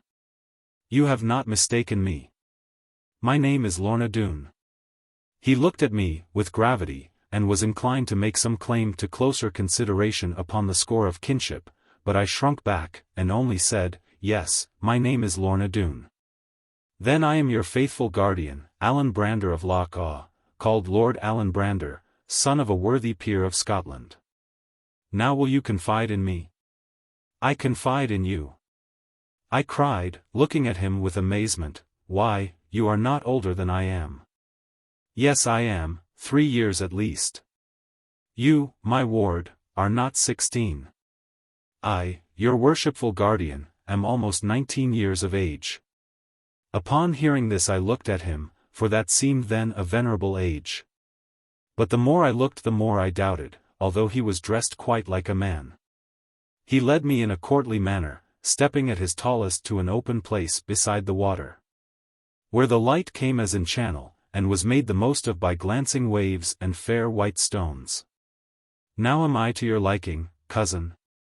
he asked, when I had gazed at him, until I was almost ashamed, except at such a stripling. "Does my cousin Lorna judge kindly of her guardian, and her nearest kinsman? In a word, is our admiration mutual?" "Truly I know not," I said, "but you seem good-natured, and to have no harm in you. Do they trust you with a sword? For in my usage among men of stature and strong presence, this pretty youth, so tricked and slender, seemed nothing but a doll to me. Although he scared me in the wood, now that I saw him in good twilight, lo! He was but little greater than my little self.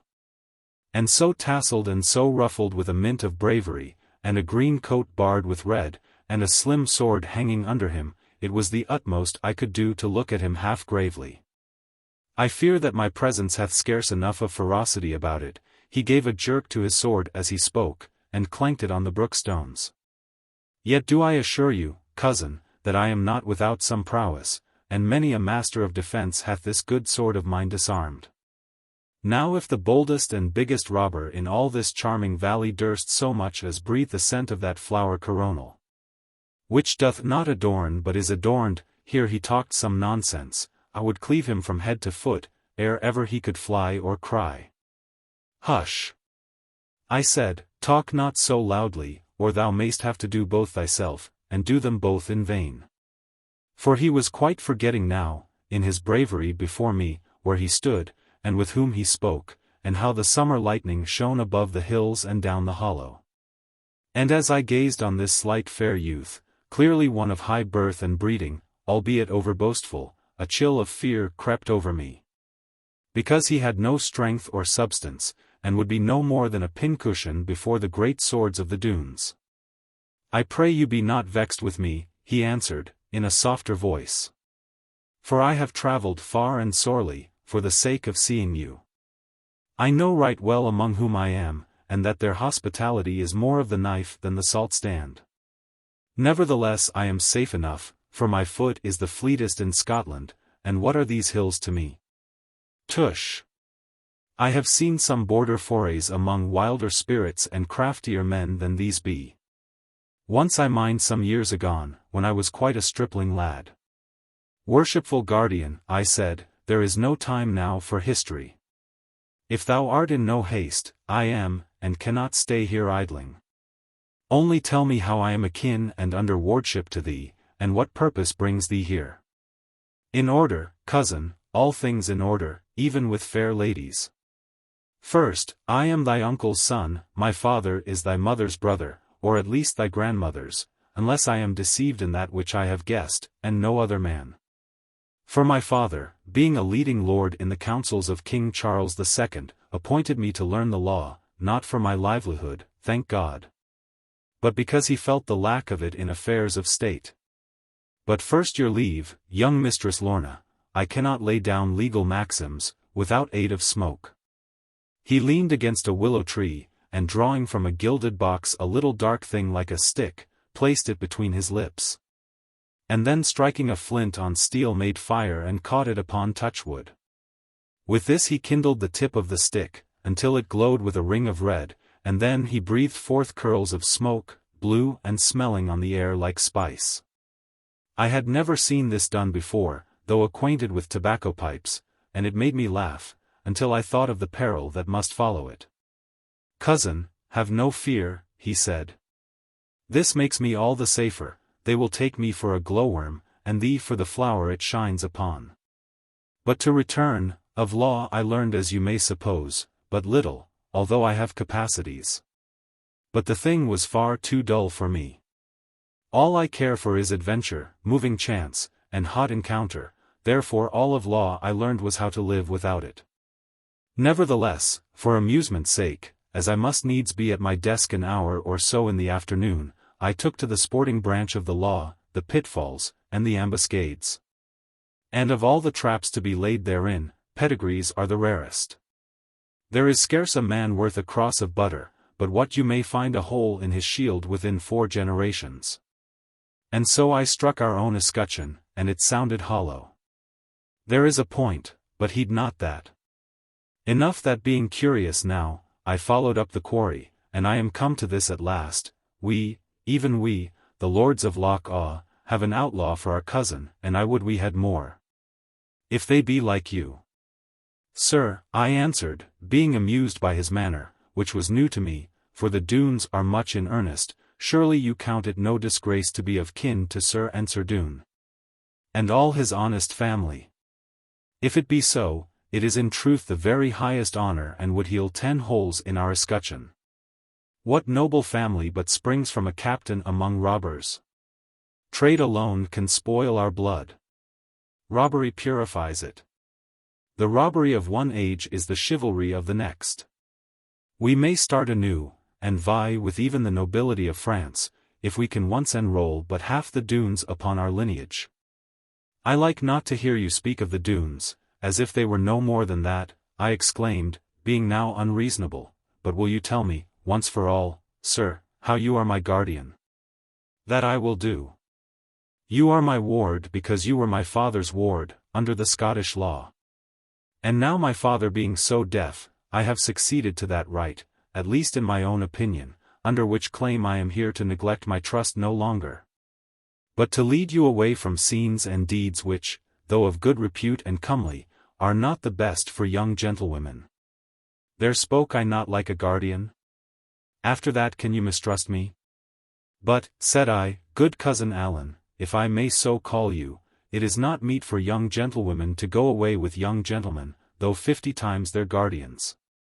But if you will only come with me, and explain your tale to my grandfather, he will listen to you quietly, and take no advantage of you. I thank you much, kind Mistress Lorna, to lead the goose into the fox's den. But, setting by all thought of danger, I have other reasons against it. Now, come with your faithful guardian, child. I will pledge my honor against all harm, and to bear you safe to London. By the law of the realm, I am now entitled to the custody of your fair person, and of all your chattels. But, sir, all that you have learned of law, is how to live without it. Fairly met, fair cousin mine. Your wit will do me credit, after a little sharpening. And there is none to do that better than your aunt, my mother. Although she knows not of my coming, she is longing to receive you. Come, and in a few months' time you shall set the mode at court, instead of pining here, and weaving coronals of daisies. I turned aside, and thought a little. Although he seemed so light of mind, and gay in dress and manner, I could not doubt his honesty, and saw, beneath his jaunty air, true mettle and ripe bravery.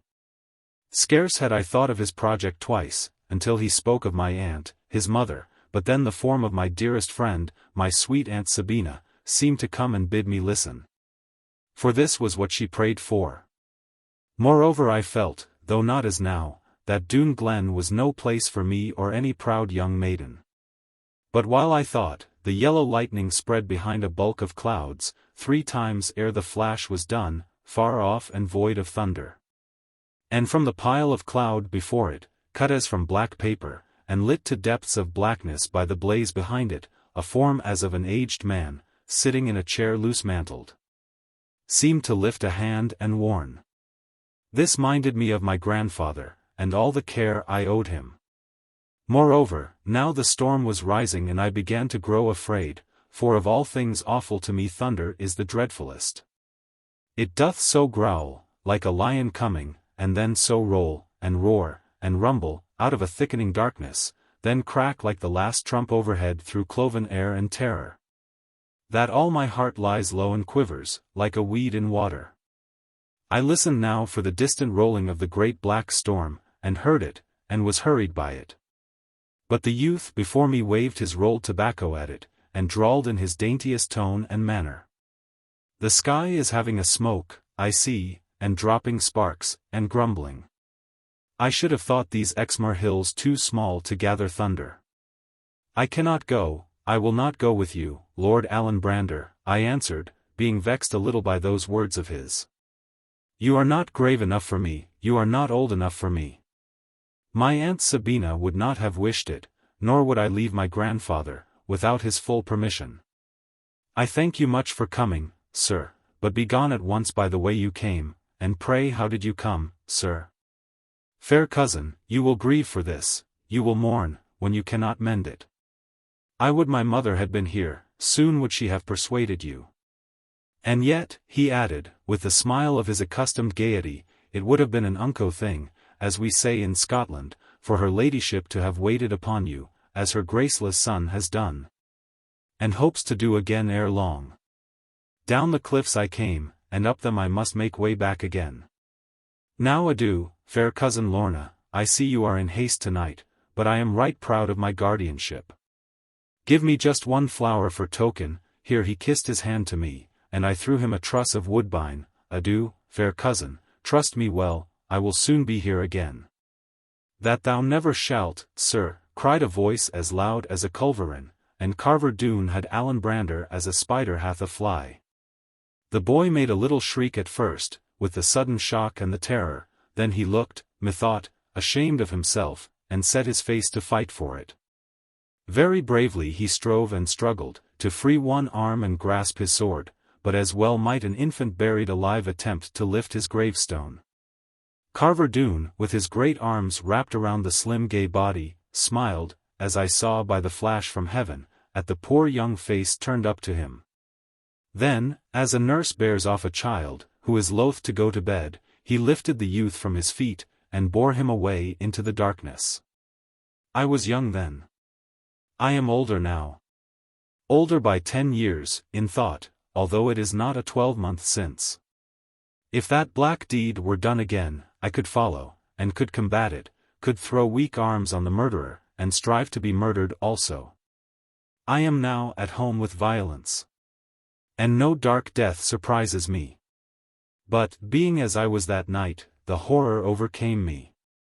The crash of thunder overhead, the last despairing look, the death piece framed with blaze of lightning, my young heart was so affrighted that I could not gasp. My breath went from me, and I knew not where I was, or who, or what. Only that I lay, and cowered, under great trees full of thunder, and could neither count, nor moan, nor have my feet to help me.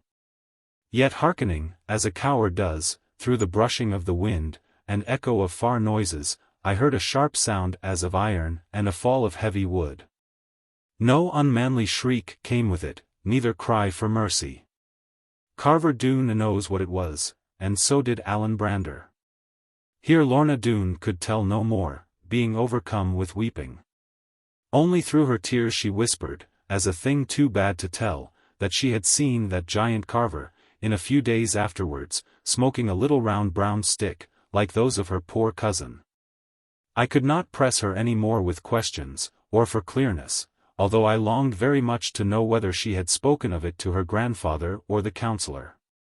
But she was now in such condition, both of mind and body, from the force of her own fear multiplied by telling it, that I did nothing more than coax her, at a distance humbly. And so that she could see that someone was at least afraid of her. This, although I knew not women in those days, as now I do, and never shall know much of it, this, I say, so brought her round, that all her fear was now for me, and how to get me safely off, without mischance to anyone. And sooth to say, in spite of longing just to see if Master Carver could have served me such a trick, as it grew towards the dusk, I was not best pleased to be there. For it seemed a lawless place, and some of Lorna's fright stayed with me as I talked it away from her. Chapter 22. A long spring month. After hearing that tale from Lorna, I went home in sorry spirits, having added fear for her, and misery about, to all my other ailments.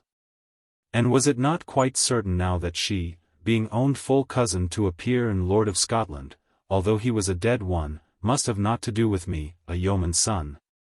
And bound to be the father of more yeomen? I had been very sorry when first I heard about that poor young popinjay, and would gladly have fought hard for him. But now it struck me that after all he had no right to be there, prowling, as it were, for Lorna, without any invitation, and we farmers love not trespass. Still, if I had seen the thing, I must have tried to save him. Moreover, I was greatly vexed with my own hesitation, stupidity, or shyness, or whatever else it was, which had held me back from saying, ere she told her story, what was in my heart to say. Videlicet, that I must die unless she let me love her. Not that I was fool enough to think that she would answer me according to my liking, or begin to care about me for a long time yet, if indeed she ever should, which I hardly dared to hope. But that I had heard from men more skilful in the matter that it is wise to be in time, that so the maids may begin to think, when they know that they are thought of. And, to tell the truth, I had bitter fears, on account of her wondrous beauty, lest some young fellow of higher birth and finer parts, and finish, might steal in before poor me, and cut me out altogether. Thinking of which, I used to double my great fist, without knowing it, and keep it in my pocket ready. But the worst of all was this, that in my great dismay and anguish to see Lorna weeping so, I had promised not to cause her any further trouble from anxiety and fear of harm. And this, being brought to practice, meant that I was not to show myself within the precincts of Glen Doone, for at least another month. Unless indeed, as I contrived to edge into the agreement, anything should happen to increase her present trouble and every day's uneasiness. In that case, she was to throw a dark mantle, or covering of some sort, over a large white stone which hung within the entrance to her retreat, I mean the outer entrance, and which, though unseen from the valley itself, was, as I had observed, conspicuous from the height where I stood with Uncle Reuben. Now coming home so sad and weary, yet trying to console myself with the thought that love o'erleapeth rank, and must still be lord of all, I found a shameful thing going on, which made me very angry. For it needs must happen that young Marwood de Witchhalse, only son of the Baron, riding home that very evening, from chasing of the Exmoor bustards, with his hounds and serving men, should take the short cut through our farmyard, and being dry from his exercise, should come and ask for drink. And it needs must happen also that there should be none to give it to him but my sister Annie. I more than suspect that he had heard some report of our Annie's comeliness, and had a mind to satisfy himself upon the subject. Now, as he took the large ox-horn of our quarantine apple cider, which we always keep apart from the rest, being too good except for the quality, he let his fingers dwell on Annie's. By some sort of accident, while he lifted his beaver gallantly, and gazed on her face in the light from the west. Then what did Annie do, as she herself told me afterwards, but make her very best curtsy to him, being pleased that he was pleased with her. While she thought what a fine young man he was and so much breeding about him. And in truth he was a dark, handsome fellow, hasty, reckless, and changeable, with a look of sad destiny in his black eyes that would make any woman pity him. What he was thinking of our Annie is not for me to say, although I may think that you could not have found another such maiden on Exmoor, except, of course, my Lorna. Though young Squire Marwood was so thirsty, he spent much time over his cider, or at any rate over the ox horn, and he made many bows to Annie, and drank health to all the family. And spoke of me as if I had been his very best friend at Blundell's. Whereas he knew well enough all the time that we had naught to say to one another, he being 3 years older, and therefore of course disdaining me. But while he was casting about perhaps for some excuse to stop longer, and Annie was beginning to fear lest mother should come after her, or Eliza be at the window, or Betty up in Pig's house. Suddenly there came up to them, as if from the very heart of the earth, that long, low, hollow, mysterious sound which I spoke of in winter. The young man started in his saddle, let the horn fall on the horse steps, and gazed all around in wonder. While as for Annie, she turned like a ghost, and tried to slam the door, but failed through the violence of her trembling. For never till now had anyone heard it so close at hand as you might say, or in the mere fall of the twilight. And by this time there was no man, at least in our parish, but knew, for the parson himself had told us so, that it was the devil groaning because the Doones were too many for him. Marwood de Witchhulse was not so alarmed but what he saw a fine opportunity.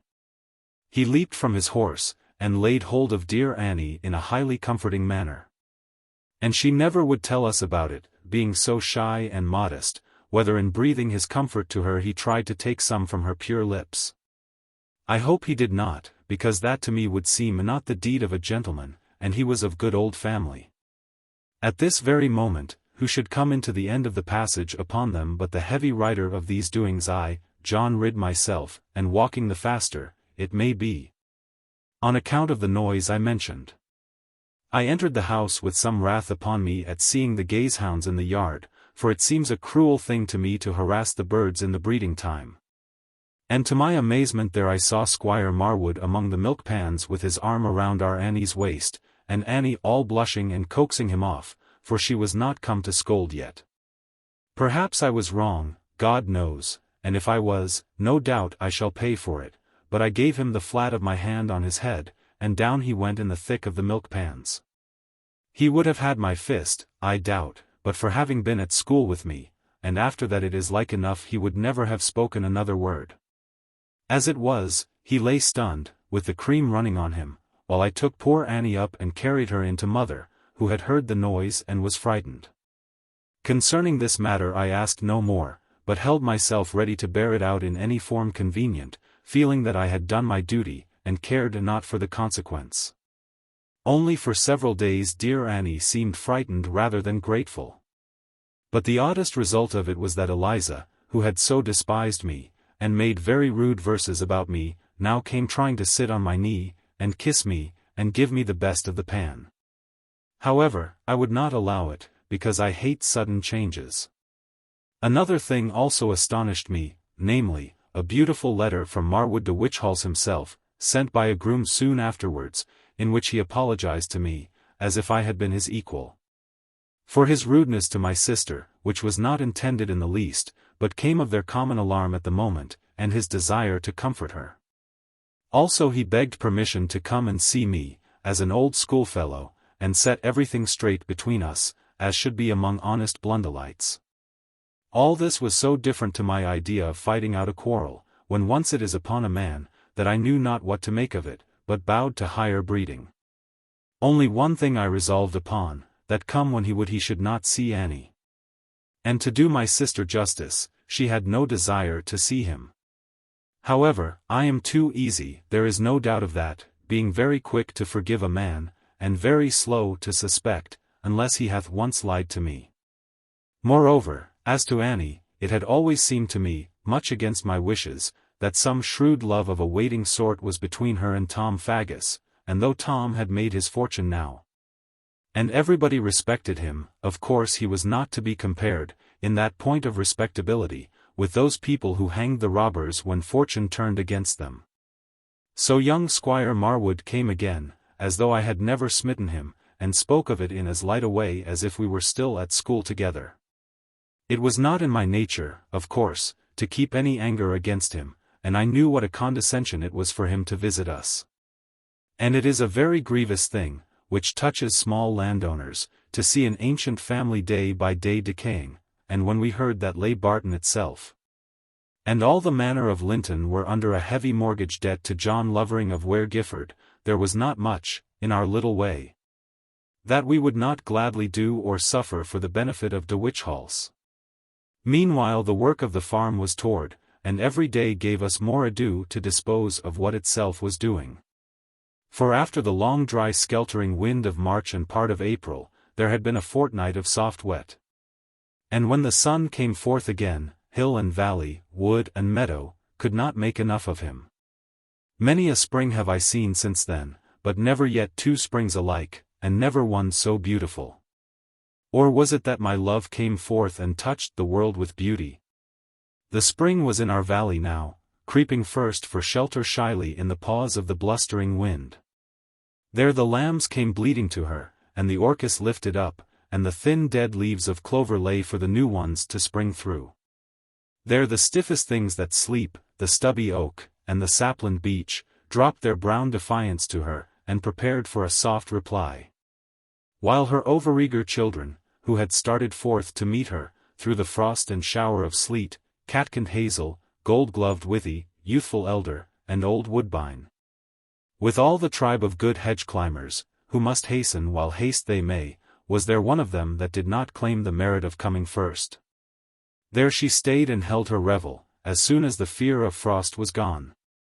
All the air was a fount of freshness, and the earth of gladness, and the laughing waters prattled of the kindness of the sun. But all this made it much harder for us, plying the hoe and rake, to keep the fields with room upon them for the corn to tiller. The winter wheat was well enough, being sturdy and strong-sided. But the spring wheat and the barley and the oats were overrun by ill weeds growing faster.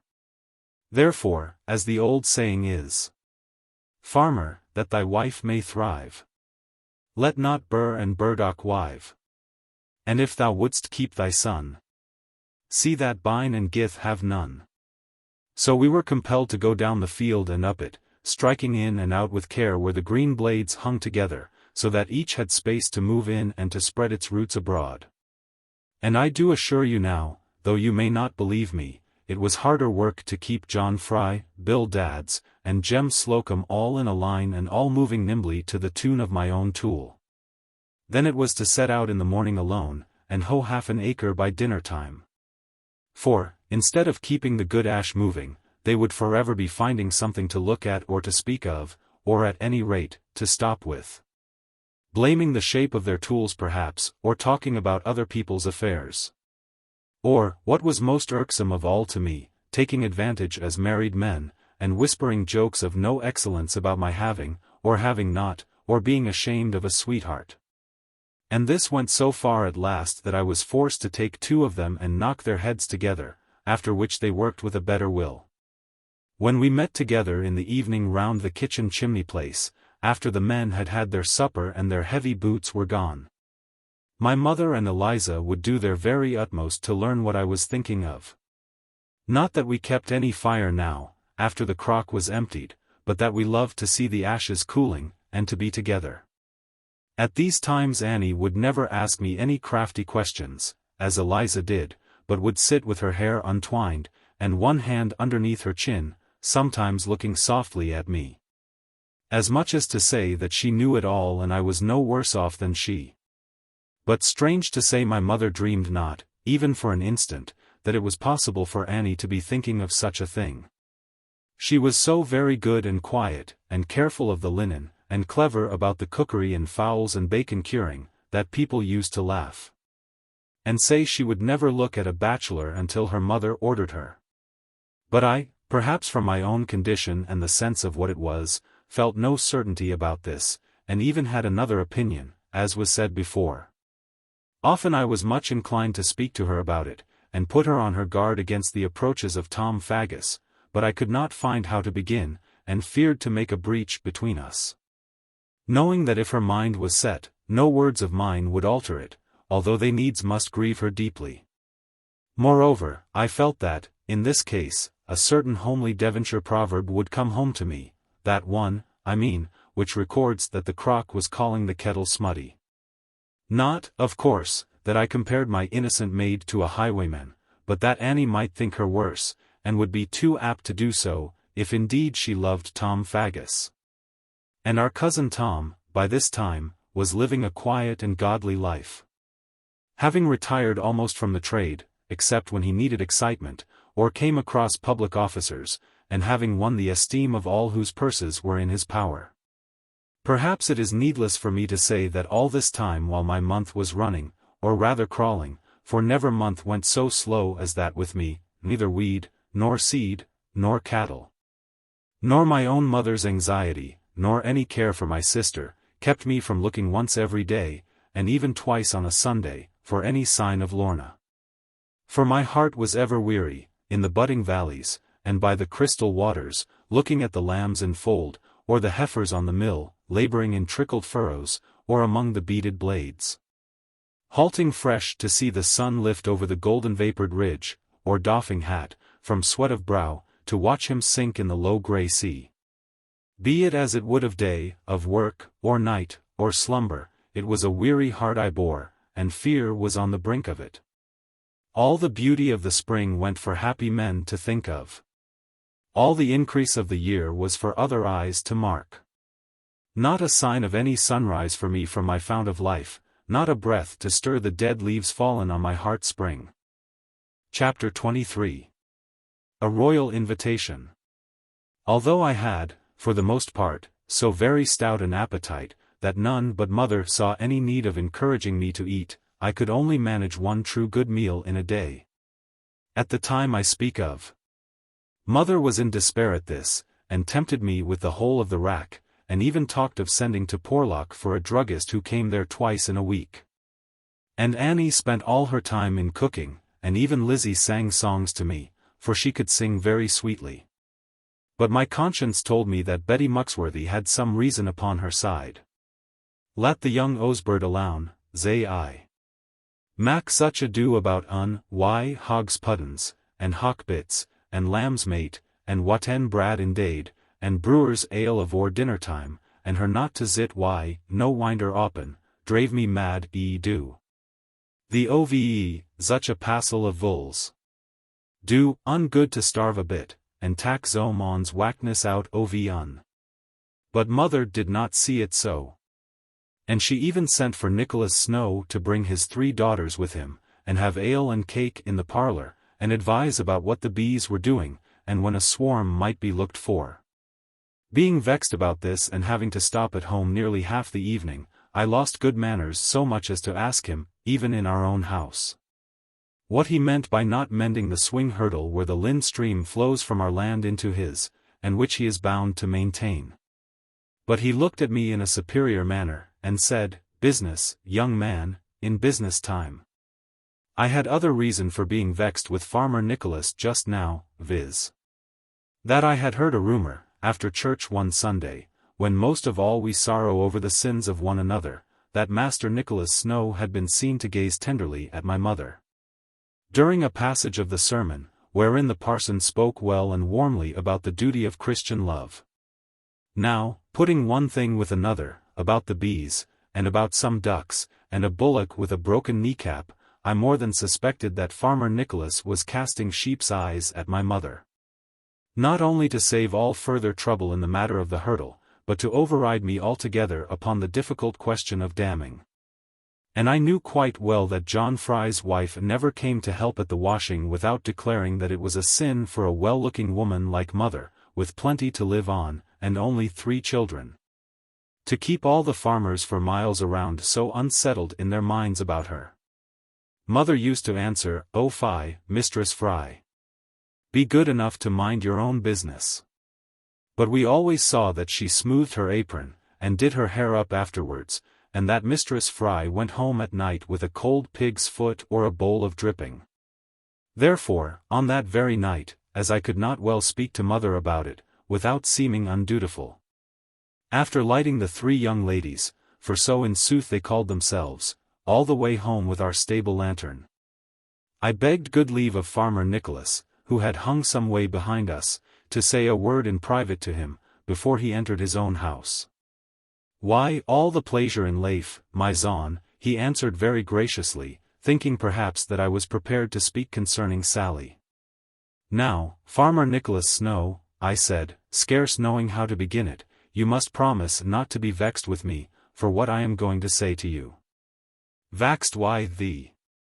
"No, my lad. I ave knowed thee too long for that. And thy vather were my best friend, afore thee.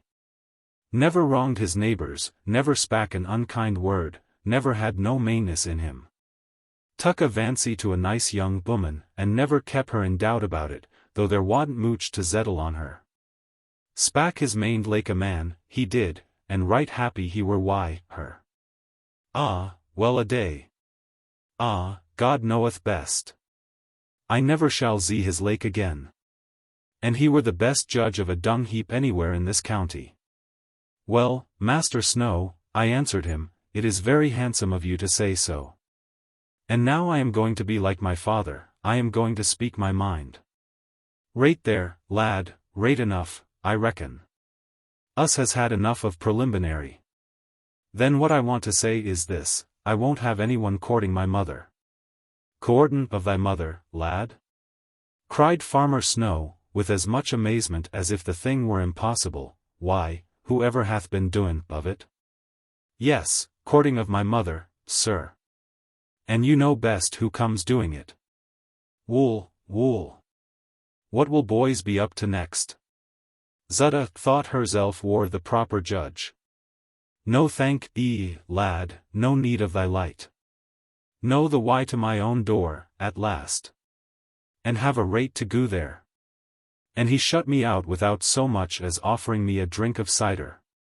The next afternoon, when work was over, I had seen to the horses, for now it was foolish to trust John Fry, because he had so many children, and his wife had taken to scolding.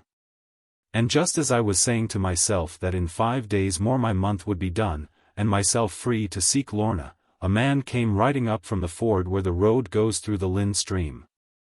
As soon as I saw that it was not Tom Faggus, I went no farther to meet him, counting that it must be some traveller bound for Brendan or Sheraton. And likely enough he would come and beg for a draught of milk or cider. And then on again, after asking the way.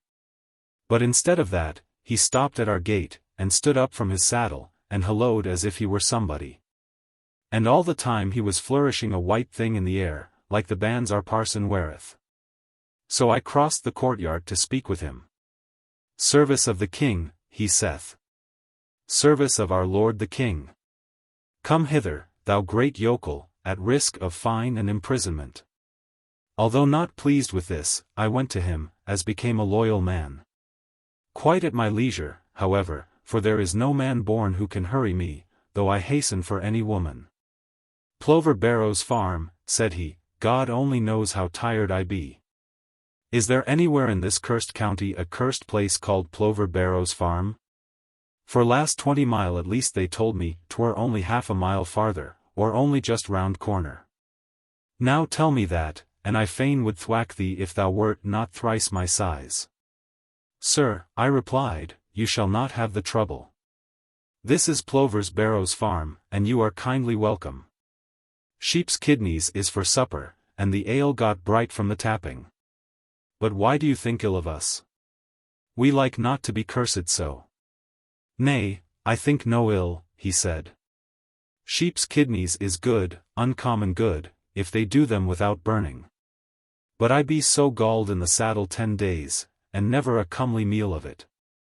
And when they hear King's service cried, they give me the worst of everything. All the way down from London, I had a rogue of a fellow in front of me, eating the fat of the land before me, and everyone bowing down to him. He could go 3 miles to my one though he never changed his horse. He might have robbed me at any minute, if I had been worth the trouble. A red mare he rideth, strong in the loins, and pointed quite small in the head. I shall live to see him hanged yet. All this time he was riding across the straw of our courtyard, getting his weary legs out of the leathers, and almost afraid to stand yet. A coarse-grained, hard-faced man he was, some 40 years of age or so, and of middle height and stature. He was dressed in a dark brown riding suit, none the better for Exmoor mud, but fitting him very differently from the fashion of our tailors. Across the holsters lay his cloak, made of some red skin, and shining from the sweating of the horse. As I looked down on his stiff bright headpiece, small quick eyes and black needly beard, he seemed to despise me, too much, as I thought, for a mere ignoramus and country bumpkin. "Annie, have down the cut ham," I shouted, for my sister was come to the door by chance, or because of the sound of a horse in the road, and cut a few rashers of hung deer's meat. "There is a gentleman come to sup, Annie. And fetch the hops out of the tap with a skewer that it may run more sparkling." "I wish I may go to a place never meant for me," said my new friend, now wiping his mouth with the sleeve of his brown riding coat, "if ever I fell among such good folk. You are the right sort, and no error therein. All this shall go in your favor greatly, when I make deposition. At least, I mean, if it be as good in the eating as in the hearing. 'Tis a supper quite fit for Tom Faggus himself, the man who hath stolen my victuals so. And that hung deer's meat, now is it of the red deer running wild in these parts?" "To be sure it is, sir," I answered, "where should we get any other?" "Right, right, you are right, my son. I have heard that the flavor is marvelous. Some of them came and scared me so, in the fog of the morning, that I hungered for them ever since. Ha, ha, I saw their haunches. But the young lady will not forget, art sure she will not forget it?" "You may trust her to forget nothing, sir, that may tempt a guest to his comfort." "In faith, then, I will leave my horse in your hands, and be off for it. Half the pleasure of the mouth is in the nose beforehand. But stay, almost I forgot my business, in the hurry which thy tongue hath spread through my lately despairing belly. Hungry I am, and sore of body, from my heels right upward, and sorest in front of my doublet, yet may I not rest nor bite barley bread, until I have seen and touched John Ridd. God grant that he be not far away, I must eat my saddle, if it be so." "Have no fear, good sir," I answered, "you have seen and touched John Ridd. I am he, and not one likely to go beneath a bushel. It would take a large bushel to hold thee, John Ridd. In the name of the King, His Majesty, Charles II, these presents." He touched me with the white thing which I had first seen him waving, and which I now beheld to be sheepskin, such as they call parchment.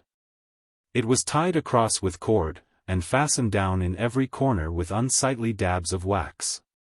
By order of the messenger, for I was over-frightened now to think of doing anything, I broke enough of seals to keep an Easter ghost from rising, and there I saw my name in large.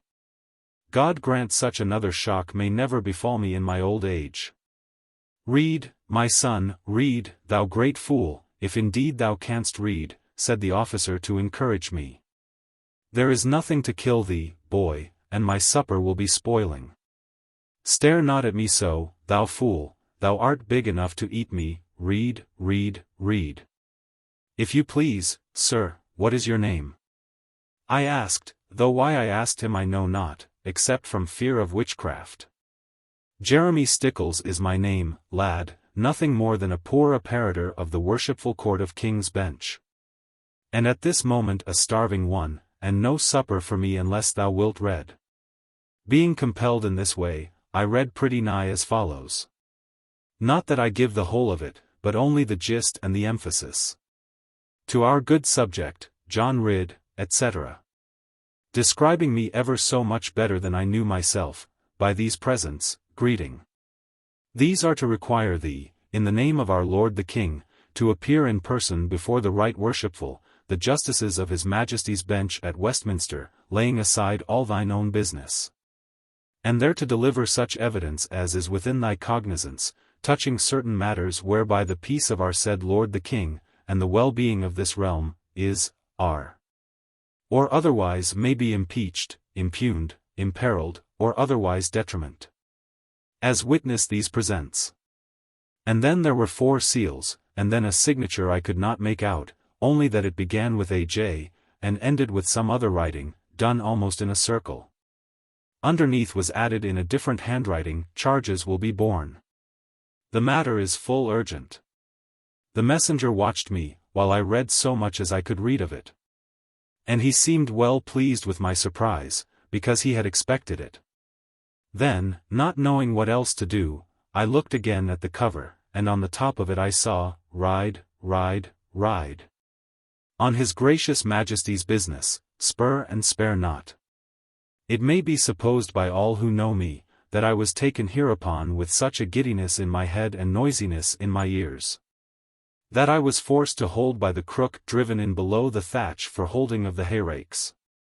There was scarcely any sense left in me, only that the thing was come by power of Mother Meldrum, because I despised her warning, and had again sought Lorna. But the officer was grieved for me, and the danger to his supper. My son, be not afraid, he said, we are not going to skin thee. Only thou tell all the truth, and it shall be, but never mind, I will tell thee all about it, and how to come out harmless, if I find thy victuals good, and no delay in serving them. We do our best, sir, without bargain, said I, to please our visitors. But when my mother saw that parchment, for we could not keep it from her, she fell away into her favourite bed of stock gillyflowers, which she had been tending. And when we brought her round again, did nothing but exclaim against the wickedness of the age and people. It was useless to tell her, she knew what it was, and so should all the parish know. The king had heard what her son was, how sober, and quiet, and diligent, and the strongest young man in England. And being himself such a reprobate, God forgive her for saying so, he could never rest till he got poor Johnny, and made him as dissolute as himself. And if he did that, here mother went off into a fit of crying, and Annie minded her face, while Lizzie saw that her gown was in comely order. But the character of the king improved, when Master Jeremy Stickles, being really moved by the look of it, and no bad man after all, laid it clearly before my mother that the king on his throne was unhappy, until he had seen John rid. That the fame of John had gone so far, and his size, and all his virtues, that verily by the God who made him, the king was overcome with it. Then mother lay back in her garden chair, and smiled upon the whole of us, and most of all on Jeremy, looking only shyly on me, and speaking through some break of tears. His Majesty shall have my John, his Majesty is very good, but only for a fortnight. I want no titles for him. Johnny is enough for me, and Master John for the working men.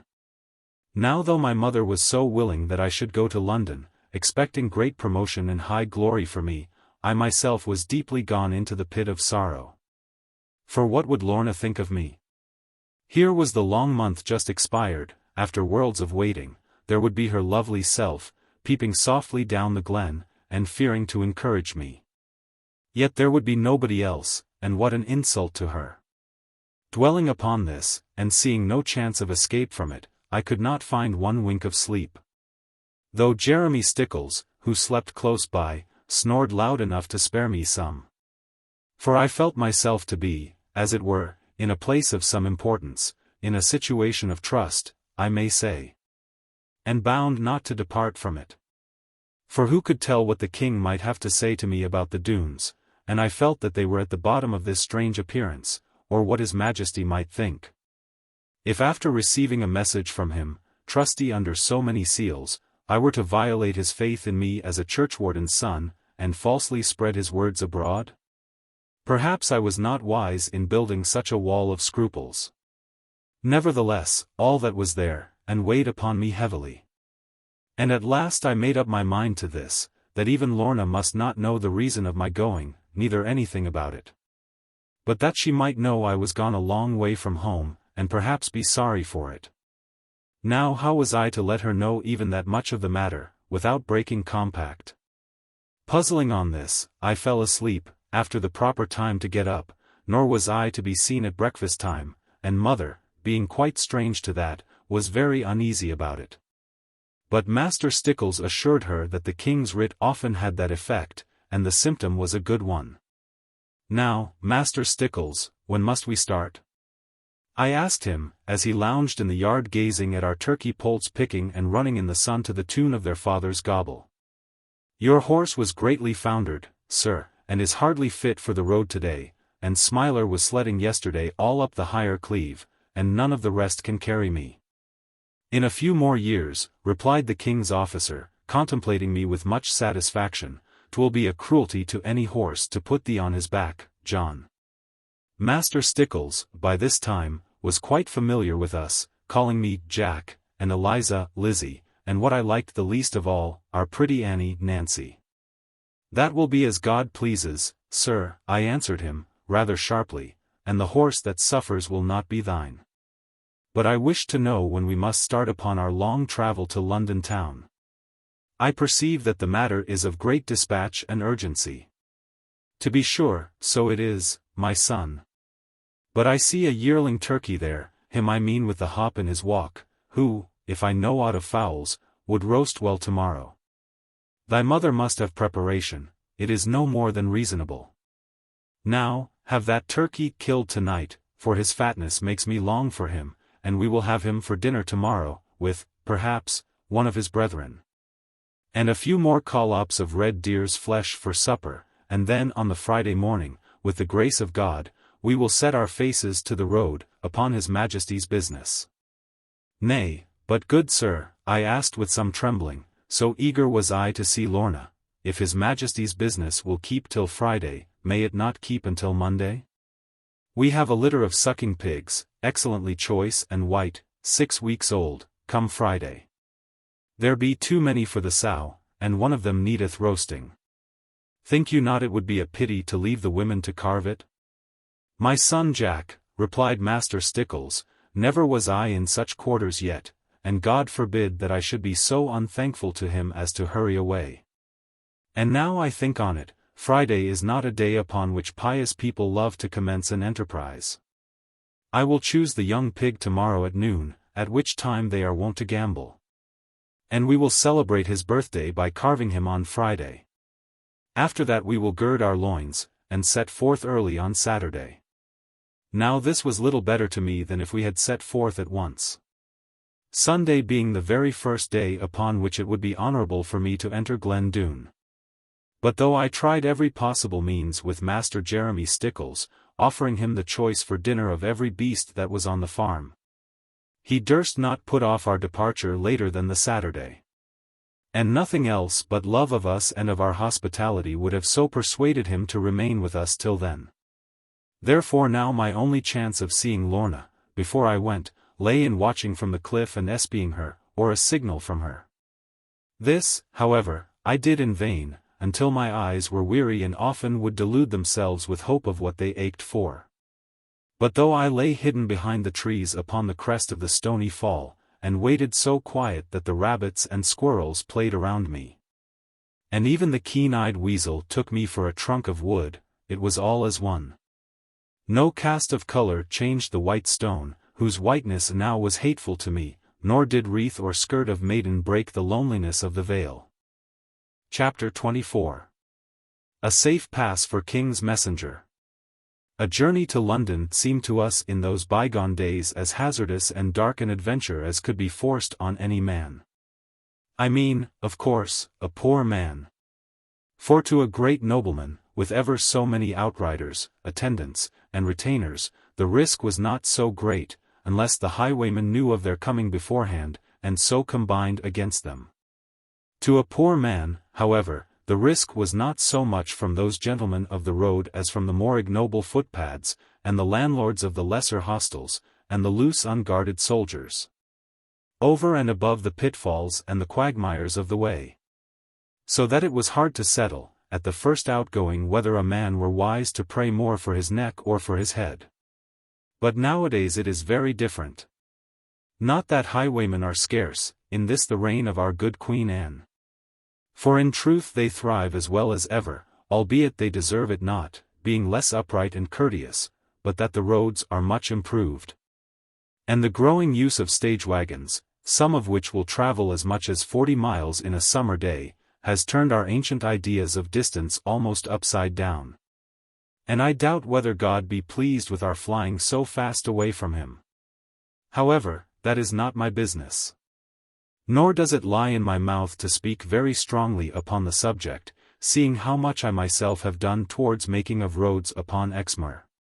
To return to my story, and, in truth, I lose that road too often, it would have taken 10 king's messengers to get me away from Plover's Barrows without one goodbye to Lorna. But for my sense of the trust and reliance which His Majesty had reposed in me. And now I felt most bitterly how the very arrangements which seemed so wise, and indeed ingenious, may by the force of events become our most fatal obstacles. For lo! I was blocked entirely from going to see Lorna, whereas we should have fixed it so that I as well might have the power of signalling my necessity. It was too late now to think of that. And so I made up my mind at last to keep my honor on both sides, both to the king and to the maiden, although I might lose everything except a heavy heart for it.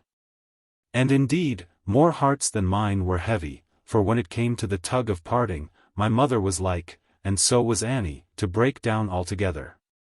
But I bade them be of good cheer, and smiled in the briskest manner upon them, and said that I should be back next week as one of His Majesty's greatest captains, and told them not to fear me then. Upon which they smiled at the idea of ever being afraid of me, whatever dress I might have on, and so I kissed my hand once more, and rode away very bravely. But bless your heart, I could no more have done so than flown all the way to London if Jeremy Stickles had not been there.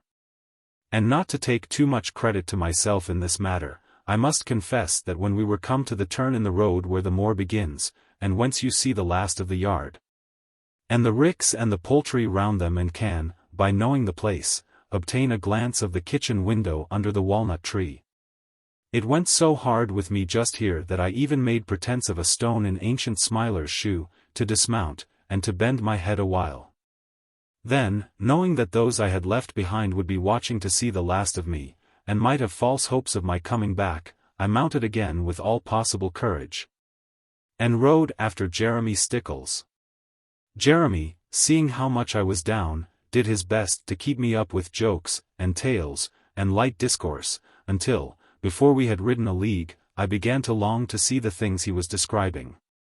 The air, the weather, and the thoughts of going to a wondrous place, added to the fine company, at least so Jeremy said it was, of a man who knew all London, made me feel that I should be ungracious not to laugh a little. And being very simple then I laughed no more a little, but something quite considerable, though free from consideration, at the strange things Master Stickles told me, and his strange way of telling them. And so we became very excellent friends, for he was much pleased with my laughing. Not wishing to thrust myself more forward than need be in this narrative, I have scarcely thought it becoming or right to speak of my own adornments. But now, what with the brave clothes I had on, and the better ones still that were packed up in the bag behind the saddle, it is almost beyond me to forbear saying that I must have looked very pleasing. And many a time I wished, going along, that Lorna could only be here and there, watching behind a furze bush, looking at me, and wondering how much my clothes had cost. For mother would have no stint in the matter, but had assembled at our house, immediately upon knowledge of what was to be about London, every man known to be a good stitcher upon our side of Exmoor. And for 3 days they had worked their best, without stint of beer or cider, according to the constitution of each. The result, so they all declared, was such as to create admiration, and defy competition in London. And to me it seemed that they were quite right. Though Jeremy Stickles turned up his nose, and feigned to be deaf in the business. Now be that matter as you please, for the point is not worth arguing, certain it is that my appearance was better than it had been before. For being in the best clothes, one tries to look and to act, so far as may be, up to the quality of them. Not only for the fear of soiling them, but that they enlarge a man's perception of his value. And it strikes me that our sins arise, partly from disdain of others, but mainly from contempt of self, both working the despite of God. But men of mind may not be measured by such paltry rule as this. By dinner-time we arrived at Porlock, and dined with my old friend, Master Pook, now growing rich and portly. For though we had plenty of victuals with us, we were not to begin upon them, until all chance of victualling among our friends was left behind. And during that first day we had no need to meddle with our store at all. For as had been settled before we left home, we lay that night at Dunster in the house of a worthy tanner, first cousin to my mother, who received us very cordially, and undertook to return old Smiler to his stable at Plover's Barrows, after one day's rest. Thence we hired to Bridgewater, and from Bridgewater on to Bristow, breaking the journey between the two. But although the whole way was so new to me, and such a perpetual source of conflict, that the remembrance still abides with me, as if it were but yesterday. I must not be so long in telling as it was in travelling, or you will wish me farther. Both because Lorna was nothing there, and also because a man in our neighbourhood had done the whole of it since my time, and feigns to think nothing of it. However, one thing, in common justice to a person who has been traduced, I am bound to mention. And this is, that being two of us, and myself of such magnitude, we never could have made our journey without either fight or running, but for the free pass which dear Annie, by some means, I know not what, had procured from Master Faggus. And when I let it be known, by some hap, that I was the own cousin of Tom Faggus, and honoured with his society, there was not a house upon the road but was proud to entertain me, in spite of my fellow traveller, bearing the red badge of the king. I will keep this close, my son Jack, he said, having stripped it off with a carving knife. Your flag is the best to fly. The man who starved me on the way down, the same shall feed me fat going home. Therefore we pursued our way, in excellent condition, having thriven upon the credit of that very popular highwayman, and being surrounded with regrets that he had left the profession, and sometimes begged to intercede that he might help the road again. For all the landlords on the road declared that now small ale was drunk, nor much of spirits called for, because the farmers need not prime to meet only common riders. Neither were these worth the while to get drunk with afterwards. Master Stickles himself undertook, as an officer of the King's Justices, to plead this case with Squire Faggus, as everybody called him now, and to induce him, for the general good, to return to his proper ministry. It was a long and weary journey, although the roads are wondrous good on the farther side of Bristow, and scarcely any man need be bogged, if he keeps his eyes well open, save, perhaps, in Berkshire. In consequence of the pass we had, and the vintner's knowledge of it, we only met two public riders, one of whom made off straightway when he saw my companion's pistols and the stout carbine I bore. And the other came to a parley with us, and proved most kind and affable, when he knew himself in the presence of the cousin of Squire Faggus. God save you, gentlemen, he cried, lifting his hat politely, many and many a happy day I have worked this road with him. Such times will never be again. But commend me to his love and prayers. King my name is, and king my nature. Say that, and none will harm you. And so he made off down the hill, being a perfect gentleman, and a very good horse he was riding. The night was falling very thick by the time we were come to Tyburn, and here the king's officer decided that it would be wise to halt, because the way was unsafe by night across the fields to Charing village. I for my part was nothing loath, and preferred to see London by daylight. And after all, it was not worth seeing, but a very hideous and dirty place, not at all like Exmoor. Some of the shops were very fine, and the signs above them finer still, so that I was never weary of standing still to look at them. But in doing this there was no ease. For before one could begin almost to make out the meaning of them, either some of the wayfarers would bustle and scowl, and draw their swords, or the owner, or his apprentice boys, would rush out and catch hold of me, crying, Buy. What d'ye lack, what d'ye lack? Buy. At first I mistook the meaning of this, for so we pronounce the word boy upon Exmoor, and I answered with some indignation, Sirrah, I am no boy now, but a man of 21 years. And as for lacking, I lack naught from thee, except what thou hast not, good manners. The only things that pleased me much, were the river Thames, and the hall and church of Westminster, where there are brave things to be seen, and braver still to think about. But whenever I wandered in the streets, what with the noise the people made, the number of the coaches, the running of the footmen, the swaggering of great courtiers, and the thrusting aside of everybody, many and many a time I longed to be back among the sheep again, for fear of losing temper. They were welcome to the wall for me, as I took care to tell them, for I could stand without the wall, which perhaps was more than they could do. Though I said this with the best intention, meaning no discourtesy, some of them were vexed at it, and one young lord, being flushed with drink, drew his sword and made at me. But I struck it up with my holly stick, so that it flew on the roof of a house. Then I took him by the belt with one hand, and laid him in the kennel. This caused some little disturbance. But none of the rest saw fit to try how the matter might be with them. Now this being the year of our Lord 1683, more than 9 years and a half since the death of my father, and the beginning of this history, all London was in a great ferment about the dispute between the court of the king and the city. The king, or rather perhaps his party, for they said that his majesty cared for little except to have plenty of money and spend it, was quite resolved to be supreme in the appointment of the chief officers of the corporation.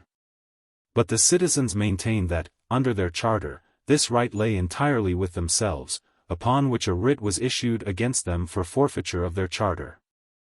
And the question was now being tried in the court of His Majesty's bench. This seemed to occupy all the attention of the judges, and my case, which had appeared so urgent, was put off from time to time, while the court and the city contended.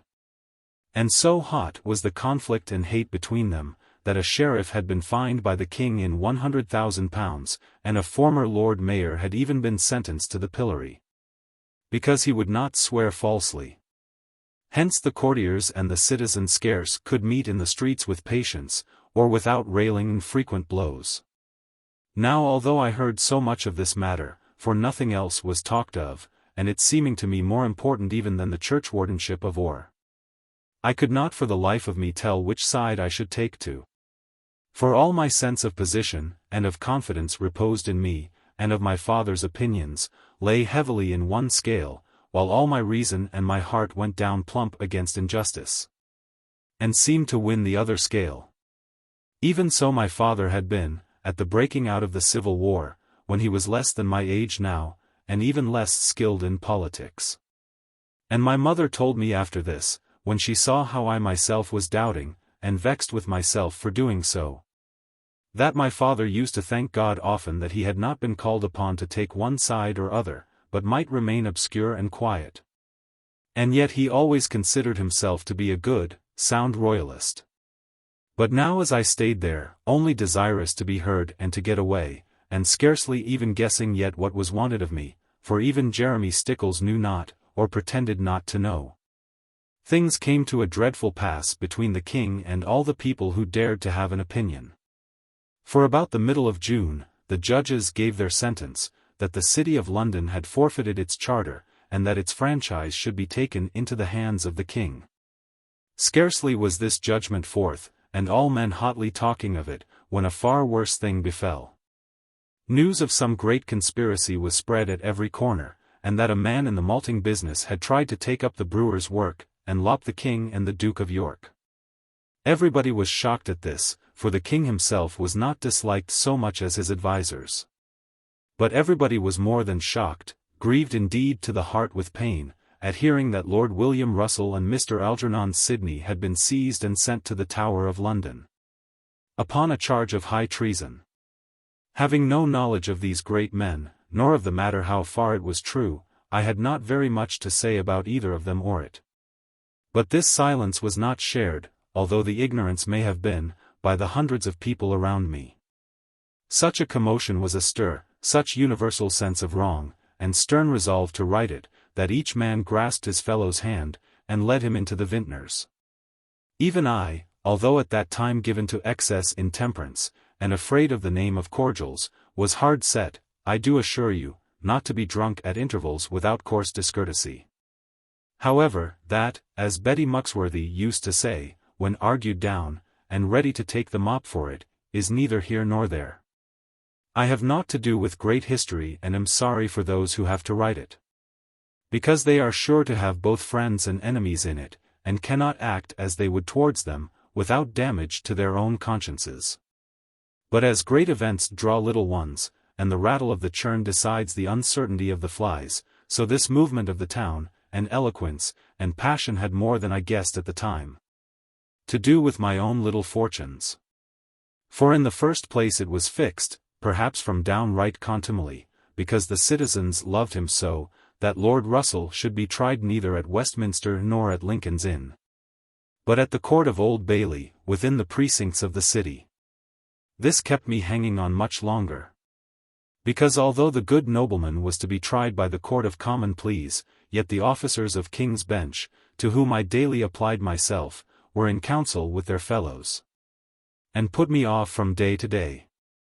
Now I had heard of the law's delays, which the greatest of all great poets, knowing much of the law himself, as indeed of everything, has specially mentioned, when not expected, among the many ills of life. But I never thought at my years to have such bitter experience of the evil. And it seemed to me that if the lawyers failed to do their duty, they ought to pay people for waiting upon them, instead of making them pay for it. But here I was, now in the second month living at my own charges in the house of a worthy fellmonger at the sign of the Seal and Squirrel, abutting upon the Strand Road which leads from Temple Bar to Charing. Here I did very well indeed, having a mattress of good skin dressings, and plenty to eat every day of my life. But the butter was something to cry, but thrice at, according to a conceit of our school days, and the milk must have come from cows driven to water. However, these evils were light compared with the heavy bill sent up to me every Saturday afternoon. And knowing how my mother had pinched to send me nobly to London, and had told me to spare for nothing, but live bravely with the best of them, the tears very nearly came into my eyes, as I thought, while I ate, of so robbing her. At length, being quite at the end of my money, and seeing no other help for it, I determined to listen to clerks no more, but force my way up to the justices, and insist upon being heard by them, or discharged from my recognizance. For so they had termed the bond or deed which I had been forced to execute, in the presence of a chief clerk or notary, the very day after I came to London. And the purport of it was, that on pain of a heavy fine or escheatment, I would hold myself ready and present, to give evidence when called upon. Having delivered me up to sign this, Jeremy Stickles was quit of me, and went upon other business, not but what he was kind and good to me, when his time and pursuits allowed of it. Chapter 25. A great man attends to business. Having seen Lord Russell murdered in the fields of Lincoln's Inn, or rather having gone to see it, but turned away with a sickness and a bitter flood of tears, for a whiter and a nobler neck never fell before low beast, I strode away towards Westminster, cured of half my indignation at the death of Charles I. Many people hurried past me, chiefly of the more tender sort, revolting at the butchery. In their ghastly faces, as they turned them back, lest the sight should be coming after them, great sorrow was to be seen, and horror, and pity, and some anger. In Westminster Hall I found nobody. Not even the crowd of crawling varlets, who used to be craving evermore for employment or for payment. I knocked at 3 doors, one after other, of lobbies going out of it, where I had formerly seen some officers and people pressing in and out, but for my trouble I took nothing, except some thumps from echo. And at last an old man told me that all the lawyers were gone to see the result of their own works, in the fields of Lincoln's Inn. However, in a few days' time, I had better fortune. For the court was sitting and full of business, to clear off the arrears of work, before the lawyers' holiday. As I was waiting in the hall for a good occasion, a man with horsehair on his head, and a long blue bag in his left hand, touched me gently on the arm, and led me into a quiet place. I followed him very gladly, being confident that he came to me with a message from the justiciaries. But after taking pains to be sure that none could overhear us, he turned on me suddenly, and asked, "Now, John, how is your dear mother?" "Worshipful sir," I answered him, after recovering from my surprise at his knowledge of our affairs, and kindly interest in them, "it is 2 months now since I have seen her. Would to God that I only knew how she is faring now, and how the business of the farm goes." "Sir, I respect and admire you," the old gentleman replied, with a bow very low and genteel. "Few young court gallants of our time are so reverent and dutiful. Oh, how I did love my mother!" Here he turned up his eyes to heaven, in a manner that made me feel for him and yet with a kind of wonder. "I am very sorry for you, sir," I answered most respectfully, not meaning to trespass on his grief, yet wondering at his mother's age, for he seemed to be at least 60. "But I am no court gallant, sir, I am only a farmer's son, and learning how to farm a little." "Enough, John, quite enough," he cried, "I can read it in thy countenance. Honesty is written there, and courage and simplicity. But I fear that, in this town of London, thou art apt to be taken in by people of no principle. Ah me! Ah me! The world is bad, and I am too old to improve it." Then finding him so good and kind, and anxious to improve the age, I told him almost everything. How much I paid the fellmonger, and all the things I had been to see, and how I longed to get away, before the corn was ripening. Yet how, despite of these desires, I felt myself bound to walk up and down, being under a thing called recognizance. In short, I told him everything. Except the nature of my summons, which I had no right to tell, and that I was out of money. My tale was told in a little archway, apart from other lawyers. And the other lawyers seemed to me to shift themselves, and to look askew, like sheep through a hurdle, when the rest are feeding. "What? Good God!" my lawyer cried, smiting his breast indignantly with a roll of something learned, "in what country do we live? Under what laws are we governed? No case before the court whatever. No primary deposition, so far as we are furnished. Not even a king's writ issued, and here we have a fine young man dragged from his home and adoring mother, during the height of agriculture, at his own cost and charges. I have heard of many grievances, but this the very worst of all. Nothing short of a royal commission could be warranty for it. This is not only illegal, sir, but most gravely unconstitutional. I had not told you, worthy sir," I answered him, in a lower tone, "if I could have thought that your sense of right would be moved so painfully. But now I must beg to leave you, sir, for I see that the door again is open. I beg you, worshipful sir, to accept." Upon this he put forth his hand and said, "Nay, nay, my son, not two, yet looking away, that he might not scare me. To accept, kind sir, my very best thanks, and most respectful remembrances." And with that, I laid my hand in his. "And if, sir, any circumstances of business or of pleasure should bring you to our part of the world, I trust you will not forget that my mother and myself, if ever I get home again, will do our best to make you comfortable with our poor hospitality." With this I was hasting away from him, but he held my hand and looked round at me. And he spoke without cordiality. "Young man, a general invitation is no entry for my fee book. I have spent a good hour of business time in mastering thy case, and stating my opinion of it. And being a member of the bar, called 6 and 30 years agone by the Honourable Society of the Inner Temple, my fee is at my own discretion, albeit an honorarium. For the honour of the profession, and my position in it, I ought to charge thee at least 5 guineas, although I would have accepted one, offered with goodwill and delicacy.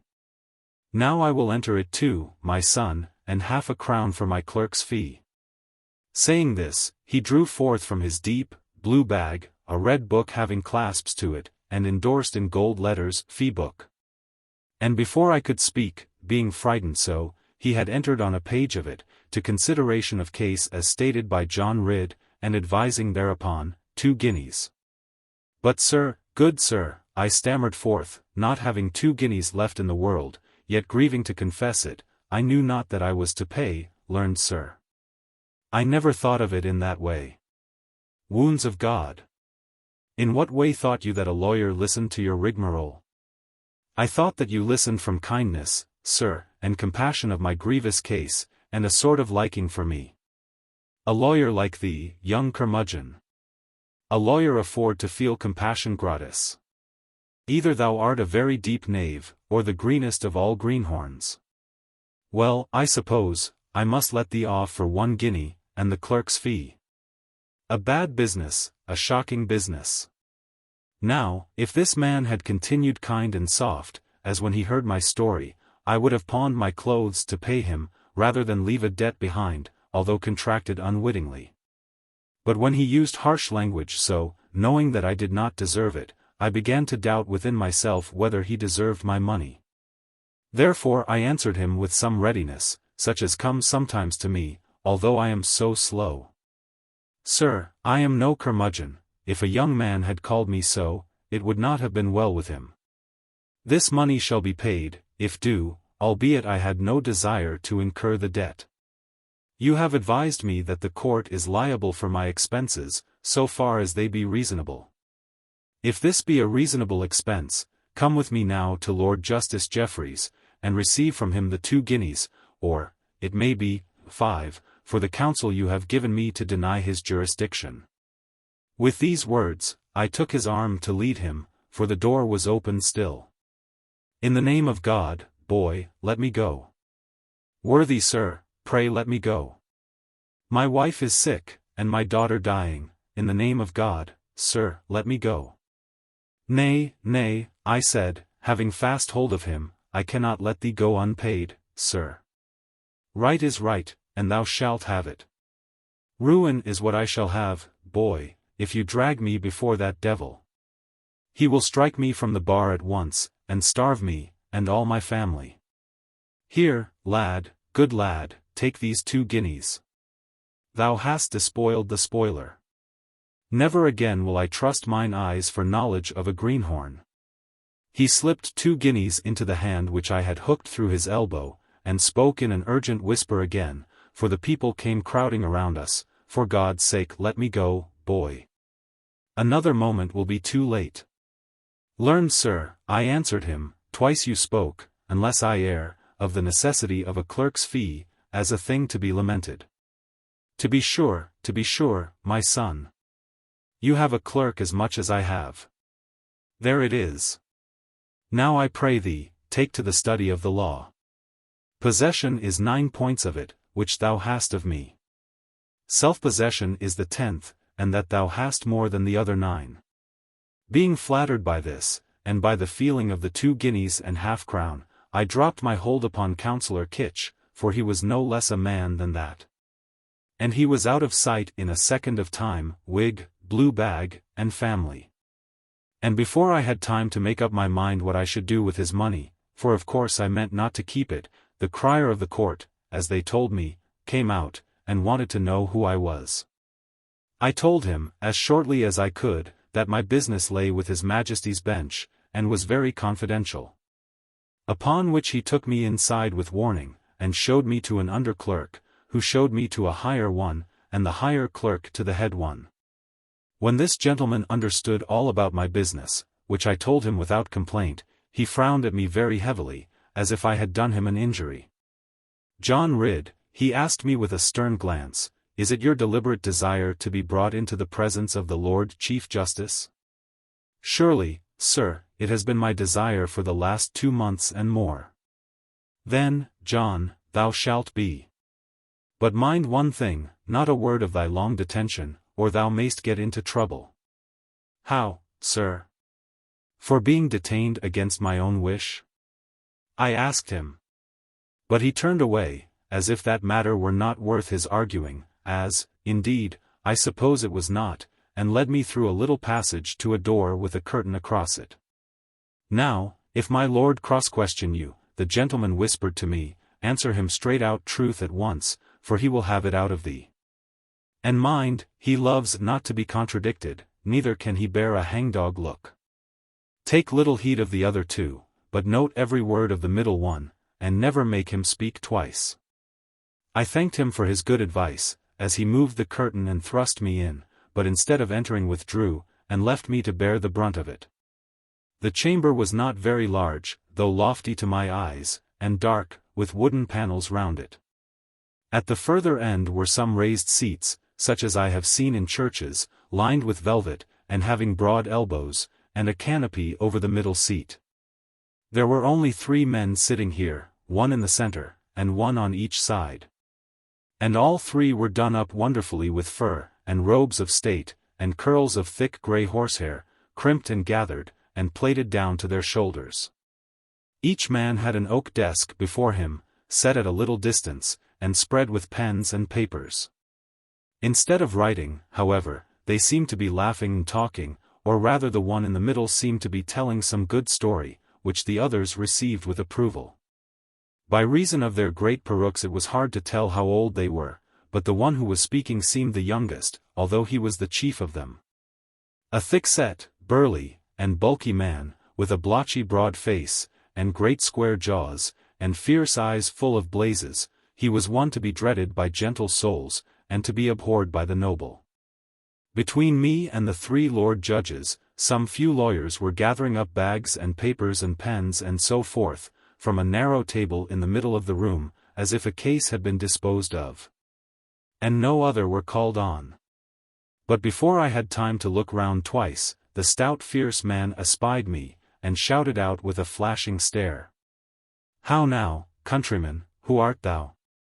"May it please your worship," I answered him loudly, "I am John Ridd, of our parish, in the shire of Somerset, brought to this London, some 2 months back by a special messenger, whose name is Jeremy Stickles, and then bound over to be at hand and ready, when called upon to give evidence, in a matter unknown to me, but touching the peace of our Lord the King, and the well-being of his subjects. 3 times I have met our Lord the King, but he hath said nothing about his peace, and only held it towards me, and every day, save Sunday, I have walked up and down the great hall of Westminster, all the business part of the day, expecting to be called upon, yet no one hath called upon me. And now I desire to ask your worship, whether I may go home again?" "Well done, John," replied his lordship, while I was panting with all this speech. "I will go bail for thee, John, thou hast never made such a long speech before, and thou art a spunky Briton, or thou couldst not have made it now. I remember the matter well, and I myself will attend to it, although it arose before my time, he was but newly Chief Justice, but I cannot take it now, John. There is no fear of losing thee, John, any more than the Tower of London. I grieve for his Majesty's exchequer, after keeping thee 2 months or more. Nay, my lord, I crave your pardon. My mother hath been keeping me. Not a groat have I received." "Spank, is it so?" his lordship cried, in a voice that shook the cobwebs, and the frown on his brow shook the hearts of men, and mine as much as the rest of them. "Spank, is his Majesty come to this, that he starves his own approvers?"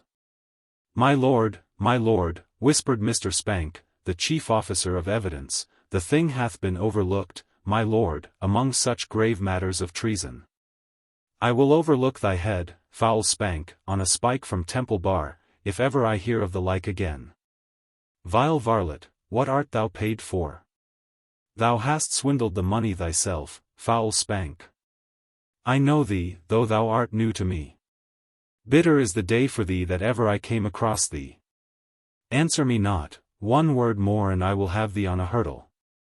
And he swung himself to and fro on his bench, with both hands on his knees, and every man waited to let it pass, knowing better than to speak to him. "John Ridd," said the Lord Chief Justice, at last recovering a sort of dignity, yet daring Spank from the corners of his eyes to do so much as look at him, "thou hast been shamefully used. John Ridd.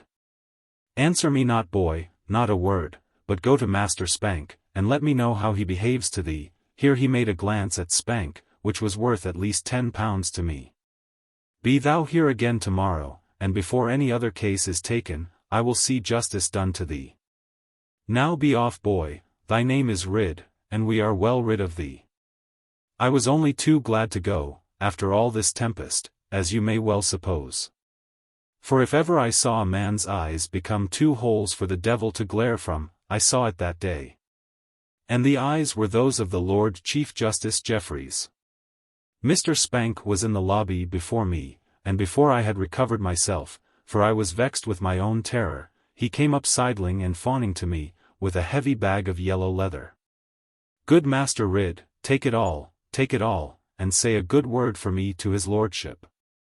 He hath taken a strange fancy to thee, and thou must make the most of it. We never saw man meet him eye to eye so, and yet not contradict him, and that is just what he loveth. Abide in London, Master Ridd, and he will make thy fortune.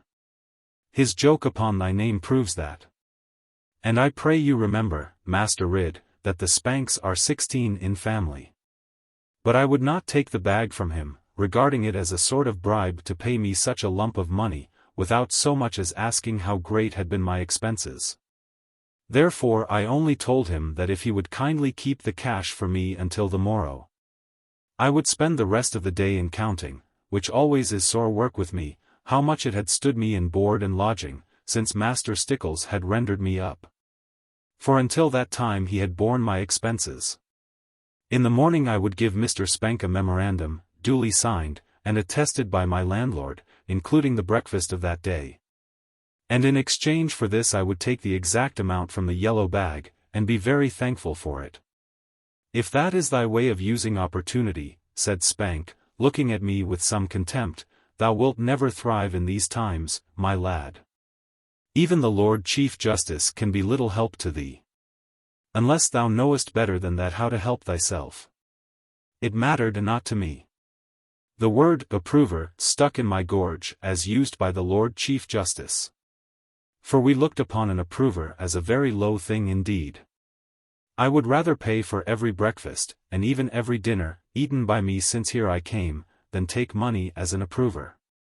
And indeed I was much disappointed at being taken in that light, having understood that I was sent for as a trusty subject, and humble friend of His Majesty. In the morning I met Mr. Spank waiting for me at the entrance, and very desirous to see me. I showed him my bill, made out in fair copy, and he laughed at it, and said, Take it twice over, Master Ridd, once for thine own sake, and once for His Majesty's. As all his loyal tradesmen do, when they can get any. His Majesty knows and is proud of it, for it shows their love of his countenance.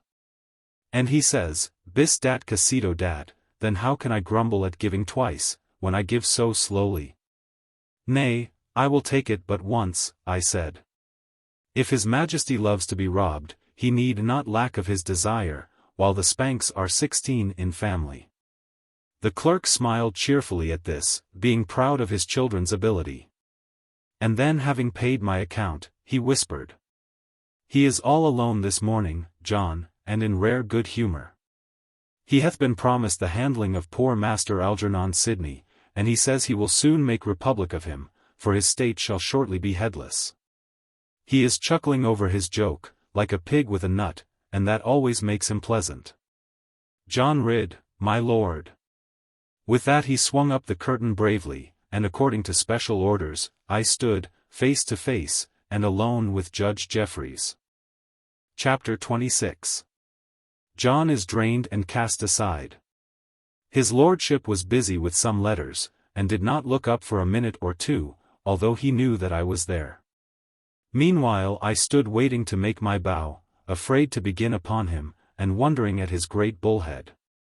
Then he closed his letters, well pleased with their import, and fixed his bold broad stare on me, as if I were an oyster opened, and he would know how fresh I was. May it please your worship, I said, here I am according to order, awaiting your good pleasure. Thou art made to wait, John, more than order. How much dost thou tip the scales to? Only 12 pounds, my lord, when I be in wrestling trim. And sure I must have lost weight here, fretting so long in London. Ha, ha. Much fret is there in thee. Hath His Majesty seen thee? Yes, my lord, twice or even thrice, and he made some jest concerning me. A very bad one, I doubt not. His humour is not so dainty as mine, but apt to be coarse and unmannerly. Now John, or Jack, by the look of thee, thou art more used to be called. Yes, your worship, when I am with old Molly and Betty Muxworthy. Peace, thou forward varlet. There is a deal too much of thee. We shall have to try short commons with thee, and thou art a very long common. Ha, ha. Where is that rogue Spank? Spank must hear that by and by. It is beyond thy great thick head, Jack. Not so, my lord, I have been at school, and had very bad jokes made upon me. Ha, ha. It hath hit thee hard. And faith, it would be hard to miss thee, even with harpoon. And thou lookest like to blubber, now. Capital, in faith. I have thee on every side, Jack, and thy sides are manifold. Many-folded at any rate. Thou shalt have double expenses, Jack, for the wit thou hast provoked in me. Heavy goods lack heavy payment, is a proverb down our way, my lord. Ah, I hurt thee, Jack. The harpoon hath no tickle for thee. Now, Jack Whale, having hauled thee hard, we will proceed to examine thee. Here all his manner was changed, and he looked with his heavy brows bent upon me, as if he had never laughed in his life, and would allow none else to do so. I am ready to answer, my lord, I replied, if he asks me not beyond my knowledge, or beyond my honor. Hadst better answer me everything, lump. What hast thou to do with honor? Now is there in thy neighborhood a certain nest of robbers, miscreants, and outlaws, whom all men fear to handle? Yes, my lord.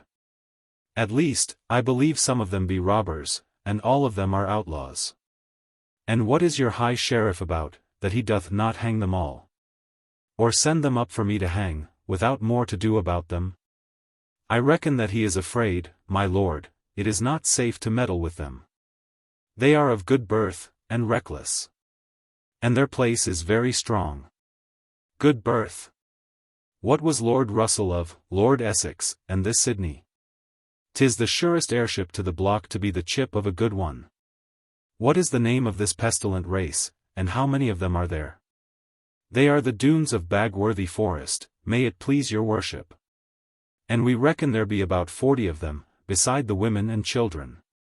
40 Doones, all 40 thieves. And women and children. Thunder of God! How long have they been there then? They may have been there 30 years, my lord, and indeed they may have been 40. Before the Great War broke out they came, longer back than I can remember. Aye, long before thou wast born, John. Good, thou speakest plainly. Woe betide a liar, whenso I get hold of him. Ye want me on the Western Circuit. By God, and ye shall have me, when London traitors are spun and swung. There is a family called de Witchhalls living very nigh thee, John. This he said in a sudden manner, as if to take me off my guard, and fixed his great thick eyes on me. And in truth I was much astonished.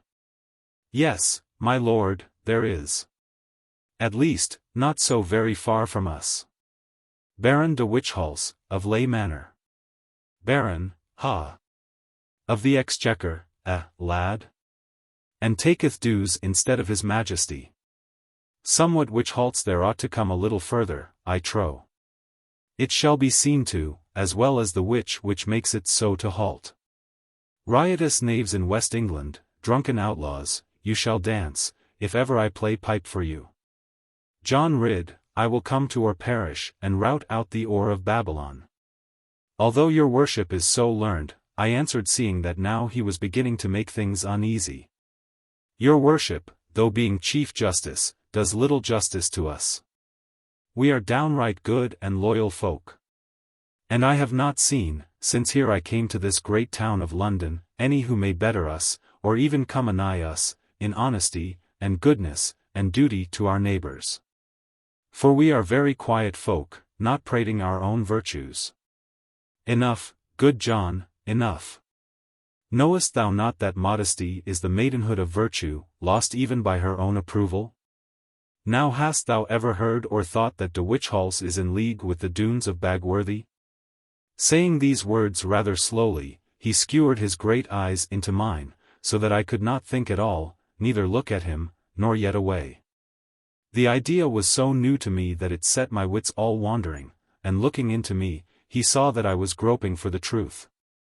John Ridd, thine eyes are enough for me. I see thou hast never dreamed of it. Now hast thou ever seen a man whose name is Thomas Faggus? Yes, sir, many and many a time. He is my own worthy cousin.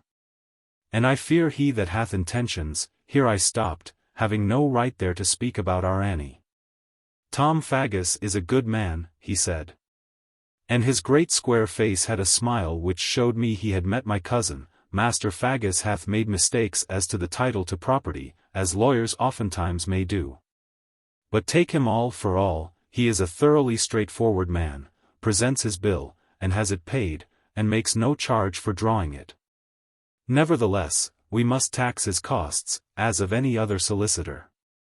To be sure, my lord, was all that I could say, not understanding what all this meant. I fear he will come to the gallows, said the Lord Chief Justice, sinking his voice below the echoes. Tell him this from me, Jack. He shall never be condemned before me. But I cannot be everywhere, and some of our justices may keep short memory of his dinners. Tell him to change his name, turn parson, or do something else, to make it wrong to hang him. Parson is the best thing, he hath such command of features, and he might take his tithes on horseback. Now a few more things, John Ridd, and for the present I have done with thee. All my heart leaped up at this, to get away from London so, and yet I could hardly trust to it. Is there any sound round your way of disaffection to His Majesty, His most gracious Majesty? No, my lord, no sign whatever. We pray for him in church perhaps, and we talk about him afterwards, hoping it may do him good, as it is intended. But after that we have naught to say, not knowing much about him, at least till I get home again. That is as it should be, John. And the less you say the better. But I have heard of things in Taunton, and even nearer to you in Dulverton, and even nigher still upon Exmoor, things which are of the pillory kind, and even more of the gallows. I see that you know naught of them. Nevertheless, it will not be long before all England hears of them. Now, John, I have taken a liking to thee, for never man told me the truth, without fear or favour, more thoroughly and truly than thou hast done. Keep thou clear of this, my son. It will come to nothing, yet many shall swing high for it. Even I could not save thee, John Ridd, if thou wert mixed in this affair. Keep from the Doones, keep from de Witchhals, keep from everything which leads beyond the sight of thy knowledge. I meant to use thee as my tool, but I see thou art too honest and simple. I will send a sharper down, but never let me find thee, John, either a tool for the other side, or a tube for my words to pass through. Here the Lord Justice gave me such a glare that I wished myself well rid of him, though thankful for his warnings. And seeing how he had made upon me a long abiding mark of fear, he smiled again in a jocular manner, and said, Now, get thee gone, Jack. I shall remember thee. And I trow, thou wilt'st not for many a day forget me. My lord, I was never so glad to go. For the hay must be in, and the ricks unthatched, and none of them can make spars like me, and 2 men to twist every hay rope, and mother thinking it all right, and listening right and left to lies. And cheated at every pig she kills, and even the skins of the sheep to go. John Ridd, I thought none could come nigh your folk in honesty, and goodness, and duty to their neighbours. Sure enough, my lord, but by our folk, I mean ourselves, not the men nor women neither. That will do, John. Go thy way. Not men, nor women neither, are better than they need be. I wish to set this matter right. But his worship would not hear me, and only drove me out of court, saying that men were thieves and liars, no more in one place than another, but all alike all over the world. And women not far behind them.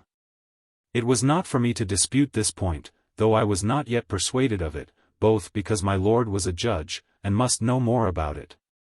And also that being a man myself I might seem to be defending myself in an unbecoming manner.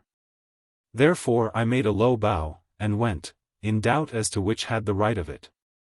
But though he had so far dismissed me, I was not yet quite free to go, inasmuch as I had not money enough to take me all the way to Oare, unless indeed I should go afoot, and beg my sustenance by the way, which seemed to be below me.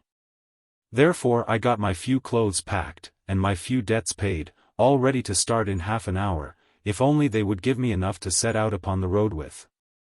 For I doubted not, being young and strong, that I could walk from London to Oare in 10 days or in 12 at most, which was not much longer than horse work. Only I had been a fool, as you will say when you hear it. For after receiving from Master Spank the amount of the bill which I had delivered, less indeed by 50 shillings than the money my mother had given me, for I had spent 50 shillings, and more, in seeing the town and treating people, which I could not charge to His Majesty, I had first paid all my debts thereout, which were not very many. And then supposing myself to be an established creditor of the treasury for my coming needs, and already scenting the country air, and foreseeing the joy of my mother, what had I done but spent half my balance, ay and more than 3/4 of it, upon presents for mother, and Annie, and Lizzie, John Fry, and his wife, and Betty Muxworthy, Bill Dadds, Jim Slocum, and, in a word, half of the rest of the people at Oare, including all the Snow family, who must have things good and handsome?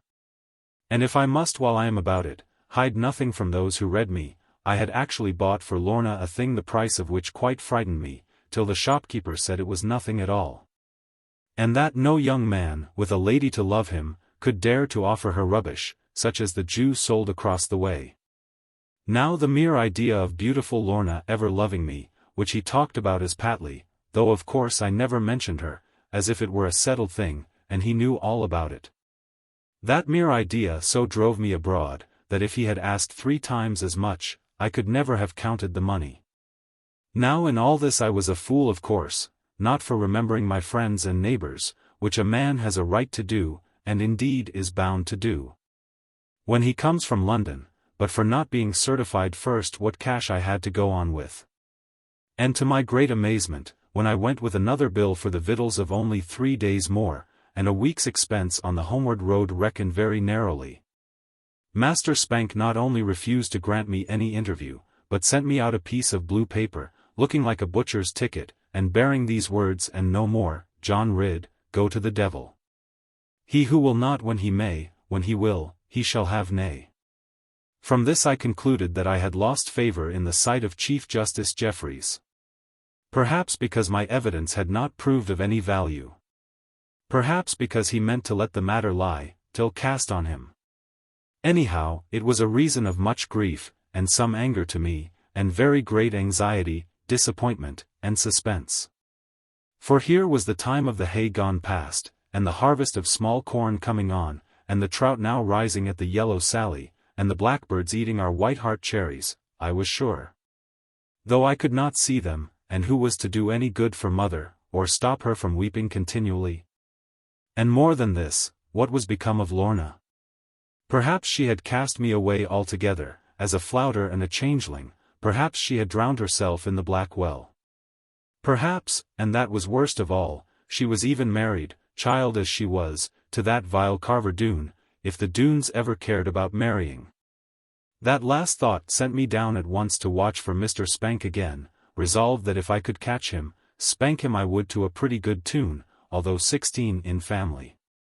However, there was no such thing as to find him, and the usher vowed, having orders I doubt, that he was gone to the sea for the good of his health, having sadly overworked himself.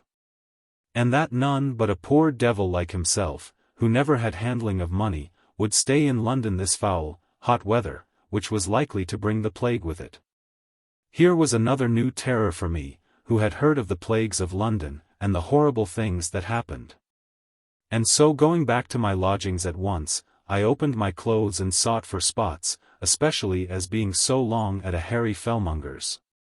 But finding none, I fell down and thanked God for that same, and vowed to start for Oare tomorrow, with my carbine loaded, come will come woe, come sun come shower. Though all the parish should laugh at me, for begging my way home again, after the brave thing said of my going, as if I had been the king's cousin. But I was saved in some degree from this lowering of my pride, and what mattered more, of mother's. For going to buy with my last crown piece, after all demands were paid, a little shot and powder, more needful on the road almost than even shoes or victuals. At the corner of the street I met my good friend Jeremy Stickles, newly come in search of me. I took him back to my little room, mine at least till tomorrow morning, and told him all my story, and how much I felt aggrieved by it. But he surprised me very much, by showing no surprise at all. It is the way of the world, Jack. They have gotten all they can from thee, and why should they feed thee further? We feed not a dead pig, I trow, but baste him well with brine and rue. Nay, we do not victual him upon the day of killing, which they have done to thee. Thou art a lucky man, John, thou hast gotten 1 day's wages, or at any rate half a day, after thy work was rendered. God have mercy on me, John. The things I see are manifold, and so is my regard of them. What use to insist on this, or make a special point of that, or hold by something said of old, when a different mood was on? I tell thee, Jack, all men are liars. And he is the least one who presses not too hard on them for lying. This was all quite dark to me, for I never looked at things like that, and never would own myself a liar, not at least to other people, nor even to myself, although I might to God sometimes. When trouble was upon me. And if it comes to that, no man has any right to be called a liar for smoothing over things unwitting, through duty to his neighbor. £5 thou shalt have, Jack, said Jeremy Stickles suddenly, while I was all abroad with myself as to being a liar or not. £5, and I will take my chance of wringing it from that great rogue Spank. 10 I would have made it, John, but for bad luck lately. Put back your bits of paper, lad. I will have no acknowledgment. John Ridd, no nonsense with me. For I was ready to kiss his hand, to think that any man in London, the meanest and most suspicious place, upon all God's earth, should trust me with £5, without even a receipt for it. It overcame me so that I sobbed, for, after all, though big in body, I am but a child at heart. It was not the £5 that moved me, but the way of giving it. And after so much bitter talk, the great trust in my goodness. Chapter 27. Home again at last. It was the beginning of wheat harvest, when I came to Dunster town, having walked all the way from London, and being somewhat footsore. For though £5 was enough to keep me in food and lodging upon the road, and leave me many a shilling to give to far poorer travellers, it would have been nothing for horse hire. As I knew too well by the prices Jeremy Stickles had paid upon our way to London. Now I never saw a prettier town than Dunster looked that evening, for sooth to say, I had almost lost all hope of reaching it that night, although the castle was long in view. But being once there, my troubles were gone, at least as regarded wayfaring.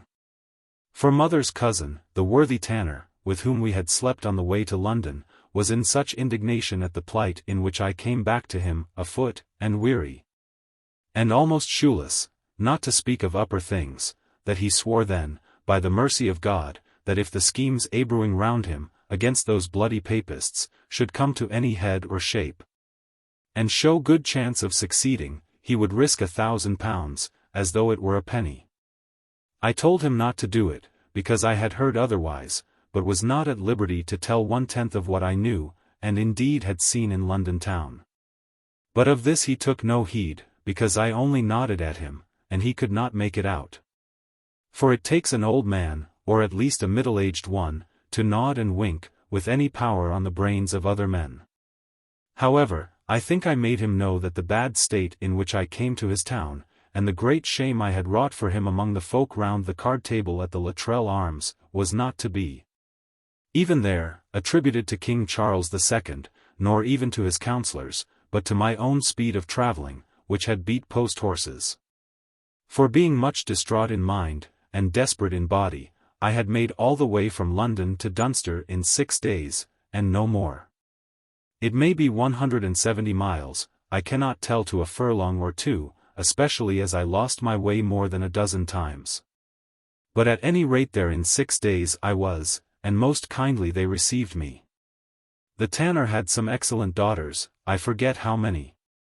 Very pretty damsels, and well set up, and able to make good pastry. But though they asked me many questions, and made a sort of lord of me, and offered to darn my stockings, which in truth required it, I fell asleep in the midst of them, although I would not acknowledge it. And they said, Poor cousin! He is weary, and led me to a blessed bed, and kissed me all round like swan's down. In the morning all the Exmoor hills, the thought of which had frightened me at the end of each day's travel, seemed no more than bushels to me, as I looked forth the bedroom window, and thanked God for the sight of them. And even so, I had not to climb them, at least by my own labor. For my most worthy uncle, as we oft call a parent's cousin, finding it impossible to keep me for the day, and owning indeed that I was right in hastening to my mother, vowed that walk I should not. Even though he lost his Saturday hides from Minehead and from Watchet. Accordingly he sent me forth on the very strongest nag he had, and the maidens came to wish me Godspeed, and kissed their hands at the doorway. It made me proud and glad to think that after seeing so much of the world, and having held my own with it, I was come once more among my own people, and found them kinder, and more warm-hearted. Ay, and better looking too, than almost any I had happened upon in the mighty city of London. But how shall I tell you the things I felt, and the swelling of my heart within me, as I drew nearer, and more near, to the place of all I loved and owned, to the haunt of every warm remembrance. The nest of all the fledgling hopes, in a word, to home? The first sheep I beheld on the moor with a great red J.R.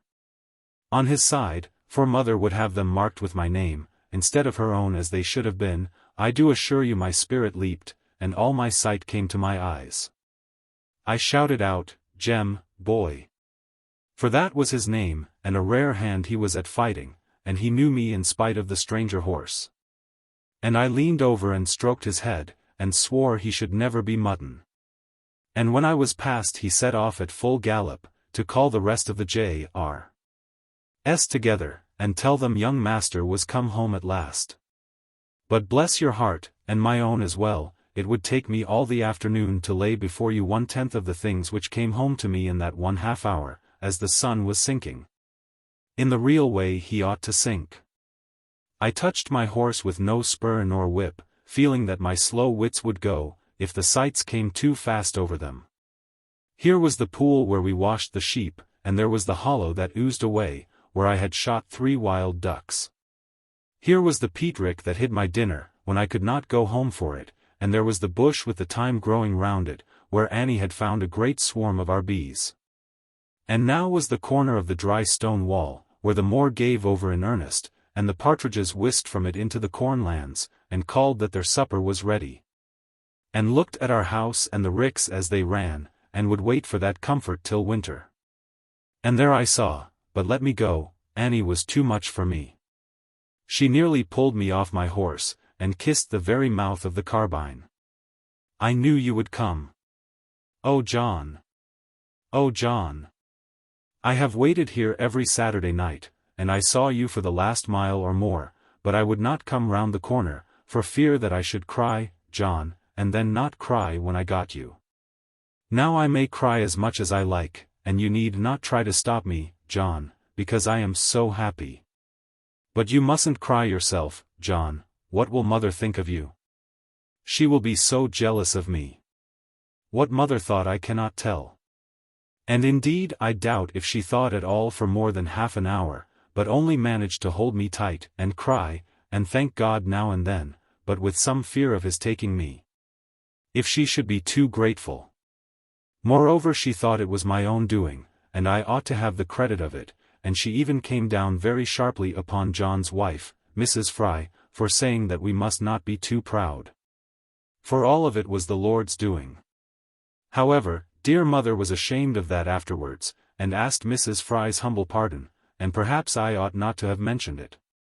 Old Smiler had told them that I was coming, all the rest, I mean, except Annie, for having escaped from his halter ring, he was come out to graze in the lane a bit. When what should he see but a strange horse coming with young master and mistress upon him, for Annie must needs get up behind me, there being only sheep to look at her. Then Smiler gave us a stare and a neigh, with his tail quite stiff with amazement, and then, whether in joy or through indignation, he flung up his hind feet and galloped straight home. And set every dog wild with barking. Now, methinks, quite enough has been said concerning this mighty return of the young John Ridd, which was known up at Cosgate that evening, and feeling that I cannot describe it. How can I hope that anyone else will labor to imagine it, even of the few who are able? For very few can have travelled so far, unless indeed they whose trade it is, or very unsettled people. And even of those who have done so, not 1 in 100 can have such a home as I had to come home to. Mother wept again, with grief and some wrath, and so did Annie also, and even little Eliza, and all were unsettled in loyalty, and talked about a republic. When I told them how I had been left without money for travelling homeward, and expected to have to beg my way, which Farmer Snow would have heard of. And though I could see they were disappointed at my failure of any promotion, they all declared how glad they were, and how much better they liked me to be no more than what they were accustomed to. At least, my mother and Annie said so, without waiting to hear any more, but Lizzie did not answer to it, until I had opened my bag and shown the beautiful present I had for her. And then she kissed me, almost like Annie, and vowed that she thought very little of captains. For Lizzie's present was the best of all, I mean, of course, except Lorna's, which I carried in my breast all the way, hoping that it might make her love me, from having lain so long close to my heart.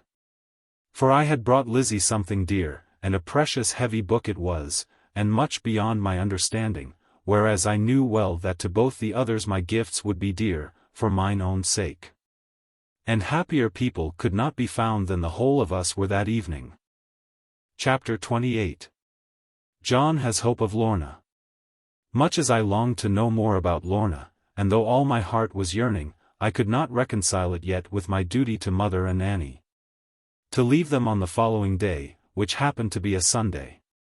For lo, before breakfast was out of our mouths, there came all the men of the farm, and their wives, and even the 2 crow boys, dressed as if going to Barnstaple Fair, to inquire how Master John was, and whether it was true that the king had made him one of his bodyguard. And if so, what was to be done with the belt for the championship of the West Counties wrestling, which I had held now for a year or more, and none were ready to challenge it. Strange to say, this last point seemed the most important of all to them, and none asked who was to manage the farm or answer for their wages, but all asked who was to wear the belt. To this I replied, after shaking hands twice over all round with all of them, that I meant to wear the belt myself, for the honor of or perish. So long as ever God gave me strength and health to meet all comers. For I had never been asked to be bodyguard, and if asked I would never have done it. Some of them cried that the king must be mazed, not to keep me for his protection, in these violent times of popery. I could have told them that the king was not in the least afraid of papists, but on the contrary, very fond of them. However, I held my tongue, remembering what Judge Jeffreys bade me. In church, the whole congregation, man, woman, and child, except, indeed, the Snow girls, who only looked when I was not watching, turned on me with one accord, and stared so steadfastly, to get some reflection of the king from me, that they forgot the time to kneel down, and the parson was forced to speak to them. If I coughed, or moved my book, or bowed, or even said Amen, glances were exchanged which meant, that he hath learned in London town, and most likely from his majesty. However, all this went off in time, and people became even angry with me for not being sharper, as they said, or smarter, or a whit more fashionable, for all the great company I had seen, and all the wondrous things wasted upon me. But though I may have been none the wiser by reason of my stay in London, at any rate I was much the better in virtue of coming home again. For now I had learned the joy of quiet, and the gratitude for good things round us, and the love we owe to others, even those who must be kind, for their indulgence to us. All this, before my journey, had been too much as a matter of course to me, but having missed it now I knew that it was a gift, and might be lost. Moreover, I had pined so much, in the dust and heat of that great town, for trees, and fields, and running waters, and the sounds of country life, and the air of country winds, that never more could I grow weary of those soft enjoyments. Or at least I thought so then. To awake as the summer sun came slanting over the hilltops, with hope on every beam a dance to the laughter of the morning. To see the leaves across the window ruffling on the fresh new air, and the tendrils of the powdery vine turning from their beaded sleep. Then the lustrous meadows far beyond the thatch of the garden wall, yet seen beneath the hanging scallops of the walnut tree, all awaking, dressed in pearl, all amazed at their own glistening.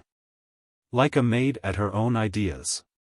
Down them trooped the lowing kine, walking each with a step of character, even as men and women do, yet all alike with toss of horns, and spread of udders ready. From them without a word, we turned to the farmyard proper, seen on the right, and dryly strawed from the petty rush of the pitch-paved runnel. Round it stand the snug outbuildings, barn, corn chamber, cider press, stables, with a blinkered horse in every doorway munching, while his driver tightens buckles, whistles, and looks down the lane, dallying to begin his labor till the milkmaids be gone by. Here the cock comes forth at last. Where has he been lingering? Eggs may tell tomorrow. He claps his wings and shouts, cock-a-doodle, and no other cock dare look at him. 2 or 3 go sidling off, waiting till their spurs be grown. And then the crowd of partlets comes, chattering how their lord has dreamed, and crowed at 2 in the morning, and praying that the old brown rat would only dare to face him. But while the cock is crowing still, and the pullet world admiring him, who comes up but the old turkey cock, with all his family round him? Then the geese at the lower end begin to thrust their breasts out, and mum their downbits, and look at the gander and scream shrill joy for the conflict. While the ducks in pond show nothing but tail, in proof of their strict neutrality.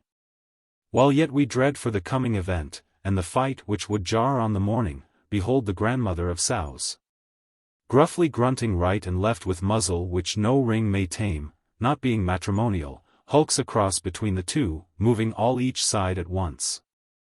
And then all of the other side as if she were chained down the middle, and afraid of spilling the salt from her. As this mighty view of lard hides each combatant from the other, gladly each retires and boasts how he would have slain his neighbor, but that old sow drove the other away. And no wonder he was afraid of her, after all the chicks she had eaten. And so it goes on, and so the sun comes, stronger from his drink of dew. And the cattle in the byres, and the horses from the stable, and the men from cottage door, each has had his rest and food, all smell alike of hay and straw, and everyone must hie to work. Be it drag, or draw, or delve. So thought I on the Monday morning. While my own work lay before me, and I was plotting how to quit it, void of harm to everyone, and let my love have work a little, hardest perhaps of all work, and yet as sure as sunrise. I knew that my first day's task on the farm would be strictly watched by everyone, even by my gentle mother, to see what I had learned in London. But could I let still another day pass, for Lorna to think me faithless? I felt much inclined to tell dear mother all about Lorna, and how I loved her, yet had no hope of winning her. Often and often, I had longed to do this, and have done with it. But the thought of my father's terrible death, at the hands of the Doones, prevented me. And it seemed to me foolish and mean to grieve mother, without any chance of my suit ever speeding. If once Lorna loved me, my mother should know it. And it would be the greatest happiness to me to have no concealment from her, though at first she was sure to grieve terribly. But I saw no more chance of Lorna loving me, than of the man in the moon coming down, or rather of the moon coming down to the man, as related in old mythology. Now the merriment of the small birds, and the clear voice of the waters, and the lowing of cattle in meadows, and the view of no houses, except just our own and a neighbor's. And the knowledge of everybody around, their kindness of heart and simplicity, and love of their neighbor's doings, all these could not help or please me at all. And many of them were much against me, in my secret depth of longing and dark tumult of the mind. Many people may think me foolish, especially after coming from London, where many nice maids looked at me, on account of my bulk and stature, and I might have been fitted up with a sweetheart. In spite of my West Country twang, and the smallness of my purse. If only I had said the word. But nay, I have contempt for a man whose heart is like a shirt stud, such as I saw in London cards, fitted into one today, sitting bravely on the breast. Plucked out on the morrow morn, and the place that knew it, gone. Now, what did I do but take my chance? Reckless whether anyone heeded me or not, only craving Lorna's heed, and time for 10 words to her. Therefore I left the men of the farm as far away as might be, after making them work with me, which no man round our parts could do, to his own satisfaction, and then knowing them to be well weary. Very unlike to follow me, and still more unlike to tell of me, for each had his London present, I strode right away, in good trust of my speed, without any more misgivings. But resolved to face the worst of it, and to try to be home for supper. And first I went, I know not why, to the crest of the broken highland, whence I had agreed to watch for any mark or signal. And sure enough at last I saw, when it was too late to see, that the white stone had been covered over with a cloth or mantle, the sign that something had arisen to make Lorna want me. For a moment I stood amazed at my evil fortune, that I should be too late, in the very thing of all things on which my heart was set. Then after eyeing sorrowfully every crick and cranny to be sure that not a single flutter of my love was visible, off I set, with small respect either for my knees or neck. To make the round of the outer cliffs, and come up my old access. Nothing could stop me. It was not long, although to me it seemed an age, before I stood in the niche of rock at the head of the slippery watercourse, and gazed into the quiet glen, where my foolish heart was dwelling. Notwithstanding doubts of right, notwithstanding sense of duty, and despite all manly striving, and the great love of my home, there my heart was ever dwelling, knowing what a fool it was. And content to know it.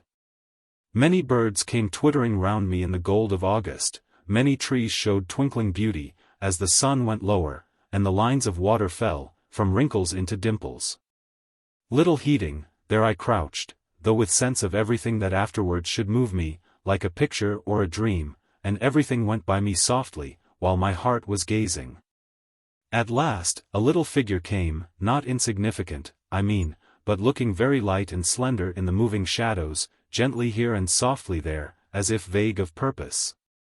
With a gloss of tender movement, in and out the wealth of trees, and liberty of the meadow. Who was I to crouch, or doubt, or look at her from a distance? What matter if they killed me now, and one tear came to bury me? Therefore I rushed out at once, as if shotguns were unknown yet. Not from any real courage, but from prisoned love burst forth. I know not whether my own Lorna was afraid of what I looked, or what I might say to her, or of her own thoughts of me. All I know is that she looked frightened, when I hoped for gladness.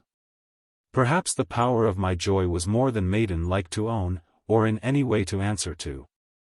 And to tell the truth, it seemed as if I might now forget myself, while she would take good care of it. This makes a man grow thoughtful. Unless, as some low fellows do, he believe all women hypocrites.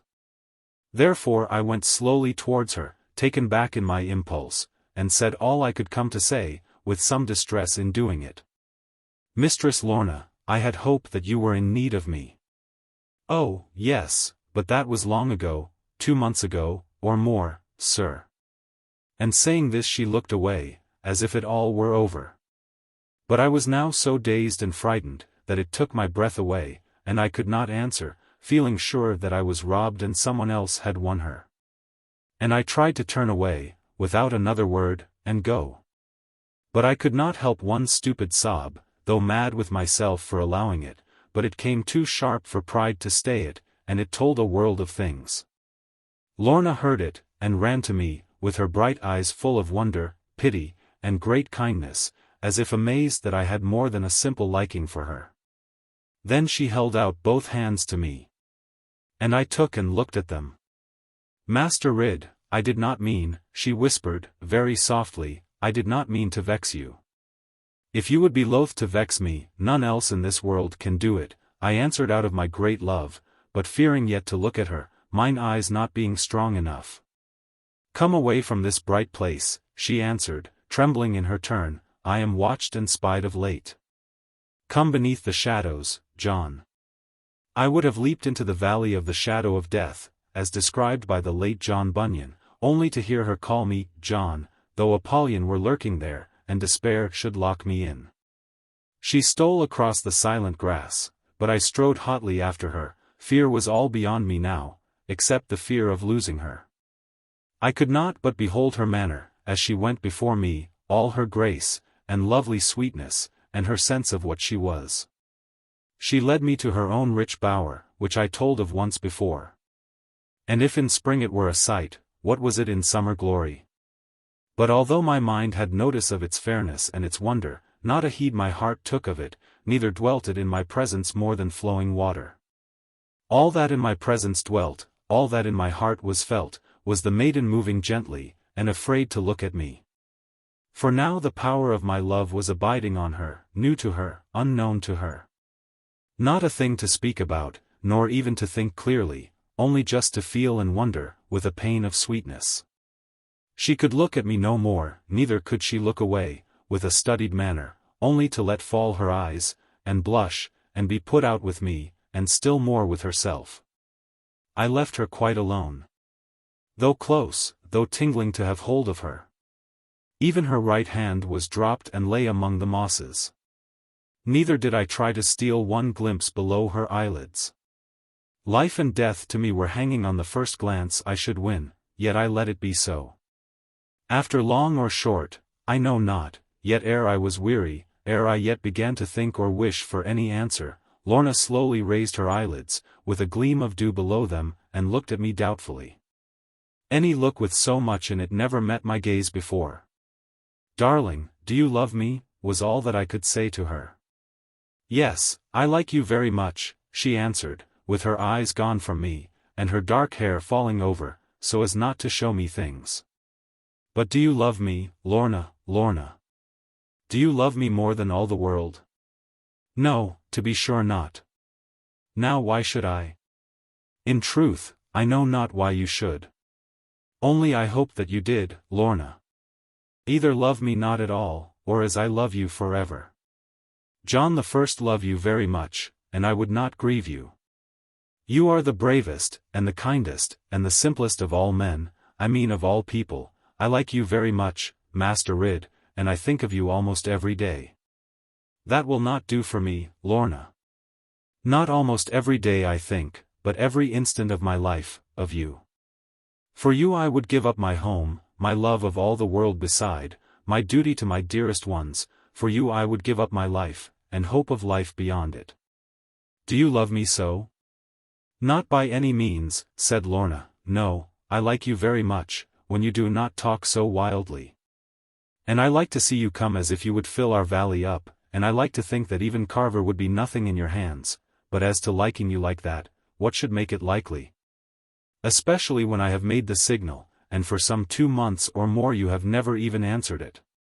If you like me so ferociously, why do you leave me for other people to do just as they like with me? To do as they liked. Oh, Lorna, not to make you marry Carver? No, Master Ridd, be not frightened so, it makes me fear to look at you. But you have not married Carver yet? Say quick. Why keep me waiting so? Of course I have not, Master Ridd. Should I be here if I had, think you, and allowing you to like me so, and to hold my hand, and make me laugh, as I declare you almost do sometimes? And at other times you frighten me. Did they want you to marry Carver? Tell me all the truth of it. Not yet, not yet. They are not half so impetuous as you are, John. I am only just 17, you know, and who is to think of marrying? But they wanted me to give my word, and be formally betrothed to him in the presence of my grandfather. It seems that something frightened them. There is a youth named Charlworth Doone, everyone calls him Charlie, a headstrong and a gay young man, very gallant in his looks and manner. And my uncle, the counsellor, chose to fancy that Charlie looked at me too much, coming by my grandfather's cottage. Here Lorna blushed so that I was frightened, and began to hate this Charlie more, a great deal more, than even Carver Doone. He had better not, said I will fling him over it, if he dare. He shall see thee through the roof, Lorna, if at all he see thee. Master Ridd, you are worse than Carver. I thought you were so kind-hearted. Well, they wanted me to promise, and even to swear a solemn oath, a thing I have never done in my life, that I would wed my eldest cousin, this same Carver Doone, who is twice as old as I am. Being 35 and upwards. That was why I gave the token that I wished to see you, Master Ridd. They pointed out how much it was for the peace of all the family, and for mine own benefit. But I would not listen for a moment, though the counsellor was most eloquent, and my grandfather begged me to consider, and Carver smiled his pleasantest, which is a truly frightful thing. Then both he and his crafty father were for using force with me, but Sir Ensor would not hear of it. And they have put off that extreme until he shall be past its knowledge, or, at least, beyond preventing it. And now I am watched, and spied, and followed, and half my little liberty seems to be taken from me. I could not be here speaking with you, even in my own nook and refuge, but for the aid, and skill, and courage of dear little Gwenny Carfax. She is now my chief reliance, and through her alone I hope to baffle all my enemies, since others have forsaken me.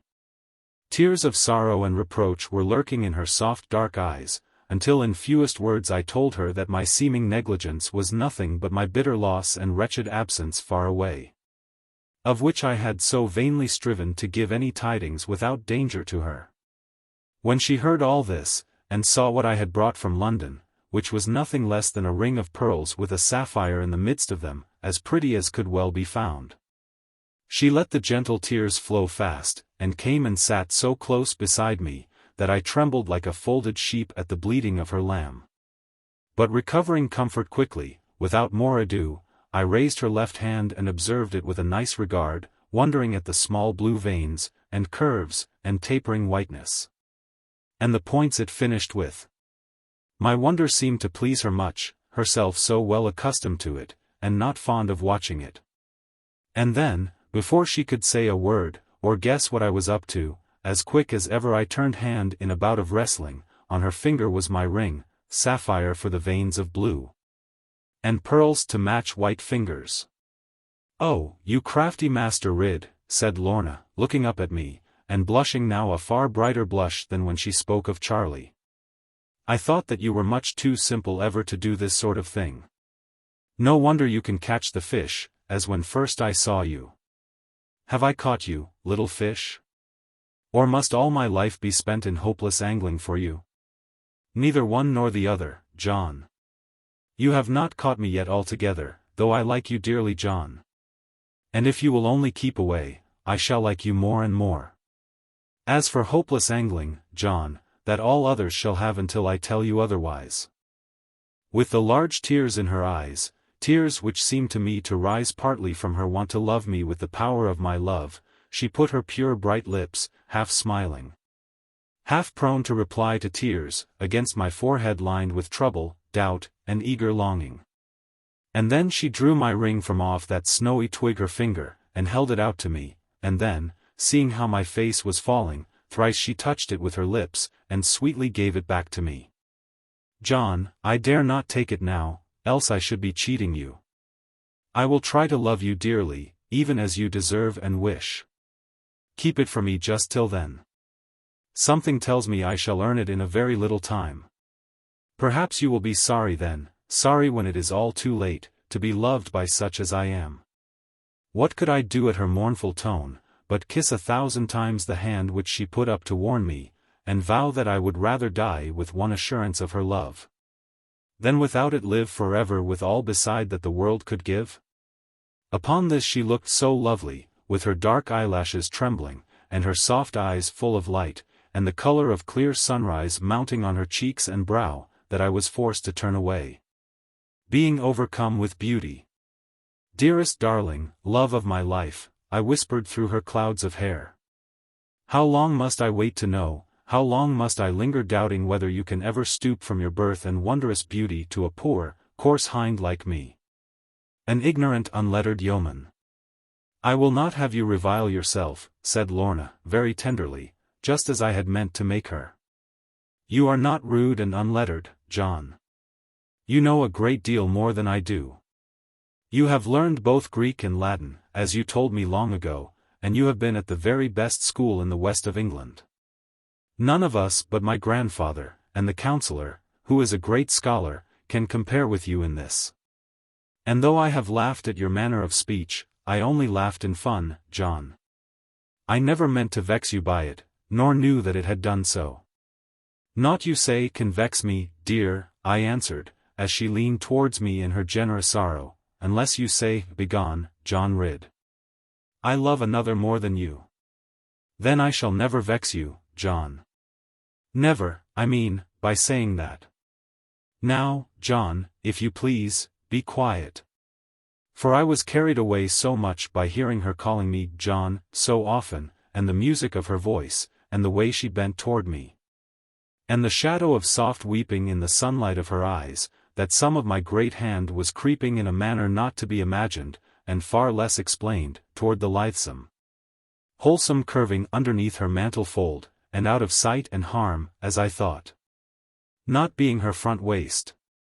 However, I was dashed with that, and pretended not to mean it, only to pluck some lady fern, whose elegance did me no good. Now, John, said Lorna, being so quick that not even a lover could cheat her, and observing my confusion more intently than she need have done.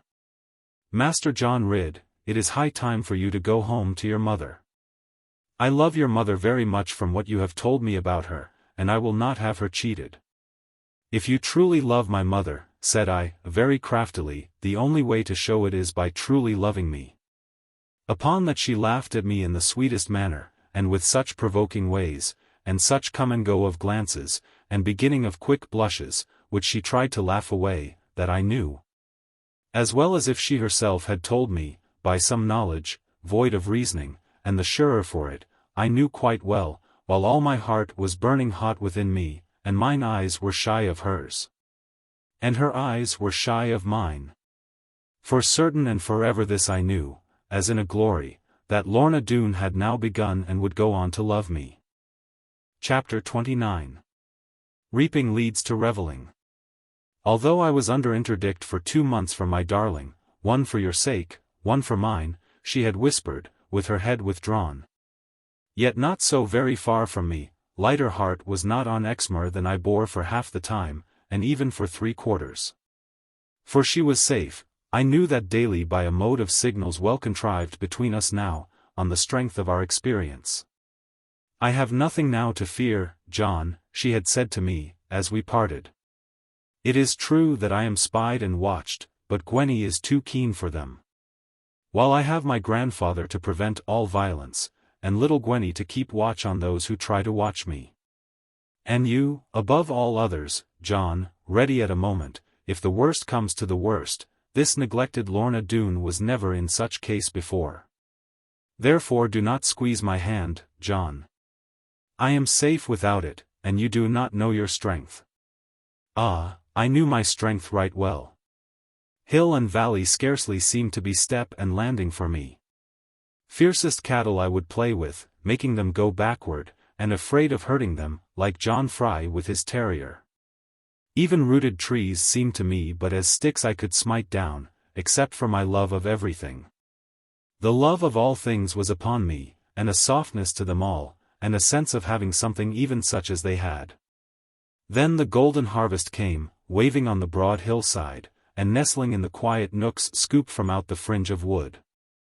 A wealth of harvest such as never gladdened all our countryside since my father ceased to reap, and his sickle hung to rust. There had not been a man on Exmoor fit to work that reaping hook since the time its owner fell, in the prime of life and strength, before a sterner reaper.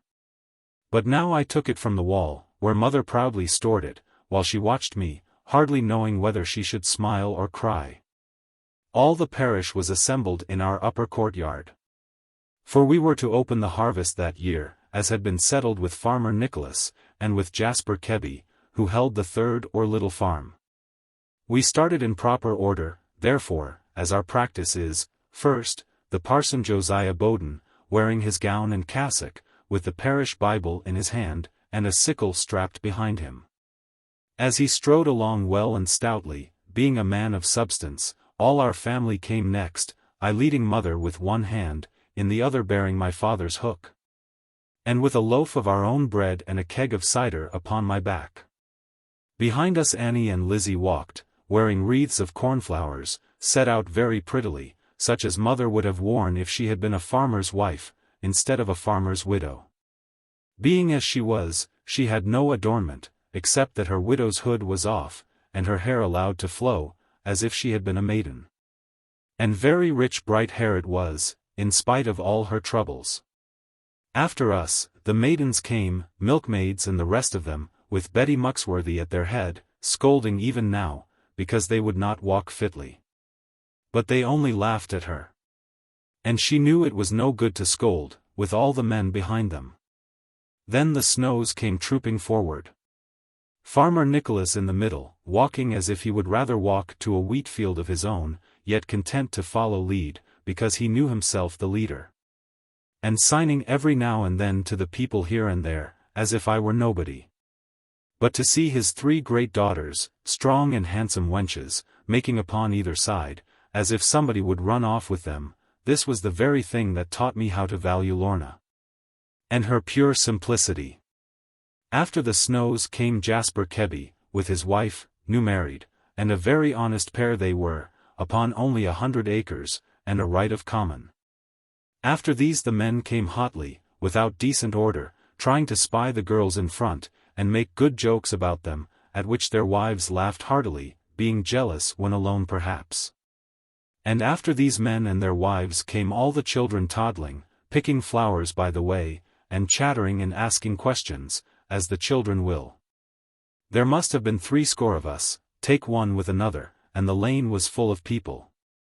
When we were come to the big field gate, where the first sickle was to be, Parson Bowden heaved up the rail with the sleeves of his gown done green with it. And he said that everybody might hear him, though his breath was short, in the name of the Lord, Amen. Amen. So be it, cried the clerk, who was far behind, being only a shoemaker. Then Parson Bowden read some verses from the parish Bible, telling us to lift up our eyes, and look upon the fields already white to harvest. And then he laid the Bible down on the square head of the gatepost, and despite his gown and cassock, 3 good swipes he cut off corn, and laid them right end onwards. All this time the rest were huddling outside the gate, and along the lane, not daring to interfere with Parson, but whispering how well he did it. When he had stowed the corn like that, mother entered, leaning on me, and we both said, Thank the Lord for all his mercies, and these the first fruits of his hand. And then the clerk gave out a psalm verse by verse, done very well, although he sneezed in the midst of it, from a beard of wheat thrust up his nose by the rival cobbler at Brendan. And when the psalm was sung, so strongly that the foxgloves on the bank were shaking, like a chime of bells, at it, Parson took a stoop of cider, and we all fell to it reaping. Of course I mean the men, not women, although I know that up the country, women are allowed to reap. And right well they reap it, keeping row for row with men, comely, and in due order, yet, meseems, the men must ill attend to their own reaping hooks, in fear lest the other cut themselves. Being the weaker vessel. But in our part, women do what seems their proper business, following well behind the men, out of harm of the swinging hook. And stooping with their breasts and arms up they catch the swathes of corn, where the reapers cast them, and tucking them together tightly with a wisp laid under them. This they fetch around and twist, with a knee to keep it close.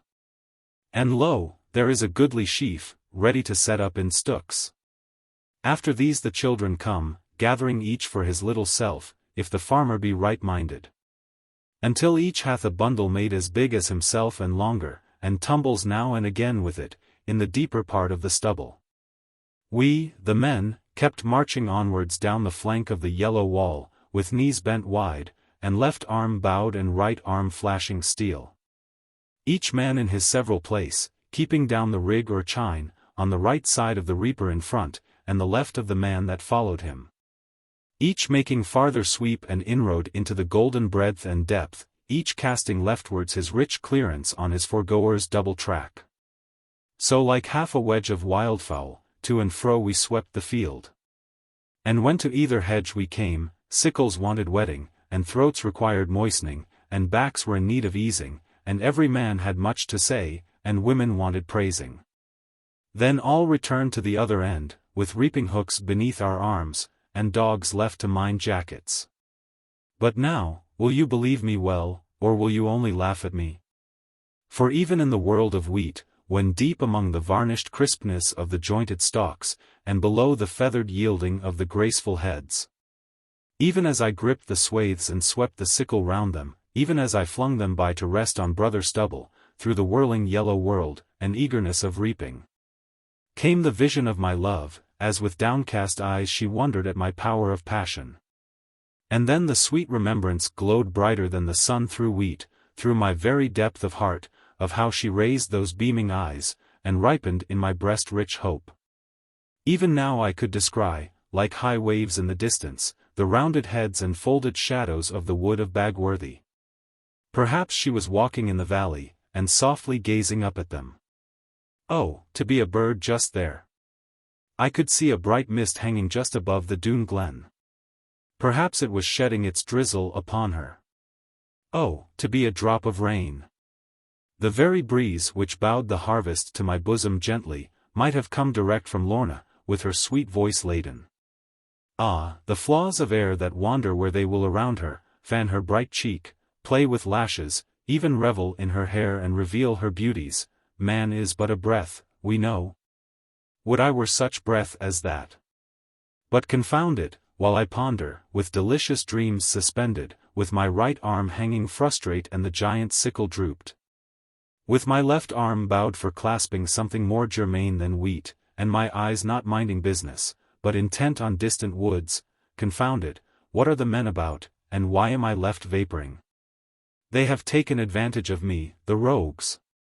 They are gone to the hedge for the cider jars. They have had up the sled of bread and meat, quite softly over the stubble, and if I can believe my eyes, so dazed with Lorna's image, they are sitting down to an excellent dinner. Before the church clock has gone 11. John Fry, you big villain! I cried, with John hanging up in the air by the scruff of his neckcloth, but holding still by his knife and fork, and a goose leg in between his lips. John Fry, what mean you by this, sir? Let me down, or I can't tell thee, John answered with some difficulty. So I let him come down, and I must confess that he had reason on his side. Please your worship, John called me so, ever since I returned from London, firmly believing that the king had made me a magistrate at least. Though I was to keep it secret, us zeed as how your worship were took with thinkin' of king's business, in the middle of the what rig, and so you zed, lat uncoom to his zell. Us had better zave tame, by tacking our dinner. And here us be, praise your worship, and hops no offence with thick iron spoon full of fried toddies. I was glad enough to accept the ladle full of fried batatas, and to make the best of things, which is generally done by letting men have their own way. Therefore I managed to dine with them, although it was so early. For according to all that I can find, in a long life and a varied one, 12 o'clock is the real time for a man to have his dinner. Then the sun is at his noon, calling halt to look around, and then the plants and leaves are turning, each with a little leisure time, before the work of the afternoon. Then is the balance of east and west, and then the right and left side of a man are in due proportion, and contribute fairly with harmonious fluids. And the health of this mode of life, and its reclaiming virtue are well set forth in our ancient rhyme. Sunrise, breakfast, sun high, dinner. Sundown, sup, makes a saint of a sinner. Wish, the wheat falls.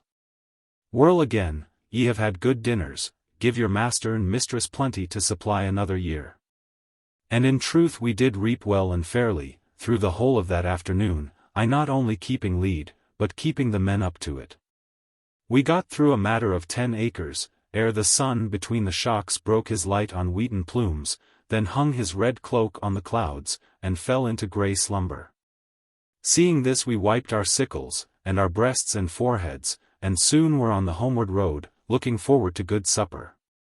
Of course all the reapers came at night to the harvest supper, and Parson Bowden to say the grace as well as to help to carve for us. And some help was needed there, I can well assure you.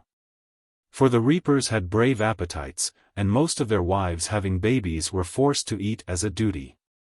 Neither failed they of this duty. Cut and come again was the order of the evening, as it had been of the day, and I had no time to ask questions, but help meat and ladle gravy. All the while our darling Annie, with her sleeves tucked up, and her comely figure panting, was running about with a bucket of toddies mashed with lard and cabbage. Even Lizzie had left her books, and was serving out beer and cider, while mother helped plum pudding largely on pewter plates with the mutton. And all the time, Betty Muxworthy was grunting in and out everywhere, not having space to scold even, but changing the dishes, serving the meat, poking the fire, and cooking more. But John Fry would not stir a peg, except with his knife and fork, having all the airs of a visitor, and his wife to keep him eating, till I thought there would be no end of it. Then having eaten all they could, they prepared themselves, with one accord, for the business now of drinking. But first they lifted the neck of corn, dressed with ribbons gaily, and set it upon the mantelpiece, each man with his horn a froth. And then they sang a song about it, everyone shouting in the chorus louder than harvest thunderstorm. Some were in the middle of one verse, and some at the end of the next one. Yet somehow all managed to get together in the mighty roar of the burden. And if any farmer up the country would like to know Exmoor harvest song as sung in my time and will be sung long after I am garnered home, lo, here I set it down for him, omitting only the dialect, which perchance might puzzle him. Exmoor harvest song. 1. The corn, oh the corn, 'tis the ripening of the corn. Go unto the door, my lad, and look beneath the moon. Thou canst see, beyond the wood rick, how it is yelloon. 'Tis the harvesting of wheat, and the barley must be shorn. Chorus. The corn, oh the corn, and the yellow, mellow corn. Here's to the corn, with the cups upon the board. We've been reaping all the day, and we'll reap again the morn. And fetch it home to mow yard, and then we'll thank the Lord. 2. The wheat, oh the wheat, 'tis the ripening of the wheat. All the day it has been hanging down its heavy head, bowing over on our bosoms with a beard of red. 'Tis the harvest, and the value makes the labor sweet. Chorus. The wheat, oh the wheat, and the golden, golden wheat. Here's to the wheat, with the loaves upon the board. We've been reaping all the day, and we never will be beat. And fetch it all to mow yard, and then we'll thank the Lord. 3. The barley, oh the barley, and the barley is in prime. All the day it has been rustling, with its bristles brown, waiting with its beard a-bowing, till it can be mown. 'Tis the harvest and the barley must abide its time. Chorus. The barley, oh the barley, and the barley ruddy brown. Here's to the barley, with the beer upon the board. We'll go a-mowing, soon as ever all the wheat is down. When all is in the mow yard, we'll stop, and thank the Lord. 4. The oats, oh the oats, 'tis the ripening of the oats. All the day they have been dancing with their flakes of white, waiting for the girding hook, to be the nag's delight. 'Tis the harvest, let them dangle in their skirted coats. Chorus.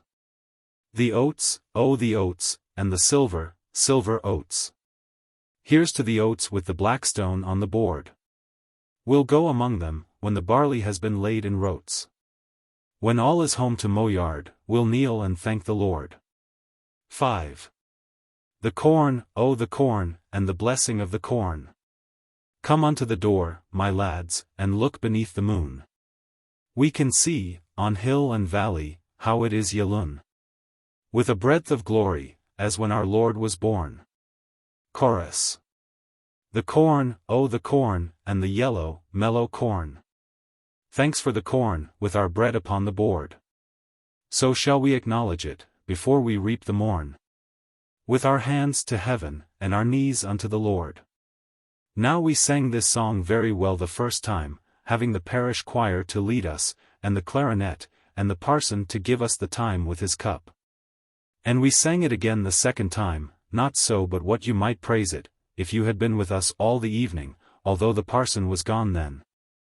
And the clerk not fit to compare with him in the matter of keeping time.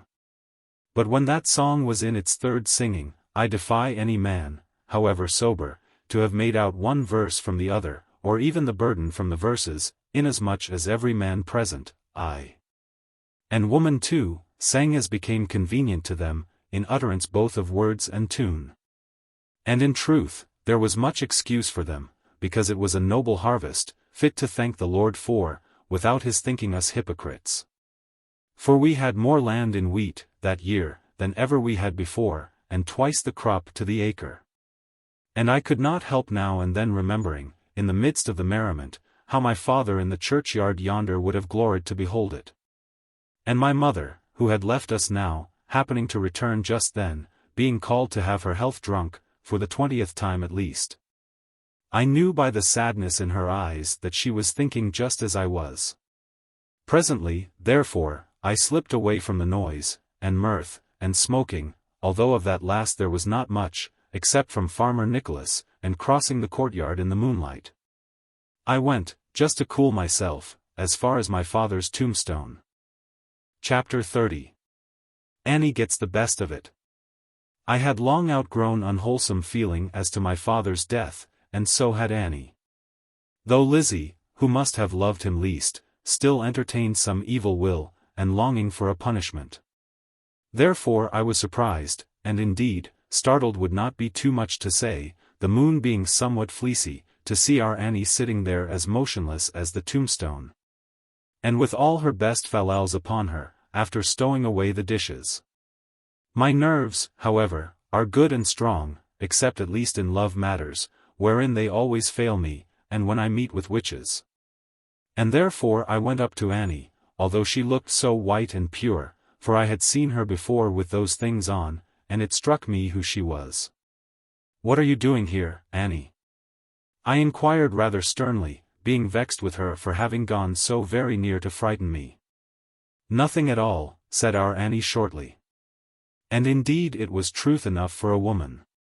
Not that I dare to believe that women are such liars as men say, only that I mean they often see things round the corner, and know not which is which of it.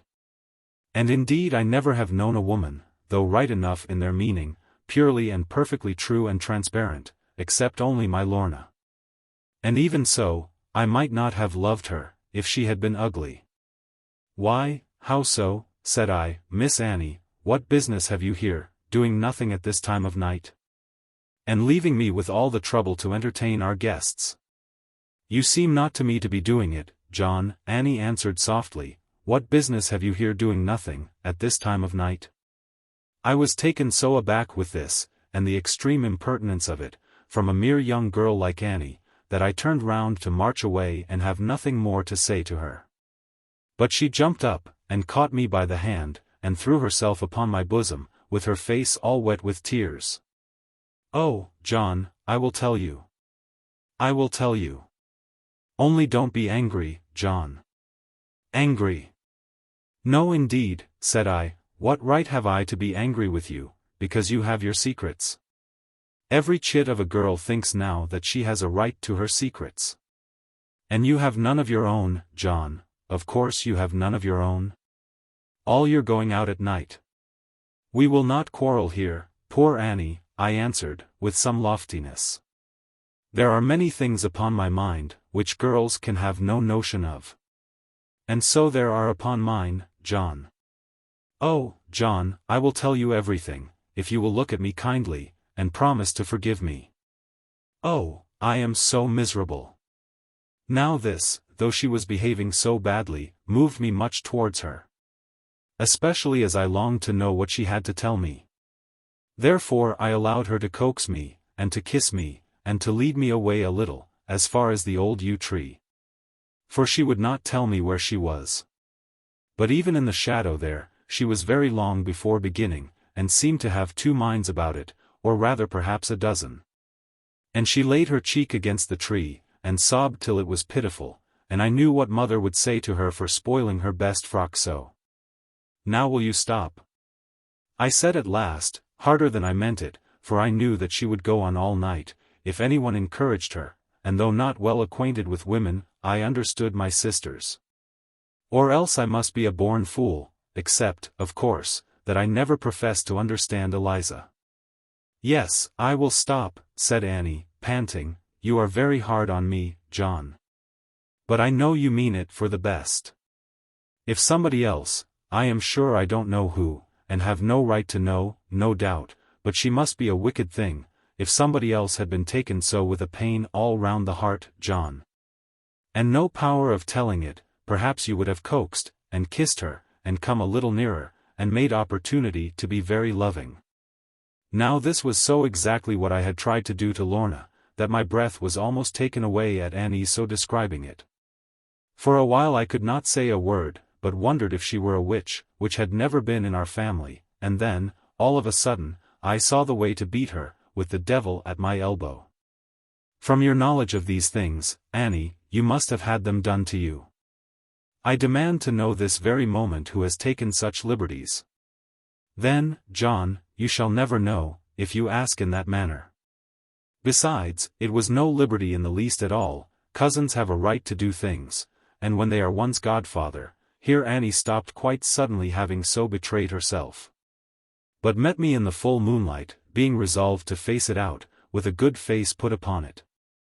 Alas, I feared it would come to this, I answered very sadly. I know he has been here many a time, without showing himself to me. There is nothing meaner than for a man to sneak, and steal a young maid's heart, without her people knowing it. You are not doing anything of that sort yourself then, dear John, are you? Only a common highwayman. I answered, without heeding her. A man without an acre of his own, and liable to hang upon any common, and no other right of common over it. John, said my sister, are the Doones privileged and not to be hanged upon common land? At this I was so thunderstruck, that I leaped in the air like a shot rabbit, and rushed as hard as I could through the gate and across the yard, and back into the kitchen.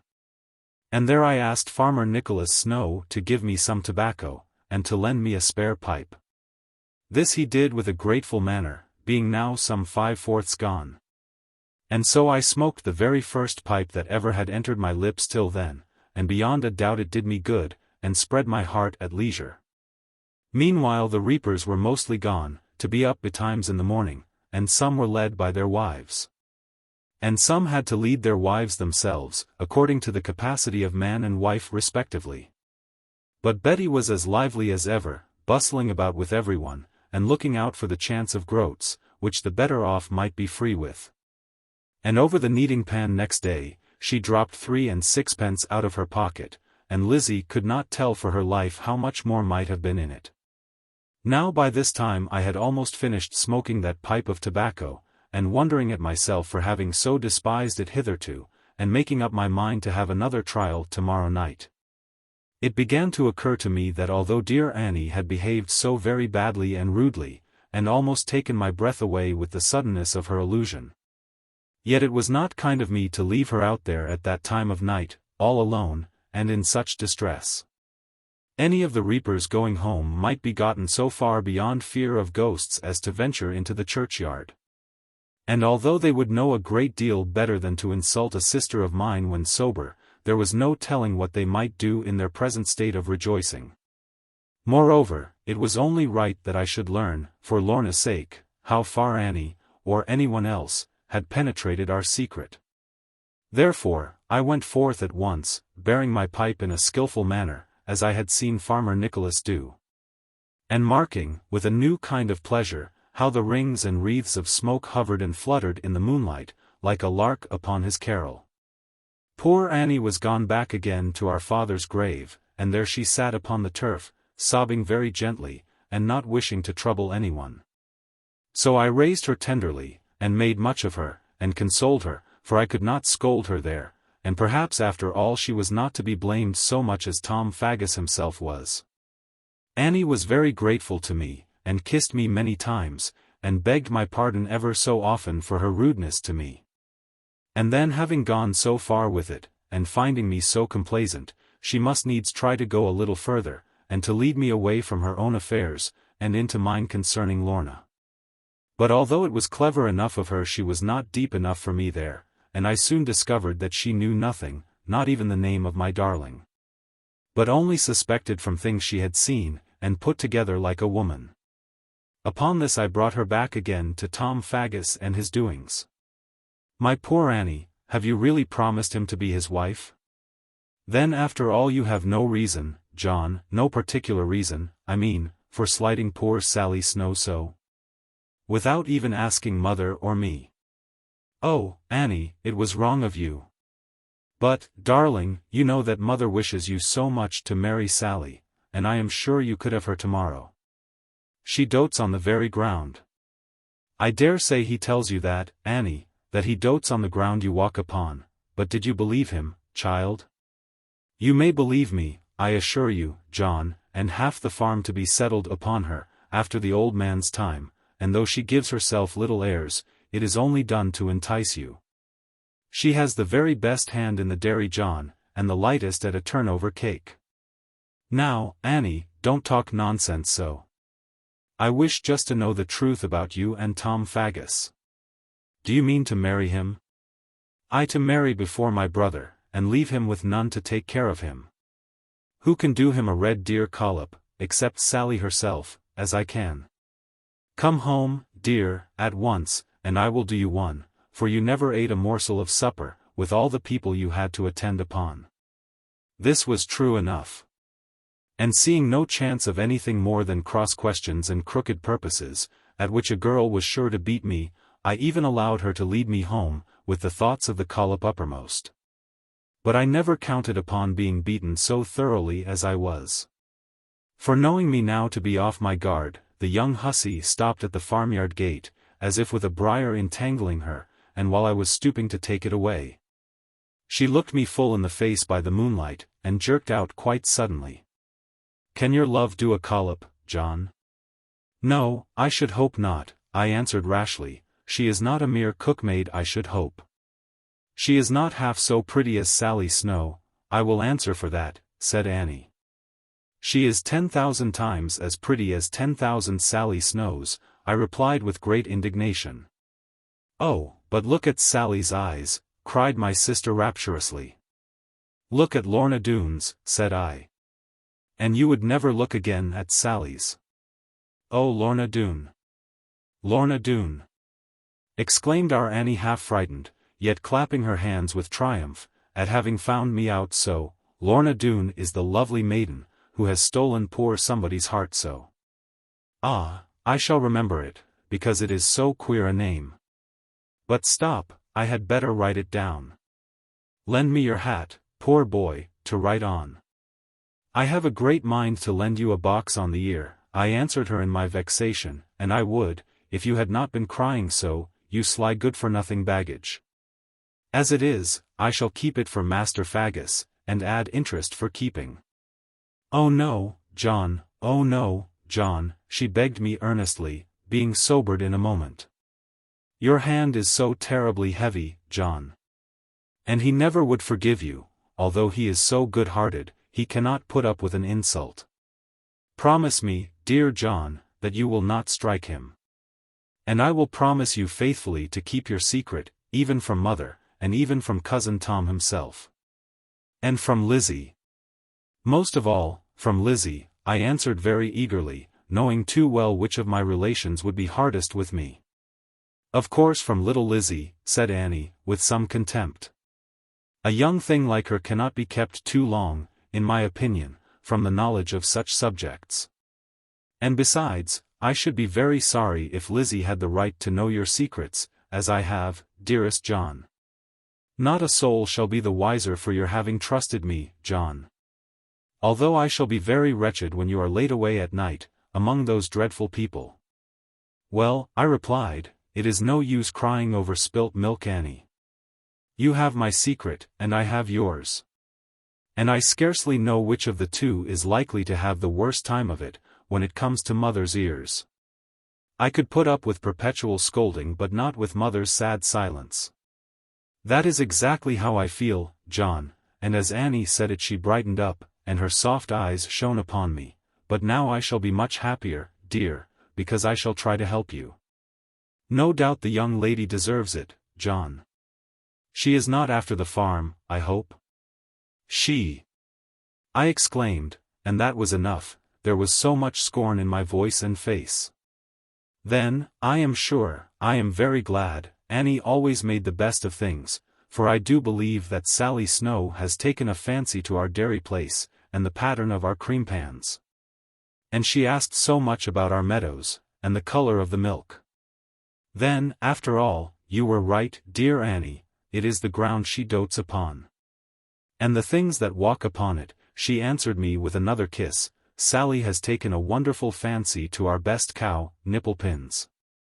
But she never shall have her now, what a consolation."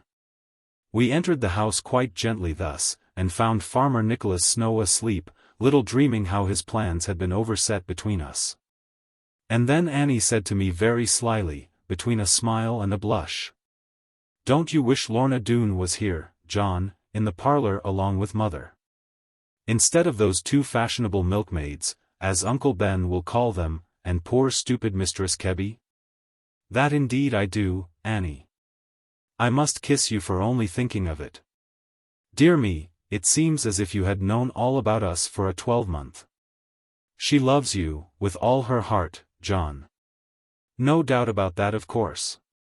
And Annie looked up at me, as much as to say she would like to know who could help it.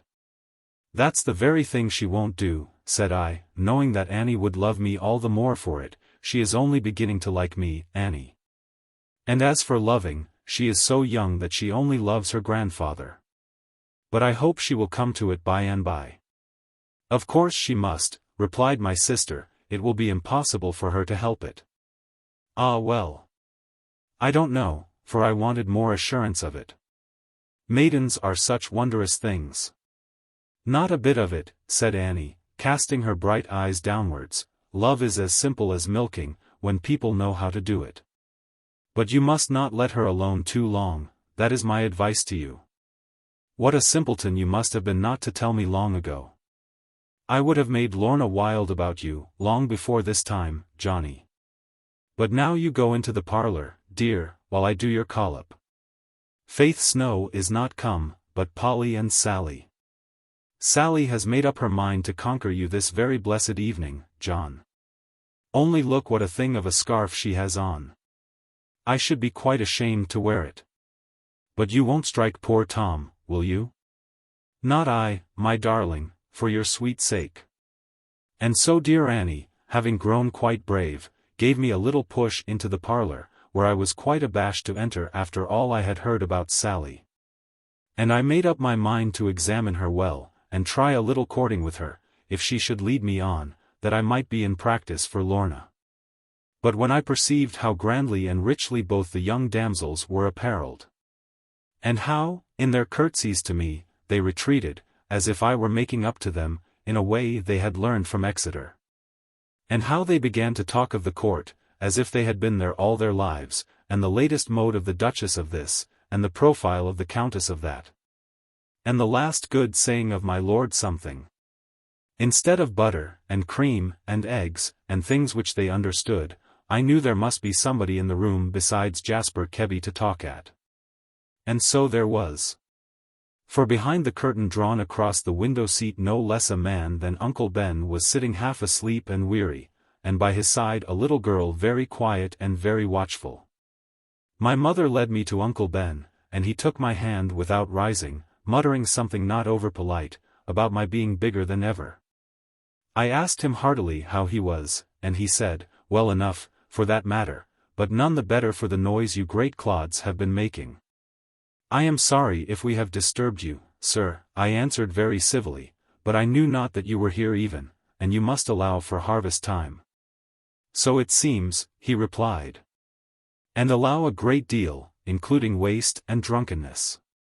Now, if you can see so small a thing, after emptying flagons much larger, this is my granddaughter, and my heiress," here he glanced at mother, "my heiress, little Ruth Huckaback." "I am very glad to see you, Ruth," I answered, offering her my hand, which she seemed afraid to take, "Welcome to Plover's Barrows, my good cousin Ruth." However, my good cousin Ruth only arose, and made me a curtsy, and lifted her great brown eyes at me, more in fear, as I thought, than kinship.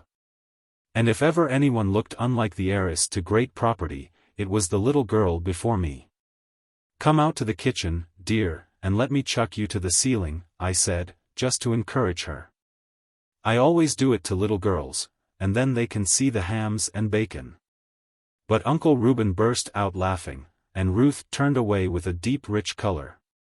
"Do you know how old she is, you numbskull?" said Uncle Ben, in his driest drawl. "She was 17 last July, sir." "On the 1st of July, grandfather," Ruth whispered, with her back still to me. But many people will not believe it. Here Mother came up to my rescue, as she always loved to do, and she said, "If my son may not dance Miss Ruth, at any rate he may dance with her. We have only been waiting for you, dear John, to have a little harvest dance, with the kitchen door thrown open. You take Ruth, Uncle Ben takes Sally, Master Debbie pair off with Polly. And neighbor Nicholas will be good enough, if I can awake him, to stand up with fair Mistress Kebby. Lizzie will play us the virginal. Won't you, Lizzie dear?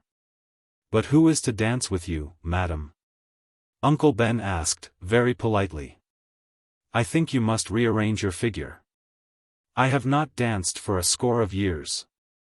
And I will not dance now, while the mistress and the owner of the harvest sits aside neglected." "Nay, Master Huckaback," cried Sally Snow, with a saucy toss of her hair. "Mistress Ridd is too kind a great deal, in handing you over to me. You take her, and I will fetch Annie to be my partner this evening. I like dancing very much better with girls, for they never squeeze and rumple one. Oh, it is so much nicer." "Have no fear for me, my dears," our mother answered smiling. "Parson Bowden promised to come back again, I expect him every minute. And he intends to lead me off, and to bring a partner for Annie too, a very pretty young gentleman. Now begin, and I will join you." There was no disobeying her, without rudeness. And indeed the girl's feet were already jigging, and Lizzie giving herself wonderful airs with a roll of learned music. And even while Annie was doing my collop, her pretty round instep was arching itself, as I could see from the parlor door. So I took little Ruth, and I spun her around, as the sound of the music came lively and ringing, and after us came all the rest with much laughter, begging me not to jump over her. And anon my grave partner began to smile sweetly, and look up at me with the brightest of eyes, and drop me the prettiest curtsies. Till I thought what a great stoop I must have been to dream of putting her in the cheese-rack. But one thing I could not at all understand. Why Mother, who used to do all in her power to throw me across Sally Snow, should now do the very opposite. For she would not allow me one moment with Sally, not even to cross in the dance, or whisper, or go anywhere near a corner, which as I said, I intended to do, just by way of practice. While she kept me, all the evening, as close as possible with Ruth Huckaback, and came up and praised me so to Ruth, times and again, that I declare I was quite ashamed. Although of course I knew that I deserved it all, but I could not well say that. Then Annie came sailing down the dance, with her beautiful hair flowing round her. The lightest figure in all the room, and the sweetest, and the loveliest. She was blushing, with her fair cheeks red beneath her dear blue eyes, as she met my glance of surprise and grief at the partner she was leaning on. It was Squire Marwood de Witchhulse. I would sooner have seen her with Tom Faggus, as indeed I had expected, when I heard of Parson Bowden. And to me it seemed that she had no right to be dancing so with any other. And to this effect I contrived to whisper, but she only said, "See to yourself, John. No, but let us both enjoy ourselves. You are not dancing with Lorna, John. But you seem uncommonly happy." "Tush," I said, "could I flip about so, if I had my love with me?" Chapter 31.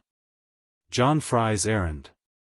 We kept up the dance very late that night, Mother being in such wonderful spirits, that she would not hear of our going to bed, while she glanced from young Squire Marwood.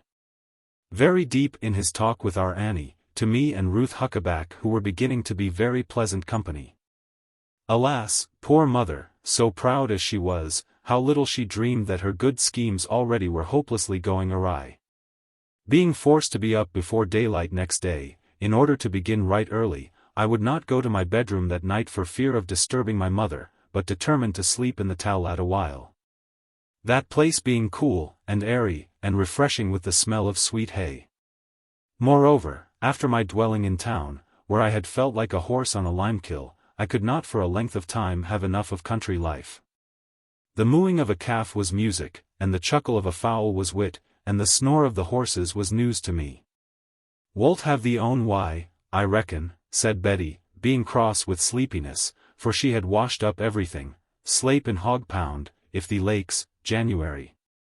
Letting her have the last word of it, as is the due of women, I stood in the court, and wondered a while at the glory of the harvest moon, and the yellow world it shone upon.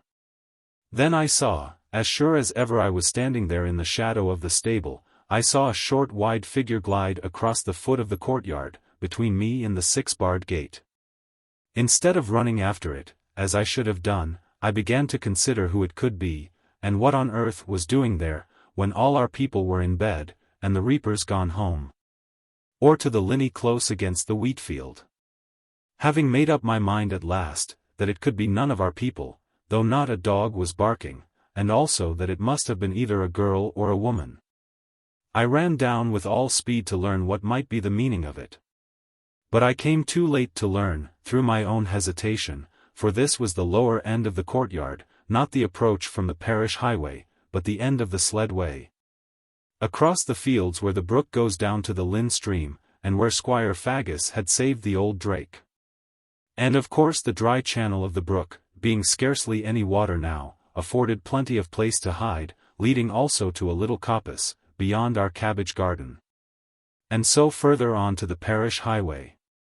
I saw at once that it was vain to make any pursuit by moonlight. And resolving to hold my own counsel about it, though puzzled not a little, and to keep watch there another night, back I returned to the tallet ladder, and slept without leaving off till morning. Now many people may wish to know, as indeed I myself did very greatly, what had brought Master Huckaback over from Dulverton, at that time of year, when the clothing business was most active on account of harvest wages. And when the new wheat was beginning to sample from the early parts up the country, for he meddled as well in corn dealing, and when we could not attend to him properly by reason of our occupation.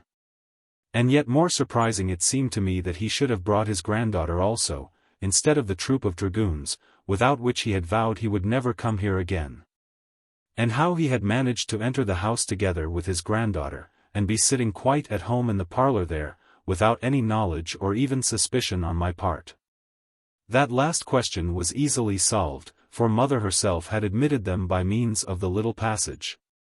During a chorus of the harvest song which might have drowned an earthquake, but as for his meaning and motive, and apparent neglect of his business, none but himself could interpret them.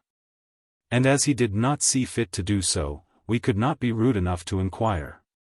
He seemed in no hurry to take his departure, though his visit was so inconvenient to us, as himself indeed must have noticed, and presently Lizzie, who was the sharpest among us, said in my hearing that she believed he had purposely timed his visit so that he might have liberty to pursue his own object, whatsoever it were, without interruption from us. Mother gazed hard upon Lizzie at this, having formed a very different opinion, but Annie and myself agreed that it was worth looking into. Now how could we look into it, without watching Uncle Reuben, whenever he went abroad, and trying to catch him in his speech, when he was taking his ease at night? For, in spite of all the disgust with which he had spoken of harvest wassailing, there was not a man coming into our kitchen who liked it better than he did. Only in a quiet way, and without too many witnesses. Now to endeavor to get at the purpose of any guest, even a treacherous one, which we had no right to think Uncle Reuben, by means of observing him in his cups, is a thing which even the lowest of people would regard with abhorrence.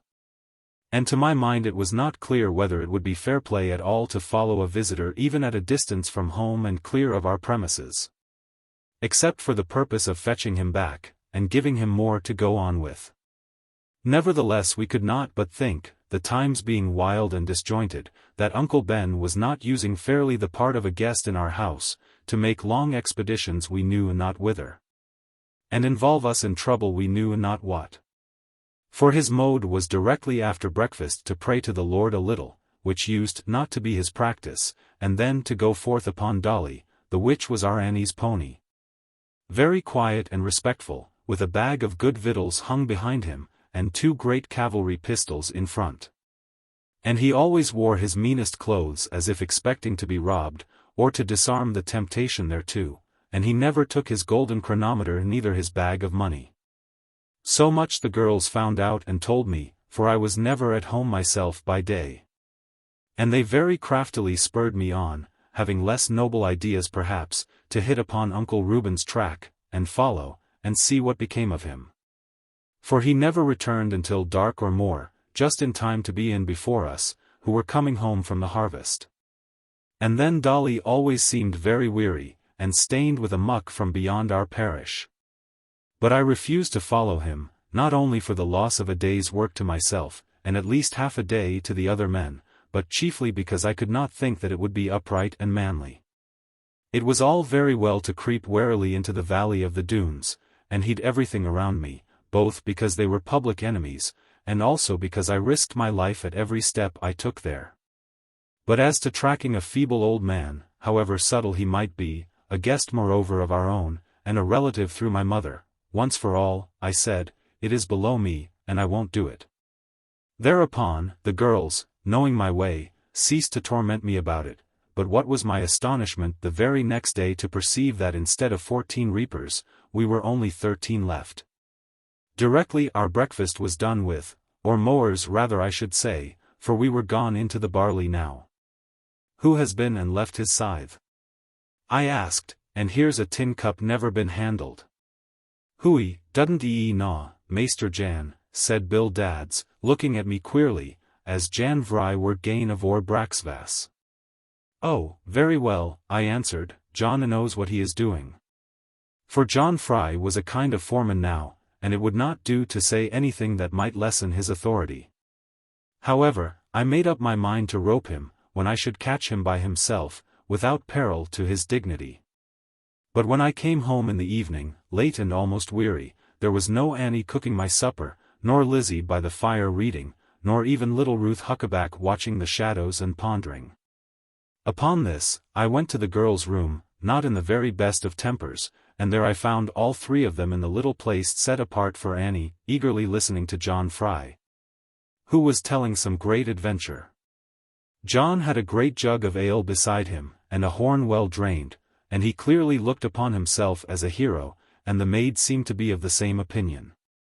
Well done, John, my sister was saying, capitally done, John Fry. How very brave you have been, John. Now quick, let us hear the rest of it. What does all this nonsense mean? I said, in a voice which frightened them, as I could see by the light of our own mutton candles, John Fry, you be off to your wife at once, or you shall have what I owe you now, instead of tomorrow morning. John made no answer, but scratched his head, and looked at the maidens to take his part. It is you that must be off, I think, said Lizzie, looking straight at me with all the impudence in the world. What right have you to come in here to the young lady's room, without an invitation even? Very well, Miss Lizzie, I suppose mother has some right here. And with that, I was going away to fetch her, knowing that she always took my side, and never would allow the house to be turned upside down in that manner. But Annie caught hold of me by the arm, and little Ruth stood in the doorway, and Lizzie said, Don't be a fool, John. We know things of you, you know, a great deal more than you dream of. Upon this I glanced at Annie, to learn whether she had been telling, but her pure true face reassured me at once, and then she said very gently, Lizzie, you talk too fast, my child. No one knows anything of our John which he need be ashamed of. And working as he does from light to dusk, and earning the living of all of us, he is entitled to choose his own good time for going out and for coming in, without consulting a little girl 5 years younger than himself. Now, John, sit down, and you shall know all that we have done, though I doubt whether you will approve of it." Upon this I kissed Annie, and so did Ruth. And John Fry looked a deal more comfortable, but Lizzie only made a face at us. Then Annie began as follows. "You must know, dear John, that we have been extremely curious, ever since Uncle Reuben came, to know what he was come for, especially at this time of year, when he is at his busiest. He never vouchsafed any explanation, neither gave any reason, true or false, which shows his entire ignorance of all feminine nature. If Ruth had known, and refused to tell us, we should have been much easier, because we must have got it out of Ruth before 2 or 3 days were over. But darling Ruth knew no more than we did, and indeed I must do her the justice to say that she has been quite as inquisitive. Well, we might have put up with it, if it had not been for his taking Dolly, my own pet Dolly, away every morning, quite as if she belonged to him, and keeping her out until close upon dark, and then bringing her home in a frightful condition. And he even had the impudence, when I told him that Dolly was my pony, to say that we owed him a pony, ever since you took from him that little horse upon which you found him strapped so snugly. And he means to take Dolly to Dulverton with him, to run in his little cart. If there is law in the land he shall not. Surely, John, you will not let him?" "That I won't," said I, "except upon the conditions which I offered him once before. If we owe him the pony, we owe him the straps." Sweet Annie laughed, like a bell, at this, and then she went on with her story. "Well, John, we were perfectly miserable. You cannot understand it, of course. But I used to go every evening, and hug poor Dolly, and kiss her, and beg her to tell me where she had been, and what she had seen, that day. But never having belonged to Balaam, darling Dolly was quite unsuccessful, though often she strove to tell me, with her ears down, and both eyes rolling. Then I made John Fry tie her tail in a knot, with a piece of white ribbon, as if for adornment, that I might trace her among the hills, at any rate for a mile or 2. But Uncle Ben was too deep for that. He cut off the ribbon before he started, saying he would have no Doones after him. And then, in despair, I applied to you, knowing how quick of foot you are, and I got Ruth and Lizzie to help me, but you answered us very shortly. And a very poor supper you had that night, according to your deserts. But though we were dashed to the ground for a time, we were not wholly discomfited. Our determination to know all about it seemed to increase with the difficulty.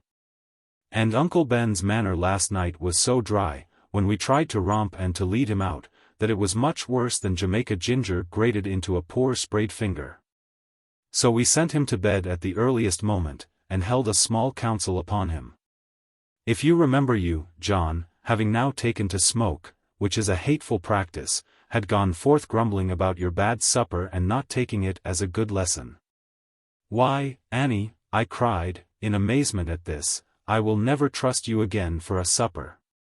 I thought you were so sorry." And so I was, dear, very sorry. But still we must do our duty. And when we came to consider it, Ruth was the cleverest of us all, for she said that surely we must have some man we could trust about the farm to go on a little errand.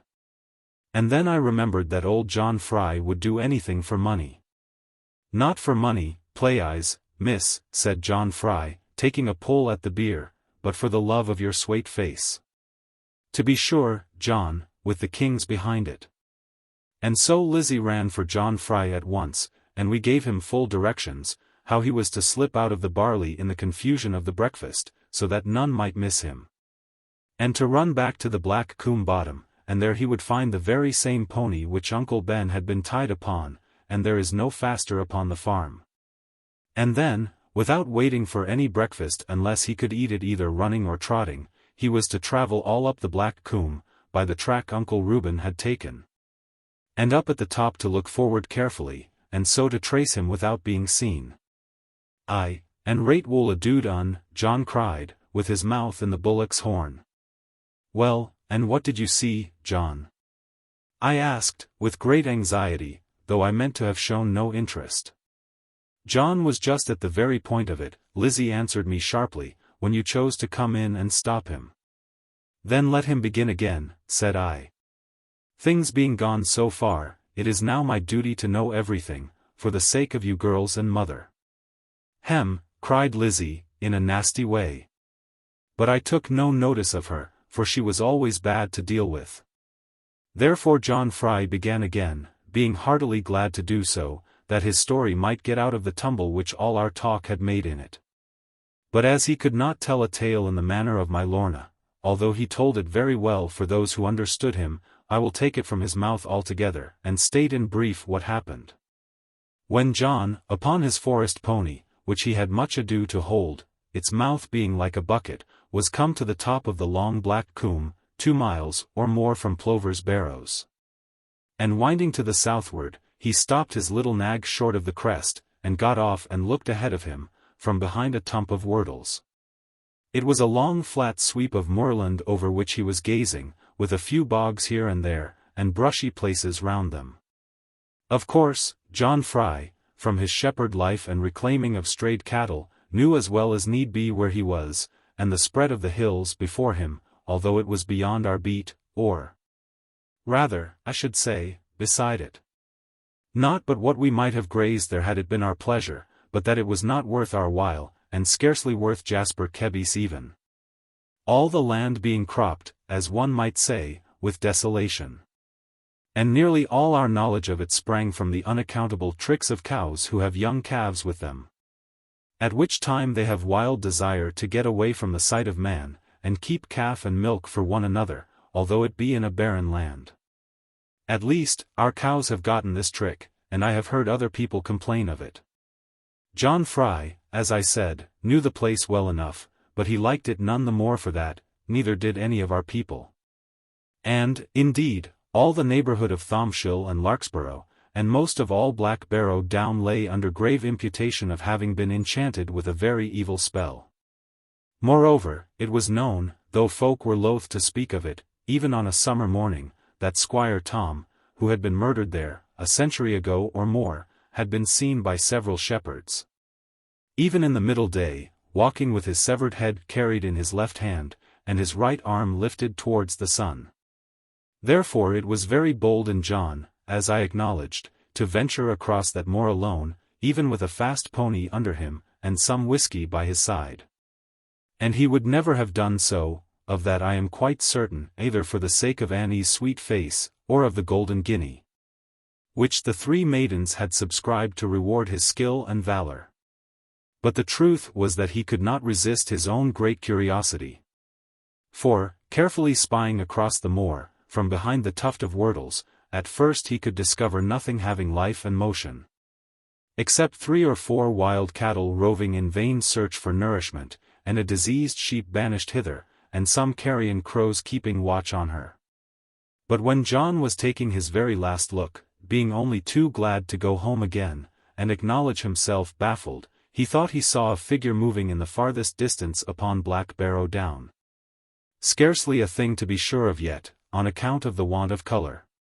But as he watched, the figure passed between him and a naked cliff, and appeared to be a man on horseback, making his way very carefully, in fear of bogs and serpents.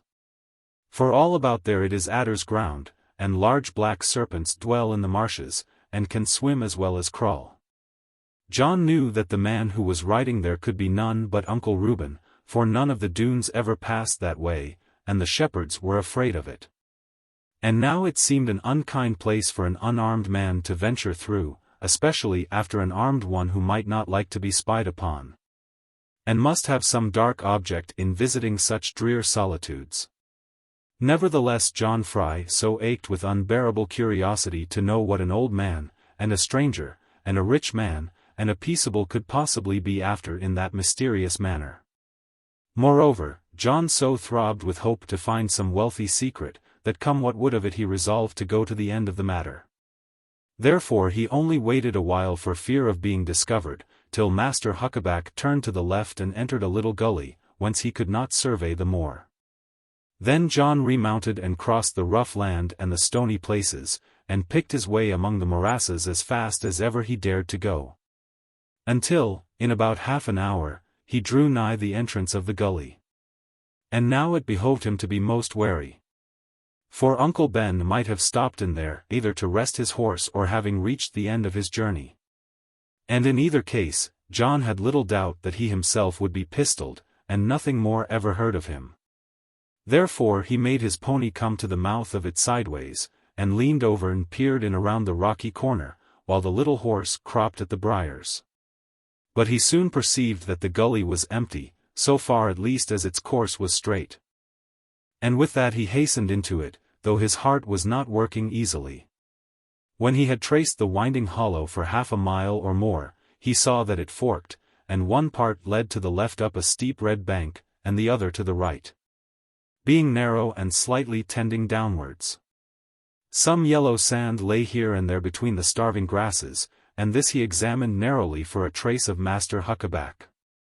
At last he saw that, beyond all doubt, the man he was pursuing had taken the course which led downhill, and down the hill he must follow him.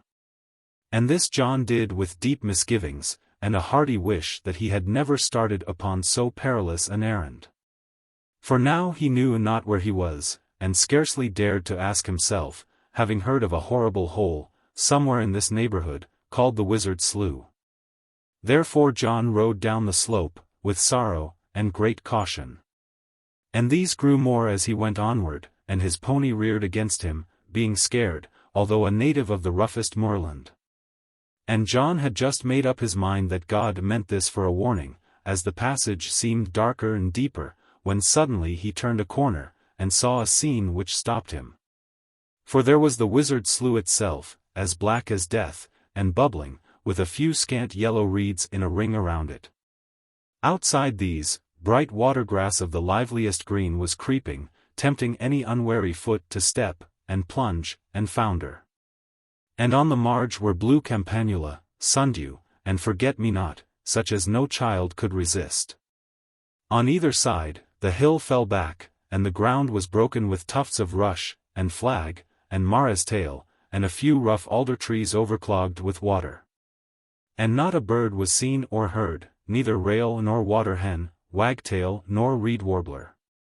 Of this horrible quagmire, the worst upon all Exmoor, John had heard from his grandfather, and even from his mother, when they wanted to keep him quiet. But his father had feared to speak of it to him, being a man of piety, and up to the tricks of the evil one. This made John the more desirous to have a good look at it now, only with his girths well up, to turn away and flee at speed, if anything should happen. And now he proved how well it is to be wary and wide awake, even in lonesome places. For at the other side of the slough, and a few land yards beyond it, where the ground was less noisome, he had observed a felled tree lying over a great hole in the earth, with staves of wood, and slabs of stone, and some yellow gravel around it. But the flags of reeds around the morass partly screened it from his eyes, and he could not make out the meaning of it, except that it meant no good, and probably was witchcraft.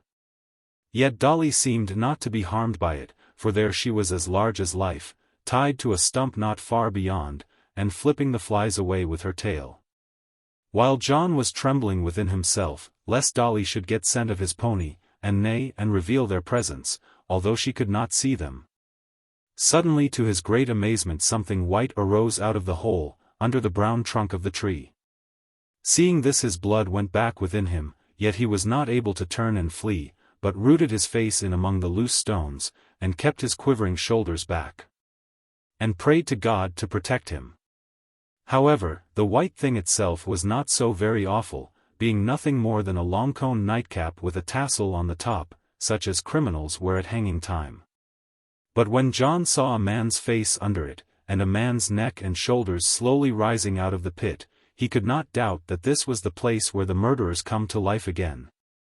According to the Exmoor story, he knew that a man had been hanged last week, and that this was the 9th day after it. Therefore he could bear no more, thoroughly brave as he had been, neither did he wait to see what became of the gallows man, but climbed on his horse with what speed he might, and rode away at full gallop. Neither did he dare go back by the way he came, fearing to face Black Barrow Down. Therefore he struck up the other track leading away towards Cloven Rocks, and after riding hard for an hour and drinking all his whiskey, he luckily fell in with a shepherd. who led him on to a public house somewhere near XXIV. And here he was so unmanned, the excitement being over, that nothing less than a gallon of ale and half a gammon of bacon brought him to his right mind again. And he took good care to be home before dark, having followed a well-known sheep track. When John Fry finished his story at last, after many exclamations from Annie, and from Lizzie, and much praise of his gallantry, yet some little disappointment that he had not stayed there a little longer, while he was about it, so as to be able to tell us more, I said to him very sternly, "Now, John, you have dreamed half this, my man.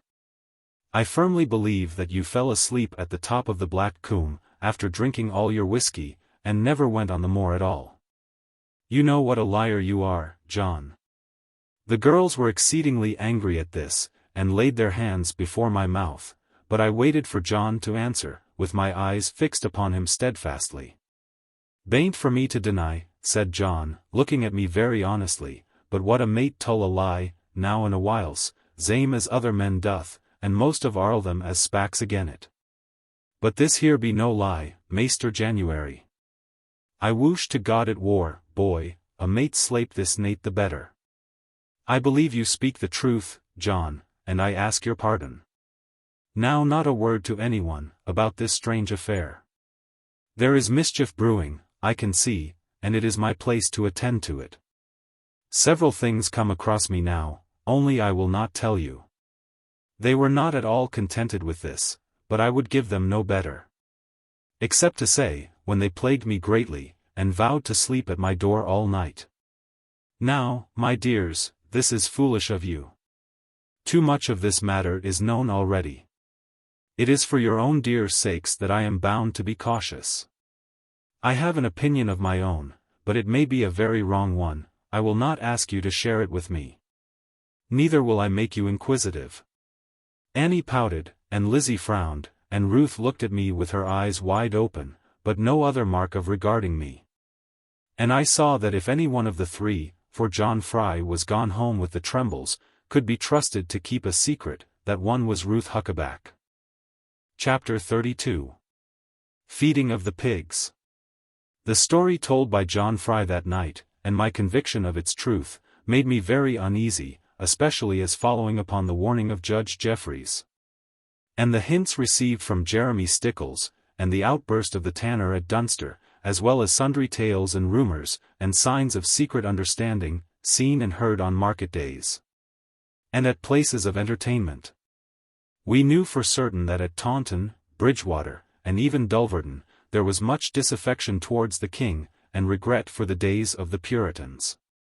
Albeit I had told the truth, and the pure and simple truth, when, upon my examination, I had assured his lordship, that to the best of my knowledge there was nothing of the sort with us. But now I was beginning to doubt whether I might not have been mistaken. Especially when we heard, as we did, of arms being landed at Lynmouth, in the dead of the night, and of the tramp of men having reached someone's ears, from a hill where a famous echo was. For it must be plain to any conspirator, without the example of the Doones, that for the secret muster of men and the stowing of unlawful arms, and communication by beacon lights, scarcely a fitter place could be found than the wilds of Exmoor, with deep ravines running far inland from an unwatched and mostly a sheltered sea. For the channel from Countisbury Foreland up to Minehead, or even farther, though rocky, and gusty, and full of currents, is safe from great rollers and the sweeping power of the southwest storms, which prevail with us more than all the others, and make sad work on the opposite coast. But even supposing it probable that something against King Charles II, or rather against his Roman advisers, and especially his brother, were now in preparation amongst us, was it likely that Master Huckaback, a wealthy man, and a careful one, known moreover to the Lord Chief Justice, would have anything to do with it? To this I could make no answer. Uncle Ben was so close a man, so avaricious, and so revengeful, that it was quite impossible to say what course he might pursue, without knowing all the chances of gain, or rise, or satisfaction to him. That he hated the Papists I knew full well, though he never spoke much about them. Also that he had followed the march of Oliver Cromwell's army, but more as a sutler, people said, than as a real soldier. And that he would go a long way, and risk a great deal of money, to have his revenge on the Doones, although their name never passed his lips during the present visit. But how was it likely to be as to the Doones themselves? Which side would they probably take in the coming movement, if movement indeed it would be? So far as they had any religion at all, by birth they were Roman Catholics, so much I knew from Lorna. And indeed it was well known all around, that a priest had been fetched more than once to the valley, to soothe some poor outlaw's departure. On the other hand, they were not likely to entertain much affection for the son of the man who had banished them and confiscated their property. And it was not at all impossible that desperate men, such as they were, having nothing to lose, but estates to recover, and not being held by religion much, should cast away all regard for the birth from which they had been cast out, and make common cause with a Protestant rising, for the chance of revenge and replacement. However, I do not mean to say that all these things occurred to me as clearly as I have set them down, only that I was in general doubt, and very sad perplexity. For mother was so warm, and innocent, and kind so to everyone, that knowing some little by this time of the English constitution, I feared very greatly lest she should be punished for harboring malcontents. As well as possible I knew, that if any poor man came to our door, and cried, "Officers are after me. For God's sake take and hide me," mother would take him in at once, and conceal, and feed him, even though he had been very violent. And, to tell the truth, so would both my sisters, and so indeed would I do. Whence it will be clear that we were not the sort of people to be safe among disturbances. Before I could quite make up my mind how to act in this difficulty, and how to get at the rights of it, for I would not spy after Uncle Reuben, though I felt no great fear of the wizard Slew. And none of the man with the white nightcap, a difference came again upon it, and a change of chances. For Uncle Ben went away as suddenly as he first had come to us, giving no reason for his departure, neither claiming the pony, and indeed leaving something behind him of great value to my mother. For he begged her to see to his young granddaughter, until he could find opportunity of fetching her safely to Dulverton. Mother was overjoyed at this, as she could not help displaying. And Ruth was quite as much delighted, although she durst not show it. For at Dulverton she had to watch and keep such ward on the victuals, and the in and out of the shop men, that it went entirely against her heart, and she never could enjoy herself. Truly she was an altered girl from the day she came to us, catching our unsuspicious manners, and our free goodwill, and hearty noise of laughing. By this time, the harvest being done, and the thatching of the ricks made sure against southwestern tempests, and all the reapers being gone, with good money and thankfulness, I began to burn in spirit for the sight of Lorna. I had begged my sister Annie to let Sally Snow know, once for all, that it was not in my power to have anything more to do with her. Of course our Annie was not to grieve Sally, neither to let it appear for a moment that I suspected her kind views upon me, and her strong regard for our dairy, only I thought it right upon our part not to waste Sally's time any longer, being a handsome wench as she was, and many young fellows glad to marry her. And Annie did this uncommonly well, as she herself told me afterwards, having taken Sally in the sweetest manner into her pure confidence, and opened half her bosom to her about my very sad love affair. Not that she let Sally know, of course, who it was, or what it was, only that she made her understand, without hinting at any desire of it, that there was no chance now of having me. Sally changed color a little at this, and then went on about a red cow which had passed 7 needles at milking time. Inasmuch as there are 2 sorts of month well recognized by the calendar, to wit the lunar and the solar, I made bold to regard both my months, in the absence of any provision, as intended to be strictly lunar. Therefore upon the very day when the 8 weeks were expiring forth I went in search of Lorna, taking the pearl ring hopefully, and all the new-laid eggs I could find, and 12 dozen of small trout from our brook. And the pleasure it gave me to catch those trout, thinking as every one came forth and danced upon the grass, how much she would enjoy him, is more than I can now describe, although I well remember it. And it struck me that after accepting my ring, and saying how much she loved me. It was possible that my queen might invite me even to stay and sup with her, and so I arranged with dear Annie beforehand, who was now the greatest comfort to me, to account for my absence if I should be late. But alas, I was utterly disappointed, for although I waited and waited for hours, with an equal amount both of patience and peril, no Lorna ever appeared at all, nor even the faintest sign of her. And another thing occurred as well, which vexed me more than it need have done, for so small a matter. And this was that my little offering of the trout and the new-laid eggs was carried off in the coolest manner by that vile carver Doone. For thinking to keep them the fresher and nicer, away from so much handling, I laid them in a little bed of reeds by the side of the water, and placed some dog leaves over them. And when I had quite forgotten about them, and was watching from my hiding-place beneath the willow tree, for I liked not to enter Lorna's bower, without her permission, except just to peep that she was not there, and while I was turning the ring in my pocket, having just seen the new moon, I became aware of a great man coming leisurely down the valley. He had a broad-brimmed hat, and a leather jerkin, and heavy jack-boots to his middle thigh, and what was worst of all for me, on his shoulder he bore a long carbine. Having nothing to meet him withal but my staff, and desiring to avoid disturbance, I retired promptly into the chasm, keeping the tree betwixt us that he might not descry me, and watching from behind the jut of a rock, where now I had scraped myself a neat little hole for the purpose. Presently the great man reappeared, being now within 50 yards of me, and the light still good enough, as he drew nearer for me to descry his features, and though I am not a judge of men's faces, there was something in his which turned me cold, as though with a kind of horror.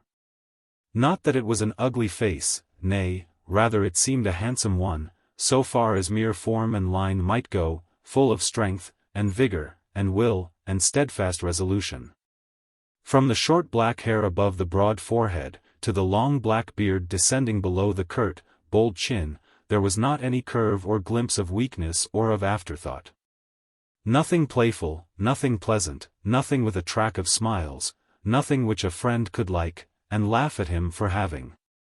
And yet he might have been a good man, for I have known very good men so fortified by their own strange ideas of God I say that he might have seemed a good man, but for the cold and cruel hankering of his steel-blue eyes. Now let no one suppose for a minute that I saw all this in a moment, for I am very slow, and take a long time to digest things. Only I like to set down, and have done with it, all the results of my knowledge, though they be not manifold. But what I said to myself, just then, was no more than this: what a fellow to have Lorna. Having my sense of right so outraged, although, of course, I would never allow her to go so far as that, I almost longed that he might thrust his head in to look after me. For there I was, with my ash staff clubbed, ready to have at him, and not ill inclined to do so, if only he would come where strength, not firearms, must decide it. However, he suspected nothing of my dangerous neighborhood, but walked his round like a sentinel, and turned at the brink of the water. Then as he marched back again, along the margin of the stream, he espied my little hoard, covered up with dog leaves. He saw that the leaves were upside down, and this of course drew his attention. I saw him stoop, and lay bare the fish, and the eggs set a little way from them, and in my simple heart, I thought that now he knew all about me. But to my surprise, he seemed well pleased. And his harsh short laughter came to me without echo. Ha, ha! Charlie boy! Fisherman Charlie, have I caught thee setting bait for Lorna? Now, I understand thy fishings, and the robbing of counsellors' hen roost.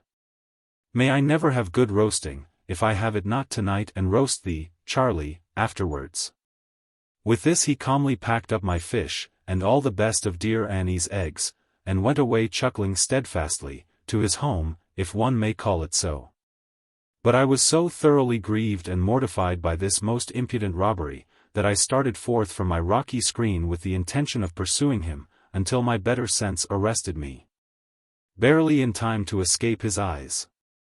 For I said to myself, that even supposing I could contend unarmed with him, it would be the greatest folly in the world to have my secret access known, and perhaps a fatal barrier placed between Lorna and myself, and I knew not what trouble brought upon her, all for the sake of a few eggs and fishes. It was better to bear this trifling loss, however ignominious and goading to the spirit, than to risk my love and Lorna's welfare, and perhaps be shot into the bargain. And I think that all will agree with me, that I acted for the wisest, in withdrawing to my shelter, though deprived of eggs and fishes.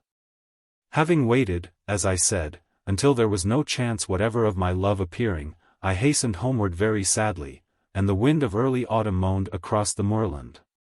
All the beauty of the harvest, all the gaiety was gone, and the early fall of dusk was like a weight upon me. Nevertheless, I went every evening thenceforward for a fortnight, hoping, every time in vain, to find my hope and comfort. And meanwhile, what perplexed me most was that the signals were replaced, in order as agreed upon, so that Lorna could scarcely be restrained by any rigor. One time I had a narrow chance of being shot and settled with, and it befell me thus. I was waiting very carelessly, being now a little desperate, at the entrance to the glen, instead of watching through my sight-hole, as the proper practice was. Suddenly a ball went by me, with a whiz and whistle, passing through my hat and sweeping it away all folded up. My soft hat fluttered far down the stream, before I had time to go after it, and with the help of both wind and water, was 50 yards gone in a moment. At this I had just enough mind left to shrink back very suddenly, and lurk very still and closely. For I knew what a narrow escape it had been, as I heard the bullet, hard set by the powder, sing mournfully down the chasm, like a drone banished out of the hive. And as I peered through my little cranny, I saw a wreath of smoke still floating where the thickness was of the withy bed. And presently Carver Doone came forth, having stopped to reload his piece perhaps, and ran very swiftly to the entrance to see what he had shot. Sore trouble had I to keep close quarters, from the slipperiness of the stone beneath me with the water sliding over it. My foe came quite to the verge of the fall, where the river began to comb over. And there he stopped for a minute or two, on the utmost edge of dry land, upon the very spot indeed where I had fallen senseless when I clomb it in my boyhood. I could hear him breathing hard and grunting, as in doubt and discontent, for he stood within a yard of me, and I kept my right fist ready for him, if he should discover me. Then at the foot of the waterslide, my black hat suddenly appeared, tossing in white foam, and fluttering like a raven wounded. Now I had doubted which hat to take, when I left home that day, till I thought that the black became me best, and might seem kinder to Lorna.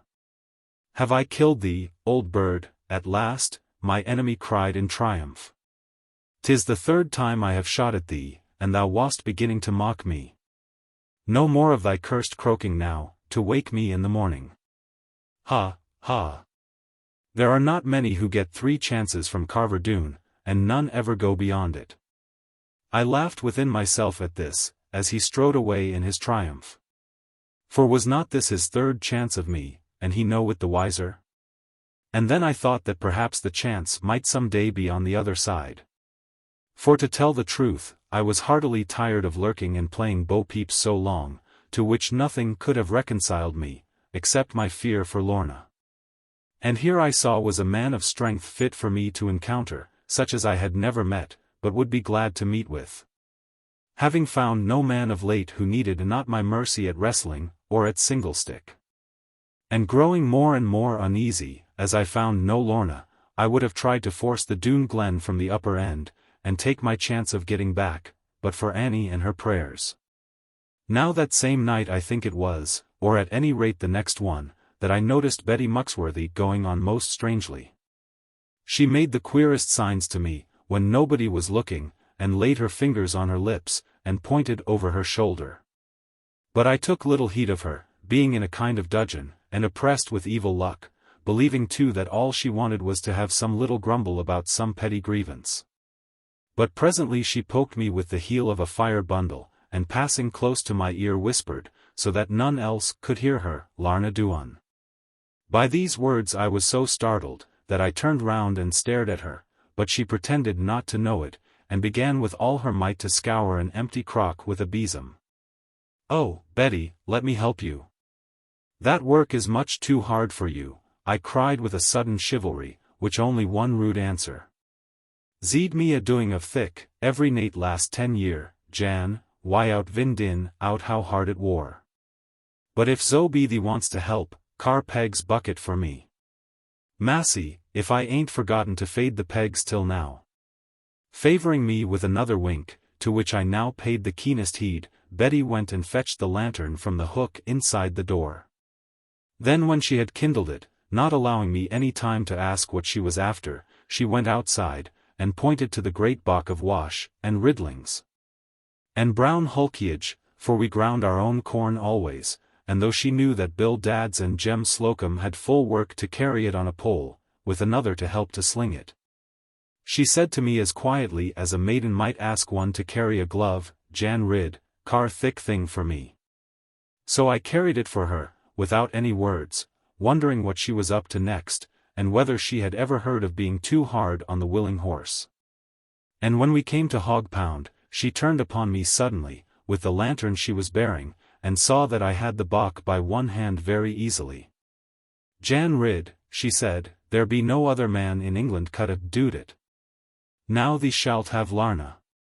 While I was wondering how my chance of having Lorna could depend upon my power to carry pig's wash, and how Betty could have any voice in the matter, which seemed to depend upon her decision. And in short, while I was all abroad as to her knowledge and everything, the pigs, who had been fast asleep and dreaming in their emptiness, awoke with one accord at the goodness of the smell around them. They had resigned themselves, as even pigs do, to a kind of fast, hoping to break their fast more sweetly on the morrow morning. But now they tumbled out all headlong, pigs below and pigs above, pigs point blank and pigs across, pigs courant and pigs rampant, but all alike prepared to eat, and all in good cadence squeaking.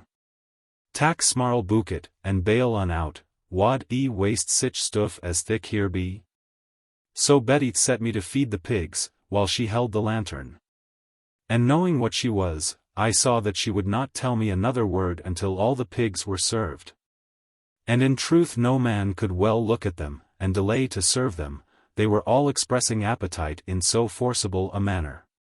Some running to and fro, and rubbing, and squealing as if from starvation, some rushing down to the oaken troughs, and poking each other away from them.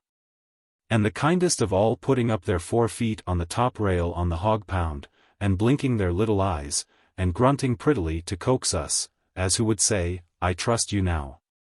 You will be kind, I know, and give me the first and the very best of it. Oppen ye yet now, wool ye, Jan. Maind, young sow why, the bayable back Arlway hath first turn of it, 'cause I brought her up on my lap, I did. Zuck, zuck, zuck. How her sticked her tail up, do me good to zee on. Now thixie trough, thee zany, and tack thee girt legs out o' the why. Wish they would gie thee a good bait, mack thee hop a bit vaster, I reckon. Hit that there girt osbird over's back why, the broomstick, he be robbing of my young zow. Chug, chug, chug. And a drap more left in the dripping pail.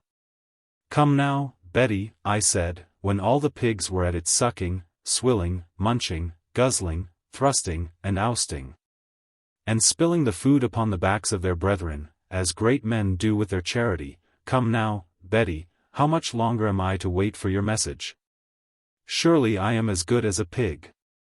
Dunno as thee be, January. No strakiness in thy backen. And now I come to think of it, Jan, thee zed, awake agone last Friday, as how I had got a girt beard. Wool stick to that now, Maester Jan?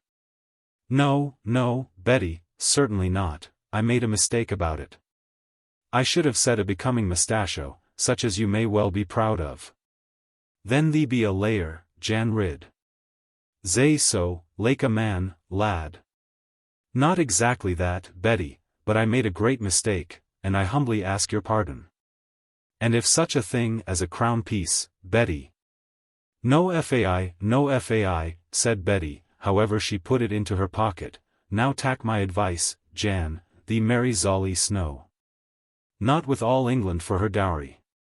Oh, Betty, you know better. Os me. I know much worse, January break thy poor mother's heart at will. And to think of Arl the danger. Dost love Lorna now so much? With all the strength of my heart and soul. I will have her, or I will die, Betty. Wool. Thee will die in either case. But it bain't for me to argify. And do her love thee too, Jan? I hope she does, Betty, I hope she does. What do you think about it? Ah, then I may hold my tongue to it. Naw, what boys and maidens be, as well as I knew young pegs. I mizzle been that zort one tame every bit so well as you be. And Betty held the lantern up, and defied me to deny it. And the light through the horn showed a gleam in her eyes, such as I had never see her there before. No odds about that, she continued, mak a fool of mizzle to spake of it. Arl gone into churchyard. But it be a lucky foolery for thee, my boy, I can tull For I love to see the love in thee. Cum th over me as the spring dew, though I be nae 60. Now, Jan, I will tell thee one thing, can't a beer to zee thee vretting so. Hood thee head down, same as they pegs do. So I bent my head quite close to her. And she whispered in my ear, goo of a marning, thee girt soft. Her can't get out of an evening now, her hath sent word to me, to tull In the glory of my delight at this, I bestowed upon Betty a chaste salute, with all the pigs for witnesses, and she took it not amiss, considering how long she had been out of practice. But then she fell back, like a broom on its handle, and stared at me, feigning anger. O fai,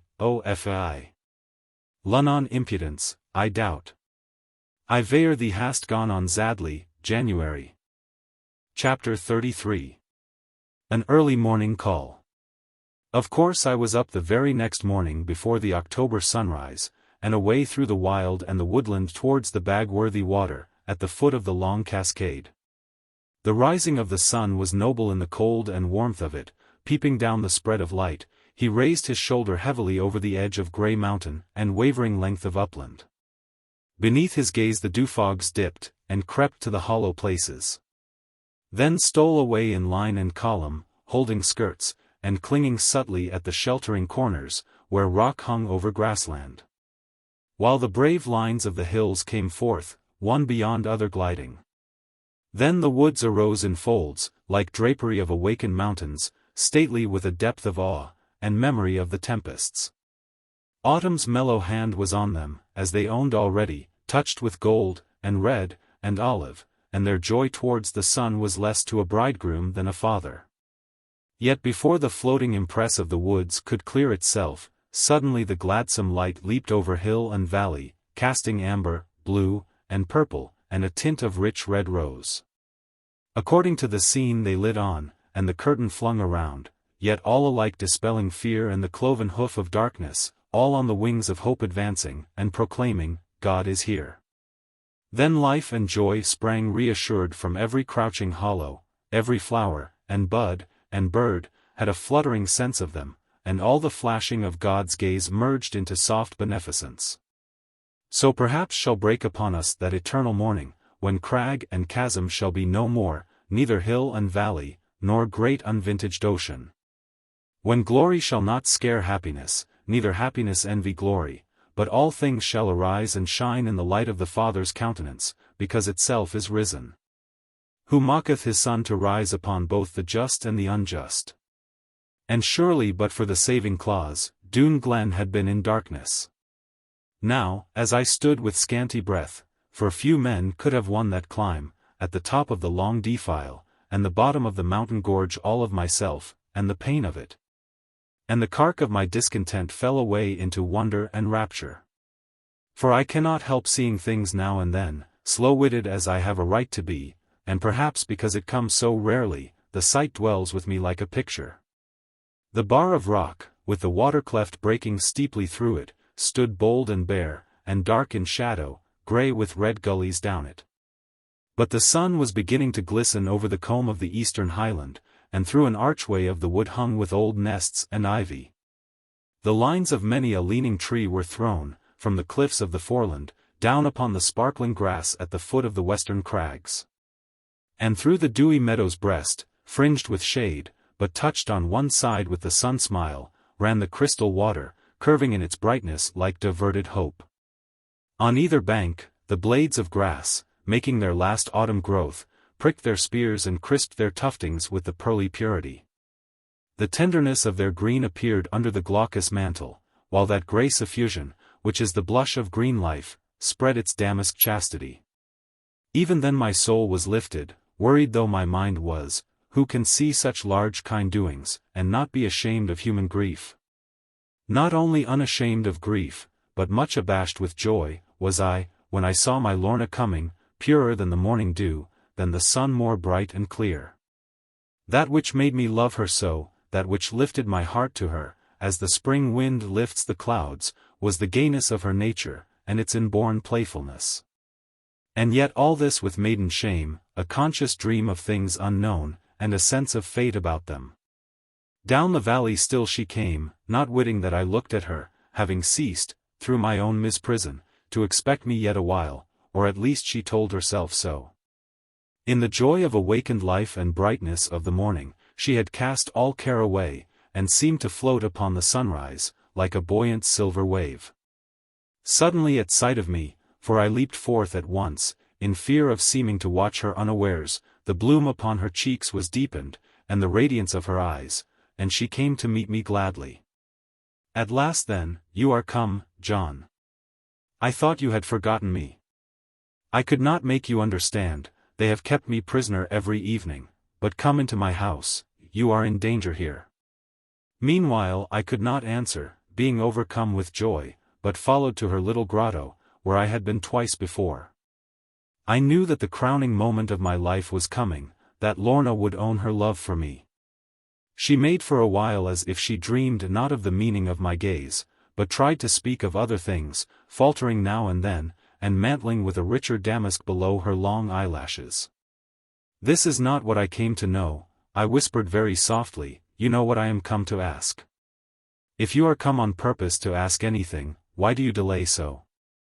She turned away very bravely, but I saw that her lips were trembling. I delay so long, because I fear, because my whole life hangs in balance on a single word.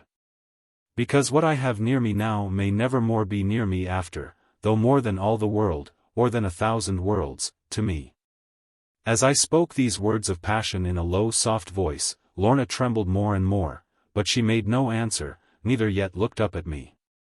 I have loved you long and long, I pursued, being reckless now, when you were a little child, as a boy I worshipped you, then when I saw you a comely girl.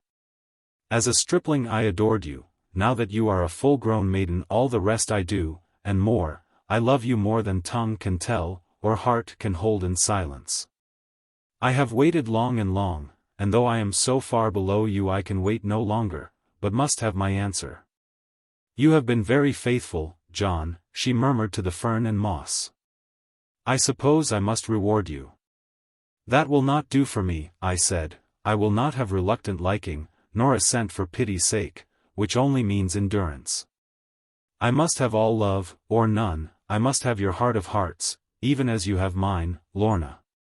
While I spoke, she glanced up shyly through her fluttering lashes, to prolong my doubt one moment, for her own delicious pride. Then she opened wide upon me all the glorious depth and softness of her loving eyes, and flung both arms around my neck, and answered with her heart on mine.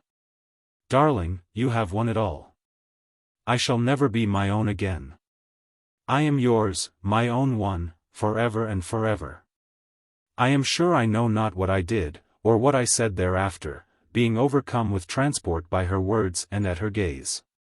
Only one thing I remember, when she raised her bright lips to me, like a child, for me to kiss, such a smile of sweet temptation met me through her flowing hair, that I almost forgot my manners.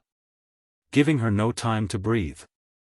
That will do, said Lorna gently, but violently blushing, for the present that will do, John. And now remember one thing, dear. All the kindness is to be on my side.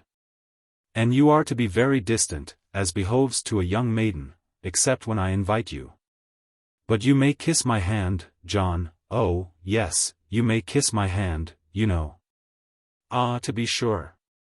I had forgotten. How very stupid of me. For by this time I had taken one sweet hand and gazed on it, with the pride of all the world to think that such a lovely thing was mine. And then I slipped my little ring upon the wedding finger, and this time Lorna kept it, and looked with fondness on its beauty, and clung to me with a flood of tears. Every time you cry, said I, drawing her closer to me, I shall consider it an invitation not to be too distant. There now, none shall make you weep. Darling, you shall sigh no more, but live in peace and happiness, with me to guard and cherish you, and who shall dare to vex you? But she drew a long sad sigh, and looked at the ground with the great tears rolling, and pressed one hand upon the trouble of her pure young breast. It can never, never be, she murmured to herself alone. Who am I, to dream of it? Something in my heart tells me it can be so never, never. Chapter 34. Two negatives make an affirmative. There was, however, no possibility of depressing me at such a time. To be loved by Lorna, the sweet, the pure, the playful one, the fairest creature on God's earth and the most enchanting, the lady of high birth and mind. That I, a mere clumsy, blundering yeoman, without wit, or wealth, or lineage, should have won that loving heart to be my own forever, was a thought no fears could lessen. And no chance could steal from me. Therefore at her own entreaty taking a very quick adieu, and by her own invitation an exceeding kind one, I hurried home with deep exulting, yet some sad misgivings. For Lorna had made me promise now to tell my mother everything. As indeed I always meant to do, when my suit should be gone too far to stop. I knew, of course, that my dear mother would be greatly moved and vexed, the heirship of Glen Doone not being a very desirable dower, but in spite of that, and all disappointment as to little Ruth Huckaback, feeling my mother's tenderness and deep affection to me, and forgiving nature, I doubted not that before very long she would view the matter as I did. Moreover, I felt that if once I could get her only to look at Lorna, she would so love and glory in her, that I should obtain all praise and thanks, perchance without deserving them. Unluckily for my designs, who should be sitting down at breakfast with my mother and the rest but Squire Faggus, as everybody now began to entitle him. I noticed something odd about him, something uncomfortable in his manner, and a lack of that ease and humor which had been wont to distinguish him. He took his breakfast as it came, without a single joke about it, or preference of this to that, but with sly soft looks at Annie, who seemed unable to sit quiet, or to look at anyone steadfastly.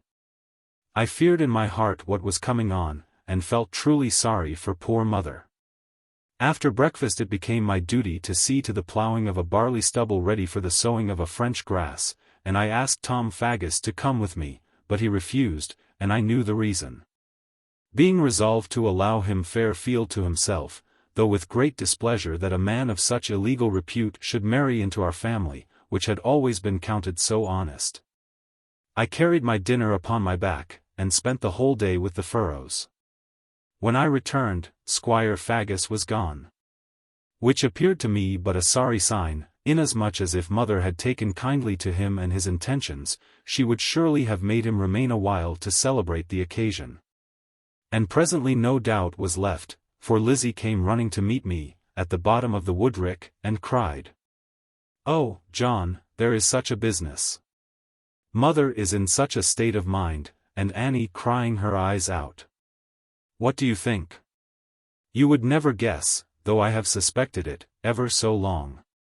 No need for me to guess, I replied, as though with some indifference, because of her self-important air, I knew all about it long ago. You have not been crying much, I see. I should like you better if you had. Why should I cry? I like Tom Faggus. He is the only one I ever see with the spirit of a man. This was a cut, of course, at me. Mr. Faggus had won the goodwill of Lizzie by his hatred of the Doones, and vows that if he could get a dozen men of any courage to join him, he would pull their stronghold about their ears without any more ado. This malice of his seemed strange to me, as he had never suffered at their hands, so far at least as I knew. Was it to be attributed to his jealousy of outlaws who excelled him in his business? Not being good at repartee, I made no answer to Lizzie, having found this course more irksome to her than the very best invective, and so we entered the house together. And mother sent at once for me, while I was trying to console my darling sister Annie. "Oh, John! Speak one good word for me," she cried with both hands laid in mine, and her tearful eyes looking up at me. "Not one, my pet, but 100, I answered, kindly embracing her. "Have no fear, little sister, I am going to make your case so bright, by comparison, I mean, that mother will send for you in 5 minutes, and call you her best, her most dutiful child, and praise cousin Tom to the skies, and send a man on horseback after him. And then you will have a harder task to intercede for me, my dear. Oh, John, dear John, you won't tell her about Lorna? Oh, not today, dear." "Yes, today, and at once, Annie. I want to have it over, and be done with it." "Oh, but think of her, dear. I am sure she could not bear it, after this great shock already." "She will bear it all the better," said I. "The one will drive the other out. I know exactly what mother is. She will be desperately savage first with you, and then with me, and then for a very little while with both of us together. And then she will put one against the other, in her mind I mean, and consider which was most to blame. And in doing that she will be compelled to find the best in either's case, that it may beat the other. And so as the pleas come before her mind, they will gain upon the charges, both of us being her children. You know, and before very long, particularly if we both keep out of the way, she will begin to think that after all she has been a little too hasty. And then she will remember how good we have always been to her. And how like our father. Upon that, she will think of her own love time, and sigh a good bit, and cry a little, and then smile, and send for both of us, and beg our pardon, and call us her two darlings." "Now, John, how on earth can you know all that?" exclaimed my sister, wiping her eyes, and gazing at me with a soft bright smile. "Who on earth can have told you, John? People to call you stupid indeed. Why, I feel that all you say is quite true, because you describe so exactly what I should do myself. I mean if I had 2 children, who had behaved as we have done. But tell me, darling John, how you learned all this." "Never you mind," I replied, with a nod of some conceit. "I fear, I must be a fool if I did not know what mother is by this time. Now inasmuch as the thing befell according to my prediction, what need for me to dwell upon it, after saying how it would be? Moreover, I would regret to write down what mother said about Lorna, in her first surprise and tribulation. Not only because I was grieved by the gross injustice of it, and frightened mother with her own words, repeated deeply after her. But rather because it is not well, when people repent of hasty speech, to enter it against them. That is said to be the angel's business. And I doubt if they can attend to it much, without doing injury to themselves. However, by the afternoon, when the sun began to go down upon us, our mother sat on the garden bench, with her head on my great otter-skin waistcoat, which was waterproof, and her right arm round our Annie's waist, and scarcely knowing which of us she ought to make the most of, or which deserved most pity. Not that she had forgiven yet the rivals to her love, Tom Faggus, I mean, and Lorna, but that she was beginning to think a tattle better of them now, and a vast deal better of her own children. And it helped her much in this regard, that she was not thinking half so well as usual of herself, or rather of her own judgment. For in good truth she had no self, only as it came home to her, by no very distant road, but by way of her children. A better mother never lived. And can I, after searching all things, add another word to that? And indeed poor Lizzie was not so very bad, but behaved, on the whole, very well for her. She was much to be pitied, poor thing, and great allowances made for her, as belonging to a well-grown family, and a very comely one, and feeling her own shortcomings. This made her leap to the other extreme, and reassert herself too much, endeavoring to exalt the mind at the expense of the body. Because she had the invisible one, so far as can be decided, in better share than the visible. Not but what she had her points, and very comely points of body. Lovely eyes to wit, and very beautiful hands and feet, almost as good as Lorna's, and a neck as white as snow, but Lizzie was not gifted with our gait and port, and bounding health. Now, while we sat on the garden bench, under the great ash tree, we left dear mother to take her own way, and talk at her own pleasure. Children almost always are more wide awake than their parents. The fathers and the mothers laugh, but the young ones have the best of them. And now both Annie knew, and I, that we had gotten the best of mother. And therefore we let her lay down the law, as if we had been two dollies. "Darling John," my mother said, "your case is a very hard one. A young and very romantic girl, God send that I be right in my charitable view of her, has met an equally simple boy, among great dangers and difficulties, from which my son has saved her. At the risk of his life at every step. Of course, she became attached to him, and looked up to him in every way, as a superior being. Come now, mother," I said. "If you only saw Lorna, you would look upon me as the lowest dirt." "No doubt I should," my mother answered, "and the king and queen, and all the royal family. Well, this poor angel, having made up her mind to take compassion upon my son, when he had saved her life so many times, persuades him to marry her out of pure pity. And throw his poor mother overboard. And the saddest part of it all is this. That my mother will never, never, never understand the truth," said I. "That is all I wish," she answered. "Just to get at the simple truth from my own perception of it. John, you are very wise in kissing me. But perhaps you would not be so wise in bringing Lorna for an afternoon, just to see what she thinks of me. There is a good saddle of mutton now. And there are some very good sausages left, on the blue dish with the anchor, Annie, from the last little sow we killed." "As if Lorna would eat sausages," said I, with appearance of high contempt, though rejoicing all the while that mother seemed to have her name so pat. And she pronounced it in a manner which made my heart leap to my ears, "Lorna to eat sausages. I don't see why she shouldn't," my mother answered smiling. "If she means to be a farmer's wife, she must take to farmer's ways, I think. What do you say, Annie?" "She will eat whatever John desires, I should hope," said Annie gravely, "particularly as I made them. Oh, that I could only get the chance of trying her." I answered, "If you could once behold her, mother, you would never let her go again. And she would love you with all her heart, she is so good and gentle. That is a lucky thing for me." Saying this my mother wept, as she had been doing off and on, when no one seemed to look at her.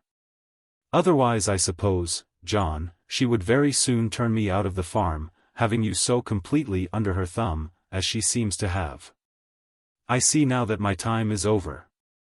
Lizzie and I will seek our fortunes. It is wiser so." "Now, mother," I cried, "will you have the kindness not to talk any nonsense? Everything belongs to you, and so, I hope, your children do. And you, in turn, belong to us, as you have proved ever since, oh, ever since we can remember. Why do you make Annie cry so? You ought to know better than that." Mother upon this went over all the things she had done before, how many times I know not, neither does it matter. Only she seemed to enjoy it more, every time of doing it. And then she said she was an old fool, and Annie, like a thorough girl, pulled her one grey hair out. Chapter 35. Ruth is not like Lorna. Although by our mother's reluctant consent a large part of the obstacles between Annie and her lover appeared to be removed. On the other hand Lorna and myself gained little, except as regarded comfort of mind, and some ease to the conscience. Moreover, our chance of frequent meetings and delightful converse was much impaired, at least for the present. Because though mother was not aware of my narrow escape from Carver Doone, she made me promise never to risk my life by needless visits. And upon this point, that is to say, the necessity of the visit, she was well content, as she said, to leave me to my own good sense and honor. Only begging me always to tell her of my intention beforehand. This pledge, however, for her own sake, I declined to give, knowing how wretched she would be during all the time of my absence. And, on that account, I promised instead, that I would always give her a full account of my adventure upon returning. Now my mother, as might be expected, began at once to cast about for some means of relieving me from all further peril, and herself from great anxiety.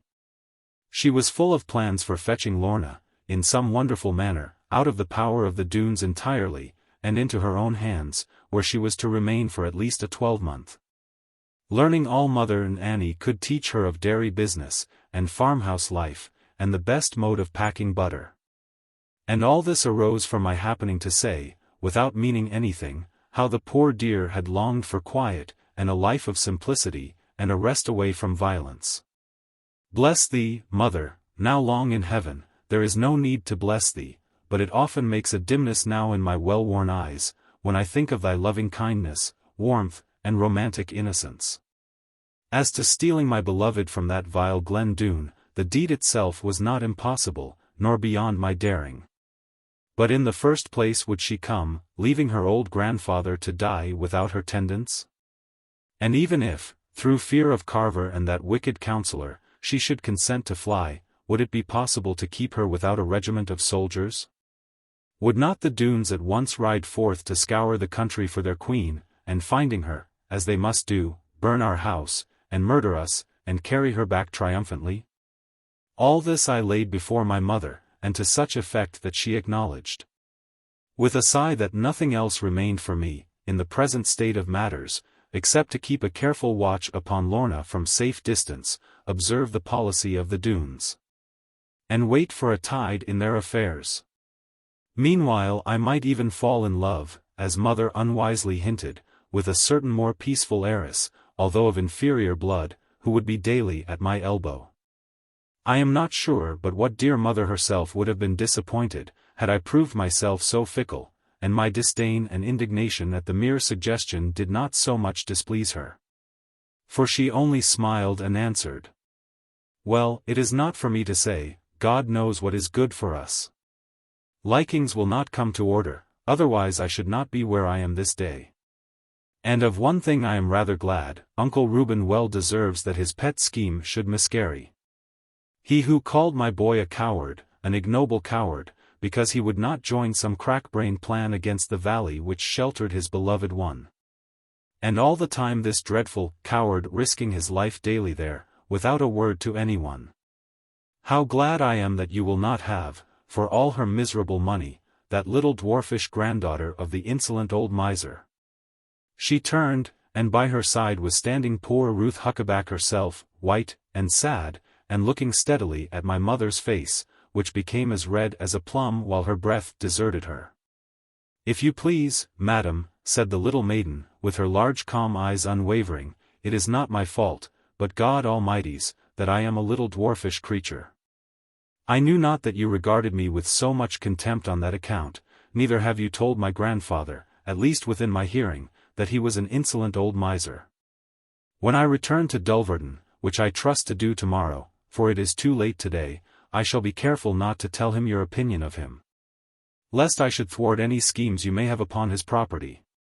I thank you all for your kindness to me, which has been very great, far more than a little dwarfish creature could, for her own sake, expect. I will only add for your further guidance one more little truth.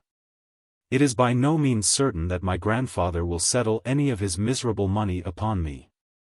If I offend him, as I would in a moment, for the sake of a brave and straightforward man," here she gave me a glance which I scarcely knew what to do with, "my grandfather, upright as he is, would leave me without a shilling.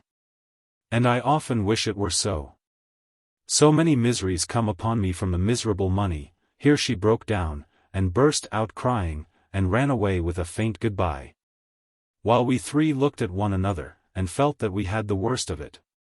"Impudent little dwarf," said my mother, recovering her breath after ever so long. "Oh, John, how thankful you ought to be. What a life she would have led you." "Well, I am sure," said Annie, throwing her arms around poor mother. "Who could have thought that little Atomy had such an outrageous spirit? For my part, one cannot think how she can have been sly enough to hide it in that crafty manner, that John might think her an angel. Well, for my part, I answered, laughing, I never admired Ruth Huckaback half, or a quarter so much before. She is rare stuff. I would have been glad to have married her tomorrow, if I had never seen my Lorna. And a nice nobody I should have been, in my own house. Cried mother, I never can be thankful enough to darling Lorna for saving me. Did you see how her eyes flashed? That I did, and very fine they were. Now 9 maidens out of 10 would have feigned not to have heard one word that was said, and have borne black malice in their hearts. Come, Annie, now, would not you have done so? I think, said Annie, although of course I cannot tell, you know, John, that I should have been ashamed at hearing what was never meant for me. And should have been almost as angry with myself as anybody. So you would, replied my mother, so any daughter of mine would have done, instead of railing and reviling. However, I am very sorry that any words of mine which the poor little thing chose to overhear should have made her so forget herself. I shall beg her pardon before she goes, and I shall expect her to beg mine. That she will never do, said I, a more resolute little maiden never yet had right upon her side. Although it was a mere accident.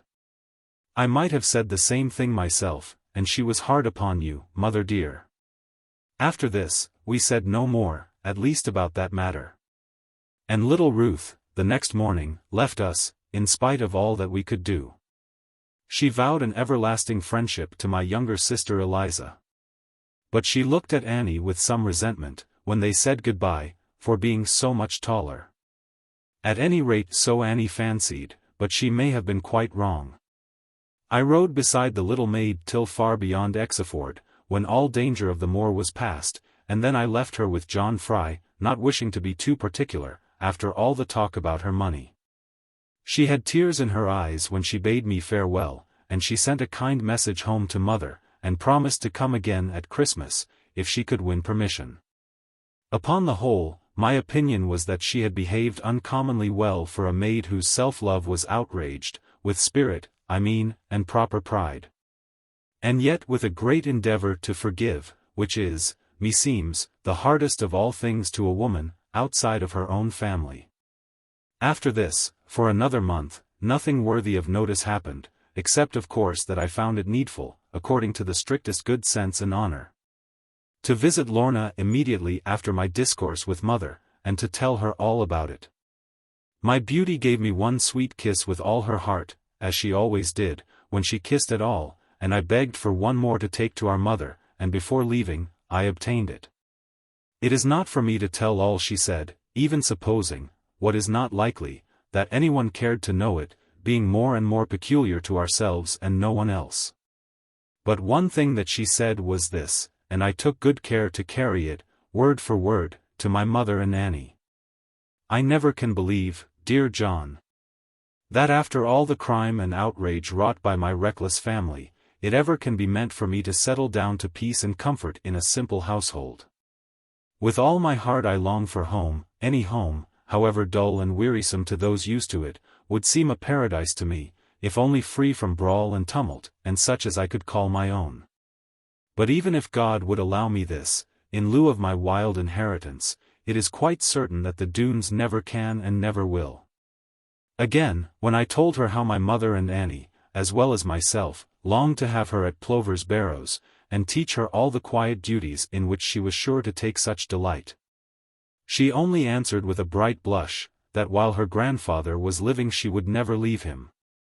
And that even if she were free, certain ruin was all she should bring to any house that received her, at least within the utmost reach of her amiable family.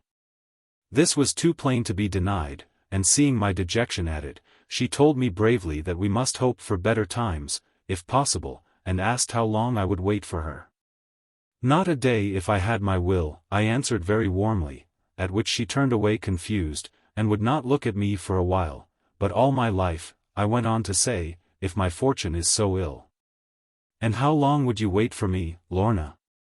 Till I could get you, she answered slyly, with a smile which was brighter to me than the brightest wit could be. And now, she continued, you bound me, John, with a very beautiful ring to you, and when I dare not wear it, I carry it always on my heart.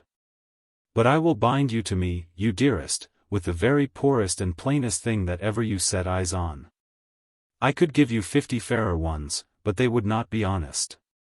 And I love you for your honesty, and nothing else of course, John, so don't you be conceited. Look at it, what a queer old thing. There are some ancient marks upon it, very grotesque and wonderful. It looks like a cat in a tree almost, but never mind what it looks like. This old ring must have been a giant's, therefore it will fit you perhaps, you enormous John. It has been on the front of my old glass necklace, which my grandfather found them taking away, and very soon made them give back again, ever since I can remember.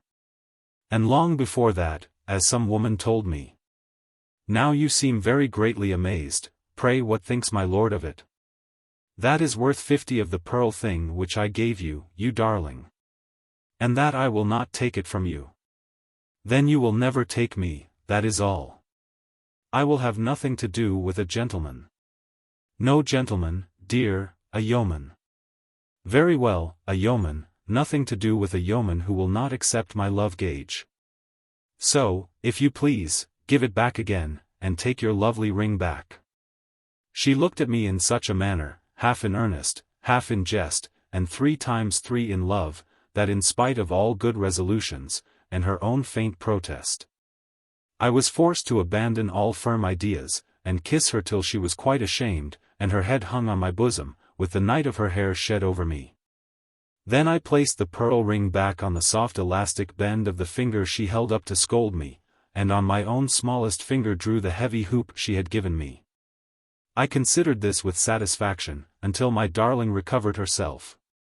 And then I began very gravely about it, to keep her, if I could, from chiding me. Mistress Lorna, this is not the ring of any giant. It is nothing more nor less than a very ancient thumb ring, such as once in my father's time was ploughed up out of the ground in our farm, and sent to learned doctors, who told us all about it. But kept the ring for their trouble. I will accept it, my own one love, and it shall go to my grave with me. And so it shall, unless there be villains who would dare to rob the dead. Now I have spoken about this ring, though I scarcely meant to do so, and would rather keep to myself things so very holy, because it holds an important part in the history of my Lorna. I asked her where the glass necklace was from which the ring was fastened, and which she had worn in her childhood, and she answered that she hardly knew, but remembered that her grandfather had begged her to give it up to him, when she was 10 years old or so, and had promised to keep it for her until she could take care of it. At the same time giving her back the ring, and fastening it from her pretty neck, and telling her to be proud of it. And so she always had been, and now from her sweet breast she took it, and it became John Ridd's delight. All this, or at least great part of it, I told my mother truly, according to my promise. And she was greatly pleased with Lorna for having been so good to me, and for speaking so very sensibly, and then she looked at the great gold ring, but could by no means interpret it. Only she was quite certain, as indeed I myself was, that it must have belonged to an ancient race of great consideration, and high rank, in their time. Upon which I was for taking it off, lest it should be degraded by a common farmer's finger. But mother said, no, with tears in her eyes. If the common farmer had won the great lady of the ancient race, what were rings and old-world trinkets, when compared to the living jewel? Being quite of her opinion in this, and loving the ring, which had no gem in it, as the token of my priceless gem, I resolved to wear it at any cost, except when I should be ploughing, or doing things likely to break it. Although I must own that it felt very queer, for I never had throttled a finger before, and it looked very queer, for a length of time, upon my great hard-working hand. And before I got used to my ring, or people could think that it belonged to me, plain and ungarnished though it was, and before I went to see Lorna again, having failed to find any necessity. And remembering my duty to mother, we all had something else to think of, not so pleasant, and more puzzling. Chapter 36. John returns to business. Now November was upon us, and we had kept all Hallowmas, with roasting of skewered apples, like so many shuttlecocks, and after that the day of Fawkes. as became good Protestants, with merry bonfires and burned batatas, and plenty of good feeding in honor of our religion. And then while we were at wheat sowing, another visitor arrived. This was Master Jeremy Stickles, who had been a good friend to me, as described before, in London, and had earned my mother's gratitude, so far as ever he chose to have it. And he seemed inclined to have it all. For he made our farmhouse his headquarters, and kept us quite at his beck and call, going out at any time of the evening, and coming back at any time of the morning. And always expecting us to be ready, whether with horse, or man, or maiden, or fire, or provisions. We knew that he was employed somehow upon the service of the king, and had at different stations certain troopers and orderlies quite at his disposal. Also we knew that he never went out, nor even slept in his bedroom, without heavy firearms well loaded, and a sharp sword nigh his hand. And that he held a great commission, under royal signet, requiring all good subjects, all officers of whatever degree, and especially justices of the peace, to aid him to the utmost, with person, beast, and chattel, or to answer it at their peril. Now Master Jeremy Stickles, of course, knowing well what women are, durst not open to any of them the nature of his instructions. But, after a while, perceiving that I could be relied upon, and that it was a great discomfort not to have me with him, he took me aside in a lonely place, and told me nearly everything. Having bound me first by oath, not to impart to anyone, without his own permission, until all was over. But at this present time of writing, all is over long ago. And forgotten too, I ween, except by those who suffered. Therefore may I tell the whole without any breach of confidence. Master Stickles was going forth upon his usual night journey, when he met me coming home, and I said something half in jest, about his zeal and secrecy. Upon which he looked all round the yard, and led me to an open space in the clover field adjoining. John, he said, you have some right to know the meaning of all this, being trusted as you were by the Lord Chief Justice. But he found you scarcely supple enough, neither gifted with due brains. Thank God for that same, I answered, while he tapped his head, to signify his own much larger allowance. Then he made me bind myself, which in an evil hour I did, to retain his secret. And after that he went on solemnly, and with much importance. There be some people fit to plot, and others to be plotted against, and others to unravel plots, which is the highest gift of all. This last hath fallen to my share, and a very thankless gift it is, although a rare and choice one. Much of peril too attends it. Daring courage and great coolness are as needful for the work as ready wit and spotless honor. Therefore His Majesty's advisers have chosen me for this high task, and they could not have chosen a better man. Although you have been in London, Jack, much longer than you wished it, you are wholly ignorant, of course, in matters of state, and the public weal. Well, said I, no doubt but I am, and all the better for me. Although I heard a deal of them, for everybody was talking, and ready to come to blows, if only it could be done without danger. But one said this, and one said that. And they talked so much about Birmingham's, and Tantivys, and Whigs and Tories, and Protestant flails and such like, that I was only too glad to have my glass and clink my spoon for answer. Right, John, thou art right as usual. Let the king go his own gait. He hath too many mistresses to be ever England's master. Nobody need fear him, for he is not like his father, he will have his own way, 'tis true, but without stopping other folk of theirs, and well he knows what women are. For he never asks them questions. Now heard you much in London town about the Duke of Monmouth?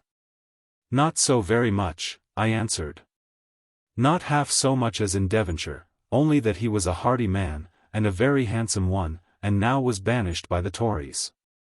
And most people wished he was coming back, instead of the Duke of York, who was trying boots in Scotland. Things are changed since you were in town. The Whigs are getting up again, through the folly of the Tories killing poor Lord Russell, and now this Master Sidney, if my lord condemns him, will make it worse again.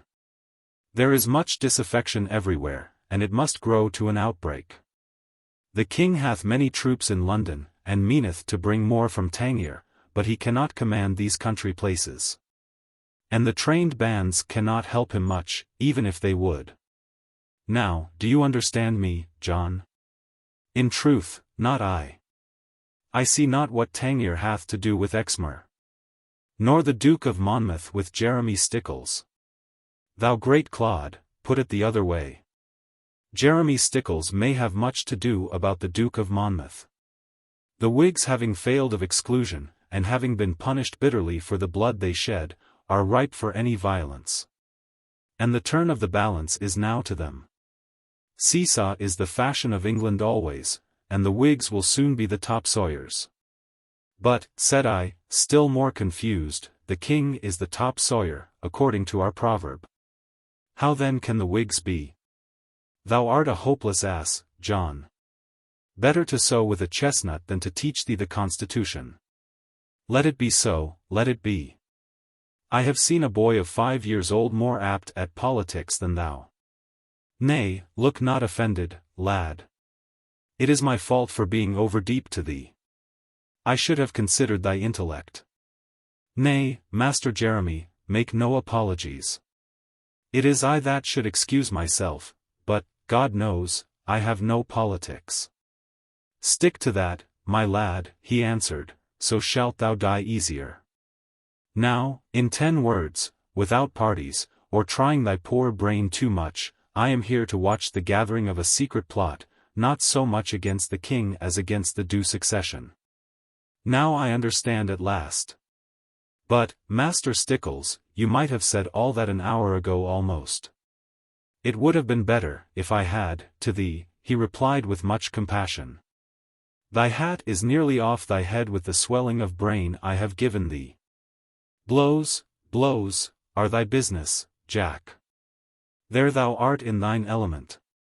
And, haply, this business will bring thee plenty even for thy great head to take.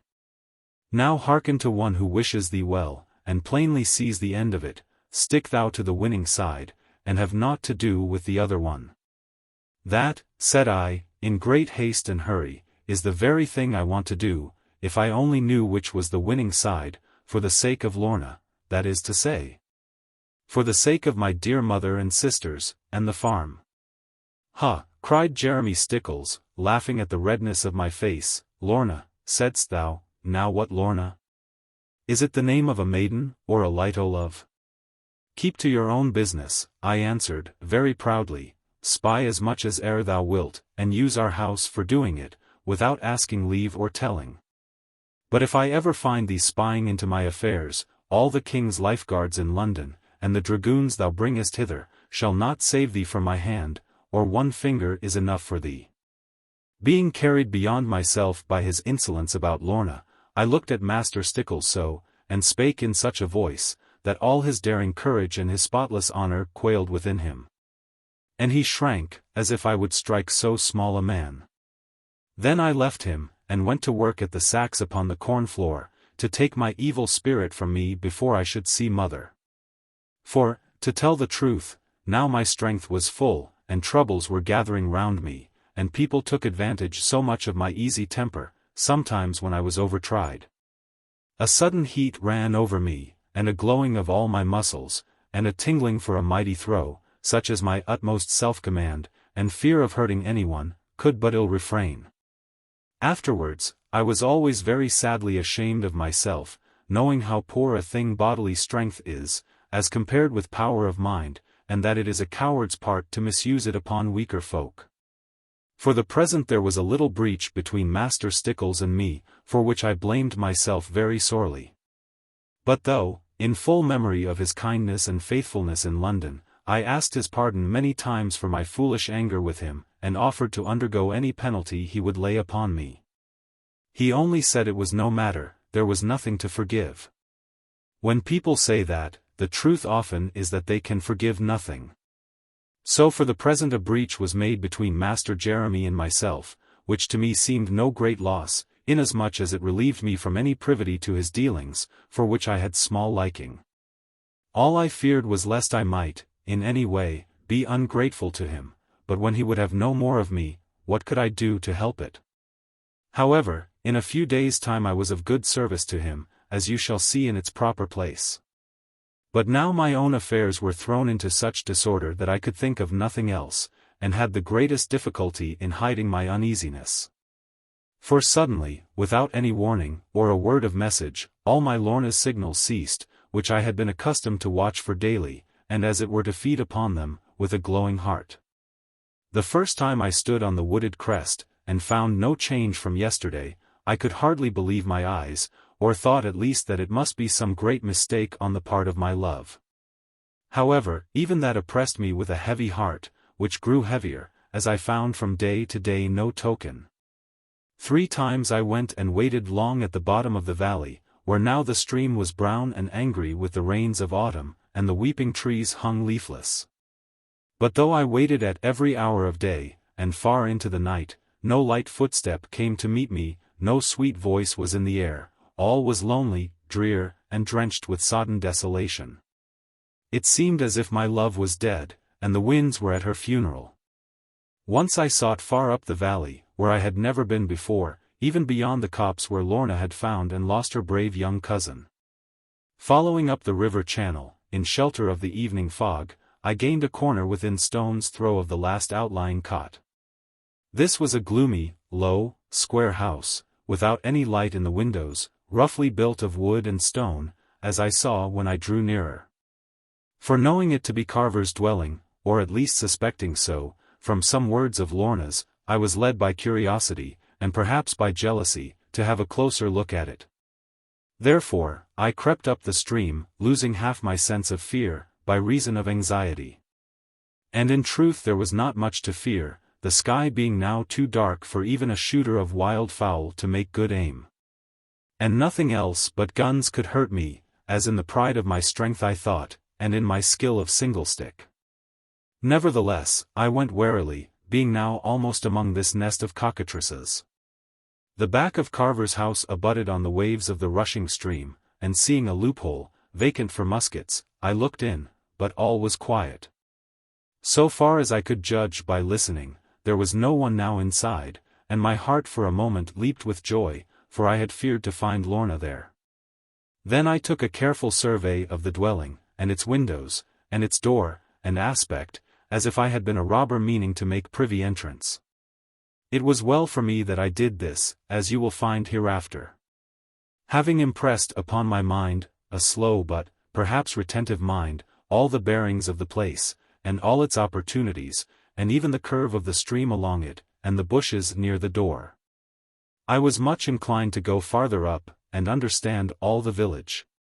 But a bar of red light across the river, some 40 yards on above me, and crossing from the opposite side like a chain, prevented me. In that second house there was a gathering of loud and merry outlaws, making as much noise as if they had the law upon their side. Some, indeed, as I approached, were laying down both right and wrong, as purely, and with as high a sense, as if they knew the difference. Cold and troubled as I was, I could hardly keep from laughing. Before I betook myself home that night, and eased dear mother's heart so much, and made her pale face spread with smiles, I had resolved to penetrate Glen Doone from the upper end, and learn all about my Lorna.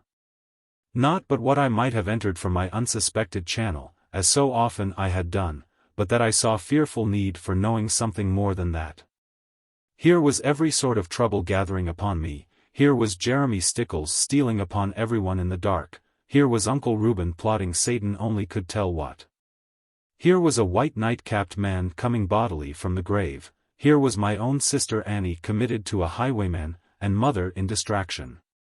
Most of all, here, there, and where, was my Lorna stolen, dungeoned, perhaps outraged. It was no time for shilly-sholly, for the balance of this and that, or for a man with blood and muscle to pat his nose and ponder. If I left my Lorna so, if I let those black-souled villains work their pleasure on my love, if the heart that clave to mine could find no vigor in it, then let maidens cease from men, and rest their faith in tabby cats. Rudely rolling these ideas in my heavy head and brain, I resolved to let the morrow put them into form and order, but not contradict them. And then, as my constitution willed, being like that of England, I slept, and there was no stopping me. Chapter 37. A very desperate venture. That the enterprise now resolved upon was far more dangerous than any hitherto attempted by me, needs no further proof than this. I went and made my will at Porlock, with a middling honest lawyer there. Not that I had much to leave, but that none could say how far the farm, and all the farming stock, might depend on my disposition.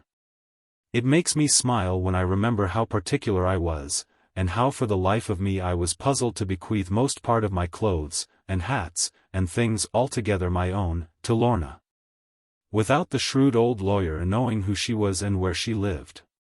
At last, indeed, I flattered myself that I had baffled old Tape's curiosity, but his wrinkled smile and his speech at parting made me again uneasy. A very excellent will, young sir. An admirably just and virtuous will, all your effects to your nearest of kin, filial and fraternal duty thoroughly exemplified. Nothing diverted to alien channels, except a small token of esteem and reverence to an elderly lady, I presume, and which may or may not be valid, or invalid, on the ground of uncertainty, or the absence of any legal status on the part of the legatee. Ha, ha. Yes, yes. Few young men are so free from exceptionable entanglements. 2 guineas is my charge, sir, and a rare goodwill for the money. Very prudent of you, sir. Does you credit in every way. Well, well, we all must die, and often the young before the old. Not only did I think 2 guineas a great deal too much money for a quarter of an hour's employment, but also I disliked particularly the words with which he concluded. They sounded, from his grating voice, like the evil omen of a croaking raven. Nevertheless I still abode in my fixed resolve to go, and find out, if I died for it, what was become of Lorna. And herein I lay no claim to courage, the matter being simply a choice between 2 evils, of which by far the greater one was, of course, to lose my darling. The journey was a great deal longer to fetch around the southern hills, and enter by the Doone gate, than to cross the lower land and steal in by the waterslide. However, I durst not take a horse, for fear of the Doones who might be abroad upon their usual business, but started betimes in the evening, so as not to hurry or waste any strength upon the way. And thus I came to the robbers' highway, walking circumspectly, scanning the skyline of every hill, and searching the folds of every valley, for any moving figure. Although it was now well on towards dark, and the sun was down an hour or so, I could see the robbers' road before me, in a trough of the winding hills, where the brook ploughed down from the higher barrows, and the coving banks were roofed with firs. At present, there was no one passing, neither post nor sentinel, so far as I could descry, but I thought it safer to wait a little, as twilight melted into night. And then I crept down a seam of the highland, and stood upon the Doone track. As the road approached the entrance, it became more straight and strong, like a channel cut from rock, with the water brawling darkly along the naked side of it. Not a tree or bush was left, to shelter a man from bullets, all was stern, and stiff, and rugged, as I could not help perceiving, even through the darkness, and a smell as of churchyard mould. A sense of being boxed in and cooped, made me long to be out again. And here I was, or seemed to be, particularly unlucky. For as I drew near the very entrance, lightly of foot and warily, the moon, which had often been my friend, like an enemy broke upon me, topping the eastward ridge of rock, and filling all the open spaces with the play of wavering light. I shrank back into the shadowy quarter on the right side of the road, and gloomily employed myself to watch the triple entrance, on which the moonlight fell askew. All across and before the 3 rude and beetling archways hung a felled oak overhead, black, and thick, and threatening. This, as I heard before, could be let fall in a moment, so as to crush a score of men, and bar the approach of horses. Behind this tree, the rocky mouth was spanned, as by a gallery with brushwood and piled timber, all upon a ledge of stone, where 30 men might lurk unseen, and fire at any invader. From that rampart it would be impossible to dislodge them, because the rock fell sheer below them 20 feet, or it may be more. While overhead it towered 300, and so jutted over that nothing could be cast upon them, even if a man could climb the height. And the access to this portcullis place, if I may so call it, being no portcullis there, was through certain rocky chambers known to the tenants only. But the cleverest of their devices, and the most puzzling to an enemy, was that, instead of one mouth only, there were three to choose from, with nothing to betoken which was the proper access. All being pretty much alike, and all unfenced and yawning. And the common rumor was that in times of any danger, when any force was known to be on muster in their neighborhood, they changed their entrance every day, and diverted the other two, by means of sliding doors to the chasms and dark abysses. Now I could see those three rough arches, jagged, black, and terrible, and I knew that only one of them could lead me to the valley, neither gave the river now any further guidance, but dived underground with a sullen roar, where it met the crossbar of the mountain. Having no means at all of judging which was the right way of the three, and knowing that the other two would lead to almost certain death, in the ruggedness and darkness, for how could a man, among precipices and bottomless depths of water, without a ray of light, have any chance to save his life? I do declare that I was half inclined to go away, and have done with it. However, I knew one thing for certain, to wit, that the longer I stayed debating the more would the enterprise pall upon me, and the less my relish be. And it struck me that, in times of peace, the middle way was the likeliest. And the others diverging right and left in their farther parts might be made to slide into it, not far from the entrance, at the pleasure of the warders. Also I took it for good omen that I remembered, as rarely happened, a very fine line in the Latin grammar, whose emphasis and meaning is, middle road is safest.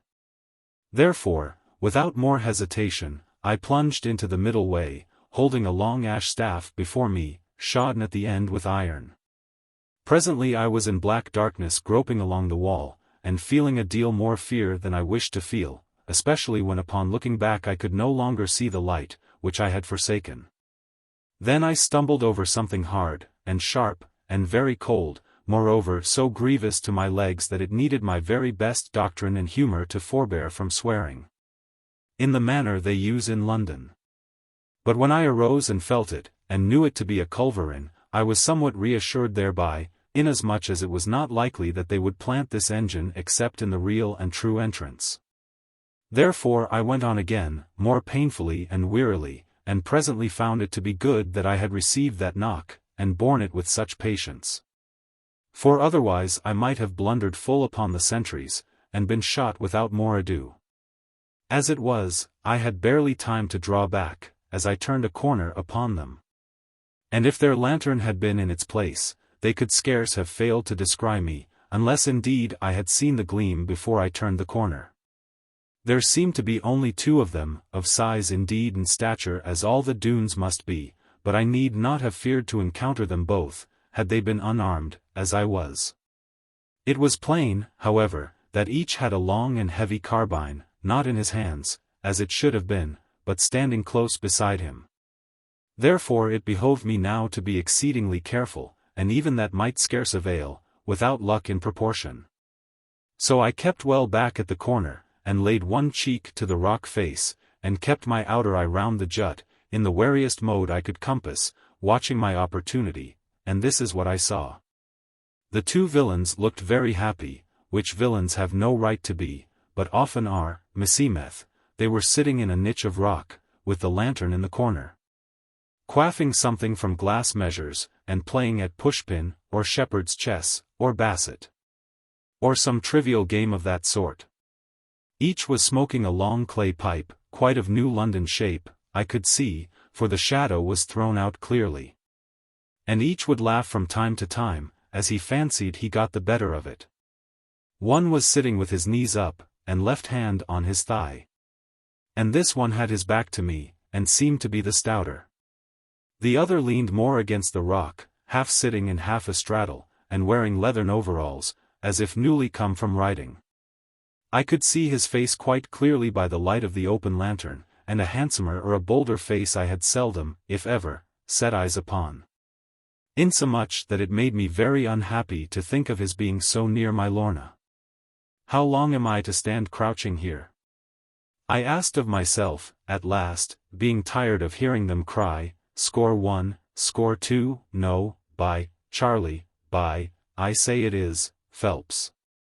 And yet my only chance of slipping by them unperceived was to wait till they quarrelled more, and came to blows about it. Presently, as I made up my mind to steal along towards them, for the cavern was pretty wide, just there, Charlie, or Charleworth Doone, the younger and taller man, reached forth his hand to seize the money, which he swore he had won that time. Upon this, the other jerked his arm, vowing that he had no right to it. Whereupon Charlie flung at his face the contents of the glass he was sipping, but missed him and hit the candle, which sputtered with a flare of blue flame, from the strength perhaps of the spirit, and then went out completely. At this, one swore, and the other laughed, and before they had settled what to do, I was past them and round the corner. And then, like a giddy fool as I was, I needs must give them a startler, the whoop of an owl, done so exactly, as John Fry had taught me, and echoed by the roof so fearfully, that one of them dropped the tinder box. And the other caught up his gun and cocked it, at least as I judged by the sounds they made. And then, too late, I knew my madness, for if either of them had fired, no doubt but what all the village would have risen and rushed upon me. However, as the luck of the matter went, it proved for my advantage, for I heard one say to the other, "Curse it, Charlie, what was that? It scared me so, I have dropped my box.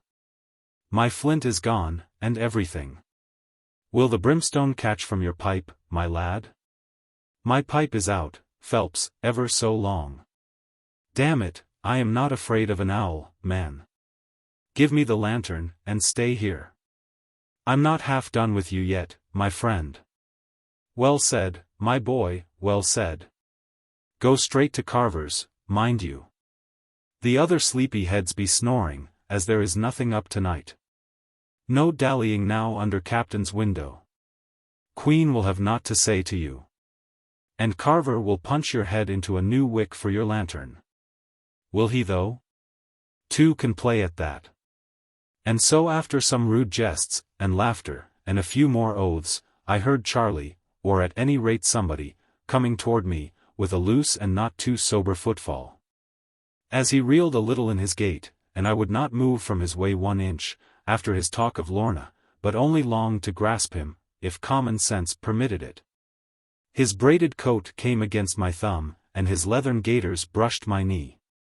If he had turned or noticed it, he would have been a dead man in a moment, but his drunkenness saved him. So I let him reel on unharmed. And thereupon it occurred to me that I could have no better guide, passing as he would exactly where I wished to be, that is to say under Lorna's window. Therefore I followed him without any especial caution, and soon I had the pleasure of seeing his form against the moonlit sky. Down a steep and winding path, with a handrail at the corners, such as they have at Ilfracombe, Master Charlie tripped along, and indeed there was much tripping. And he must have been an active fellow to recover as he did, and after him walked I, much hoping, for his own poor sake, that he might not turn and espy me. But Bacchus, of whom I read at school, with great wonder about his meaning, and the same I may say of Venus, that great deity preserved Charlie, his pious worshipper, from regarding consequences.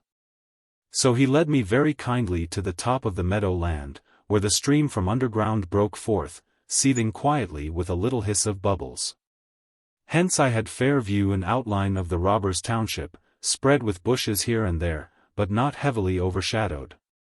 The moon, approaching now the full, brought the forms in manner forth, clothing each with character, as the moon, more than the sun, does, to an eye accustomed. I knew that the captain's house was first, both from what Lorna had said of it, and from my mother's description, and now again from seeing Charlie halt there for a certain time, and whistle on his fingers, and hurry on, fearing consequence. The tune that he whistled was strange to me, and lingered in my ears, as having something very new and striking, and fantastic in it. And I repeated it softly to myself, while I marked the position of the houses and the beauty of the village.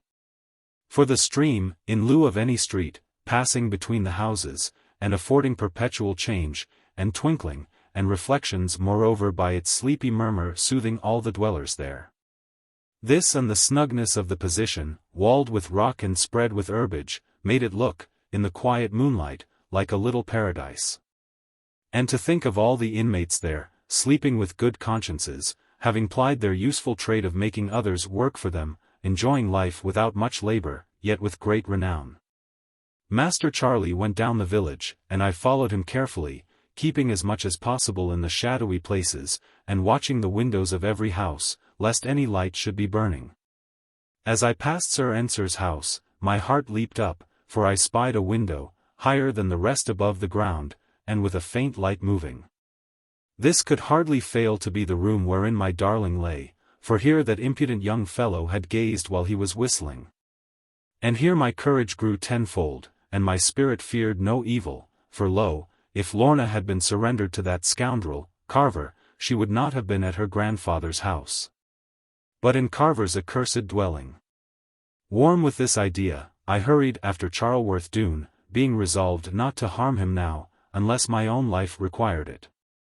And while I watched from behind a tree, the door of the farthest house was opened, and sure enough it was Carver's self, who stood bareheaded, and half undressed in the doorway.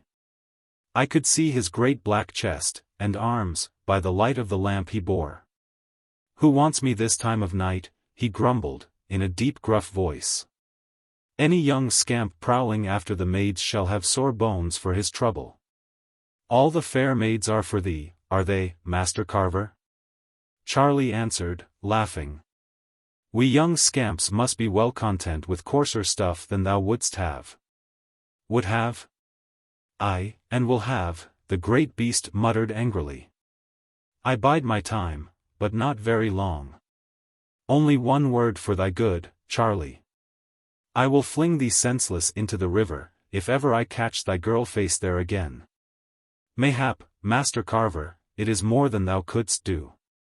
But I will not keep thee, thou art not pleasant company tonight. All I want is a light for my lantern, and a glass of schnapps, if thou hast it." "What is become of thy light, then?" "Good for thee, I am not on duty." A great owl flew between me and Phelps, as we watched beside the culverin, and so scared was he at our fierce bright eyes that he fell and knocked the light out. "Likely tale, or likely lie, Charles? We will have the truth tomorrow. Here, take thy light, and be gone with thee. All virtuous men are in bed now." "Then so will I be, and why art thou not?" "Ha, have I earned my schnapps now?" "If thou hast paid a bad debt, there is too much in thee already. Be off. My patience is done with." Then he slammed the door in the young man's face, having kindled his lantern by this time, and Charlie went up to the watch place again, muttering as he passed me, "Bad lookout for all of us. When that surly old beast is captain. No gentle blood in him, no hospitality, not even pleasant language, nor a good new oath in his frosy pate. I've a mind to cut the whole of it, and but for the girls I would so." My heart was in my mouth, as they say, when I stood in the shade by Lorna's window, and whispered her name gently. The house was of one story only, as the others were, with pine and standing forth the stone, and only two rough windows upon that western side of it, and perhaps both of them were Lorna's. The Doones had been their own builders, for no one should know their ins and outs, and of course their work was clumsy. As for their windows, they stole them mostly from the houses round about. But though the window was not very close, I might have whispered long enough, before she would have answered me, frightened as she was, no doubt by many a rude overture. And I durst not speak aloud because I saw another watchman posted on the western cliff, and commanding all the valley. And now this man, having no companion for drinking or for gambling, espied me against the wall of the house, and advanced to the brink, and challenged me. "Who are you there? Answer. 1, 2, 3, and I fire at thee." The nozzle of his gun was pointed full upon me, as I could see, with the moonlight striking on the barrel. He was not more than 50 yards off, and now he began to reckon. Being almost desperate about it, I began to whistle, wondering how far I should get before I lost my windpipe, and as luck would have it, my lips fell into that strange tune I had practiced last. The one I had heard from Charlie. My mouth would scarcely frame the notes, being parched with terror, but to my surprise, the man fell back, dropped his gun, and saluted. Oh, sweetest of all sweet melodies! That tune was Carver Doone's passport, as I heard long afterwards, which Charlworth Doone had imitated, for decoy of Lorna. The sentinel took me for that vile Carver, who was like enough to be prowling there, for private talk with Lorna, but not very likely to shout forth his name, if it might be avoided. The watchman, perceiving the danger perhaps of intruding on Carver's privacy, not only retired along the cliff, but withdrew himself to good distance. Meanwhile he had done me the kindest service. For Lorna came to the window at once, to see what the cause of the shout was, and drew back the curtain timidly. Then she opened the rough lattice, and then she watched the cliff and trees. And then she sighed very sadly. "Oh, Lorna, don't you know me?" I whispered from the side, being afraid of startling her by appearing over suddenly. Quick though she always was of thought, she knew me not from my whisper, and was shutting the window hastily when I caught it back, and showed myself. "John!" she cried, yet with sense enough not to speak aloud. "Oh, you must be mad, John." "As mad as a March hare," said I, "without any news of my darling." "You knew I would come, of course you did." "Well, I thought, perhaps, you know, now, John, you need not eat my hand. Do you see they have put iron bars across?" "To be sure. Do you think I should be contented, even with this lovely hand, but for these vile iron bars? I will have them out before I go. Now, darling, for one moment, just the other hand, for a change, you know." So I got the other, but was not honest. For I kept them both, and felt their delicate beauty trembling, as I laid them to my heart. "Oh, John, you will make me cry directly," she had been crying long ago, "if you go on in that way. You know we can never have one another, everyone is against it. Why should I make you miserable? Try not to think of me any more. And will you try the same of me, Lorna?" "Oh yes, John. If you agree to it. At least I will try it." "Then you won't try anything of the sort," I cried with great enthusiasm, for her tone was so nice and melancholy. "The only thing we will try, is to belong to one another. And if we do our best, Lorna, God alone can prevent us." She crossed herself, with one hand drawn free as I spoke so boldly. And something swelled in her little throat, and prevented her from answering. "Now tell me," I said, "what means all this? Why are you so pent up here? Why have you given me no token? Has your grandfather turned against you? Are you in any danger?" "My poor grandfather is very ill. I fear that he will not live long. The councillor and his son are now the masters of the valley. And I dare not venture forth, for fear of anything they might do to me. When I went forth, to signal for you, Carver tried to seize me, but I was too quick for him. Little Gwenny is not allowed to leave the valley now, so that I could send no message. I have been so wretched, dear, lest you should think me false to you. The tyrants now make sure of me. You must watch this house, both night and day, if you wish to save me. There is nothing they would shrink from. If my poor grandfather, oh, I cannot bear to think of myself, when I ought to think of him only, dying without a son to tend him, or a daughter to shed a tear. But surely he has sons enough. And a deal too many, I was going to say, but stopped myself in time. Why do none of them come to him? I know not. I cannot tell. He is a very strange old man, and few have ever loved him. He was black with wrath at the councillor, this very afternoon, but I must not keep you here. You are much too brave, John, and I am much too selfish. There, what was that shadow? Nothing more than a bat, darling, come to look for his sweetheart.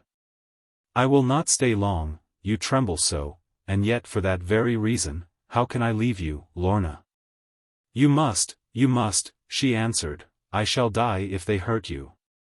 I hear the old nurse moving. Grandfather is sure to send for me. Keep back from the window.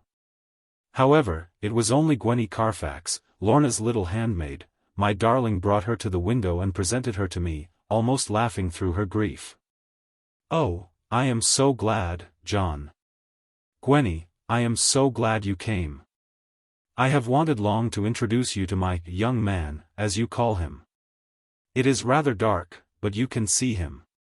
I wish you to know him again, Gwenny. Hooey! Cried Gwenny, with great amazement, standing on tiptoe to look out, and staring as if she were weighing me, her be bigger nor any Doone. Heerd as her have bate our Cornish champion a wrastling. Twadn't fair play nohow, no, don't tell me, twadn't fair play nohow. True enough, Gwenny, I answered her, for the play had been very unfair indeed on the side of the Bodmin champion. It was not a fair bout, little maid, I am free to acknowledge that. By that answer, or rather by the construction she put upon it, the heart of the Cornish girl was won, more than by gold and silver. I shall know thee again, young man. No fear of that, she answered, nodding with an air of patronage. Now, Mrs. Gie on coortin, and I wall gie outside and watch for ee. Though expressed not over delicately, this proposal arose, no doubt, from Gwenny's sense of delicacy, and I was very thankful to her for taking her departure. She is the best little thing in the world, said Lorna, softly laughing, and the queerest, and the truest. Nothing will bribe her against me. If she seems to be on the other side, never doubt her. Now no more of your coortin, John. I love you far too well for that. Yes, ever so much. If you will take a mean advantage of me. And as much as ever you like to imagine, and then you may double it, after that. Only go, do go, good John, kind, dear, darling John, if you love me, go. How can I go without settling anything?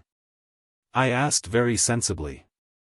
How shall I know of your danger now? Hit upon something, you are so quick. Anything you can think of, and then I will go, and not frighten you. I have been thinking long of something, Lorna answered rapidly, with that peculiar clearness of voice which made every syllable ring like music of a several note. You see that tree with the 7 rooks' nests bright against the cliffs there? Can you count them, from above, do you think? From a place where you will be safe, dear. No doubt, I can, or if I cannot, it will not take me long to find a spot, whence I can do it. Gwenny can climb like any cat. She has been up there in the summer, watching the young birds, day by day, and daring the boys to touch them. There are neither birds, nor eggs there now, of course, and nothing doing. If you see but 6 rooks' nests, I am in peril and want you. If you see but 5, I am carried off by Carver. Good God! Said I, at the mere idea, in a tone which frightened Lorna. Fear not, John, she whispered sadly, and my blood grew cold at it, I have means to stop him, or at least to save myself.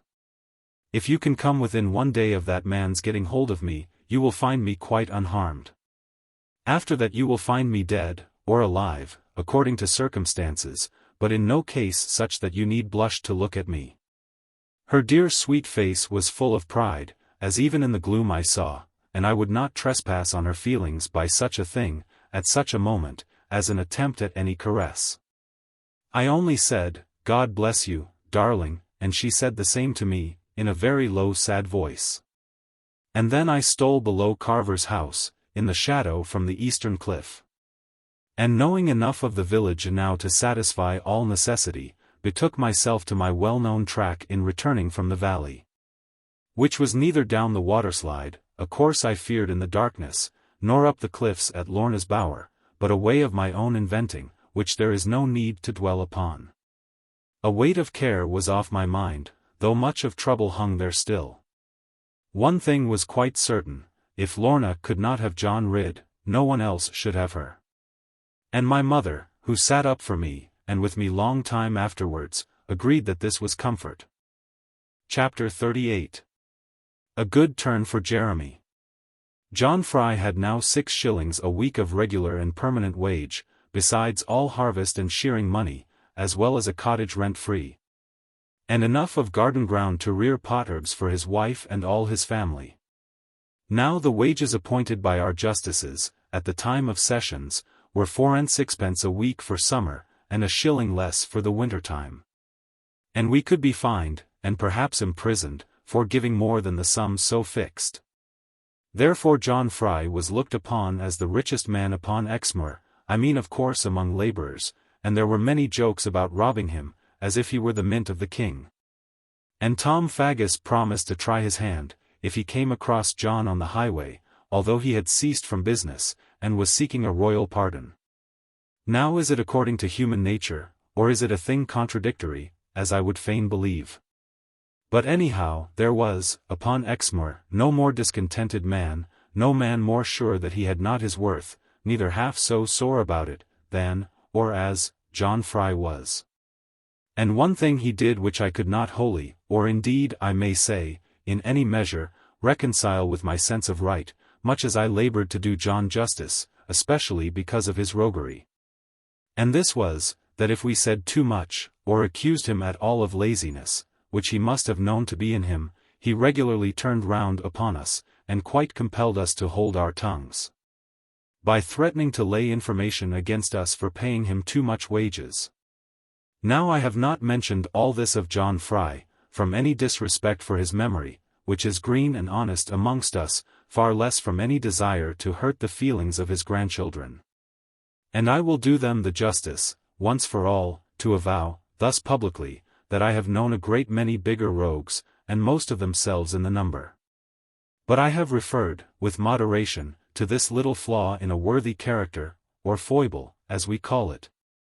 When a man is dead, for this reason only, that without it there was no explaining John's dealings with Jeremy Stickles. Master Jeremy, being full of London and Norwich experience, fell into the error of supposing that we clods and yokels were the simplest of the simple, and could be cheated at his good pleasure. Now this is not so. When once we suspect that people have that idea of us, we indulge them in it to the top of their bent, and grieve that they should come out of it, as they do at last in amazement, with less money than before, and the laugh now set against them. Ever since I had offended Jeremy, by threatening him, as before related, in case of his meddling with my affairs, he had more and more allied himself with simple-minded John, as he was pleased to call him. John Fry was everything. It was, run and fetch my horse, John, John, are my pistols primed well? I want you in the stable, John, about something very particular, until except for the rudeness of it, I was longing to tell Master Stickles that he ought to pay John's wages. John for his part was not backward, but gave himself the most wonderful airs of secrecy and importance, till half the parish began to think that the affairs of the nation were in his hand.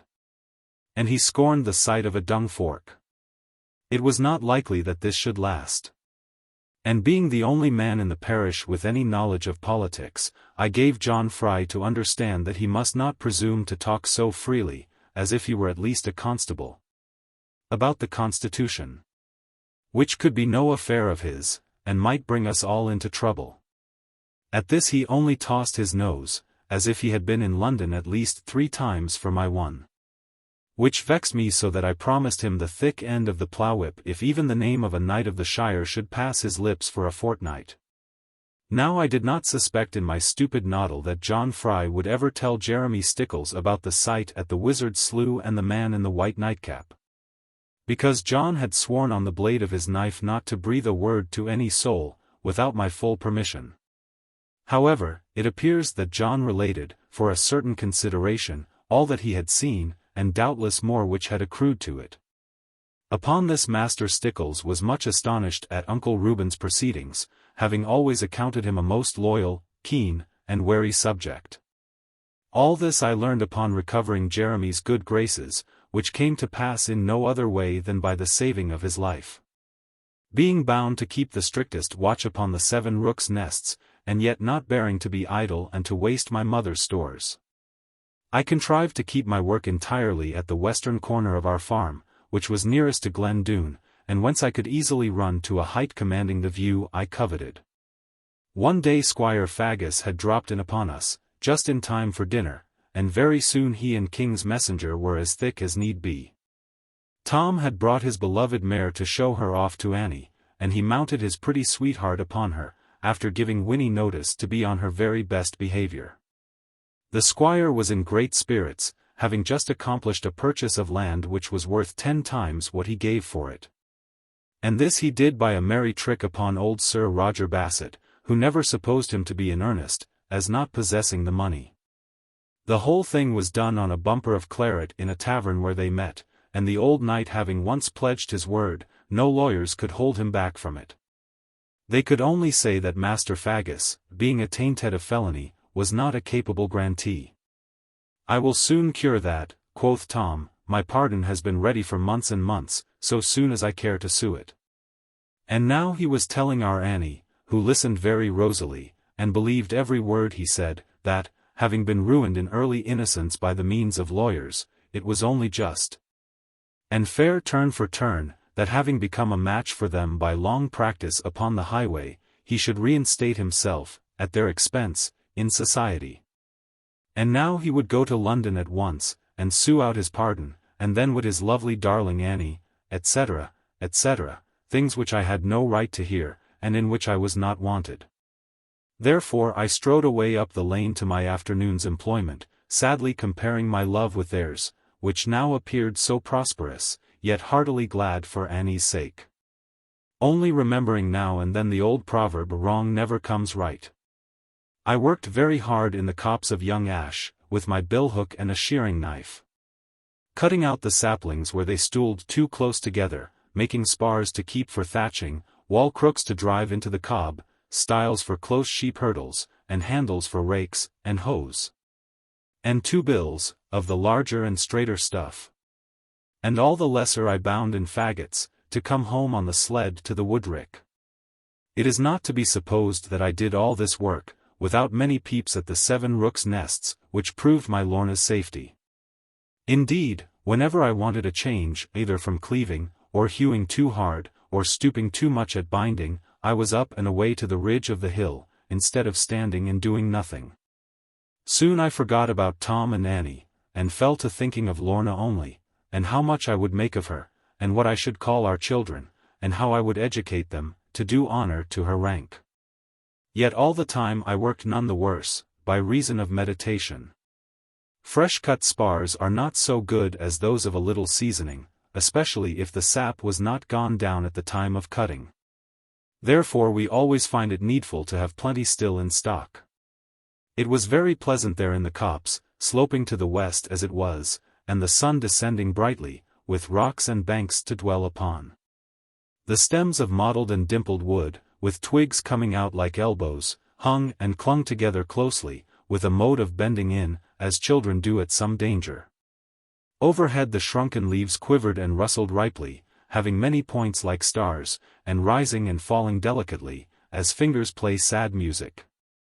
Along the bed of the slanting ground, all between the stools of wood, there were heaps of dead brown leaves, and sheltered mats of lichen, and drifts of spotted stick gone rotten, and tufts of rushes here and there, full of fray and feathering. All by the hedge ran a little stream, a thing that could barely name itself, flowing scarce more than a pint in a minute, because of the sunny weather.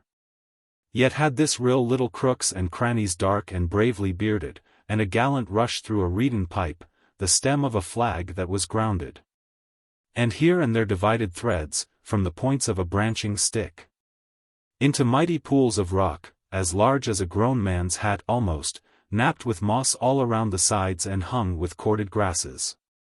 Along and down the tiny banks, and nodding into one another, even across Main Channel, hung the brown arcade of ferns, some with gold tongues languishing, some with countless eardrops jerking, some with great quilled ribs uprising and long saws a-flapping. Others cupped, and fanning over with the grace of yielding, even as a hollow fountain spread by winds that have lost their way. Deeply each beyond other, pluming, stooping, glancing, glistening, weaving softest pillow lace, coying to the wind and water, when their fleeting image danced, or by which their beauty moved, God has made no lovelier thing. And only He takes heed of them.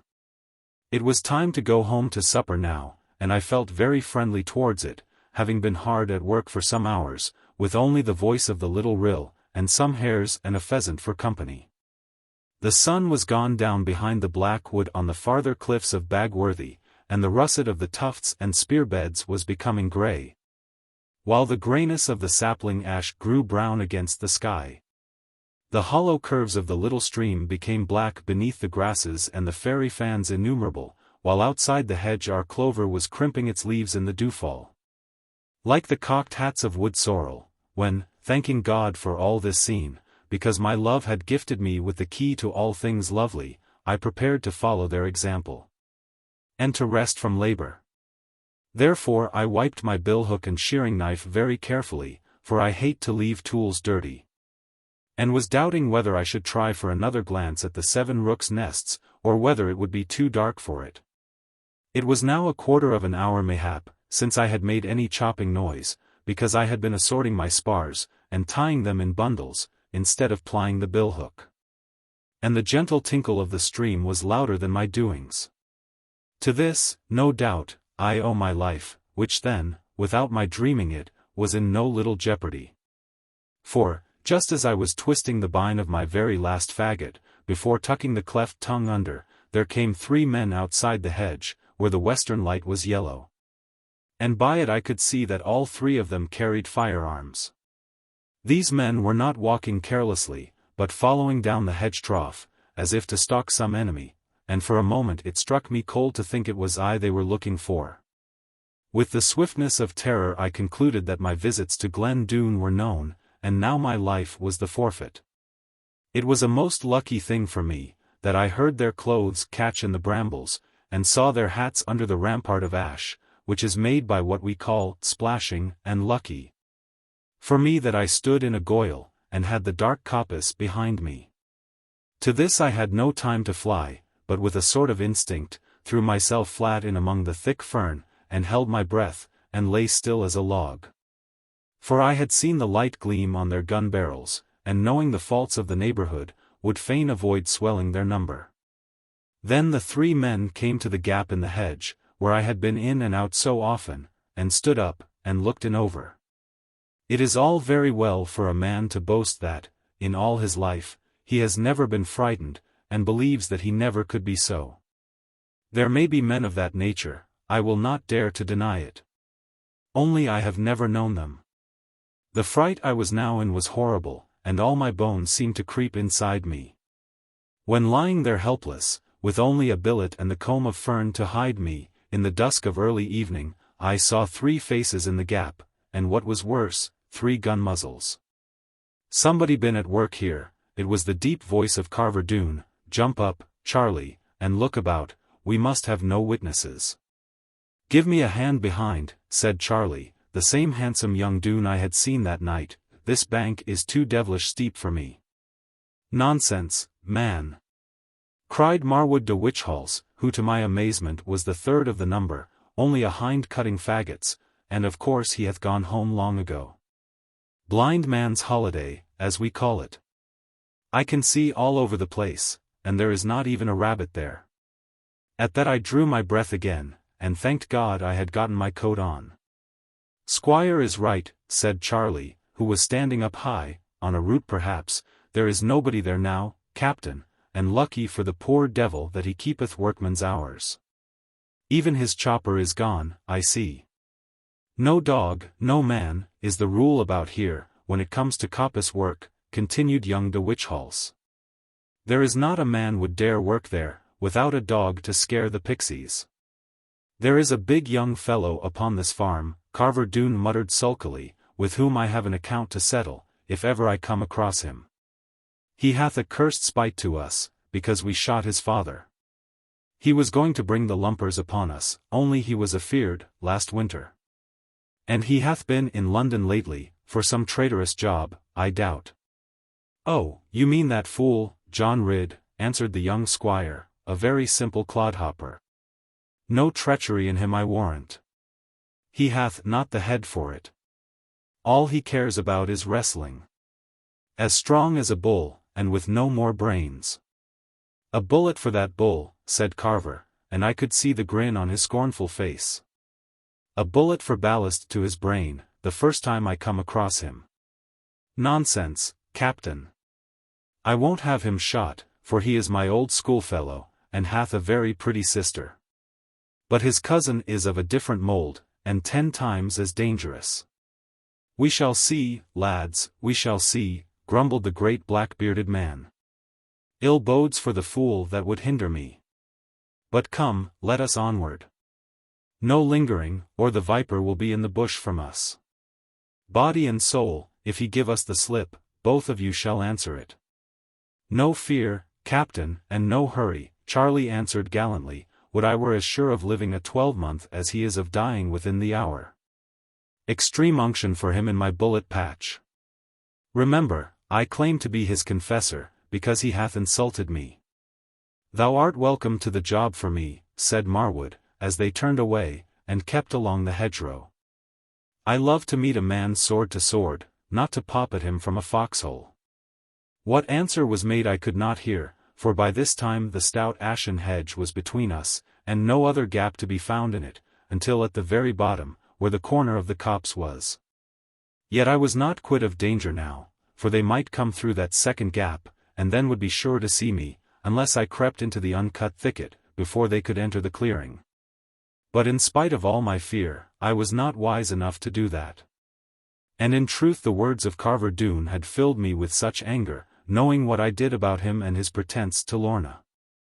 And the sight of Squire Marwood, in such outrageous company, had so moved my curiosity, and their threats against some unknown person so aroused my pity, that much of my prudence was forgotten.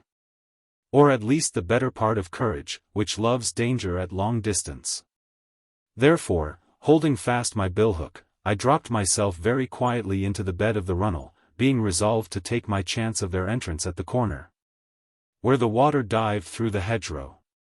And so I followed them down the fence, as gently as a rabbit goes, only I was inside it, and they on the outside, but yet so near that I heard the branches rustle as they pushed them. Perhaps I had never loved ferns so much as when I came to the end of that little gully, and stooped betwixt 2 patches of them, now my chiefest shelter. For cattle had been through the gap just there, in quest of fodder and coolness, and had left but a mound of trodden earth between me and the outlaws. I mean at least on my left hand, upon which side they were, for in front where the brook ran out of the copse was a good stiff hedge of holly. And now I prayed heaven to lead them straight on. For if they once turned to their right, through the gap, the muzzles of their guns would come almost against my forehead. I heard them, for I durst not look, and could scarce keep still for trembling. I heard them trampling outside the gap, uncertain which track they should follow. And in that fearful moment, with my soul almost looking out of my body, expecting notice to quit it, what do you think I did? I counted the threads in a spider's web, and the flies he had lately eaten, as their skeletons shook in the twilight. We shall see him better in there, said Carver, in his horrible gruff voice, like the creaking of the gallows chain. Sit there, behind holly hedge, lads, while he cometh down yonder hill. And then our good evening to him, 1 at his body, and 2 at his head, and good aim, lest we balk the devil. I tell you, Captain, that will not do, said Charlie, almost whispering. You are very proud of your skill, we know, and can hit a lark if you see it, but he may not come until after dark. And we cannot be too nigh to him. This holly hedge is too far away. He crosses down here from Slocumslade, not from Tibbicott, I tell you. But along that track to the left there, and so by the foreland to Glenthorne, where his boat is in the cove. Do you think I have tracked him so many evenings, without knowing his line to a hair? Will you fool away all my trouble? Come then, lad, we will follow thy lead. Thy life for his, if we fail of it. After me then, right into the hollow. Thy legs are growing stiff, Captain. So shall thy body be, young man, if thou leadest me astray in this. I heard them stumbling down the hill, which was steep and rocky in that part. And peering through the hedge, I saw them enter a covert, by the side of the track which Master Stickles followed, almost every evening, when he left our house upon business. And then I knew who it was they were come on purpose to murder, a thing which I might have guessed long before, but for terror and cold stupidity. Oh that God, I thought for a moment, waiting for my blood to flow, oh that God had given me brains, to meet such cruel dastards according to their villainy. The power to lie, and the love of it. The stealth to spy, and the glory in it, above all, the quiet relish for blood, and joy in the death of an enemy, these are what any man must have, to contend with the Doones upon even terms. And yet, I thank God that I have not any of these. It was no time to dwell upon that, only to try, if might be, to prevent the crime they were bound upon. To follow the armed men down the hill would have been certain death to me, because there was no covert there, and the last light hung upon it. It seemed to me that my only chance to stop the mischief pending was to compass the round of the hill, as fast as feet could be laid to ground.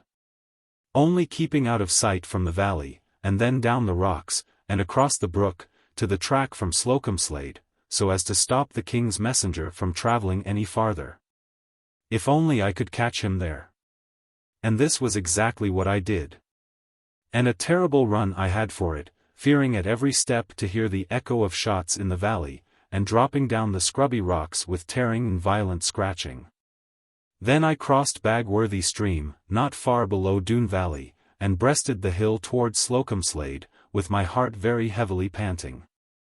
Why Jeremy chose to ride this way, instead of the more direct one, which would have been over Ore Hill, was more than I could account for, but I had nothing to do with that. All I wanted was to save his life. And this I did by about a minute, and, which was the hardest thing of all, with a great horse pistol at my head as I seized upon his bridle. Jerry, was all I could say, being so fearfully short of breath, for I had crossed the ground quicker than any horse could.